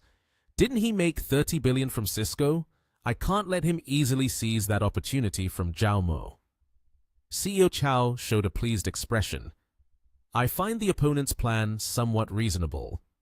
Zhao Mo adjusted his glasses, turned his head, and instructed, You focus on your recovery. I will take my leave.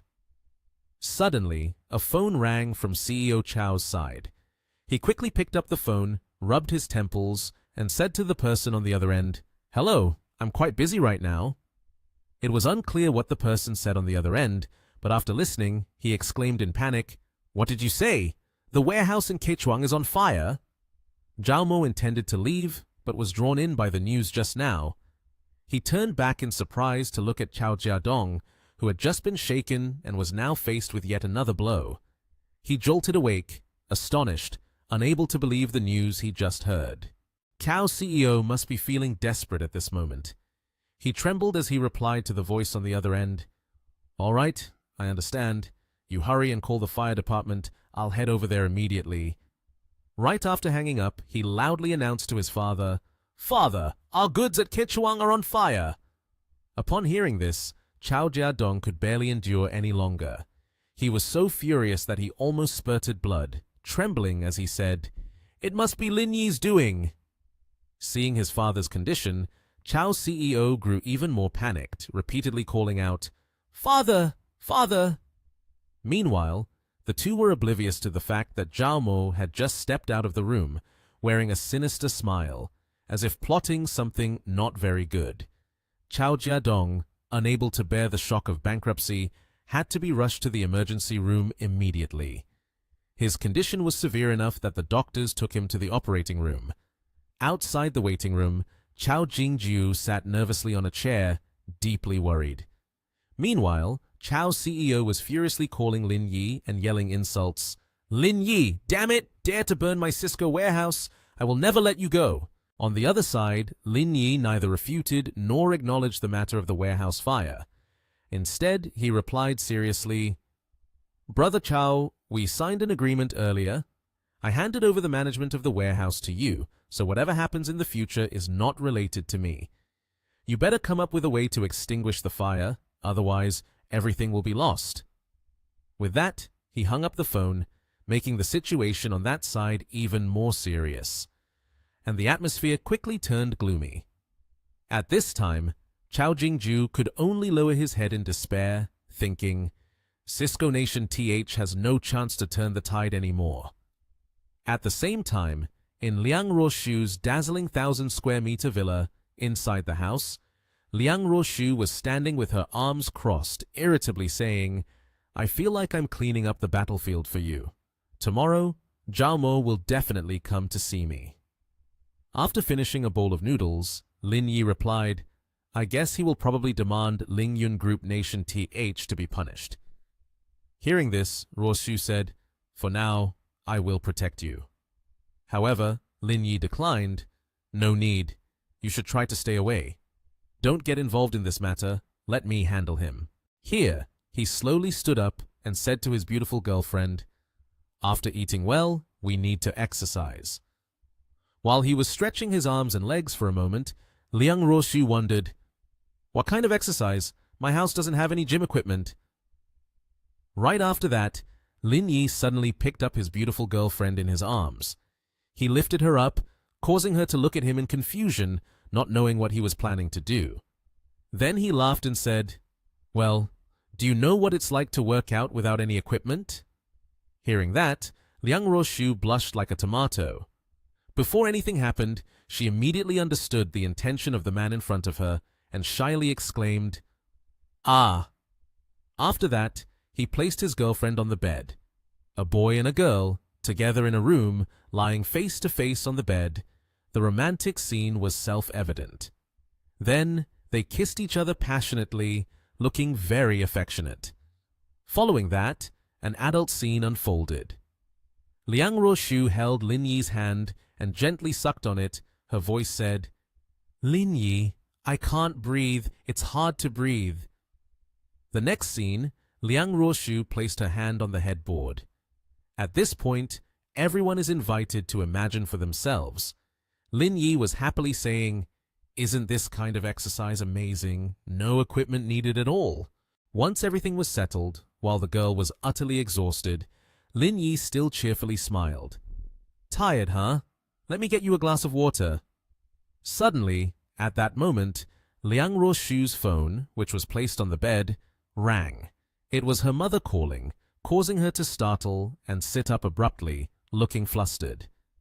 As soon as she answered the call, her mother immediately inquired, "It's 11 o'clock and you're still not asleep? Have you heard about Cisco Nation TH?" Upon hearing that, she replied, "Yes, I know." At this point, Ruoshu was sweating profusely. She told her mother, "Cisco Nation TH has been invested in by Jiaomo. Given their personalities, I'm afraid it will turn into a do-or-die situation." Her mother reassured her, "Don't worry, Huayin Group is being handled by your Aunt Wang. As long as Lin Yi can get through this phase, everything will be fine." Suddenly, at that moment, the door opened, interrupting the conversation. Liang Ruoshu jumped and turned around, her face reddening once again. It turned out that Lin Yi had just brought her some water. He smiled brightly. "Here you go, my dear." The girl, feeling shy, held the phone away so her mother wouldn't see this scene. Lin Yi was unaware of anything. He only noticed Ruoshu looking a bit strange and asked, "What's wrong?" She awkwardly replied, "Nothing, it's nothing." When Liang Ruoshu turned to look at her phone screen, the call had ended, and only her mother's message remained. "Take care to bring a small raincoat." This made her even more embarrassed. At the same time, in Yanjing, at the home of Yue Jing, Liang Ruoshu's parents, Mr. Liang had just finished showering and asked his wife, "Weren't you video chatting with our daughter just now? Why did you hang up so early?" Mrs. Liang didn't explain much, simply saying, "It couldn't be helped. We can't interfere with other people's matters." Hearing his wife say that, Mr. Liang misunderstood a bit and replied, "Huh, what time is it now? Work is work, but don't overwork yourself." Realizing her husband misunderstood, Mrs. Liang said, "It's not about work, it's because she's with Lin Yi." Mr. Liang, confused, asked, "Huh, it's already late. What are they doing together?" Mrs. Liang felt a bit disappointed. She replied, "It seems I can't stop this anymore. I suppose we have to accept this son-in-law." Only then did Mr. Liang grasp the issue, angrily exclaiming, "What is this? They are not married yet, and they are already together like this?"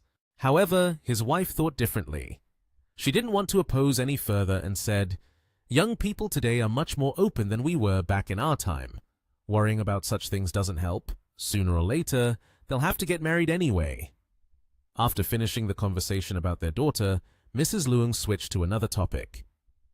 In Nation TH, something happened where Lin Yi nearly drove Cisco Nation TH to the brink of bankruptcy, which Jiaomo has invested in.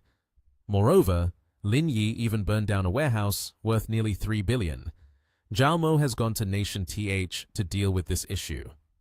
Upon hearing this, Mr. Liang sat down on the bed and replied, "Based on the capabilities of Huayin Group, Lin Yi is definitely not a match." He carefully contemplated the possible outcomes of this situation and said to his wife, "Wang Dongqing is known for covering up for her child. If Lin Yi bullies Jiaomo too much, she won't just sit by and ignore it." Even at this point, the mother figure, Mrs. Liang, could only sigh and said, "This is a matter for the young ones. I also have no way to help them resolve it." However, she didn't hesitate to add, "If she truly doesn't care about the consequences later, then as the future mother-in-law, I should also make an effort to discuss this with her. After all, it's just Huayin Group." At this moment, her husband felt completely at ease. He approached to massage his wife's shoulders and cheerfully said, "Ha ha, my wife is still the coolest. Just one look and you can tell she's from the Liang family." Time passed and the scene shifted to the hospital where Chao Jiadong was lying, which was also where Lin Yi was working. He was casually walking through the hospital when he suddenly noticed something.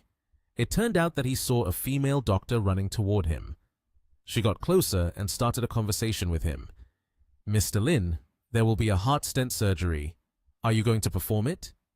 Last night there was an emergency patient with a very serious condition. Director Li decided to operate on the heart, otherwise it would be very dangerous. Upon hearing this, Lin Yi did not hesitate much. After all, saving lives was the top priority. He immediately agreed. All right, I'll head over there right now. Then the female doctor handed him a file of the patient's medical records and said, Mr. Lin, here are the patient's records. Please take a look. As soon as he received the file and glanced through the information on it, he was taken aback by something. In the file, it is recorded the name Chao Jia Dong, male, 57 years old. Accompanying that is a photo of the patient Lin Yi. The female doctor was slightly surprised and said, The one who needs the surgery is Chao Jia Dong? She did not wait for him to respond and continued, I heard he is a businessman. He's currently in the premium care room. The head of the department said if the heart stent surgery is not done immediately, it could be very dangerous for his future. Lin Yi said nothing, but he wore a sinister and joyful smile. He thought, with so many hospitals out there, they bring him to the one I work at.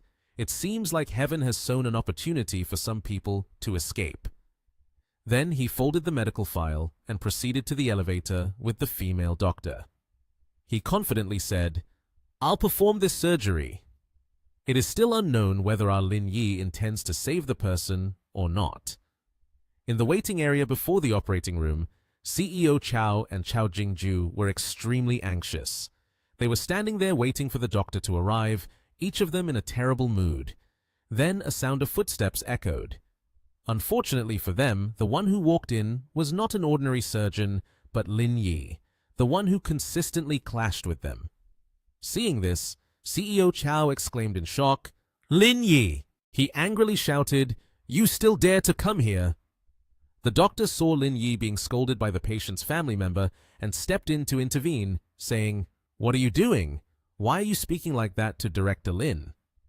As for Lin Yi, he didn't even bother to respond, calmly replied, Don't you see I'm wearing a white coat? I'm the chief surgeon for this operation.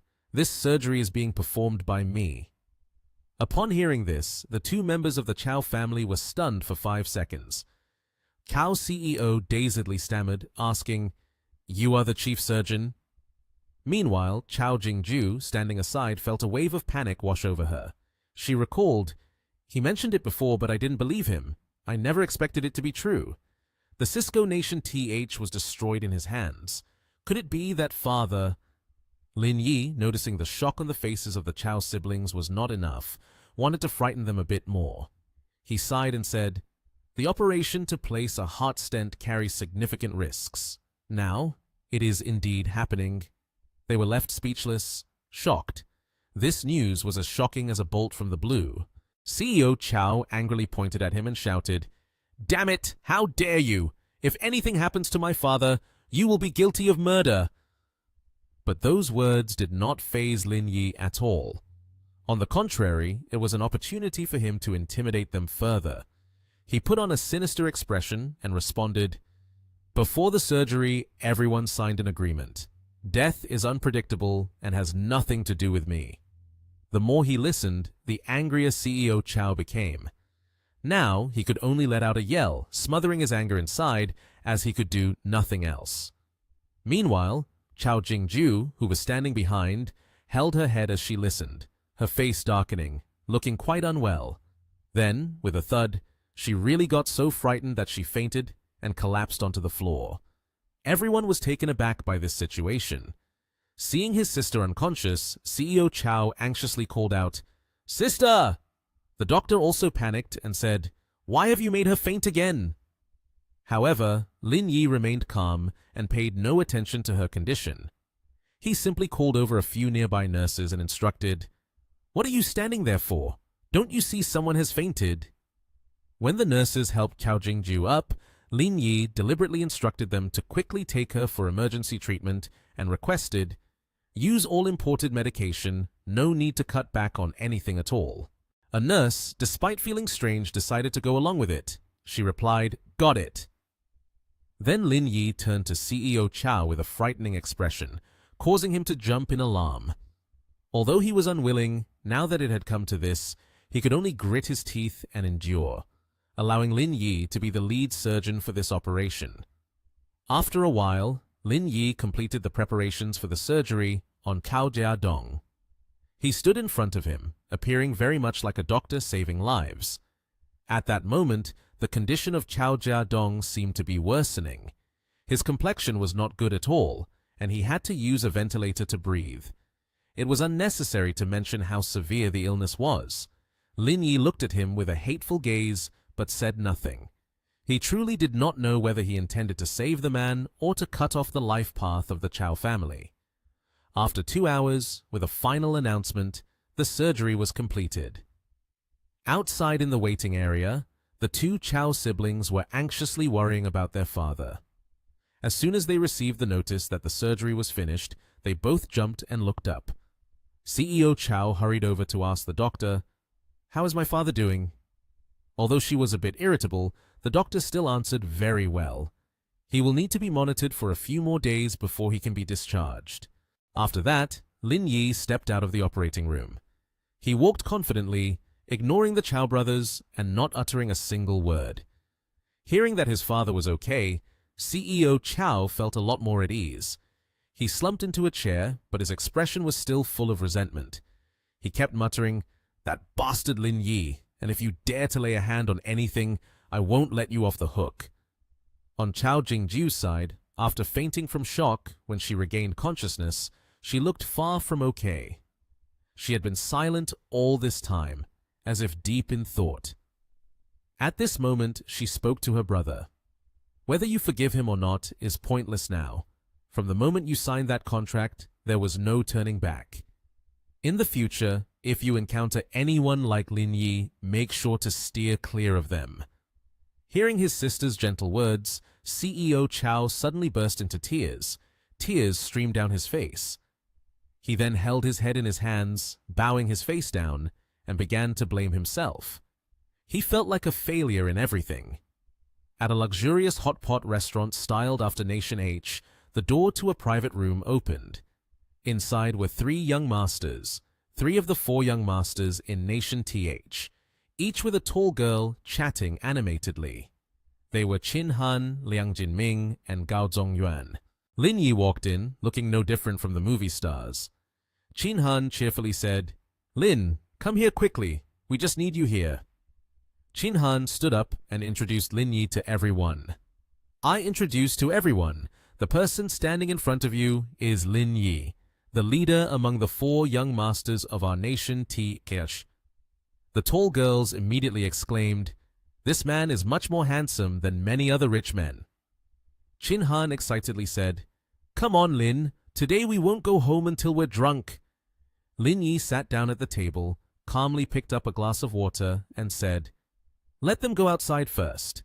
The reason I brought you all here today is to discuss something serious." As Lin Yi wished, all the girls went outside. Qin Han then asked, "What is it? Lin, please feel free to speak your mind." After taking a sip of water, Lin Yi got straight to the point. "Do any of you know someone at the bank? I want to take out a mortgage." Hearing this, Liang Jinming said, "My father knows the bank director of Nation TH, they are college friends, and their relationship is really good." Qin Han curiously asked, "Are you planning to borrow money?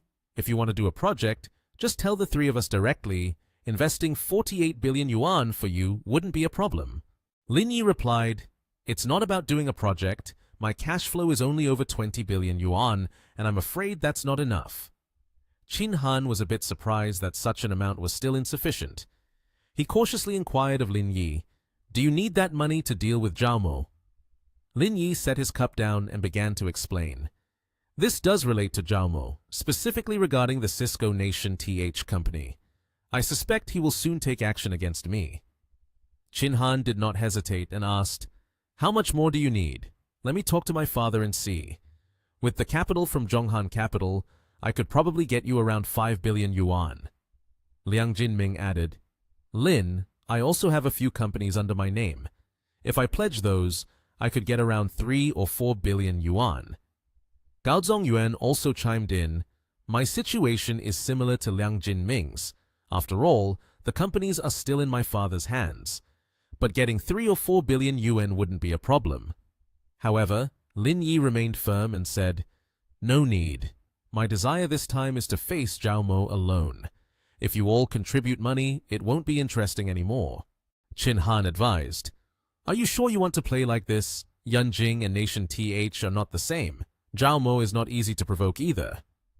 Lin Yi's face darkened as he replied, "The challenge has already been issued. I can't do anything else."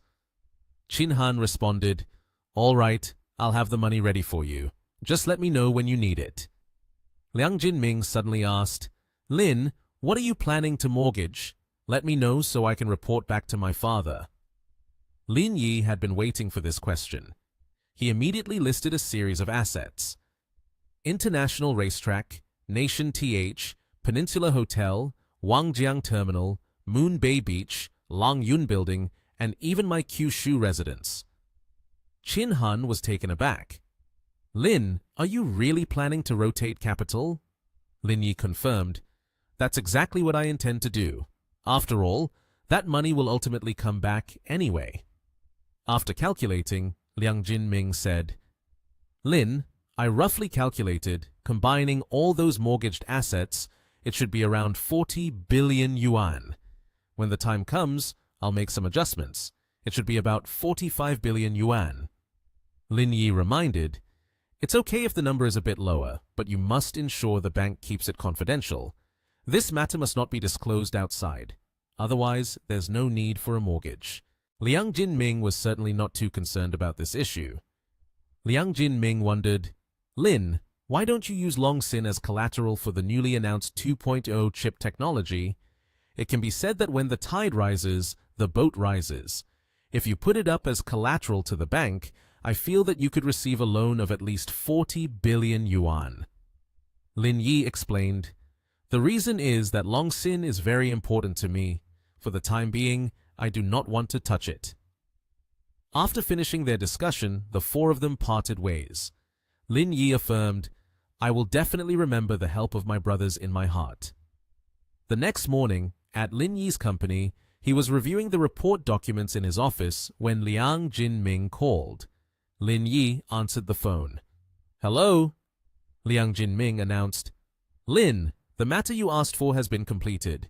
The amount is 45 billion yuan. Prepare the necessary paperwork. I will take you over there. If you also use Longsin as collateral, then the amount will be 85 billion yuan. Lin Yi remained resolute. "Longsin cannot be touched. Wait for my call. I will contact you as soon as I finish preparing the documents." The office door burst open, and He Yuan rushed in and shouted, "Boss Lin Yi!" He asked, "What's going on? Why are you rushing in here?" He Yuan replied, "Come here for a moment." He Yuan quickly reported the situation. "There has been a bit of a problem on the market over there. People are selling off stocks, totaling more than 8 billion yuan now." Lin Yi remained calm and asked, "When did this happen?" He Yuan couldn't hide her anxiety. "I heard from Mr. Tian that it started this morning. I guess that after about 2 more hours, the total amount of stocks sold will be close to 10 billion yuan. Lin Yi was unfazed, casually taking off his blue coat and said, "Don't worry, just let them continue selling. I'm going to eat first, and then I'll meet with a few people." He Yuan was stunned. "Boss, amidst all this, you're still in the mood to eat." Lin Yi reassured her, "You all just need to monitor the market data. In short, don't panic." He Yuan watched Lin Yi's back as he walked away, feeling admiration. The boss is amazing. Even in this situation, he can still keep things light at the company. It wasn't until this moment that Lin Yi arrived. He walked in calmly, causing everyone in the meeting room to momentarily chill out, and they spoke up. "Lin, you're here." Lin Yi asked what the current situation was like. Tian Yan reported, "There is still a continued sell-off." Tian Yan, concerned and reflecting the anxiety of some small investors, stated, "The total value of stocks sold has reached nearly 9.5 billion yuan. Lin Yi thought for a while and then decided, "From now on, whatever is sold on the market, Lang Yun Group will buy in the same amount." He Yuan, being smart, vaguely guessed and asked, "Boss, is there someone trying to take us over?" Lin Yi replied, "The person behind the investment in Cisco." Hearing this, everyone was taken aback. Lin Yi, being aggressive, declared, "We are already in a ready position. The chess game between us officially begins." But He Yuan said, "We only have about 20 billion yuan in cash on hand. With that amount, we can't hold out for long." Lin Yi raised 3 gold cards and reassured, "Don't worry, I just received 45 billion yuan from outside. Don't say anything else, just accept whatever they sell." The whole room widened their eyes, astonished by the figure of 45 billion yuan.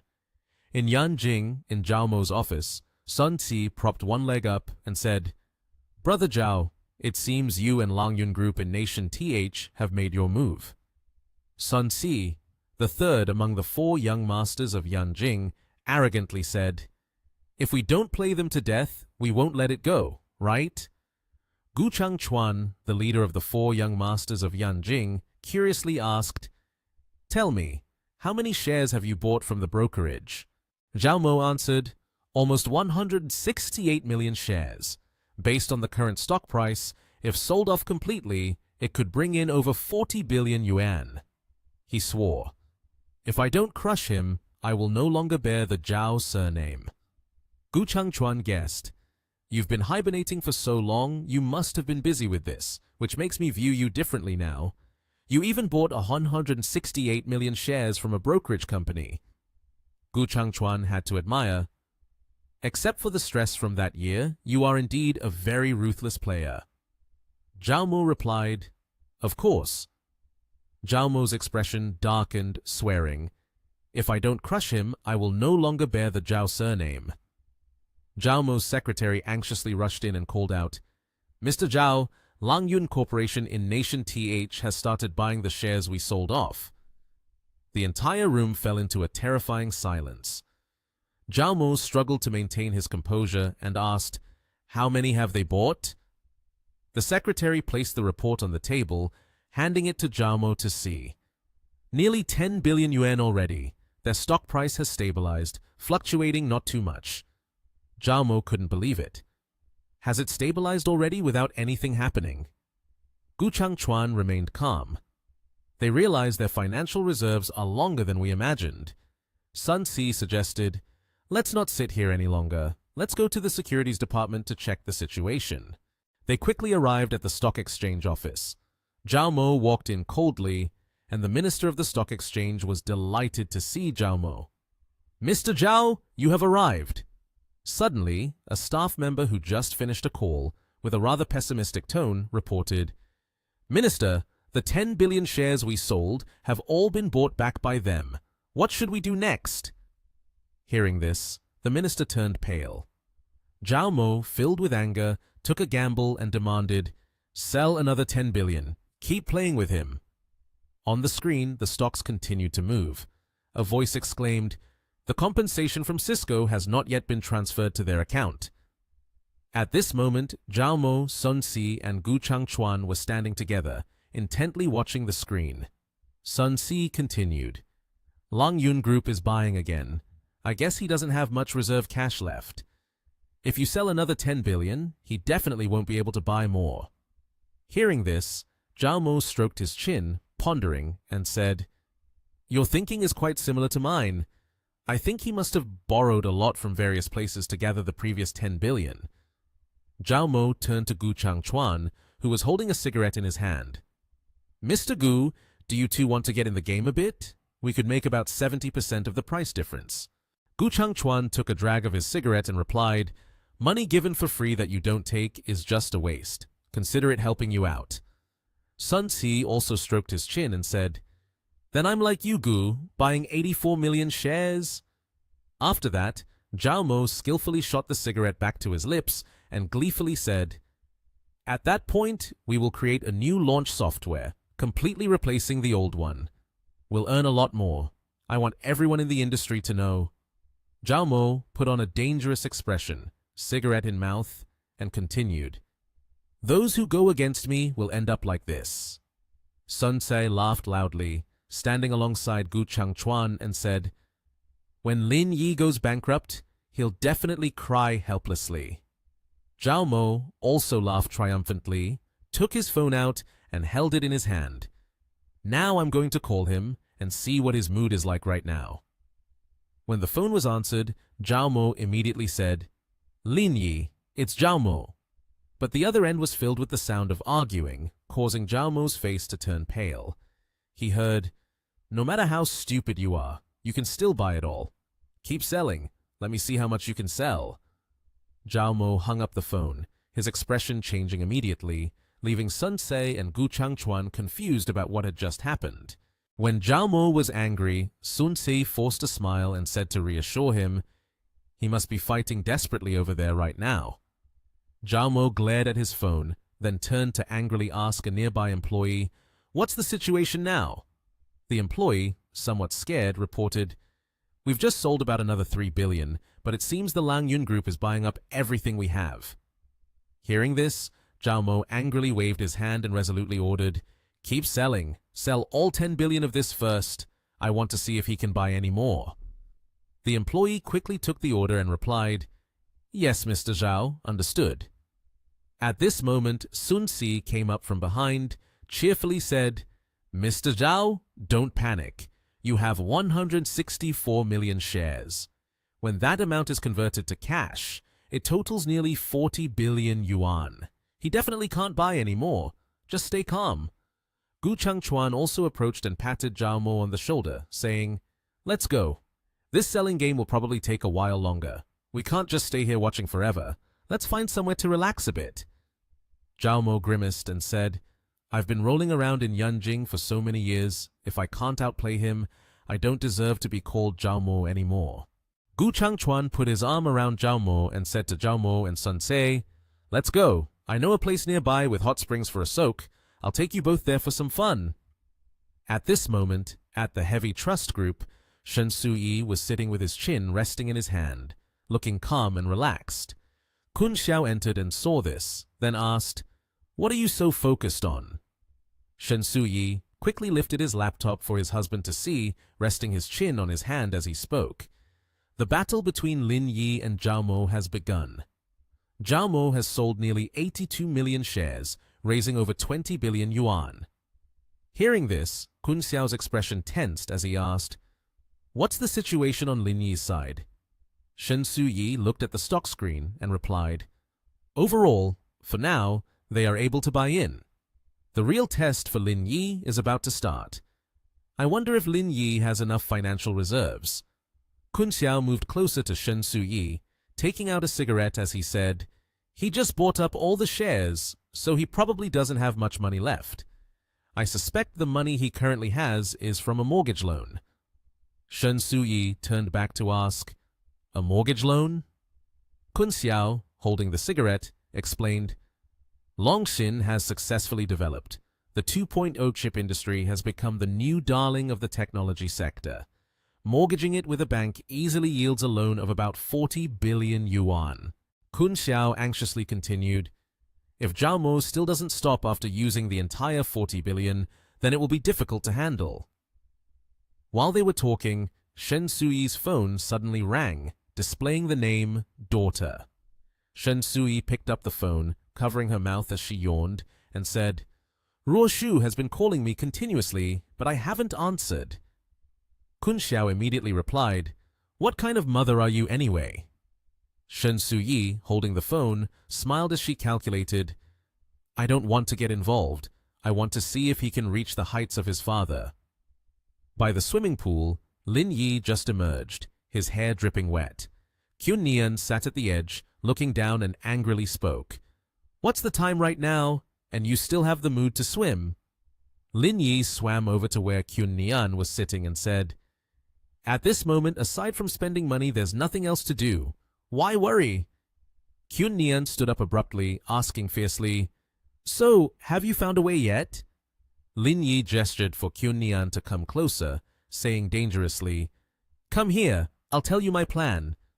Kyun Nian leaned down toward Lin Yi, asking, "What do you have in mind?" Suddenly, Lin Yi grasped Kyun Nian's wrist tightly, then pulled her from the edge straight into the pool. Kyun Nian was startled and screamed loudly. Kyun Nian hugged Lin Yi tightly, angrily saying, Lin Yi, do you want to die? Lin Yi slowly kissed her neck, and then the two locked lips passionately in the swimming pool. Kyun Nian climbed onto Lin Yi, taking the initiative to kiss him again. Lin Yi smugly smiled and said, "You are quite proactive, but I like it." Lin Yi immediately pressed Kyun Nian against the edge of the pool, and they affectionately embraced each other right there in the water. Kyun Nian wrapped her arms around Lin Yi, her head resting shyly against his shoulder. Kyun Nian gradually started to breathe heavily. After a while, Lin Yi helped Kyun Nian out of the pool, wrapped a towel around her shoulders, and gently carried her inside. At that moment, Kyun Nian's underwear was left behind in the pool. After showering, Kyun Nian was drying her hair with a towel when she looked at the laptop and exclaimed in astonishment, "Right now, we are buying in nearly 22 billion. The chart seems to have stabilized a bit." Lin Yi, buttoning up his shirt as he approached, replied, "I guess Zhao Mo is currently in a very dazed state. They think that me throwing out 10 billion is already a high number." Kyun Nian anxiously turned to ask, "So what do you think Zhao Mo will sell off next?" Lin Yi arrogantly propped his foot on Kyun Nian's thigh. She replied, "From 30 billion to 50 billion, depending on the extent that the broker has provided to the Huayin Group. But no matter how much it is, you can still buy in." Kyun Nian asked, "That's also why you didn't mortgage Longxin, right?" Lin Yi smiled and replied, "The amount of money in hand is enough to deal with Zhao Mo and some small investors. The rest depends on Zhao Mo's moves." At the same time, by the hot spring, Zhao Mo was leading Sun Si and Chang Chuan, along with some girls soaking in the water, completely relaxed. A female staff member sitting on the edge of the pond said to Zhao Mo, "Mr. Zhao, someone needs to meet you." As soon as Zhao Mo picked up the phone, he exclaimed in shock, "What? They bought in 22 billion. The voice on the other end responded, "Nearly 20 billion is what we sold. The remaining 2 billion belongs to some small investors." Hearing this, Sun Si and Chang Chuan also began to pay attention and were astonished. Zhao Mo said to the person on the other end, "Wait a moment, I will call you back later." At this point, Chang Chuan spoke up, "Mr. Zhao, did Lin Yi actually buy in nearly 20 billion already?" Hearing this, all three of them were extremely surprised. Sun Si pondered and said, "Do you think he might have taken out a bank loan? His Longxin is on the rise. It would only take a few minutes to get a loan." At that moment, Zhao Mo's phone vibrated. It was Ruo Shu calling. Zhao Mo immediately answered, his expression changing rapidly, and he asked Ruo Shu with great concern, "How is it over at Nation TH? Have you gotten used to the place? Is the food and drink there acceptable? I can have someone deliver it to you." Sun Si and Chang Chuan were left speechless at this. Chang Chuan thought to himself in dissatisfaction, he is really a simp. Ruo Shu on the other end replied, "It's fine. I've adapted now. Is there something you wanted when you called?" Zhao Mo quickly asked, "I want to know if you approved Longxin's loan request or not." Ruo Shu immediately denied, "No, I didn't." Hearing this, Zhao Mo yelled angrily into the phone, "So he didn't borrow anything." Chang Chuan put forward a hypothesis. "Then there is only one possibility left. He has mortgaged all his assets. Otherwise, there would be no other explanation." Sun Si spoke up again. "Do you guys think it's possible that he really has a lot of money?" Zhao Mo angrily denied, "That's even less likely. Lin Yi is not a fool. Someone who can grow a company to such a scale wouldn't leave so much cash lying around." Chang Chuan, while washing himself, said, "Tomorrow I will send someone to investigate, and we will know soon enough." Sun Si, with a cigarette in his mouth, replied, "Whether there's an investigation or not doesn't really matter. After all, we are just starting. We can't back out right away." Chang Chuan continued, "I just finished calculating. Even if he mortgaged all his assets, at most he could only borrow 50 billion yuan. Sun Si, holding his cigarette, smiled and said, "The four of us have borrowed stock worth nearly 100 billion from the brokerage. Isn't it easy to wipe him out?" As Chang Chuan wrapped his towel, he replied, "If he really uses Longxin as collateral to play against us, all we need to do is leak this information, and we won't have to do anything. Their stock prices will immediately drop. Zhao Mo turned and said, "Okay, let's do that for now. For the moment, I will continue to maintain this until tomorrow. Please use your connections to investigate the situation over at Nation TH." Zhao Mo then made a phone call, filled with glee. "The selling speed must be quick. Let me see how much he can buy back." Sun Si patted Zhao Mo on the shoulder and said, "We can just eat and drink to our heart's content over here, without worrying too much. With his limited capabilities, does he really think he can play with us? What a joke." He laughed heartily and said, "Exactly." Then the three of them raised their glasses of red wine excitedly and shouted, "Cheers!" At that moment in the hospital, Lin Yi was working when Ruo Shu appeared, waving cheerfully at Lin Yi. Lin Yi immediately asked, "Did you come to find me for something?" Ruo Shu looked around continuously and said, "Yesterday, Zhao Mo called me, asking if you had collateralized Long Xin." Lin Yi quickly grabbed Ruo Shu's hand and pulled her along, catching her by surprise. As they walked, Lin Yi said, "It's time for lunch. I'll treat you to a meal. I guess he's feeling quite confused right now." In the company cafeteria, the food was served and looked very appetizing. Ruo Shu, seeing this, asked, "What dish is this?" Lin Yi urged Ruo Shu, "Try the ribs from this cafeteria. It definitely is not inferior to the chef at the Peninsula Hotel. I secretly got it." Ruo Shu took a bite. Her eyes lit up, and she said, Not bad at all. I have to ask, aren't you really worried?" Lin Yi looked at his watch and calmly said, "It's 12:30 now. I've already made transactions of nearly 30 billion. Although I can't sit still, I called you." Ruo Shu was very surprised to hear this and asked again, "Did you really buy in for 30 billion? Where did you get so much money from? Don't tell me you actually used Long Xin as collateral." Lin Yi replied, "Don't worry, I haven't touched Long Xin yet. Right now, I'm waiting for Zhao Mo to sell off all the borrowed shares." Ruo Shu nodded happily and asked, "Do you need my help with anything, Lin Yi?" Lin Yi smiled brightly and said, "Yes. You go and announce outside that I'm pregnant without being married. Soon, I will get married to you. Once this news comes out, everyone else will step aside." Ruo Shu was taken aback by this, shocked and with her mouth agape. She rested her chin on her hand, pouted, and said, "I won't do that. You always want to take advantage of me." Ruo Shu then took out her phone and said, "Have you seen this news? The searches these past few days have been about a child with a rare disease, preparing for congenital heart surgery. You're in the field. May I ask if there's a possibility for treatment?" Lin Yi replied, "There is a chance of survival, but it's very low." Hearing this, Ruo Shu sadly said, "It's really pitiful. I heard that the medication for this rare disease is also very expensive." Their family had sought help online. Lin Yi cheerfully agreed, "I will think of a treatment plan for this rare disease and solve this issue before I resign." Ruo Shu was taken aback and exclaimed loudly, "So you're not going to be a doctor anymore?" Lin Yi replied calmly, "The nurses in the hospital are all the same, changing jobs just to have something fresh." Ruo Shu propped her chin up and dissatisfiedly said, "Well, that reason of yours really leaves people speechless." At Lin Yi's home, Chin Han entered with two others. As Chin Han walked in, he said, "Zhao Mo has sold off 35 billion. The entire financial world knows that after this, someone will be left with nothing, but they don't know who is behind it." Lin Yi sat down pouring tea and calmly said, "It's all right, I'll buy up however much there is. Consider it stabilizing the market." A guy with purple hair holding a teacup said, "I guess that by tomorrow morning, the borrowed shares will be sold out. After that, it will be the moment of decision for the company." Lin Yi, feeling pleased, said, "Tomorrow, let's wait and see the show.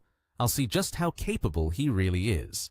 At this moment, the scene shifts to the Hua Yin Group, the office of the General Director. A staff member bows and reports, "Mr. Zhao, so far we have sold off 32 billion. The situation is so significant that I have to wipe my sweat while speaking. On the side of Nation TH, the Lang Yun Group has bought everything." The general director at this time is extremely angry, his face contorted as he shouts, "Who knows where he got so much money from?" Another person in the room raised his hand in contemplation and shared his thoughts. Mr. Gu has also investigated thoroughly. Longshin is still in Lin Yi's hands and has not been mortgaged. Sister Liang over there also hasn't approved for him to borrow funds. So where did the money come from? Suddenly, a thought flashed in his mind. He asked, could it be that he has another financial group backing him? After hearing everything, the young man with blue hair beside him also spoke up. I feel that there is something suspicious about this matter. The money in his hands definitely doesn't belong to him. The general director was so angry that his teeth clenched together, his eyes glaring as he said, if I can't even compete with him, then Zhao Mo, after all these years, would have been useless. Zhao Mo kept rotating the pen with his hand, still angry, and continued to speak. I can borrow another 60 billion plus the 40 billion I sold off earlier, a total of 100 billion. With such a large amount of money spent, I don't believe he can continue to maintain it. The expression of the young man with blue hair became dangerously peculiar. He adjusted his collar while grinning maliciously and said, this is getting more and more interesting. I also want to see how much he can buy in. The scene had also changed at this moment. Amidst the rays of sunlight filtering into the high-rise building, this was the Yangcheng television station. Wen Shu, dressed neatly, happily welcomed the new day, humming a tune as she walked. Suddenly, a voice called out from behind her, "Hello, miss." Hearing this, she turned around and asked, "Who are you?" Zhu Feng took off his glasses and introduced himself. "Don't be alarmed. First, let me introduce myself. I am Zhu Feng, the head of the Asian office of Mixed Water Company in Nation M." With a suspicious look, she questioned, "Mixed Water Company? What kind of company is that? The name sounds quite strange." Seeing her doubtful expression, Zhu Feng smiled and said, "If you doubt about our company, you can check our status online." Upon hearing this, she immediately took out her phone and searched online. The news headlines that appeared left her in a state of panic. She discovered that Mixed Water Company was a short-selling financial company. Oh my God, the company that was ambushed by those people has gone bankrupt. After confirming the information, she directly engaged in the conversation. "So, what do you want to talk to me about?" Zhu Feng reached into his coat and pulled out a card, then held it out in front of her. He cheerfully said, "This card contains 200,000 yuan. If you are willing to spare some time to talk to me, then this card is yours." Wen Shu's eyes sparkled more than ever. She smiled widely, thinking to herself, 200,000 yuan, that is equivalent to my salary for 2 years. Then, Wen Shu pointed towards the cafe in front of them and agreed, saying, "All right, there's a Western restaurant over there. Let's sit inside." After that, the two of them entered the cafe and sat down neatly. She got straight to the point and asked, "What do you want to talk about?" Placing the card on the table like a transaction, Zhu Feng grinned mischievously and asked persistently, "Do you know Lin Yi? How much do you know about him? We want to know some negative information about him. We hope that you, Wen, can answer honestly." While stirring her coffee cup, Wen Shu finally came up with an idea and said, "Does having an improper romantic relationship count?" Hearing that, Zhu Feng also provided the information he knew. "As far as I know, Lin Yi is still single. Moreover, he seems to be quite close with Ji Qunyan from Chaoyang Group." Her expression darkened, and she recounted everything she had seen. Not long ago, he went to Yangcheng. There was a woman named Li Chuhan by his side. As soon as he got off the plane, he bought her a car. Also, the place where he does charity is Beiqiao Town. I heard there was a conflict between him and the locals. She continued, "I think the information is quite useful." Zhu Feng, with a serious expression, took out a pen and paper to jot it down. Wen Shu also remarked, "I don't know any more information." After that, Zhu Feng, while handing over the card, said, "All right, thank you, Ms. Wen, for providing me with this information. The password is 111. She shyly took the card and replied, Actually, I didn't do much. It's you who spent money. After completing the transaction, Wen Shu comfortably asked about Zhu Feng's personal life. From your appearance, you seem to be of mixed race, right? You're of HM mixed race, aren't you? Hearing that, Zhu Feng candidly admitted, That's right, my father is from the H nation. Suddenly, his hand began to playfully stroke Wen Shu's hand. With a seductive gaze, he said, If Miss Wen is interested in international matters, we can go to the hotel where I'm staying. At first, she was a bit confused, but soon, Wen Shu looked at him with infatuated eyes and boldly replied, Sure. Before them stood a simple villa, yet it was adorned extravagantly. The glaring rays of sunshine added to the beauty of the place. Outside the door, a man stood confidently making a phone call. On the other end of the line, a voice said, Recently, there are rumors that you have developed 25 types of drugs, and the products have passed the experimental validation. Is that true? The man replied to her, You're quick to catch on to information. On the other end, the person, Zhao Wen, continued to inform him. HR and 6 major pharmaceutical companies are very interested in your research and development capabilities. We hope to initiate cooperation with you. We will soon send a representative to Nation TH to discuss with you. Lin Yi over here chuckled and said, Cooperate? Do those people think they can set aside previous grievances? Fine, let them come and talk. The scene then shifted to the airport, where a plane had just landed in the sky. A pair of powerful purple high heels is walking. That person is Zhao Wen, stepping off the plane accompanied by 2 individuals beside her. The person on her left is Frey, the global marketing director. The person on her right is Kang Wei, the deputy director of global marketing. At this moment, Frey, just having overheard the conversation, cannot help but feel indignant. He speaks up.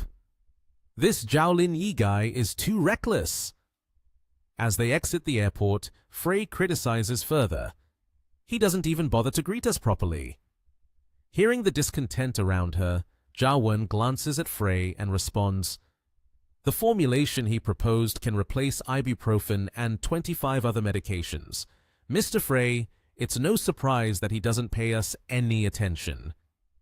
In response to her compliment, Frey retorts, A drug like ibuprofen doesn't have that much potency. It's not strange that the Nation H can develop them independently. But the 6 food products exported by Luo from our side were developed with a lot of manpower and resources. It's not as easy for him to replicate them.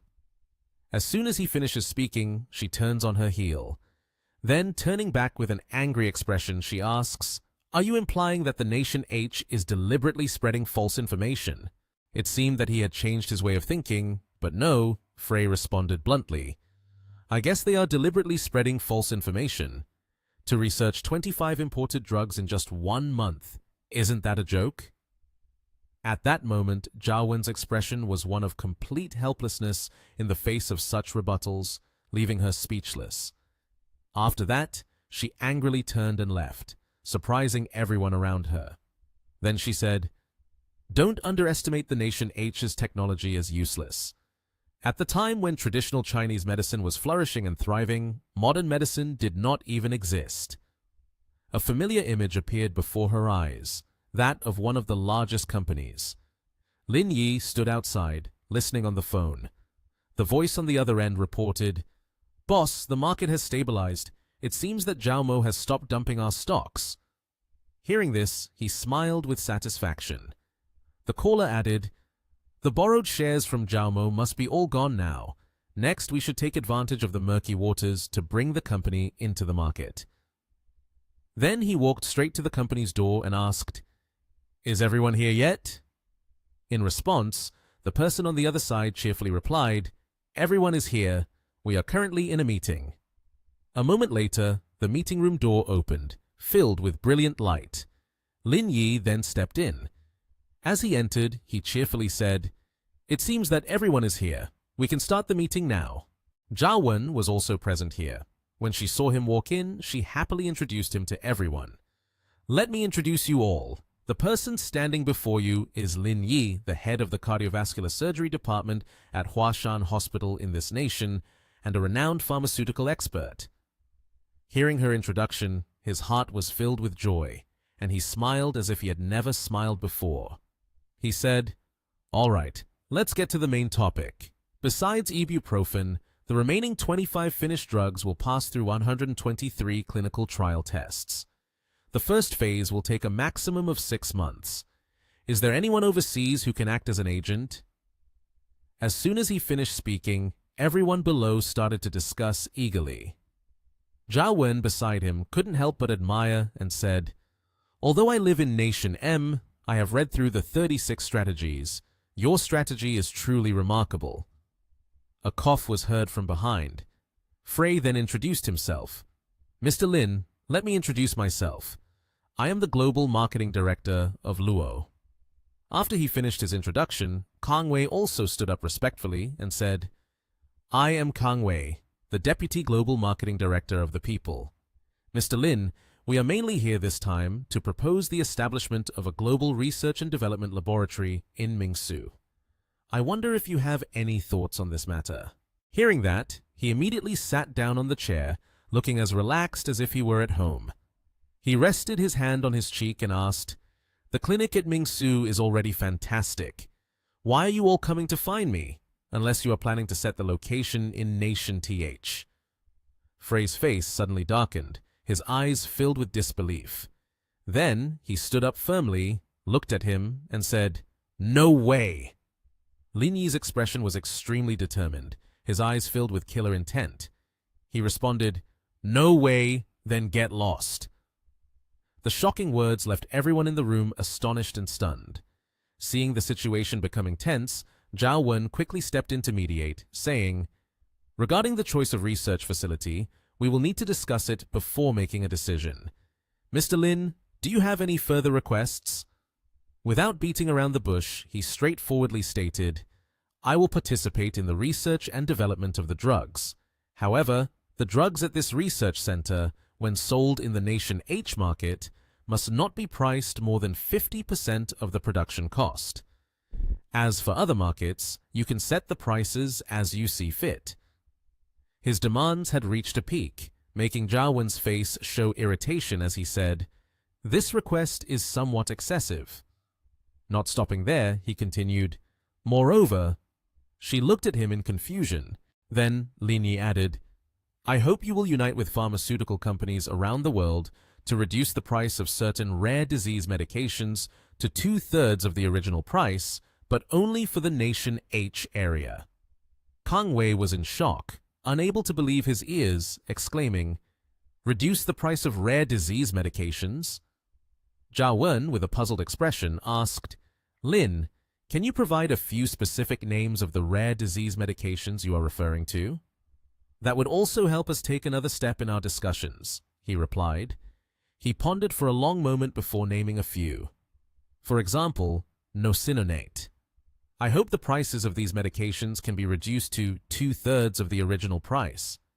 After that, he slammed his hand down hard on the table, stood up with a cheerful expression, and concluded, "I've said everything I needed to say. The rest is up to you to discuss among yourselves. A representative from the hotel will come here shortly. Just tell him if you have any requests." Then he turned and left, leaving her puzzled as she asked, "Do you know the owner of this hotel?" Hearing that, he smiled and explained, "This hotel is mine. If you all agree to my request, then we are partners. You can dine and stay comfortably. All costs will be charged to me. But if you do not agree, you'll have to pay for yourselves." After he left, in the meeting room, Zhao Wen immediately spoke up. "He has already stated his conditions. Everyone please express your opinions and share your views on this issue." Frey was the first to speak. With the status of international status on the global stage, establishing a research facility here is not a significant issue. In fact, there is still room for negotiation on the pricing of medications sold in Nation H when the research facility is set up here. The most challenging aspect is the third condition. She also understood this issue and thought to herself, "Lin Yi, he is indeed both cunning and smart.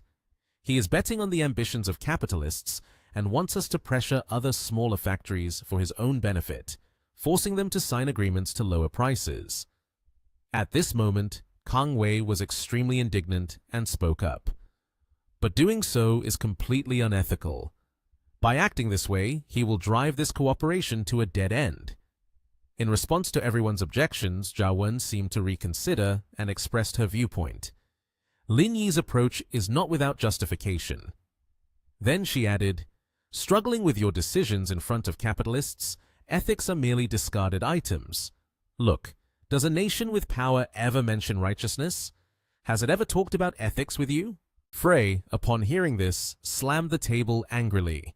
Then he immediately dismissed everyone. "I think we should just end it here for today.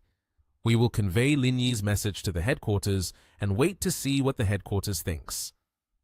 At this moment, Lin Yi had just stuffed his hands into his pockets and was strolling down the corridor of the hotel. Suddenly, a phone rang, and the caller was Herr Yuan. He picked up the phone right away.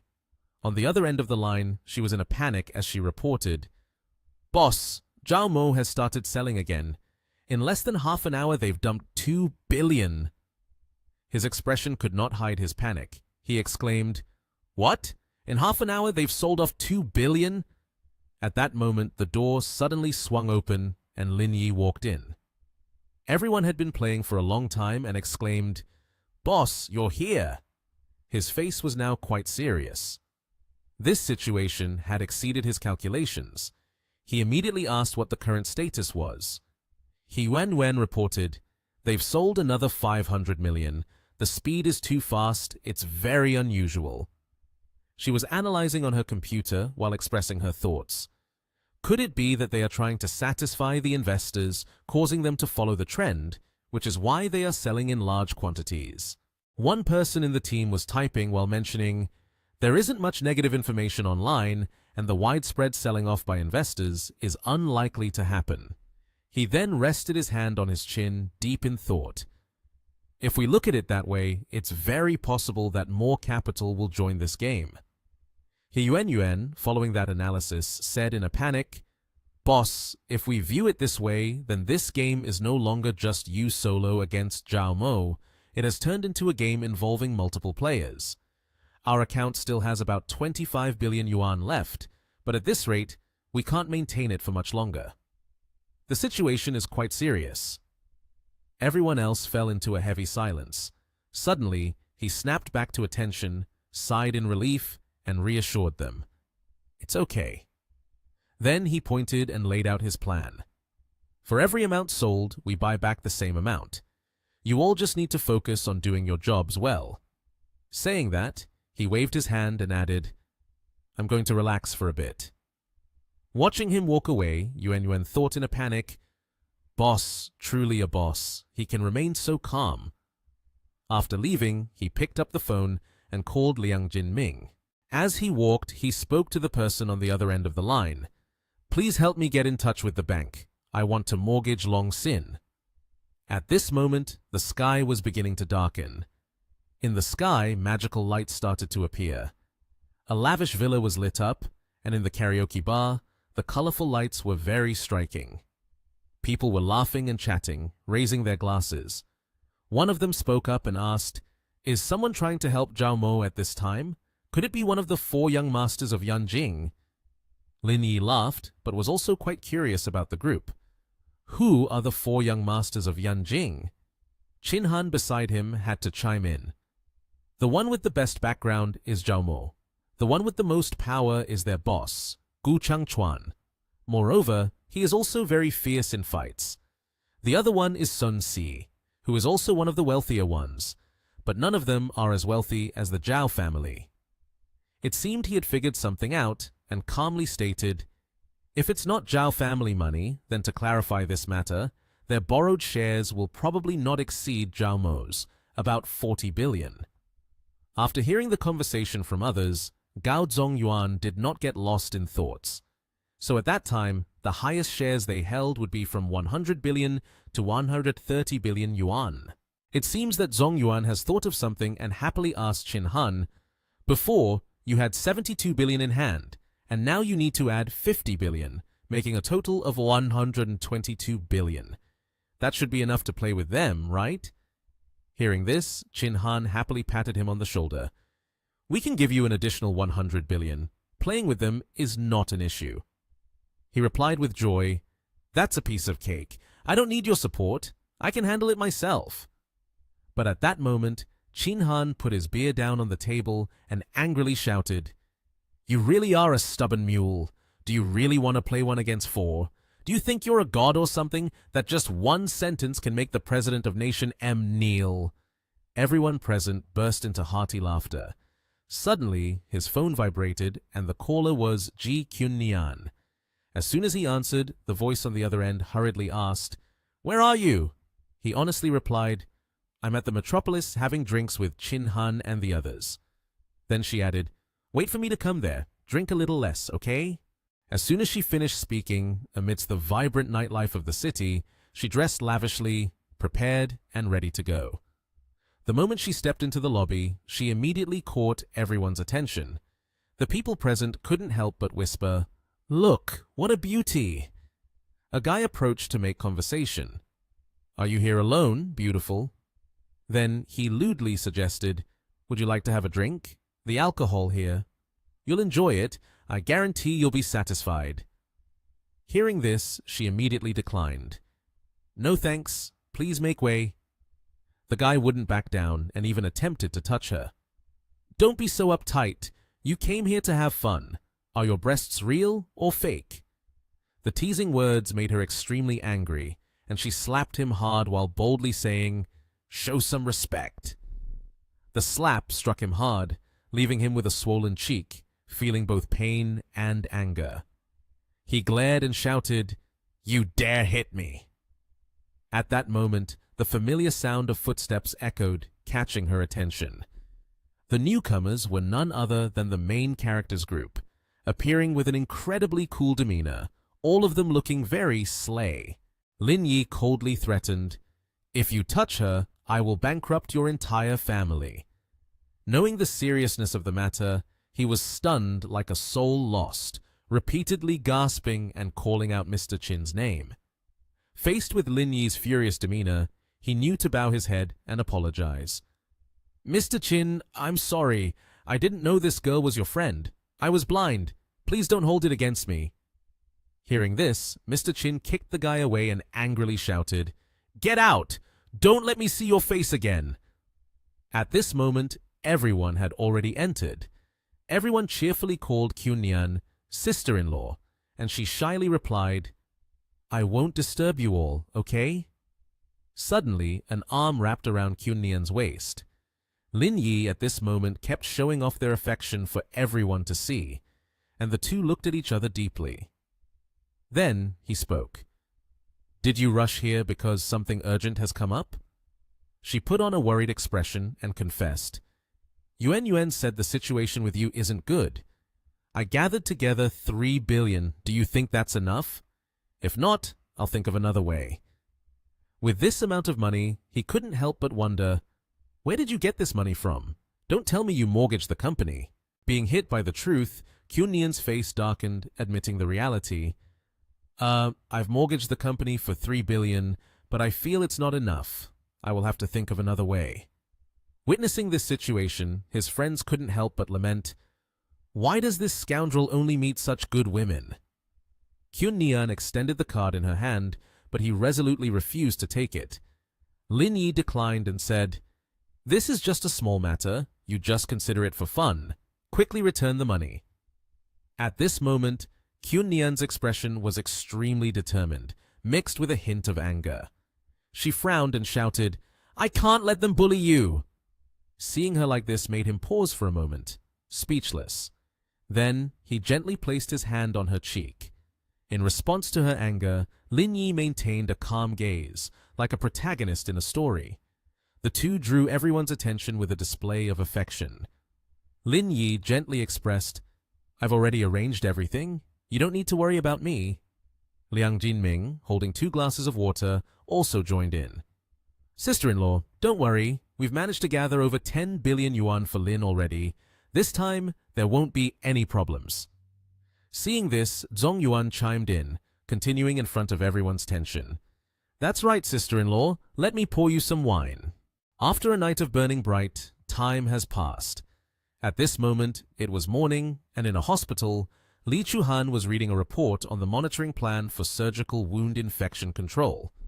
She spoke up. Although your plan has a much higher success rate, you must be careful because their family is currently calling for help online, which is very hot right now. As she spoke, her expression grew serious. Lin Yi replied with a smile, "You have enough confidence." At this time, in Yanjing at Huayan Group, cigarettes were being smoked down to the filter and placed in an ashtray. 3 men, with very serious expressions, each had their own thoughts. Suddenly, the door to the room swung open. A staff member with a panicked look rushed in and reported, "Mr. Zhao, the second batch has sold out 50 billion, but the Lang Yun Group in Nation TH is still buying in. Some small investors have only sold about 1 billion, not as much as the first round." After hearing the report, Zhao Mo, who was smoking a cigarette, suddenly darkened his face and said, "Got it, I understand." Then he flicked the cigarette away and kept complaining, "What the hell is going on? Where did he get all that money?" Sun Si, with an annoyed expression, took a drag from his cigarette while grinding his teeth and said, "I have a feeling that the amount of money he has isn't that much, probably around what we have." Next to him, Gu Changchuan looked equally angry and agreed. "I agree with Sun's opinion. We must not be afraid, not give him even a tiny opportunity."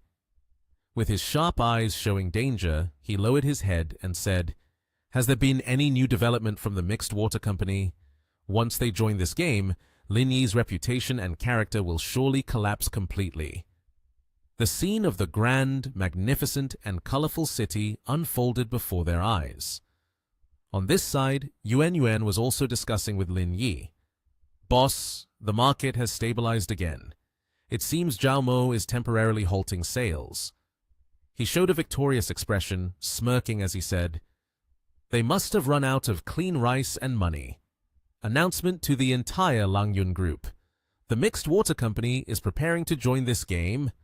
In response to that, the Lonely One also obeyed the command. After that, he casually turned and left, instructing, "I have a surgery today, so don't contact me unless there's something important." At that moment, outside the company, there were many people gathered. Everyone had their own reasons for being there, and he noticed this, feeling puzzled about what was happening. A man was live streaming, continuously updating the situation. Recently, the condition of little Liu Zihao has attracted widespread attention from all levels of society. It is now 8 a.m. and there's 1 hour left until the surgery officially begins. Dear everyone, after the surgery is over, I will go in with the group to the hospital and bring you the first news. Come on, give the group some views, shares, and subscribe to the YouTube channel Femi Manga Recap. He continued, "I did some research online and found out that the malposition of major arteries is not too serious, so it's not a big issue. Let's pray for little Liu Zihao.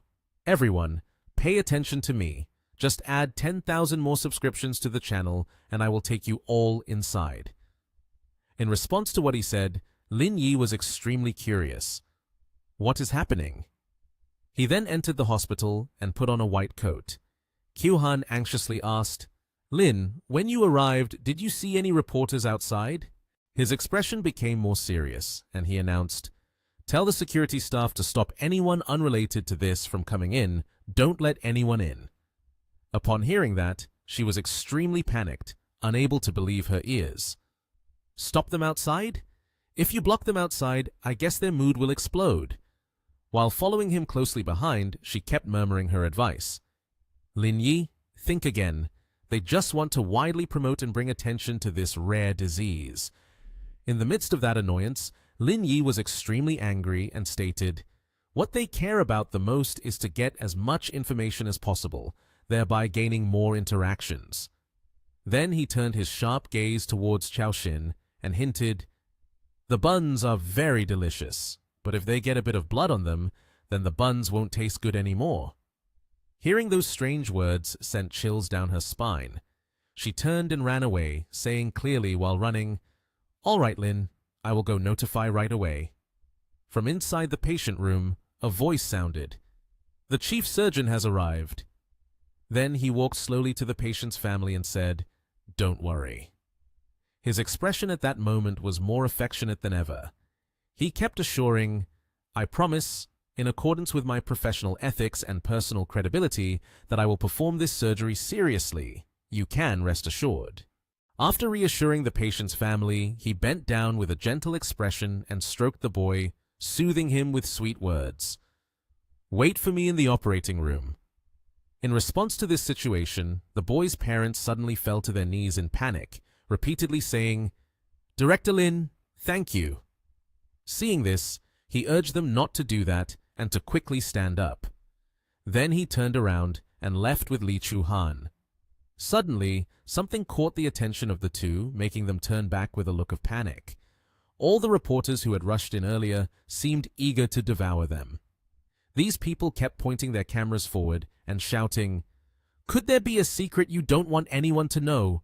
You're not letting us in to report about the hospital. What is wrong with you? Why won't you let us in? The situation became chaotic. Lin Yi was extremely angry and asked, Who let them in? Chao Xin hurriedly looked for a way to resolve it. Director Lin, please don't be angry. I'll go chase them out right away. But they shouted even louder, Is this still called being a doctor? Performing surgery while hiding things? You have no sense of responsibility at all. Everyone, watch the live stream. Look at that. Let's all condemn them together. Chao Xin, filled with anger, urged them, I advise you to leave here immediately. Director Lin has a rather bad temper. Don't let anything unpleasant happen. In response to these words, they not only did not listen, but also retorted, I'm not leaving. Is he really going to hit me? Lin Yi's anger had reached its peak. Hearing this, he stepped forward, his face darkened, full of intimidation. Without hesitation, he grabbed the first guy by the collar and then the second, showing no mercy, and finally threw both of them out with sheer violence. However, they still refused to back down, shouting angrily, Let me tell you, you're done for. Everyone who watched my live stream saw everything. When this gets exposed, not just you, but the entire hospital will also have a hard time. Lin Yi was hardly concerned. He merely cracked his knuckles and said, Call someone to take these idiots out. Don't let them interfere with my surgery. Chao Xin shuddered hearing this and quickly replied, Got it, Lin. I'll call right away. After that, Lin Yi returned to his usual demeanor and warmly said to Li Chu-han, Let's go. It's time. In the operating room, Lin Yi asked, What is the patient's current condition? The person on the other side replied, Director Lin, the anesthesia is ready. We can start the surgery at any time. With a serious and decisive expression, Lin Yi commanded, Start the surgery. He took the scalpel and made a small incision, then gently used the instruments to widen it. Suddenly, blood from the patient's abdomen squirted out, startling him greatly. Everyone in the room was also taken aback with surprise and fear. He thought to himself, This is not good. There is too much bleeding while operating. With sharp eyes, he quickly turned around and announced, Clamp the bleeding, electrosurgical knife. The others standing behind continued to observe while he seemed tense, his face darkening. Right after, he opened his eyes wide, focusing carefully. His eyes glinted with a sharp light. He thought, Good, the bleeding spot has been clamped. As he pulled apart the wound, he said, Suction! Witnessing the whole scene, Li Chu-han was astonished, constantly praising in his mind, in a situation where his vision is obscured by fresh blood like this, he was still able to clamp the right spot of bleeding. How could he manage to do that? It's truly unbelievable. He pondered for a moment, looking at the boy being exposed right before his eyes, and then ordered everyone, Start stitching up. On the other side, questions kept arising. Where did Lin go? Why haven't we been able to contact him until now? Kyun Nian sat calmly in his chair and explained, He has an important surgery today. No matter what happens, he won't answer the phone. But everyone shouldn't worry too much. Although Mixed Water Company has an excellent track record, it's not easy for them to find negative news about us.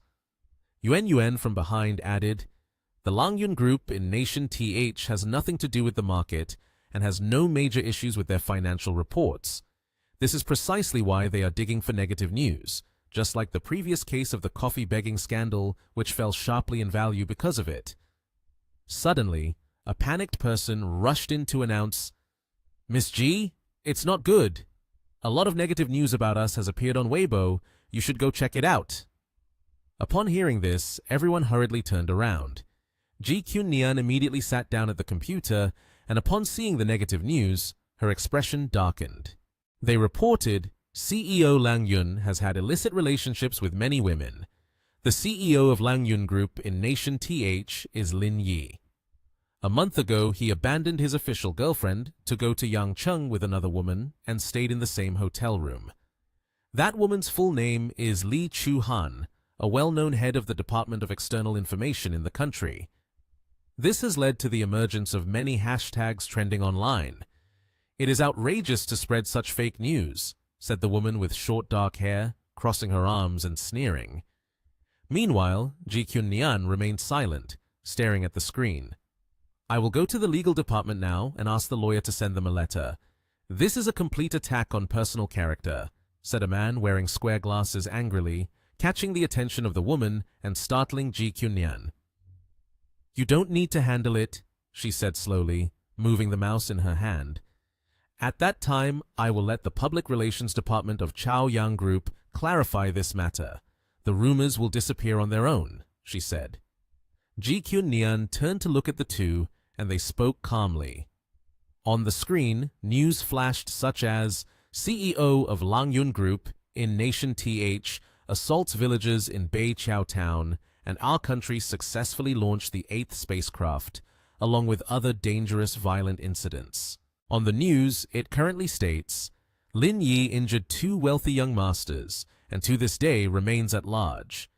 He ruthlessly helped his girlfriend break up and move away, causing extremely negative repercussions." The short-haired woman slammed her fist down on the table, trembling with anger as she said, "Zhao Mo really wants to crush Lin Yi." At this moment, Ji Kyun-nian, who was sitting at the table, calmly stroked her chin and said, "I'll have the Public Relations Department handle this. As long as we can present the relevant documents, it will just disappear." She closed her laptop screen with her hand and, with a serious expression, told the two of them, "I have to go back to the company to work with the Public Relations Department on this issue. The rest you can handle on your own." At a hotel, Zhao Wen, sitting in the chair of the chairman, sternly asked, "Has your company sent the authorization papers yet?" The golden-haired, blue-eyed individual, Frey, quickly responded, "No problem. We can sign on behalf of the company. Just prepare the contract." The signing and arrangement of the contract proceeded swiftly and was completed. When Zhao Wen took the contract bundle and was about to leave, suddenly Kang Wei, holding a smartphone, approached and said, "It seems there is something going on with Lin's side." Something happened. Zhao Wen turned around in suspicion and frowned as he asked, "What is going on?" As soon as he picked up the phone, he immediately felt confused. Why are there so many negative news reports? This kind of maneuvering seems like it's from the mixed water side. Kang Wei added, not particularly surprised, "Someone must want to short the stock to profit from it. If he really gets crushed, we'll be affected too. In the words of the Nation H, that means we'll be caught in the crossfire." Frey stepped forward and exclaimed loudly, "So what should we do now?" Meanwhile, Zhao Wen remained very quiet, his face having turned a bit pale. "I will temporarily withhold sending this contract. Each of you should call your company and inform the leadership about this to see what their stance is." After 10 minutes, Zhao Wen stood in front of the group and seriously said, "You all have received the news, and I assume you're all in agreement."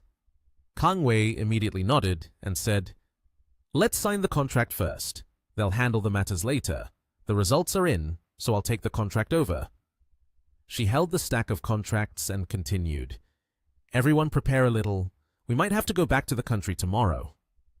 After that, at the hospital, Zhao Wen was sitting on a chair, seriously looking at the phone screen when a voice called out, "Miss Zhao!"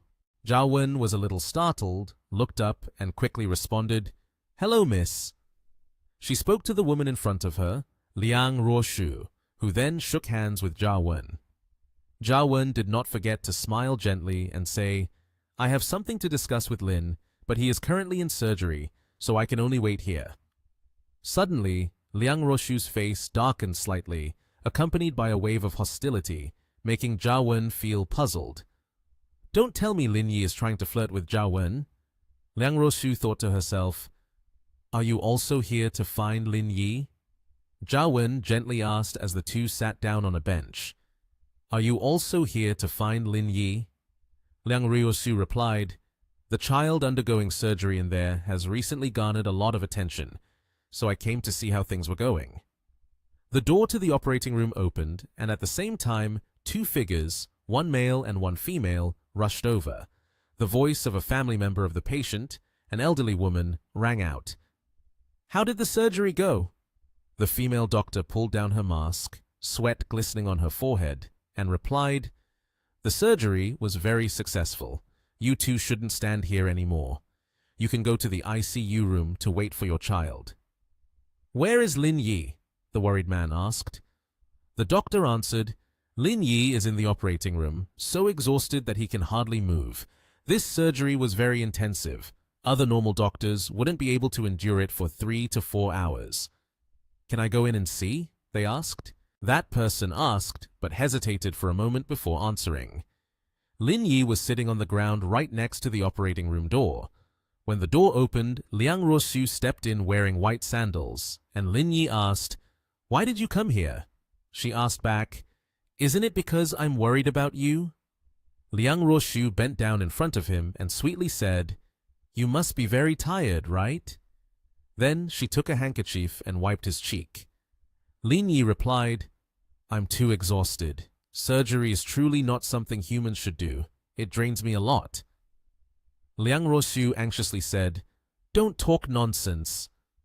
After a fairly long surgery, Lin Yi couldn't stand up anymore. He was sitting on the floor, and Liang Ruoshu came to ask, "Can you still walk?"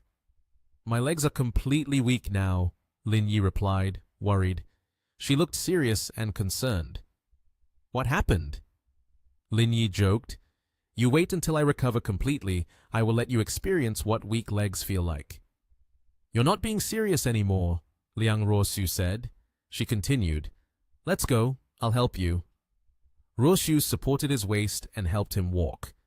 As they were walking, they ran into Zhao Wen, who was bringing documents. All three were surprised. Lin Yi asked Zhao Wen, "Are you okay?" Zhao Wen replied, "No problem. Everything is according to your wishes. Do you see if there is any issue?" Lin Yi looked at the documents and said to Zhao Wen, "Go home, you go. I will find someone to send it to you." After signing, Lin Yi handed the documents to Ruoshu and said, "Sign here." Ruoshu looked at the documents, feeling unfamiliar, and asked, "What is this?" Lin Yi explained, "Several pharmaceutical companies want to collaborate with you to build a world-class drug research center in Nation TH in the future. As long as the drugs come from this research center, the selling price in the market of Nation H will not exceed 50%. Please sign it, and the contract will be valid." Ruoshu hesitated. "Why are you giving this to me? I don't want to take credit for your work." Lin Yi reassured her, "I have said, in 2 years I will help you, so I must make it happen. Right now, no more machinery is needed. Just these things will make your path easier later." Ruoshu still didn't want to sign. "For me, those things are really not that important. I don't want to sacrifice your interests to become a stepping stone for myself." Lin Yi continued, "Keeping it won't be of any use to me." Ruoshu suddenly wanted to take care of him. "You lie down. Let me massage you." Lin Yi asked, "Do you know how to massage?" Ruoshu replied, "When I was at home, I often massaged Father Chu, so I know a bit." As she spoke, she began to massage him. "But today, there are many negative news articles online. Have you seen them?" She handed her phone to Lin Yi. She said, "I have read some important negative news. You will know once you see it. The current stock price has dropped beyond the 100 billion limit. The stocks that he received earlier have all disappeared. Lin Yi read the information and suddenly jumped up and called Guoning Yue. The voice on the other end answered, "Boss, you finally called me. Regarding public relations, I have tried my best, but it didn't work. You need to think of a way." Lin Yi said, "Help me prepare a press conference for tomorrow at the Lang Yun Group in Nation TH. After that, he took off his surgical gown. Ning Yue still hadn't hung up and said, "I'm really sorry. I showed the news about you to Mom. She has gone to Nation TH to see you. She said you can't let money change who you are." Lin Yi was surprised. "Really? Or is this a joke? Mom has gone to Nation TH? In Nation TH, Mom Wang had arrived at Kyun Nian's house. She came out to greet her and said, "Mom Wang, just leave it. Let me do it. The suitcase is heavy like this. How can someone with weak legs and arms carry it?" Kyun Nian happily replied, "It's fine, Mom Wang. If I can't even carry the suitcase, then isn't that being a useless person?" This girl," she said as the two of them opened the door to the house. Aunt Wang confided in Kyun Nian, "Kyun Nian, listen to your mother. It's not that I'm speaking up for that kiddo. It's because I raised her myself. Although she's a bit rebellious, she definitely wouldn't do anything bad like that. If she really did something like that, I would break her legs right away." Kyun Nian poured water and offered it to her. "Aunt Wang, it's not that serious. I trust Lin Yi." Aunt Wang took out a green jade bracelet. "This was given to me by my mother-in-law when I married your father. Even though you and Lin Yi aren't married yet, I acknowledge you as my daughter. So today, I'm giving this to you." Kyun Nian refused. "Aunt Wang, I can't accept it." Aunt Wang still put the bracelet on her wrist. "If you don't accept it, it means you're angry at that kiddo." Kyun Nian asked, "Aunt Wang, why are you doing this?" At that moment, Lin Yi came home after a tiring day. He said, "I'm home." At the same time, his mother and Kyun Nian were holding hands at the front door. His mother turned to frown. "Son, why did you come home late?" Lin Yi collapsed onto the sofa, feeling overwhelmed. "I just finished a surgery with the director." Suddenly, Mother burst into a fit of anger and kicked Lin Yi hard in the leg. "What are you doing, Mom?" Lin Yi exclaimed, clutching his painful leg. Mother scolded, "What time is it? I'm about to lose my daughter-in-law. Why are you out there fooling around with other women?" Lin Yi tried to explain, saying, "What fooling around? I went over there to build a primary school, to offer hope and repair the road. You know what kind of person I am, don't you? You can't just look at rumors." Hearing this, Mother turned to Kyun Nian. "Daughter-in-law, it seems nothing happened between them. It's all just baseless rumors." Kyun Nian smiled kindly. "I trust him." In Yanjing, a group of people was drinking. In a lavish gold-colored building with a glass ceiling, Zhao Mo raised his glass. "Mr. Zhu, this drink is on me." Surrounding them were esteemed guests gathered around a table filled with delicacies. Zhu Feng also lifted his glass of wine. "Just wait a few more days. My second wave of negative information will be unleashed. Lin Yi will have nothing left to fight back with." Zhao Mo added beside him, "Well then, Mr. Zhu, today you must happily drink this glass of wine. This quick sell-off party is not over yet, and of course, they will suffer a disastrous defeat." The young man with brown hair added, "Lin Yi is quite capable, though. I'm afraid that at tomorrow's press conference, he will have a way to deal with the negative news online." Hearing this, Gu Changchuan beside him smiled smugly. "It's been over 12 hours since the announcement. Lin Yi is still avoiding the situation, not daring to show his face. I think they've accepted their fate by now." Qin Han also added, "Such negative news must come out and be clarified as soon as possible. They have missed the best PR opportunity. Now, there's no turning back." Zhao Mo clapped and laughed. "This time we can make quite a bit of money. Even if he can turn the situation around, he can't erase the strong impression left in the minds of the public. Who would dare to use their ride-hailing app in the future?" After a while of eating and drinking, Zhao Mo also got drunk. The young man with brown hair had to support him by the waist and said, "Come on, let me take you guys to the nightclubs in Yanjing, which are way more exciting than those abroad. Hearing this, Zhu Feng immediately declined and took a yellow taxi. I'm not going anywhere. I need to prepare thoroughly for step 2 of the plan. Looking at the brightly lit city night through the car window, Zhu Feng smugly leaned on one hand. Lin Yi is nothing special. Not fun at all. Suddenly, the phone rang. After listening for a moment, Zhu Feng's face darkened. He hurriedly shouted, "Driver, change direction from Four Seasons Hotel straight to the airport." Sweat dripped from his forehead, and he gripped the phone tightly. "Lin Yi, oh Lin Yi, what kind of monster are you?" The next morning, as Lin Yi stepped out of the car, he was surrounded by a group of reporters. "Mr. Lin, there are rumors that you have illicit relationships with multiple women. Can you confirm this information?" Lin Yi smiled brightly. "Many women want to have illicit relationships with me. Which one are you referring to?" Suddenly, a surprised reporter was joined by another gray-haired reporter holding a microphone. "Mr. Lin, there are reports online stating that you injured the heir of Tianhong Group and Dongheng Pharmaceutical. Can you tell us what your intentions were in doing so?" Lin Yi was not worried at all. On the contrary, he smiled even brighter. Pointing up with one hand, he said, "Because I discovered they have an improper relationship with my mother." The surrounding reporters were shocked into silence. After a moment, Qin Han and his bodyguards arrived to clear a path through the crowd of reporters, saying, "Make way, make way." With her arm resting on Qin Han's shoulder, He Yuan approached and gently asked, "Lin, the press conference is about to start. Have you thought of a plan yet?" Lin Yi asked, "How much is left in the account now?" He Yuan quickly took out her phone. "I have now taken control of the finances. There's still about 20 billion in the company's account."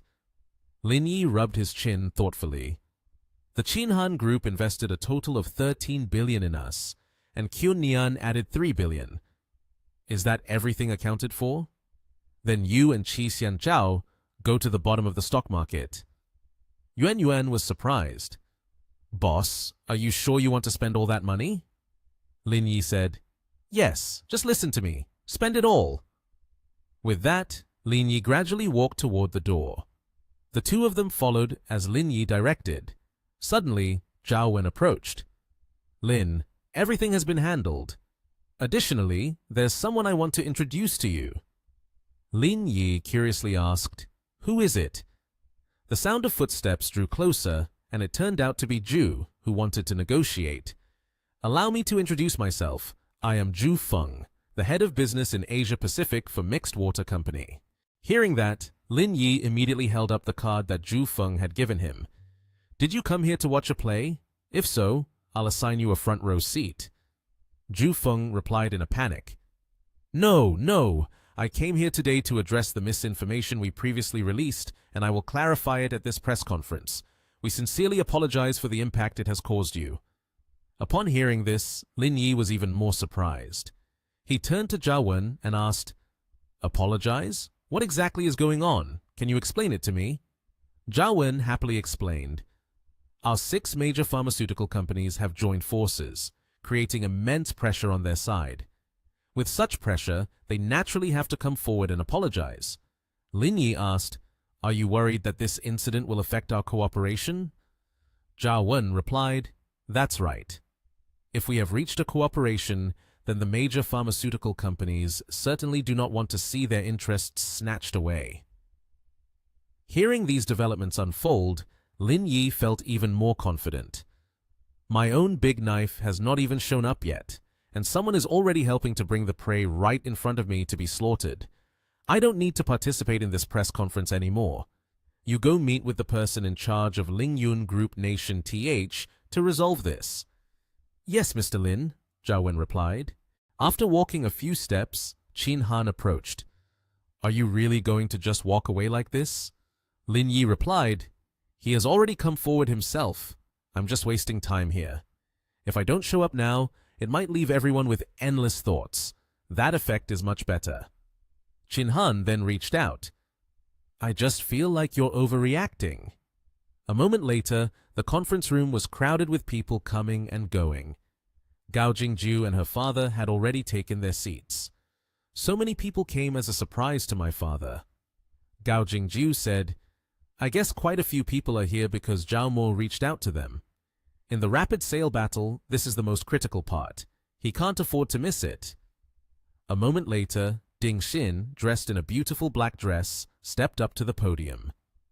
Recently, some negative information has emerged online, affecting the reputation of Ling Yun Group Nation TH and Blah Blah Travel Company. Now, we would like to invite Mr. Zhu from Mixed Water Company to clarify this issue. After Zhu Feng stepped up, both Jingju and the other guests were astonished. Dear friends from the media, I believe you all know that this information was leaked by us. And today, I stand here to sincerely apologize to Mr. Lin Yi. All of that information was created by us, so I truly apologize. Zhu Feng finished speaking and then turned to bow to Yuan and Ding Xin, who were standing right next to him. The other guests were also surprised. What is going on? Isn't this an opportunity to eliminate Lin Yi? But they have turned against him. Could this be a prank by the Chao father and son? After this commotion ends, the stock value of Blah Blah will definitely rise sharply. Perhaps they could even strike back. How on earth did Lin Yi manage this? Jingju was equally indignant. I believe this news will soon reach Zhao Mo. I wonder how he will react after hearing such news. At that moment in Yanjing, Zhao Mo, along with Qin Han and a few others, was furious after hearing Zhu Feng's apology. What is going on? Just yesterday we were eating and laughing together. He even said he had to eliminate Lin Yi. And now, what is he doing? Zhao Mo threw the ledgers on the table down, his face filled with anger. Damn it! What is he doing? I'm going to call their company right now! In the luxurious room, Zhao Mo was trying to call the other side, but the line only echoed with a busy tone. His expression suddenly turned furious as he cursed, They are not answering my call. Gu Changchuan, standing next to him, was equally frustrated, his heart anxious as he continuously said, Quickly notify everyone in the company to buy up all the shares from the small investors in the market. This way we can still make some money. This statement left Zhao Mo bewildered. He turned around, and the tense atmosphere was suddenly broken when the door burst open. Zhao Mo's manager rushed in, announcing, Mr. Zhao, it's not good. Lin Yi's stock has already hit the limit for the day. All four of them were taken aback by the assistant's words, and Zhao Mo shouted, What did you say? It's already at the limit? How long has it been since the market opened? The assistant, with a frightened and trembling expression, continued, Before the press conference started, someone had already bought in large quantities. Since then, the market has shown signs of rising. Zhao Mo was genuinely furious, kicking the table and yelling, It's a conspiracy! It must be a conspiracy! Qin Han, who had been silent until now, had a dark expression, gritting his teeth in anger. We've been set up. Then the assistant clasped his hands and bowed, continuing, Mr. Zhao, there is some very unfavorable news for us. Currently, there are not many shares scattered in the market anymore. Even if trading starts again tomorrow, it will be difficult to recover them. All the shares have been sold off. They were surprised when they heard the news. Qin Han shouted, What now? In another place, the TV was broadcasting the news. A long-haired blonde man was making a statement. Liang Roshu and her mother were watching the news on the screen. Suddenly, Roshu pointed at the screen and happily said, Mom, isn't this result even better than you thought? Her mother, sitting next to her, calmly replied, This skill of Lin Yi has addressed the root cause, directly taking down Zhao Mo. This quick sell-off game will end with Zhao Mo's defeat. Suddenly, Roshu brought a stack of papers in front of her mother. Her eyes sparkled as she looked at her mother. Her mother glanced at the papers Roshu was holding with a skeptical expression, saying, Documents, contracts, I can't see them clearly. Roshu held the stack of papers in her hand and smiled at her mother.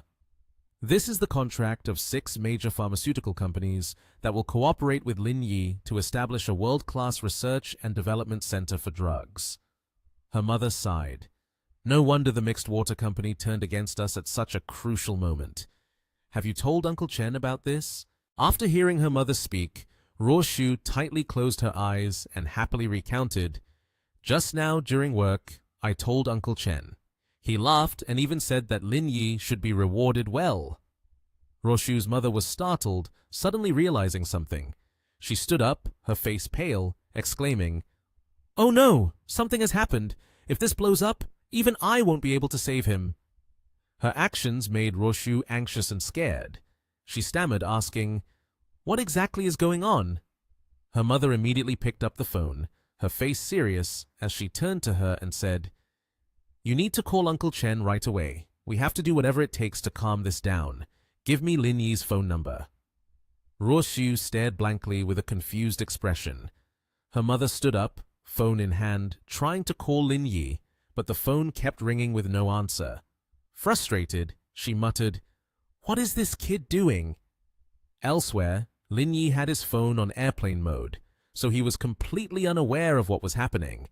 At that moment, he was standing with everyone else in the room, and his phone was placed in a corner quite far away.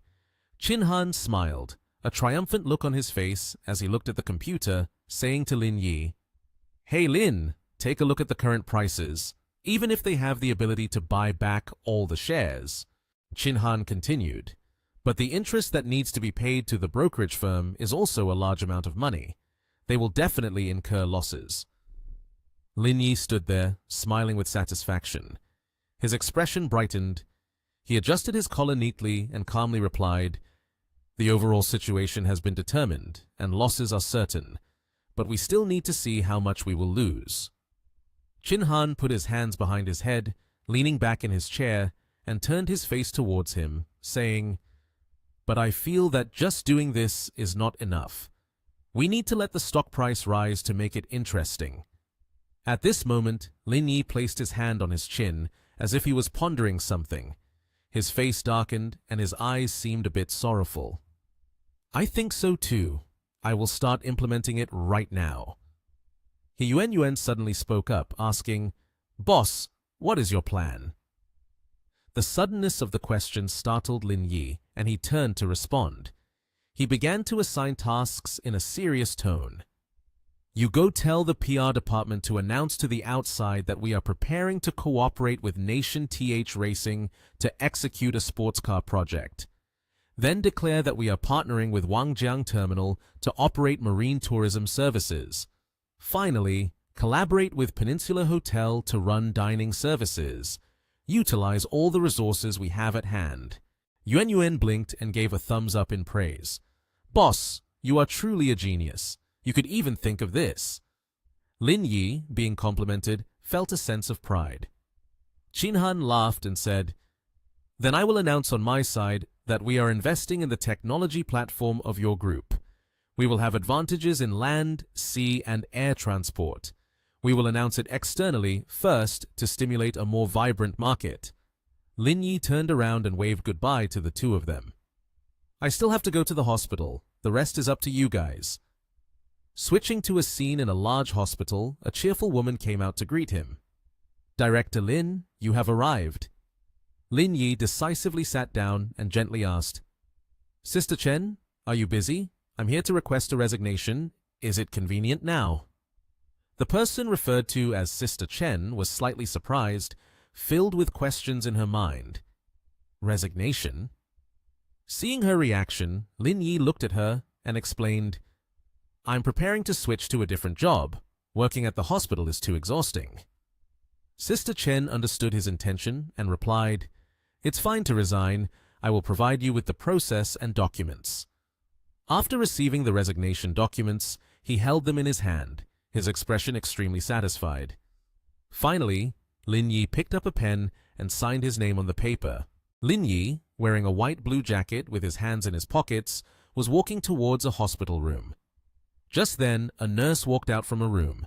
Seeing her, Lin Yi struck up a conversation and asked, "Director Li, where has she gone?" The nurse gently replied, "It seems she is in room 8 and 12. In a room with a blue door, Lin Yi entered, and before him were 2 doctors, 2 family members, and a little patient lying on the hospital bed. Chao Xin saw him walk in, Her eyes lit up, and with a bright smile she cheerfully said, "Brother Lin, you're here!" The first thing Lin Yi did was check the condition of the child on the bed.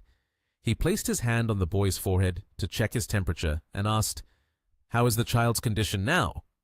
Xiaoxin maintained her cheerful smile and said, "Very good. All the indicators have returned to normal." Hearing this, Lin Yi felt a bit of his worry lift. "That's good." Just as he was about to turn away, the child's parents, filled with joy, spoke to him in a tone of admiration mixed with indescribable gratitude. The father said, "Director Lin, thank you. If it weren't for you performing the surgery, this child would not have been saved." Seeing the heartfelt gratitude from them, Lin Yi turned back, smiled gently, and replied, "This is what we should do. If the child is okay, then I can rest easy." Suddenly, a man's voice echoed from outside the door. He called out loudly, "Director Lin!" It was Miao Guofeng. His face darkened as he hurried over, anxiously saying, "Are you still well? Why did you resign? Is there something you're not satisfied with?" Hearing the words resign, everyone in the room was very surprised, their eyes wide open. But Lin Yi still wore a smile on his face, raising his hand to wave it off, calmly explaining, "I have other matters to attend to, so for now, I have to set aside my work at the hospital."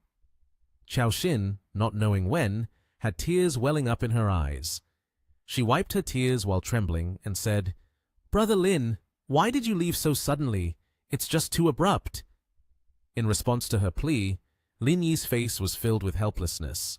He reproached, "You should calm down a bit. Acting like this makes it seem like I'm seriously ill." Miao Guofeng was so saddened that he became selfish. He said, "Director Lin, I will not sign your resignation letter."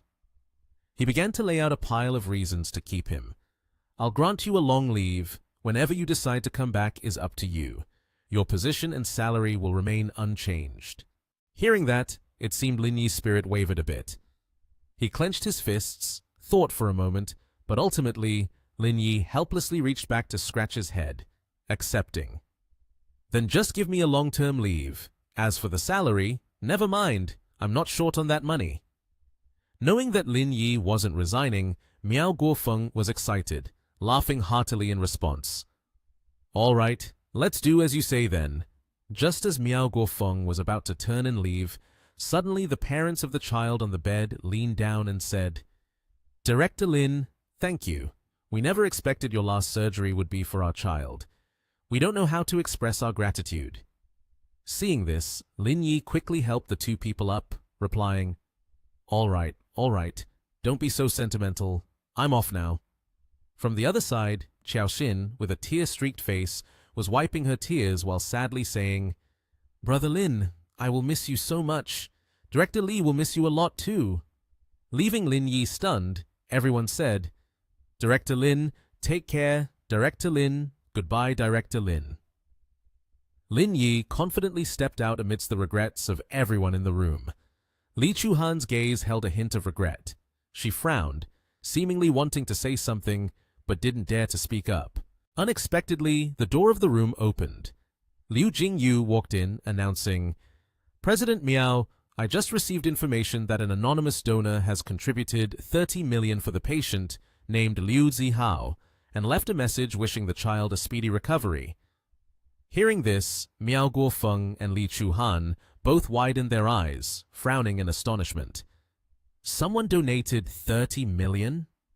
The two women, one with blonde hair and the other with brown hair, brightened their eyes and looked at each other, saying, "So there are still people willing to donate such a large amount of money."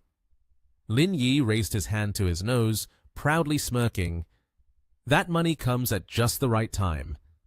The surgery has been completed, and in a few days, we will enter the treatment phase, so it's very timely." The two women, after being overjoyed, hugged each other and cried with happiness. "Thank you, heaven and earth, Mr. Liu. There are still many good people in this world. If it weren't for them, our child would not have made it." Lin Yi said, "All right, everyone has their own busy schedules. I should be going now." Saying that, Lin Yi smiled and quietly walked out. Li Chuhan saw this, her eyes and lips curved up, happy, proud, mixed with admiration, thinking, donating such a large sum of money, aside from Lin Yi, there is no one else. Lin Yi said, consider it an experience in this profession. Lin Yi stepped out of the hospital, looking back with a satisfied gaze. Suddenly, a female voice from nowhere called his name, Lin Yi. Lin Yi unexpectedly turned back and asked, why are you here? It was Liang Ruoshu, a girl with beautiful long hair, holding a long golden box in her hand. She said, I knew you would apply for leave today, so I came to see how it was going. Lin Yi smiled and replied, it's just applying for leave. What's there to see? Liang Ruoshu looked at him and said, because you are different from others. Thank you for doing these things for the people. I will always remember it in my heart. Liang Ruoshu pretended to be shy, gently stroking and adjusting her hair. She slowly opened the box. Inside was a red background golden couplet with the words, leaving behind the prince in 3 layers of snow, who in the world is suitable for white clothes. Then she folded it and handed it to Lin Yi, saying, this is a gift for you. He took it, staring at it intently. Immediately, a notification appeared. Congratulations, the host has completed the mission. Reward: 300,000 proficiency points. Reward: E-level strategy. The system master Ling Wei descended from a green space filled with technical numbers. Lin Yi was slightly surprised and looked up. He gently caught Ling Wei and asked, what is the E-level strategy reward? The system explained, the strategy levels in Blue Star are divided into 5 levels, namely A, B, C, D, E. The host has just received a reward of E level. The system explained, it is also the lowest type among them. If we convert the numerical value, then the host's current strength is 100 times greater. Lin Yi felt joyful upon hearing the system say that his strength was 100 times greater. He thought, now I am truly unmatched. The system, revealing a scheming expression, looked at Lin Yi and said, even if there are masters or special forces competing later, they will not be your opponents. She continued, although the Blue Star is very small, it is quite complex compared to what the host is currently thinking. Please continue to strive for leveling up. Lin Yi felt, what you just said seems to disregard the Blue Star. The system smiled at his remark. Lin Yi hesitated for a moment, then mustered his courage to ask, so, system, where exactly do you come from? Is it the M78 Nebula or planet Cybertron? The system looked at him with a scheming gaze and said, just wait until you are strong enough, and you will naturally know the answer to this. After saying that, she disappeared, leaving Lin Yi standing alone in doubt.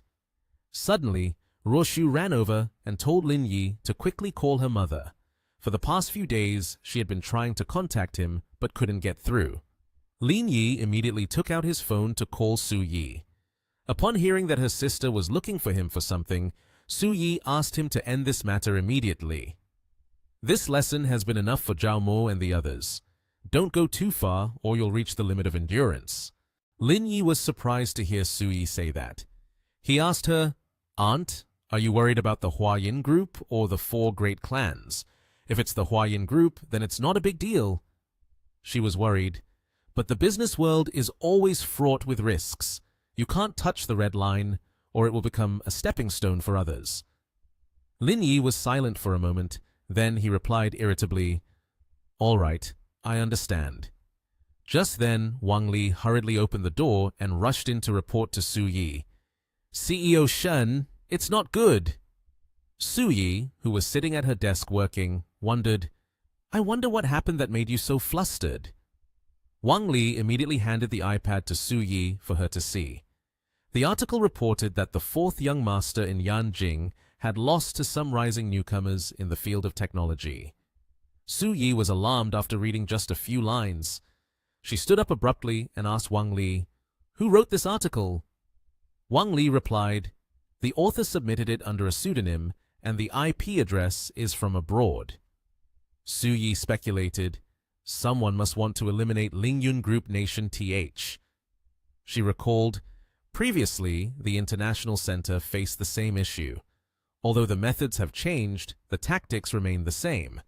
I feel that Zhang Zhongmo's gaze is still as sharp as ever. Wang Li was panicking, not knowing what to do. She told Su Yi, "I have contacted the editor-in-chief of the financial and economic newspaper to stop the article." Su Yi instructed Wang Li, "Go speak to the PR department. Use the name of Chongqing Group to present the whole story from the beginning to the end of that short-selling battle. And try to hide those people Zhao Mo. Zhang Zhongmo will surely understand my intention." Wang Li complied and immediately left. At Zhao Mo's office, his secretary anxiously reported, "CEO Zhao, a post just appeared online saying that this short-selling incident was secretly orchestrated by our group." The secretary, scared, wiped his sweat and stammered, "Our stock has also been affected." Zhao Mo slammed his hand on the table, shouting, "Damn it! Who did this?" The secretary replied, "I couldn't find out, but the post has since been deleted. More importantly, Chongqing Group has released a related report detailing the entire incident." Qin Han immediately realized, "Aunt Su Yi has intervened to help me. She is worried that this will have a negative impact, so she quickly acted to calm it down." Zhao Mo sighed in relief, thinking, "Then there's nothing to worry about." Suddenly, a friend of Zhao Mo said, "Lin Yi's stock continues to rise. We can't buy back enough of those shares in a short time to repay the brokerage firm." Just as he breathed a sigh of relief, the words of the other guy made Zhao Mo even more anxious. He was sitting there thinking of ways to raise his company's stock when Wang Dongqing's secretary knocked on the door. "Please come to Mrs. Wang's office to do some work." Zhao Mo was about to follow the secretary when he stopped, thought for a moment, and turned to Qin Han's group. "Wait for me here." In Wang Dongqing's office, she asked, "Has Zhao Mo learned anything from this failure?" Zhao Mo refused to admit that this failure was due to him, instead believing it was because of the mixed water company. He thought, "They set him up, and that's how this happened." Dongqing angrily said, "Don't you ever think about what kind of ability Lin Yi has that could make mixed water company turn against you?" Hearing her say that, Zhao Mo suddenly realized. Then, Dongqing questioned Zhao Mo, "If you were in Lin Yi's position, would you have enough ability to do something like that?" Zhao Mo panicked, stuttering and unable to say a word.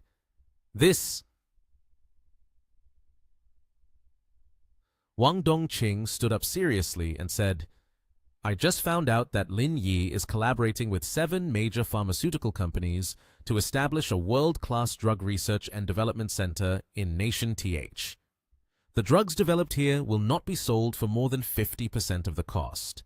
Zhao Mo was very surprised to learn that the drugs his company sold had generated such a small amount of money. Dongqing continued to announce another earth-shattering news. Lin Yi still has a trump card yet to be used, which is Shen Tianzhuo. Zhao Mo said, "Isn't that the person in charge of the scientific research department?" Zhao Mo was stunned. He paced back and forth asking his mother, "Mom, what should we do now?" Wang Dongqing took out a check and handed it to Zhao Mo, telling him, "Take this to return the shares to the brokerage firm. There are many people waiting to replace the Zhao family, so it needs to be handled quickly to avoid it turning into a butterfly storm." Zhao Mo was infuriated and trembled with anger, but could do nothing. He could only obey Dongqing's instructions. She looked at Zhao Mo in pain, finding it difficult to bear, yet apart from this approach, she had no other feasible options. As Zhao Mo left, Dongqing's secretary entered and said, "CEO Wang, the situation in Beiqiao Town has been investigated thoroughly. The company responsible for the construction is Chaoyang Group Nation TH, and the president of Chaoyang Group happens to be Lin Yi's girlfriend. However, the main donor of the charity project in Beiqiao Town is Chongqing Group." Dongqing was very surprised to hear that Chongqing Group was the main sponsor. She wondered, how could Shen Su Yi have a connection with Lin Yi? Dongqing pondered for a long time, appearing to be formulating some plan. A while later, Dongqing happily called Su Yi. She said, "I just came back from a business trip from Nation NP, and bought a necklace as a gift. Let's arrange a meeting whenever you're free at Lingyun Nation TH. In the conference room, He Yuan reported to Lin Yi that Cisco Nation TH has called you to discuss the compensation plan. Specifically, you and Chi believe that Zhao Mo's side has likely abandoned the quick sale play. Lin Yi smugly thought, they are still smart, knowing when to stop to avoid losses. He then assigned Yuan and Xian Zhao, quickly handle the financial recovery because your company still owes the bank a lot of money. Yuan immediately complied, and according to Xian Zhao's calculations, after this round plus the compensation from Cisco, their company could recover nearly 150 billion. Lin Yi was pleased and said, I will reward everyone with a generous bonus for their hard work in this recent incident. Hearing that Lin Yi would give them a generous reward, everyone was delighted and cheered. Seeing his subordinates like this made Lin Yi very happy as well. At Liang Roshu's house, Lin Yi opened the door and stepped inside. He looked quite joyful. Roshu was taking a shower when she heard a noise. She guessed that Lin Yi had arrived, so she told him, just wait for me to finish showering and I'll be out soon. Lin Yi replied, sure. As soon as he finished speaking, someone called Roshu. It was Zhao Mo, who said, Roshu, I have something to discuss about Lingyun Group Nation TH. I wonder if you are free right now. Lin Yi was surprised to see that the caller was Zhao Mo. He picked up Roshu's phone and replied, she's taking a shower and doesn't have time to talk. Why don't you call her back tomorrow? Hearing a man's voice, Zhao Mo became furious and asked, who are you? Why are you holding Roshu's phone? Lin Yi propped his feet up on the table and said, what? Have you already forgotten my voice? Your memory is getting pretty poor. Zhao Mo recognized the tone and angrily said, you're Lin Yi. Lin Yi laughed mockingly at him. You want to talk to her about me? I'm afraid that's not happening today. Once she's done showering, we have some interesting things to do together. Call back tomorrow, okay? Saying that, he hung up the phone. Then, a system panel appeared, and a stream of golden smoke enveloped Lin Yi. He clenched his fists with a confident expression, reminding himself, in the world of ordinary people, there probably isn't anyone who can match me anymore. The system appeared and asked Lin Yi, host, do you want to start a new career? He agreed, start. In the hands of the system was a panel with the content, career experience, personal shop boss, career completion progress, 0%, please host, receive the big gift package of the career, including 1,000 million RMB and a fashion tricycle. Lin Yi saw this and exclaimed, damn it, the gift is just a tricycle, and you even added the word fashionable. I just can't understand. The system merely looked at him and laughed. Then Lin Yi threw his arm around the system and asked, are there specific requirements for the personal shop owner, or can I do anything I want? The system replied, the documents and the fashionable tricycle have been delivered downstairs. Please host check and receive them. Lin Yi eagerly raced downstairs to check. Finally, what caught his eye was a pink tricycle. He was astonished. Oh my God, is that the fashionable tricycle? Lin Yi approached to examine it and found a stack of documents. He picked it up to look over, flipping back and forth to inspect the menu. When he looked at the menu for the dishes, Lin Yi was immediately shocked. The prices for the dishes were too high. He bewilderedly said to the system, a bowl of fried rice with eggs? You expect me to sell it for 189 yuan? And it even has to be perfectly fried grain by grain. Liang Ruosu said, Lin Yi, what are you doing bringing someone else's tricycle here? Lin Yi cheerfully replied, what do you mean someone else's tricycle? This is the one I just bought. Isn't it very trendy? Ruoshu was taken aback and asked, you bought this tricycle? Lin Yi placed his hand on the seat of the tricycle and said, I'm planning to open a small shop to experience life. So, I bought it. I can use it to transport whatever goods I want. After hearing this, Ruoshu didn't know what to say and then burst out laughing. She said, but isn't this pastel pink a bit ugly? Lin Yi put his hand on Ruoshu's shoulder and said, you probably didn't expect this. Actually, deep down, I am a little princess. After that, they both went into the house and opened the door. Lin Yi asked, "By the way, someone called you earlier. Zhao Mo called. I answered for you." Ruoshu sat down on the sofa and replied, "Are you trying to drive Zhao Mo crazy? Can you please be a bit more modest? These days, can you not make me worry and fear? I'm here but still anxious." Lin Yi also sat down next to her. He said, "It's not exactly like that. You've been working hard these past few days, so let me give you a massage." Ruoshu responded happily, "That would be nice." Saying that, Lin Yi began to massage her, and he looked very professional while Ruoshu seemed to be enjoying it a lot. Lin Yi continued to massage down to Ruoshu's lower back. She shyly turned back and said, "Lin Yi, are you planning to tease me some more?" Lin Yi lifted Ruoshu's chin and said, "So, how do you plan to tease me then?" Ruoshu's face turned bright red as she replied, "Well then." Lin Yi seemed to understand her hint, and his cheeks also flushed with color. The two of them shared a passionate kiss. Lin Yi gently lifted Ruoshu's head. After that, they spent the whole night spelling and playing with words. Ruoshu even exclaimed, "Ah!" The next morning at Lingyun Group Nation TH, after being well fed the day before, Lin Yi arrived at the company in a cheerful mood. He was even humming as he walked. Lin Yi entered the meeting room. His employees were already waiting there. A female employee said, "The boss has arrived." Lin Yi sat on the chair and asked, "What is the situation on Zhao Mo's side?" An employee replied, "Just as we predicted, there hasn't been much major activity. They have probably given up on confronting us." Lin Yi continued to ask, "Have we calculated how much money can be brought in?" An employee reported, "Including the debt repayment to the bank, there is over 80 billion left." After hearing the report, Lin Yi said, "Given the current situation, the issues with Zhao Mo and the Huayin Group are considered resolved. We no longer need to pay attention to them." The team of employees responded, "Understood, Mr. Lin." Lin Yi slammed his hand on the table, stood up quickly, and said, "During this time, we will integrate Metroang with Longsin and quickly arrange to launch it on the market. After launching, we should attract more technology companies to invest in the stocks."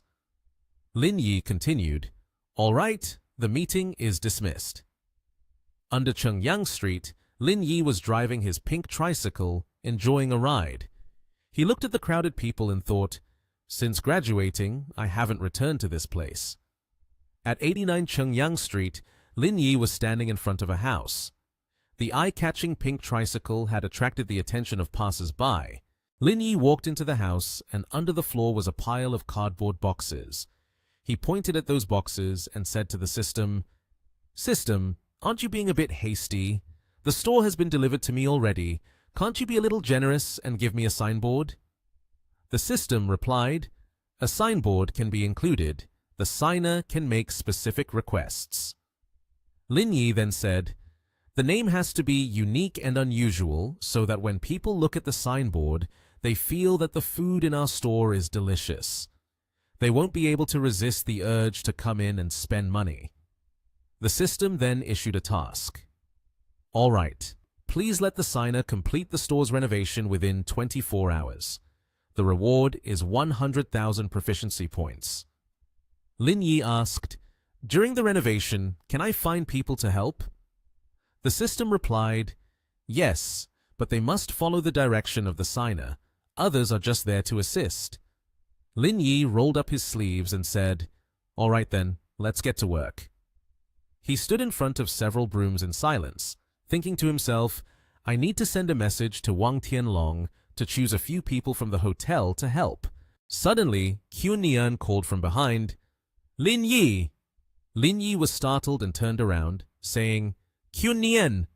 She excitedly said, "I just went to Lingyun Group to look for you. Her Yuanyuan said, you went to the business street near the university, so I came to check it out." Lin Yi happily replied, How did you know I was here?" Qun Nian looked inside the store and asked, "Is this the store you want to open?" Lin Yi picked up a broom and cheerfully responded, "Yeah, I'm getting ready to clean up. Just a little tidying up and we can open for business." Kyun Nian unexpectedly said, "Let's do it together." Lin Yi replied, "No, I'll handle it. Otherwise, you'll get all dusty. Help me go buy some decorations to set things up a bit." After hearing this, Kyun Nian said, "Okay, that's my strong suit." Saying that, she left to buy supplies. A little while later, Kyun Nian hurried back, holding a bunch of decorations. Kyun Nian smiled and said, "I'm back. Let's start decorating." Lin Yi's restaurant looked really luxurious and bright. Suddenly, Kyun Nian noticed the menu placed on a dining table and curiously asked, "A plate of fried rice with egg for 189 yuan. Who can afford that?" Kyun Nian looked at the menu and said, "The fried rice with egg at Peninsula Hotel isn't that expensive." Lin Yi explained, "That's the unique feeling. The food you cook, I can eat for free, but others have to pay to eat it." Kyun Nian made a cute expression and said, 189 yuan is a bit pricey. Most of the customers on this street are students who don't have money." Lin Yi shyly scratched his head and thought, "I also don't want to set such a high price. It's the system that forced me to do this." So, Lin Yi could only sigh and say, "I can't do that. If I lower the price, it would be like selling my attractiveness." Kyun Nian was startled and angrily said, "How dare you?" Lin Yi replied, "So what can we do? I can't change the price right now. You're the boss, so think of a way to solve it." Kyun Nian thought for a moment and then said, "Then we can only go for a high-end approach. I have an idea. I will choose the best tables and chairs, the finest utensils, and use the best ingredients. Just like this fried rice with egg, besides the egg and rice, you can add sea cucumber and abalone." Lin Yi immediately beamed, pressed his face against Kyun Nian, and said, "You're amazing. This idea is great. Why didn't I think of that?" Kyun Nian shyly replied, "Be gentle, you're about to wipe off all my foundation." Lin Yi continued to flirt with Kyun Nian, occasionally making sounds.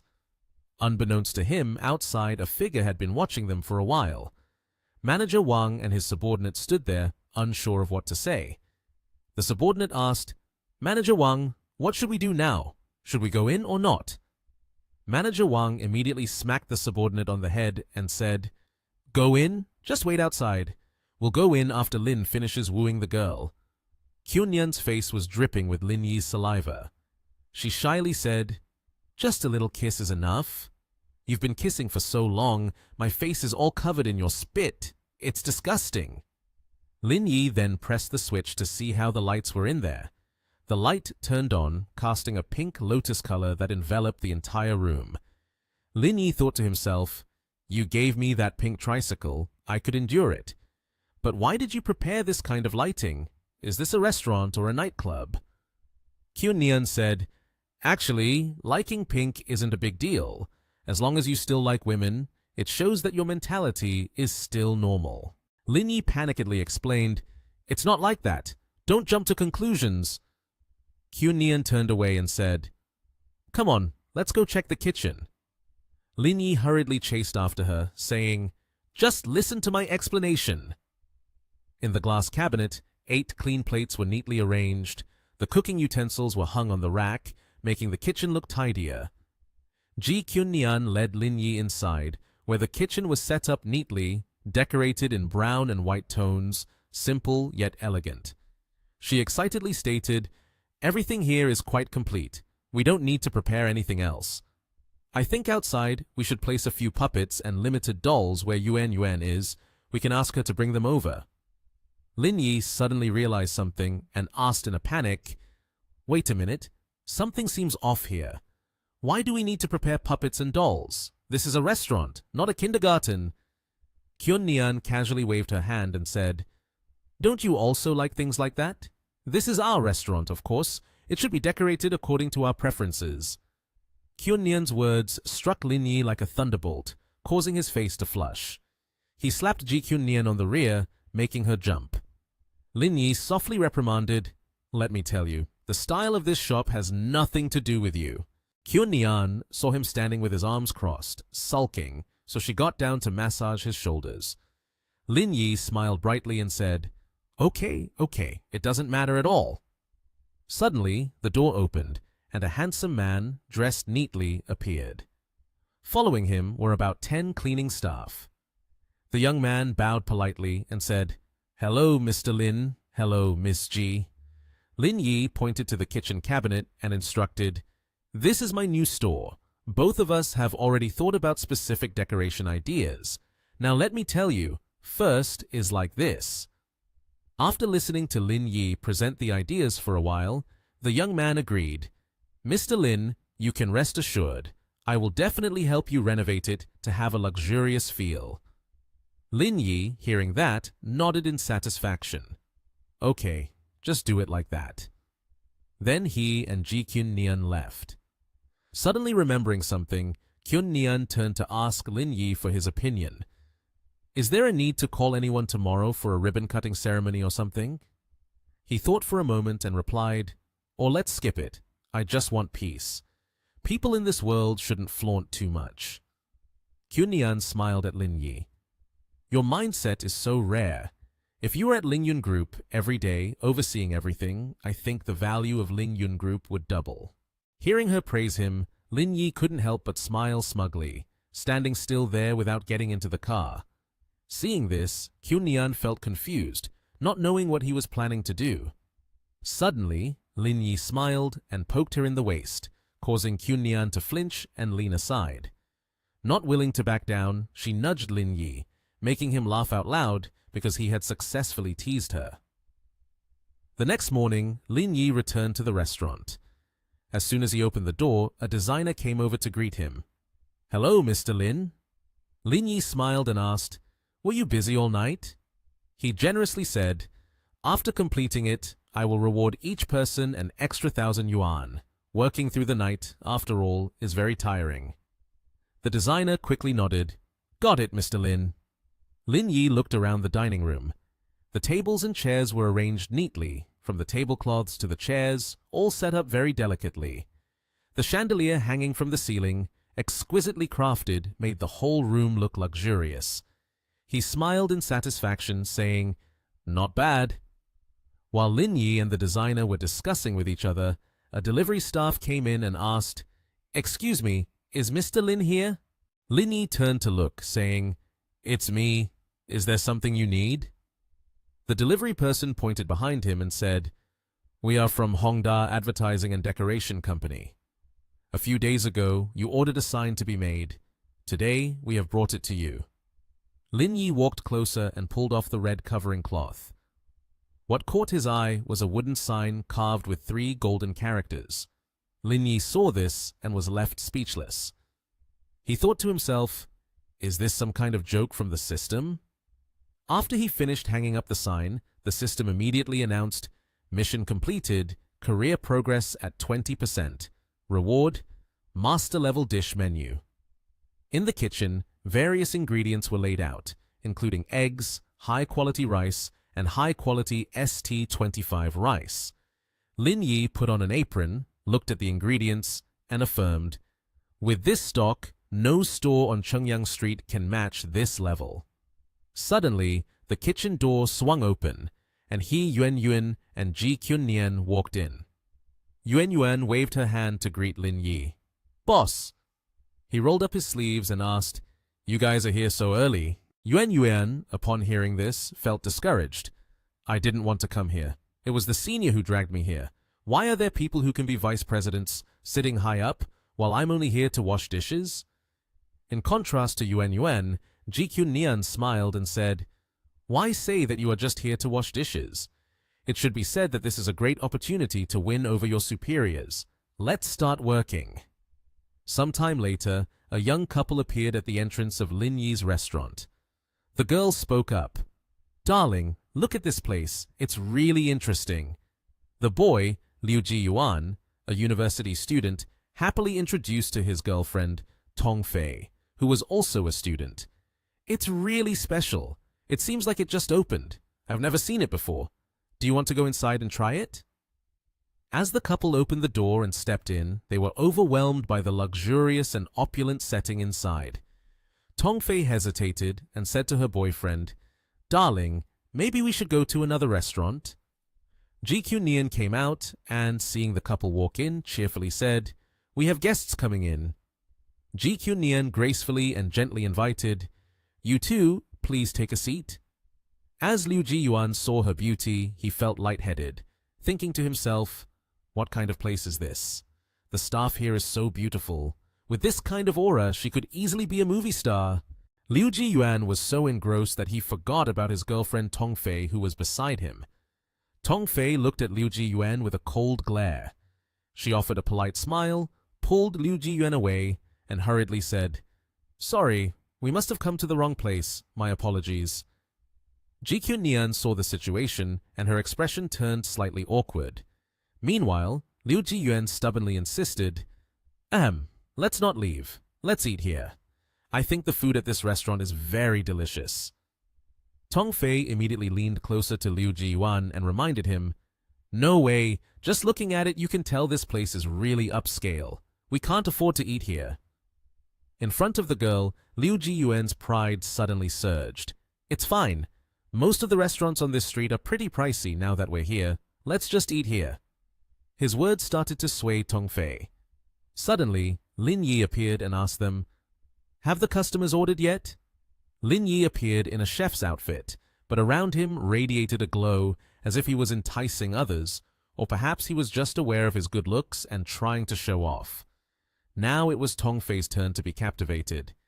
This handsome chef is really too attractive. Liu Jiyuan was a bit surprised by this turnaround. Tong Fei, a bit thick-skinned, turned to Liu Jiyuan and said, "My love, I'm a bit tired now. I don't want to go anymore. Let's just eat here." Liu Jiyuan immediately agreed joyfully. The two of them sat down at the dining table. He Yuan handed them the menu, saying coldly, "Here is the menu." As Liu Jiyuan looked at the prices of the dishes on the menu, he gasped in disbelief. "Oh my God! It's a shady restaurant? 189 yuan for a plate of fried rice with eggs?" Just then, GQ Nian walked over, took back the menu, and cheerfully asked Liu Jiyuan, "Have you ordered anything yet?" Liu Jiyuan was mesmerized by her beauty and almost replied, "Sister, you are so beautiful. We will have 2 plates of fried rice with eggs." GQ Nian happily noted it down, while Liu Jiyuan felt anxious, knowing, "I just ordered on impulse." Tong Fei looked at him without taking her eyes off him. Perhaps after they returned, Liu Jiyuan would be in big trouble. 10 minutes later, the 2 plates of fried rice they ordered were brought out. Liu Jiyuan and Tong Fei marveled when they realized that the 2 portions of rice were gleaming. Liu Jiyuan took a spoonful of rice and brought it to his mouth to taste. He reacted overly, still chewing with twinkling eyes, eagerly urging, "You should try it quickly. The fried rice with egg at this restaurant is really delicious. Moreover, inside it there are some tasty beef balls. I've never had such a delicious dish before." Tong Fei looked at Liu Jiyuan as if he was a fool, somewhat abnormally. She calmly stated, "You're exaggerating too much." Then she took a spoonful of rice to taste. As soon as she tasted it, Tong Fei's eyes lit up like flashlights, sparkling with an unusually joyful mood. She exclaimed, "Oh my God, can fried rice with egg be this delicious?" The two started to eat frantically, without pausing to breathe. Soon, 2 plates of rice were completely finished. After the meal, they went to meet Lin Yi before leaving, praising him, "Boss, your cooking is fantastic. Although it's a bit expensive, it's definitely worth the price." Lin Yi radiated an aura as he replied, "As long as you two find it delicious, that's enough." After that, Liu Jiyuan settled the bill. He asked, "Boss, where is the QR code for the restaurant? I need to pay." Lin Yi, startled by his role as the cashier, was still holding an apple in his hand. Unexpectedly, the system congratulated Lin Yi with a burst of confetti, which surprised him a little. Ling Wei appeared and announced to Lin Yi, "Congratulations, the host has successfully entertained the customer. Professional proficiency is now at 50%. Reward, bone density potion." Hearing this, Lin Yi thought for a moment and then looked with interest at the potion displayed in the system window. "What does the bone density potion do?" Ling Wei immediately responded, Increases the ability to regenerate bones, fully equipped to the teeth. Without hesitation, Lin Yi chose to take it. Damn it! This is good stuff! The potion was instantly absorbed into Lin Yi's body. After the absorption was complete, he breathed a sigh of relief. Awesome! Now I have the body to cultivate immortality. 5 hours later, as the sun began to set, still at Lin Yi's restaurant, He Yuanyuan looked around and saw no customers left, so she suggested to Ji Nian, "Sister, we should wrap up for the day now. It's already past 7 p.m., the peak dining hour is over, and there shouldn't be any more customers coming in." Ji Nian agreed. "All right, we'll call it a day. I also need to change the way we do business. If things continue like this, we'll lose everything." Just then, a customer opened the door and walked in. This person came into the restaurant right at the moment when Feng Yushu sat down at the table and arrogantly said, "What makes your restaurant special? Tell me once." Feng Yushu showed a displeased expression, her malicious gaze fixed on He Yuanyuan and Ji Nian without blinking. Ji Nian remained oblivious, still cheerful, while He Yuanyuan was different. She had noticed Feng Yushu's dirty stare and bluntly replied, "What's special is the egg-fried rice. The vegetable dishes are the same." Feng Yushu scoffed and ordered, "Then bring me a plate of egg-fried rice. And what drinks do you have? Just bring any bottle." He Yuanyuan frowned slightly. "Any would do?" Then she took a bottle of wine from the shelf and presented it. "How about this bottle? Chateau Latour 82, 280,000 a bottle. Shall I open it?" Feng Yushu was startled, stammering in response. "What did you say? Chateau Latour 82? He Yuanyuan seriously explained, "Earlier, didn't you say for me to introduce whatever I wanted? I feel this bottle of wine is quite good. Most male customers who come to our restaurant order this one." Feng Yushu felt humiliated upon hearing this, unsure of where to hide his face. He cleared his throat a few times to lessen his embarrassment, and then took on a lecturing tone as if he were a wise and knowledgeable person. "Little girl, just by looking, it's clear you don't know much about wine. That wine is only suitable to be drunk in a bar or a Western restaurant. Drinking red wine with fried rice is not quite fitting. Just bring me a glass of bubble tea." He Yuanyuan slammed the bottle down, showing her displeasure. "Fine then." Feng Yushu was taken aback by her attitude. When He Yuanyuan had not walked 2 steps away, Feng Yushu immediately tried to coax her. "Little girl, are you from the countryside? With looks like yours, why are you working here? What a pity. Your education level can't be that high, can it?" He Yuanyuan felt extremely uncomfortable and replied, "Sir, what does that have to do with you?" Finally, Feng Yushu revealed his purpose. "I am Feng Yushu, a teacher in the directing department of the National TH Theatre Academy. Based on your appearances, it's truly a pity for you two to be working here. I can guide you into showbiz for development." He Yuanyuan bluntly asked, "Hearing what you just said, why does it sound like you want to support me?" Feng Yushu felt a little guilty. "Little girl, why do you have to say it so directly?" Feng Yushu said in a strange, cunning tone. "Since you have thought about it, we can chat a little more." He Yuanyuan was completely provoked. She no longer held back and showed no respect for Feng Yushu. She brandished her car key.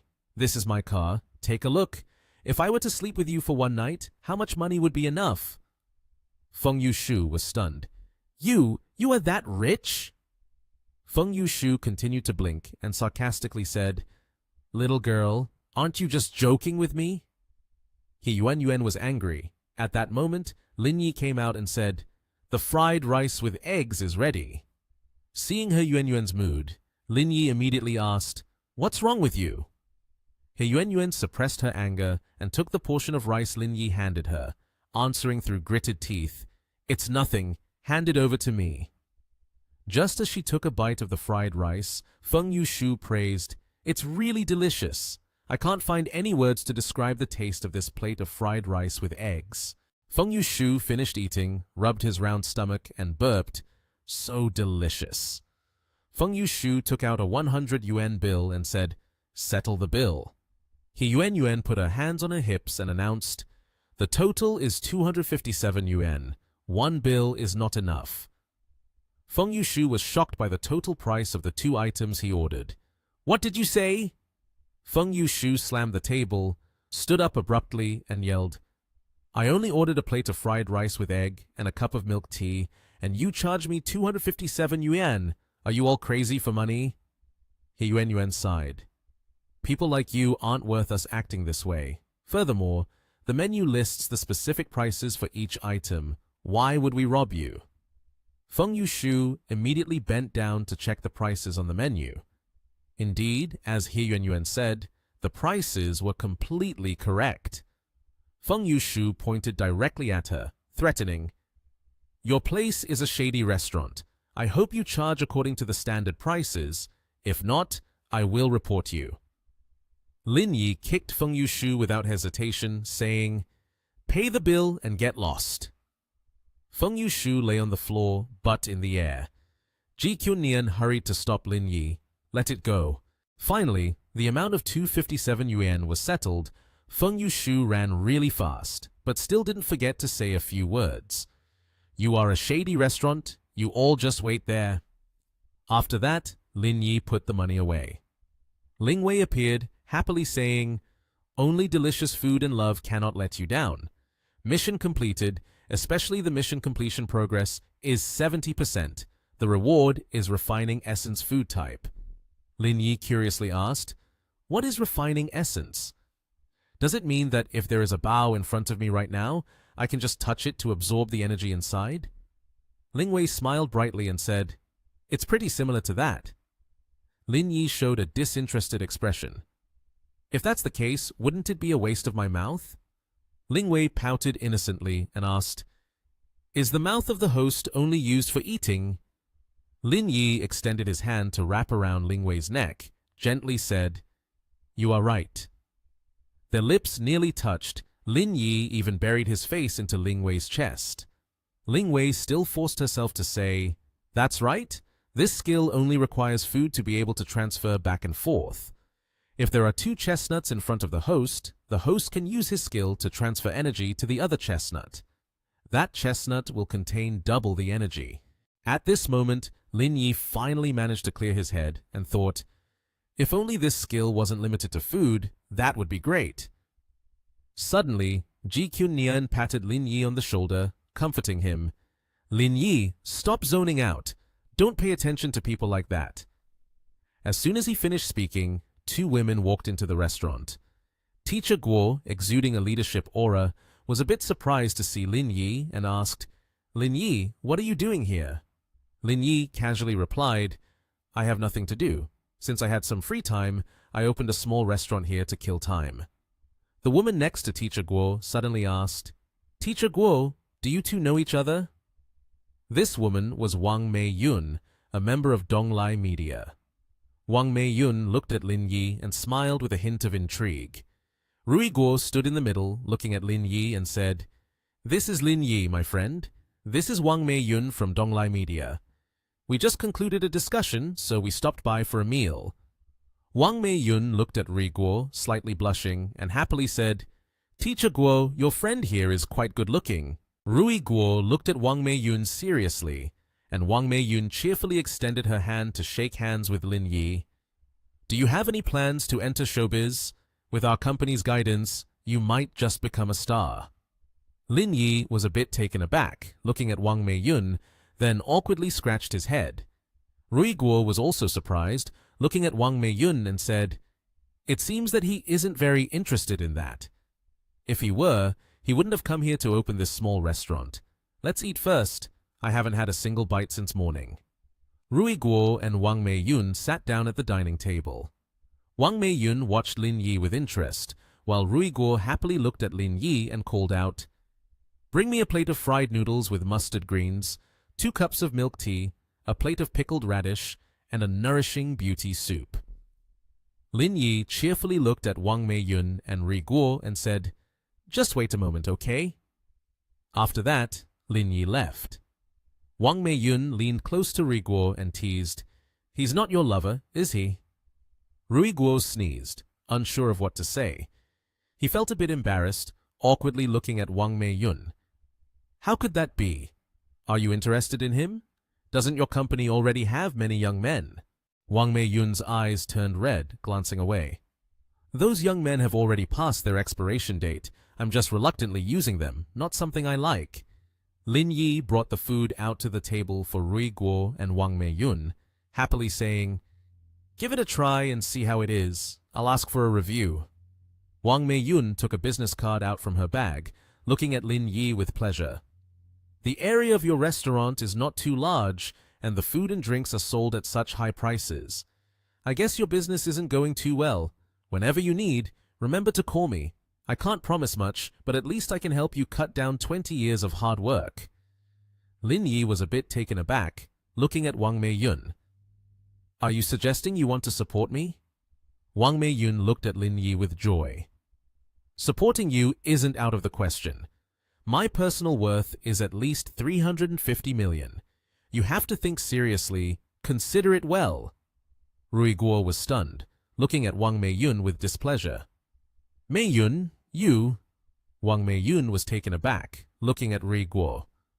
Lin Yi still stood there, unsure of what to say. At that moment, Ji-Kyun Nian pushed the door and walked in, looking splendid. Lin Yi happily said to Ji-Kyun Nian, "I thought I would have to wait for you for a while." Ji-Kyun Nian stood in front of Lin Yi and announced, "I've just arrived from your Ling Yun group.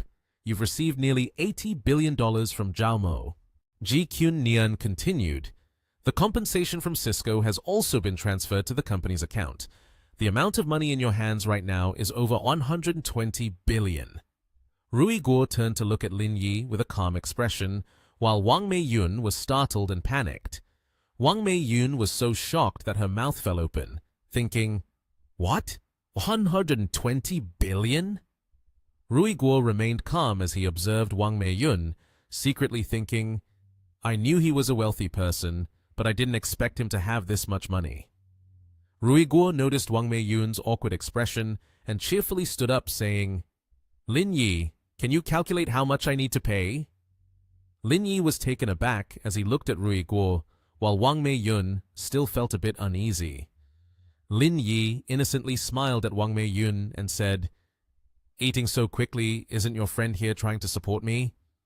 Wang Meiyun was startled and worried when she saw Lin Yi. Rui Guo happily looked at Lin Yi and said, "Don't say nonsense. That was just a joke for fun. Your girlfriend has already come here, right? Just tell me the total amount and I will transfer the money to you." Lin Yi replied, "The total is 590 yuan. Rui Guo was cheerful and waved goodbye. Lin Yi stood there watching Wang Meiyun and Rui Guo hurriedly leave. The system suddenly appeared before Lin Yi. The completion progress of the profession is 80%. The reward is a lucky card. The time limit is 10 minutes. Lin Yi stood with his hands on his hips, seriously looking at the system. The reward this time, in the previous instance, the duration was 5 minutes. This time it has doubled. Not bad, not bad. Ji-Kyun Nian happily placed a hand on Lin Yi's shoulder. "Mr. Lin, what are you standing there for? Your appeal hasn't diminished at all. There are still people who want to nurture you." Lin Yi replied, "What can I do? A young and handsome man like me poses the greatest lethal force on women of all ages." Ji-Kyun Nian hardly paid attention, picking up a broom to sweep. "Stop talking nonsense and get to work." Lin Yi awkwardly looked at Ji-Kyun Nian, then anxiously asked, "Have you inquired with the investment department? I plan to invest in high-tech sectors to prepare for the photolithography machine." Ji-Kyun Nian was taken aback and looked at Lin Yi. "I have already discussed this with CEO Tian. They have also found a few relatively good enterprises." Lin Yi seriously looked at Ji-Kyun Nian. "However, this investment plan starts from 1 billion, so subsequent investments need to be more careful. It would be best for you to call them to schedule a meeting regarding this investment issue, along with bringing Longshin to the stock market." Ji-Kyun Nian happily nodded at Lin Yi, and after a moment, He Yuan took the lead, followed by Tian Yan and Lu Ying. Finally, there were Zhang Dingchun and Sun Fuyu. Lin Yi stood with his arms crossed, looking at everyone, and said, "We are all family here. If there is anything you want to say, just speak frankly. Yuan, sitting next to Tianyan, stood up and looked seriously at Lin Yi. He began, CEO Tian, the plan to invest in several companies has very promising future prospects. There is a possibility of overcoming the turning point. Everyone should take a look and study it a bit. Lin Yi picked up the file, looked at Yuan, and asked, "What do you mean by just overcoming the turning point?" Yuan replied seriously, "Any components related to the photolithography machine are banned from being imported into Nation H. The core components are all abroad. Therefore, our investment plan needs to revolve around these foreign organizations." Lu Ying, with a serious expression, added, "The situation is not as dire as that. Among them, there are still a few components that enterprises in Nation H can produce. Our laboratory is working on resolving other issues. Additionally, we have Boss Shen, who is researching inventions in a project that is much more complex." Yuan sat next to Tianyan and spoke seriously. "No matter how powerful Boss Shen is, he cannot prevent foreign countries from imposing technology blockades on us. It would be better to use capital pressure to accomplish this." Sun Fuyu looked seriously at Yuan and said, "Boss Shen has also privately talked with us about these matters. If we want to invest in the field of technical courses, it is best to invest in domestic companies." He looked seriously at everyone and continued, "He understands technology very well. Foreign high-tech companies, even the foreign companies we invest in, if they make advances in research and development, will certainly also be restricted." When Nian thought seriously, "Isn't the Institute's plan just benefiting others?" Lin Yi looked at Yuan and Tianyan with a serious face filled with anger, making both of them look fearful and worried. Lin Yi slammed his hand down on the table, and Tianyan nervously looked at Lin Yi and said, "Brother Lin, this is due to my oversight. I did not consider this issue." Yuan also looked at Lin Yi with concern. Lin Yi angrily slammed the document stack down in front of Tianyan, and Yuan, commanding, "Take this plan back and redo it. If there are still major mistakes, both of you will be demoted." Tianyan had a very bad complexion, while Yuan picked up a document with a worried and fearful expression. "I understand, An Lin." Lin Yi supported his chin, looking towards Lu Ying and Sun Fuyu, asking, "How is the mobile phone system progressing? Is there any breakthrough?" Sun Fuyu, sitting next to Lu Ying, was startled and looked at Lin Yi, replying, "Currently, we are focusing on developing the ecosystem and have made some breakthroughs." Sun Fuyu continued anxiously, "But even if we create a good system, if there's no one willing to develop suitable software for that system, then no matter how good the system is, it will be useless." Lin Yi looked seriously at Sun Fuyu and said, "Leave the external matters to me, Mr. Sun. You share your opinions." Sun Fuyu looked earnestly at Lin Yi and said, "Actually, everyone probably knows that if this project is approved, it will be very difficult to bring benefits to the company. For example, we have already been pushed out of the game by giants in the mobile phone sector. The longer it takes, the larger the gap we've been pushed out will become, making it very hard to catch up." Yuan was startled, anxiously looking at Sun Fuyu, while Tianyan closed his eyes in agreement. Lu Ying remained serious and said nothing. Sun Fuyu was a bit worried about saying something wrong. Nian earnestly said, "Director Sun's opinion is very good." Nian seriously looked at everyone and said, "Based on the development model of Longsin Group and blah blah, we will likely achieve cooperation and consensus on this issue. We can use this to offset the risks of participating in the mobile phone market." Zhang Dingchun looked at Nian in astonishment and admiration, thinking to himself, "CEO is truly impressive. He not only resolves the conflict between both sides, but also maintains the dignity of both parties." Tianyan happily looked at Nian and said, "CEO, you make a lot of sense. This could be a new opportunity for us." Lin Yi slapped his hand on the table and seriously looked at everyone. "Mr. Sun, you all continue to develop the mobile phone system. By the way, research a bit about the AI travel issue." Lin Yi turned seriously to Zhang Dingchun and said, "The matter of Long Xin merging with Metroang and going public will be your responsibility." Zhang Dingchun was shocked and looked at Lin Yi with concern, asking, "Me?" Zhang Dingchun awkwardly and anxiously continued, "Brother Lin, I'm afraid I won't be able to do it. I'm afraid of messing everything up." Lu Ying seriously pulled Zhang Dingchun's sleeve and said, "Zhang Dingchun, you can do it."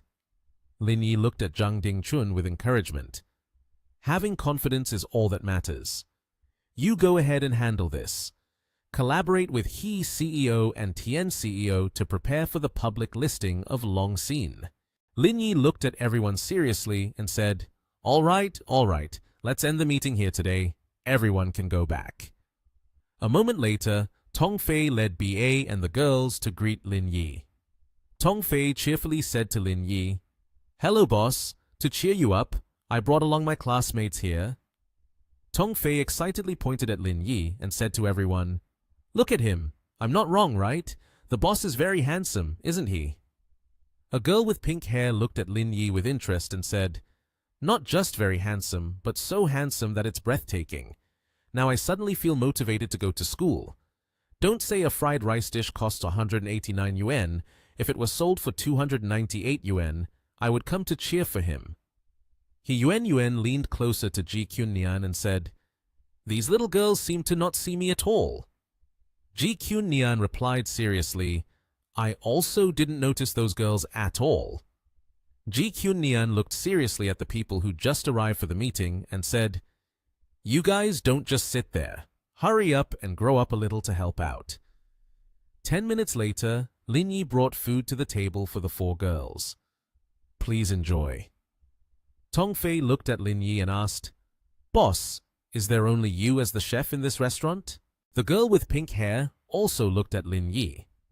Lin Yi seriously looked at Tong Fei and said, "Sometimes a few of my friends come to help." Tong Fei asked, "So do you need part-time service staff at your place?" The girl with pink hair also looked at Lin Yi and added, Right. Do you have any openings for service staff?" Lin Yi was startled and looked at the 2 girls, scratched his ear, and replied, "I'm not sure about that. Our recruitment standards are very high. You should probably study more before talking again." Tong Fei asked in confusion, "High standards? It's just serving trays and washing dishes. Do you really need a formal education for that?" Tong Fei happily looked at Lu Ying, who was busy serving, and asked, "Sister, what is your educational background?" Lu Ying seriously replied, "PhD in Computer Science and Technology." Tong Fei and the girl with pink hair were astonished, with their mouths agape, looking at Lu Ying and asking, "Sister, what is your educational background?" A girl approached with a very cheerful expression upon hearing that question. He Yuan glanced over at the others and gently responded, "Yanda, majoring in Economics and International Studies, PhD." Everyone around gasped in astonishment upon hearing those words. They all seemed unable to believe what they had just heard. Lin Yi immediately broke into a smug smile. The vehicle turned around, and with one hand raised to scratch his head, he replied in a somewhat contemplative tone. With an awkward smile, he said, "Actually, I did intend for you all to come here to work, but the standard conditions truly do not allow it. I'm very sorry." The girl with gray-black hair spoke up with a cheerful expression. "I think we shouldn't overthink it anymore. After eating, we still have to go back and work hard. Wait until we get our doctoral degrees and then come here to apply for jobs." Hearing this, the girl with pink hair beside her nodded in agreement. Then they moved to the table, each one clearly showing a hungry expression. They kept scooping rice into their mouths with nimble speed, causing Lin Yi to feel shocked by the scene unfolding before him. He stared blankly at this situation. Inside the utility room, He Yuan spoke with a worried tone. She then asked her senior, "Didn't you say earlier that you wouldn't actively participate in the group's matters?" "Everything I say comes from the bottom of my heart and is for the benefit of the company. I haven't done anything wrong." She turned her gaze towards Qunnian and spoke with a worried tone. Upon hearing the girl in front of her express such words, Nian lightly tapped the forehead of the other person with her hand. Yuan felt the pain, so she let out a sound. At that moment, Nian turned his head and spoke in a gentle tone. "You are thinking about everything too simply. Lin Yi is not short of money at all, and besides, his purpose from the very beginning has been about the future." Yuan confidently replied immediately, "I know. I can clearly distinguish between work and personal matters." Outside the complex, the sunlight streamed directly into the windows, creating a mysterious beauty deep within. The closed sign was flipped over, and a man's silhouette was standing next to the main door. He held the sign and placed it outside. Suddenly, Ling Wei appeared. She tightly hugged Lin Yi and said cheerfully, "The work completion rate is 100%, a reward of 100 million RMB, and solar-powered mobile phone batteries." This unexpected appearance surprised him a bit. Lin Yi glanced at her. The system displayed a notification, and a pair of legs were propped up on the table. Lin Yi, with an unhappy expression, was filled with thoughts as he silently mused, "Is my next profession going to be a streamer? It seems I need to study and invent the 3.0 chip program while also live streaming. This path is a bit difficult." The morning sunlight shines down on the buildings. The beauty of an ancient space is immediately recreated. The sound of keyboard clicks fills the air continuously. A hand rests on the keys, and the typing does not stop. The program content begins to run and display on the screen. Nian rests his chin on his hand and cheerfully says, "Lin Yi, the issue with mobile phones cannot be solved overnight. Come on, let's go outside to enjoy some fresh air." Hearing this, his gaze shifts directly to the other person. "All right, let's take a walk near the university." As he speaks, his hand pushes against the table, using it as leverage to stand up. The scene transitions outside to the university area. The buildings are solidly constructed, standing tall against the bright blue sky. A wisp of cloud casts sunlight down, filtering through the modern structures. Both Nian and Lin Yi are strolling within the campus grounds. Nian points in one direction and says, "Does the school actually have a forest like this?" In response, Lin Yi lightly covers his mouth and whispers, "That is their experimental area, but now it's become a battleground for couples." Hearing that, Nian's expression clearly showed her embarrassment.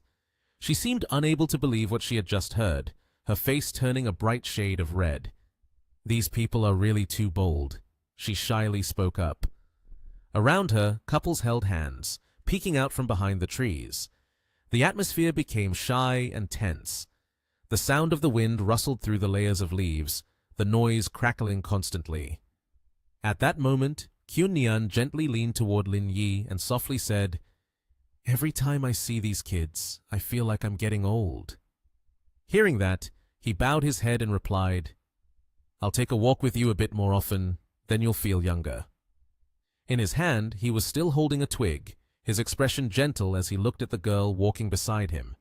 Just then, a voice called out, "Boss!" This made the two turn their attention and look over. A woman with gray-black hair appeared, waving at Lin Yi. "Are you guys here to hang out?" Everyone around turned to look at him. Lin Yi then stepped closer and said, "Hello, everyone." Upon hearing that, the two replied, "Hello, boss. Hello, sister." A young man in sportswear threw the basketball towards Lin Yi and said, "Boss, go for it. I know you can play basketball, right?"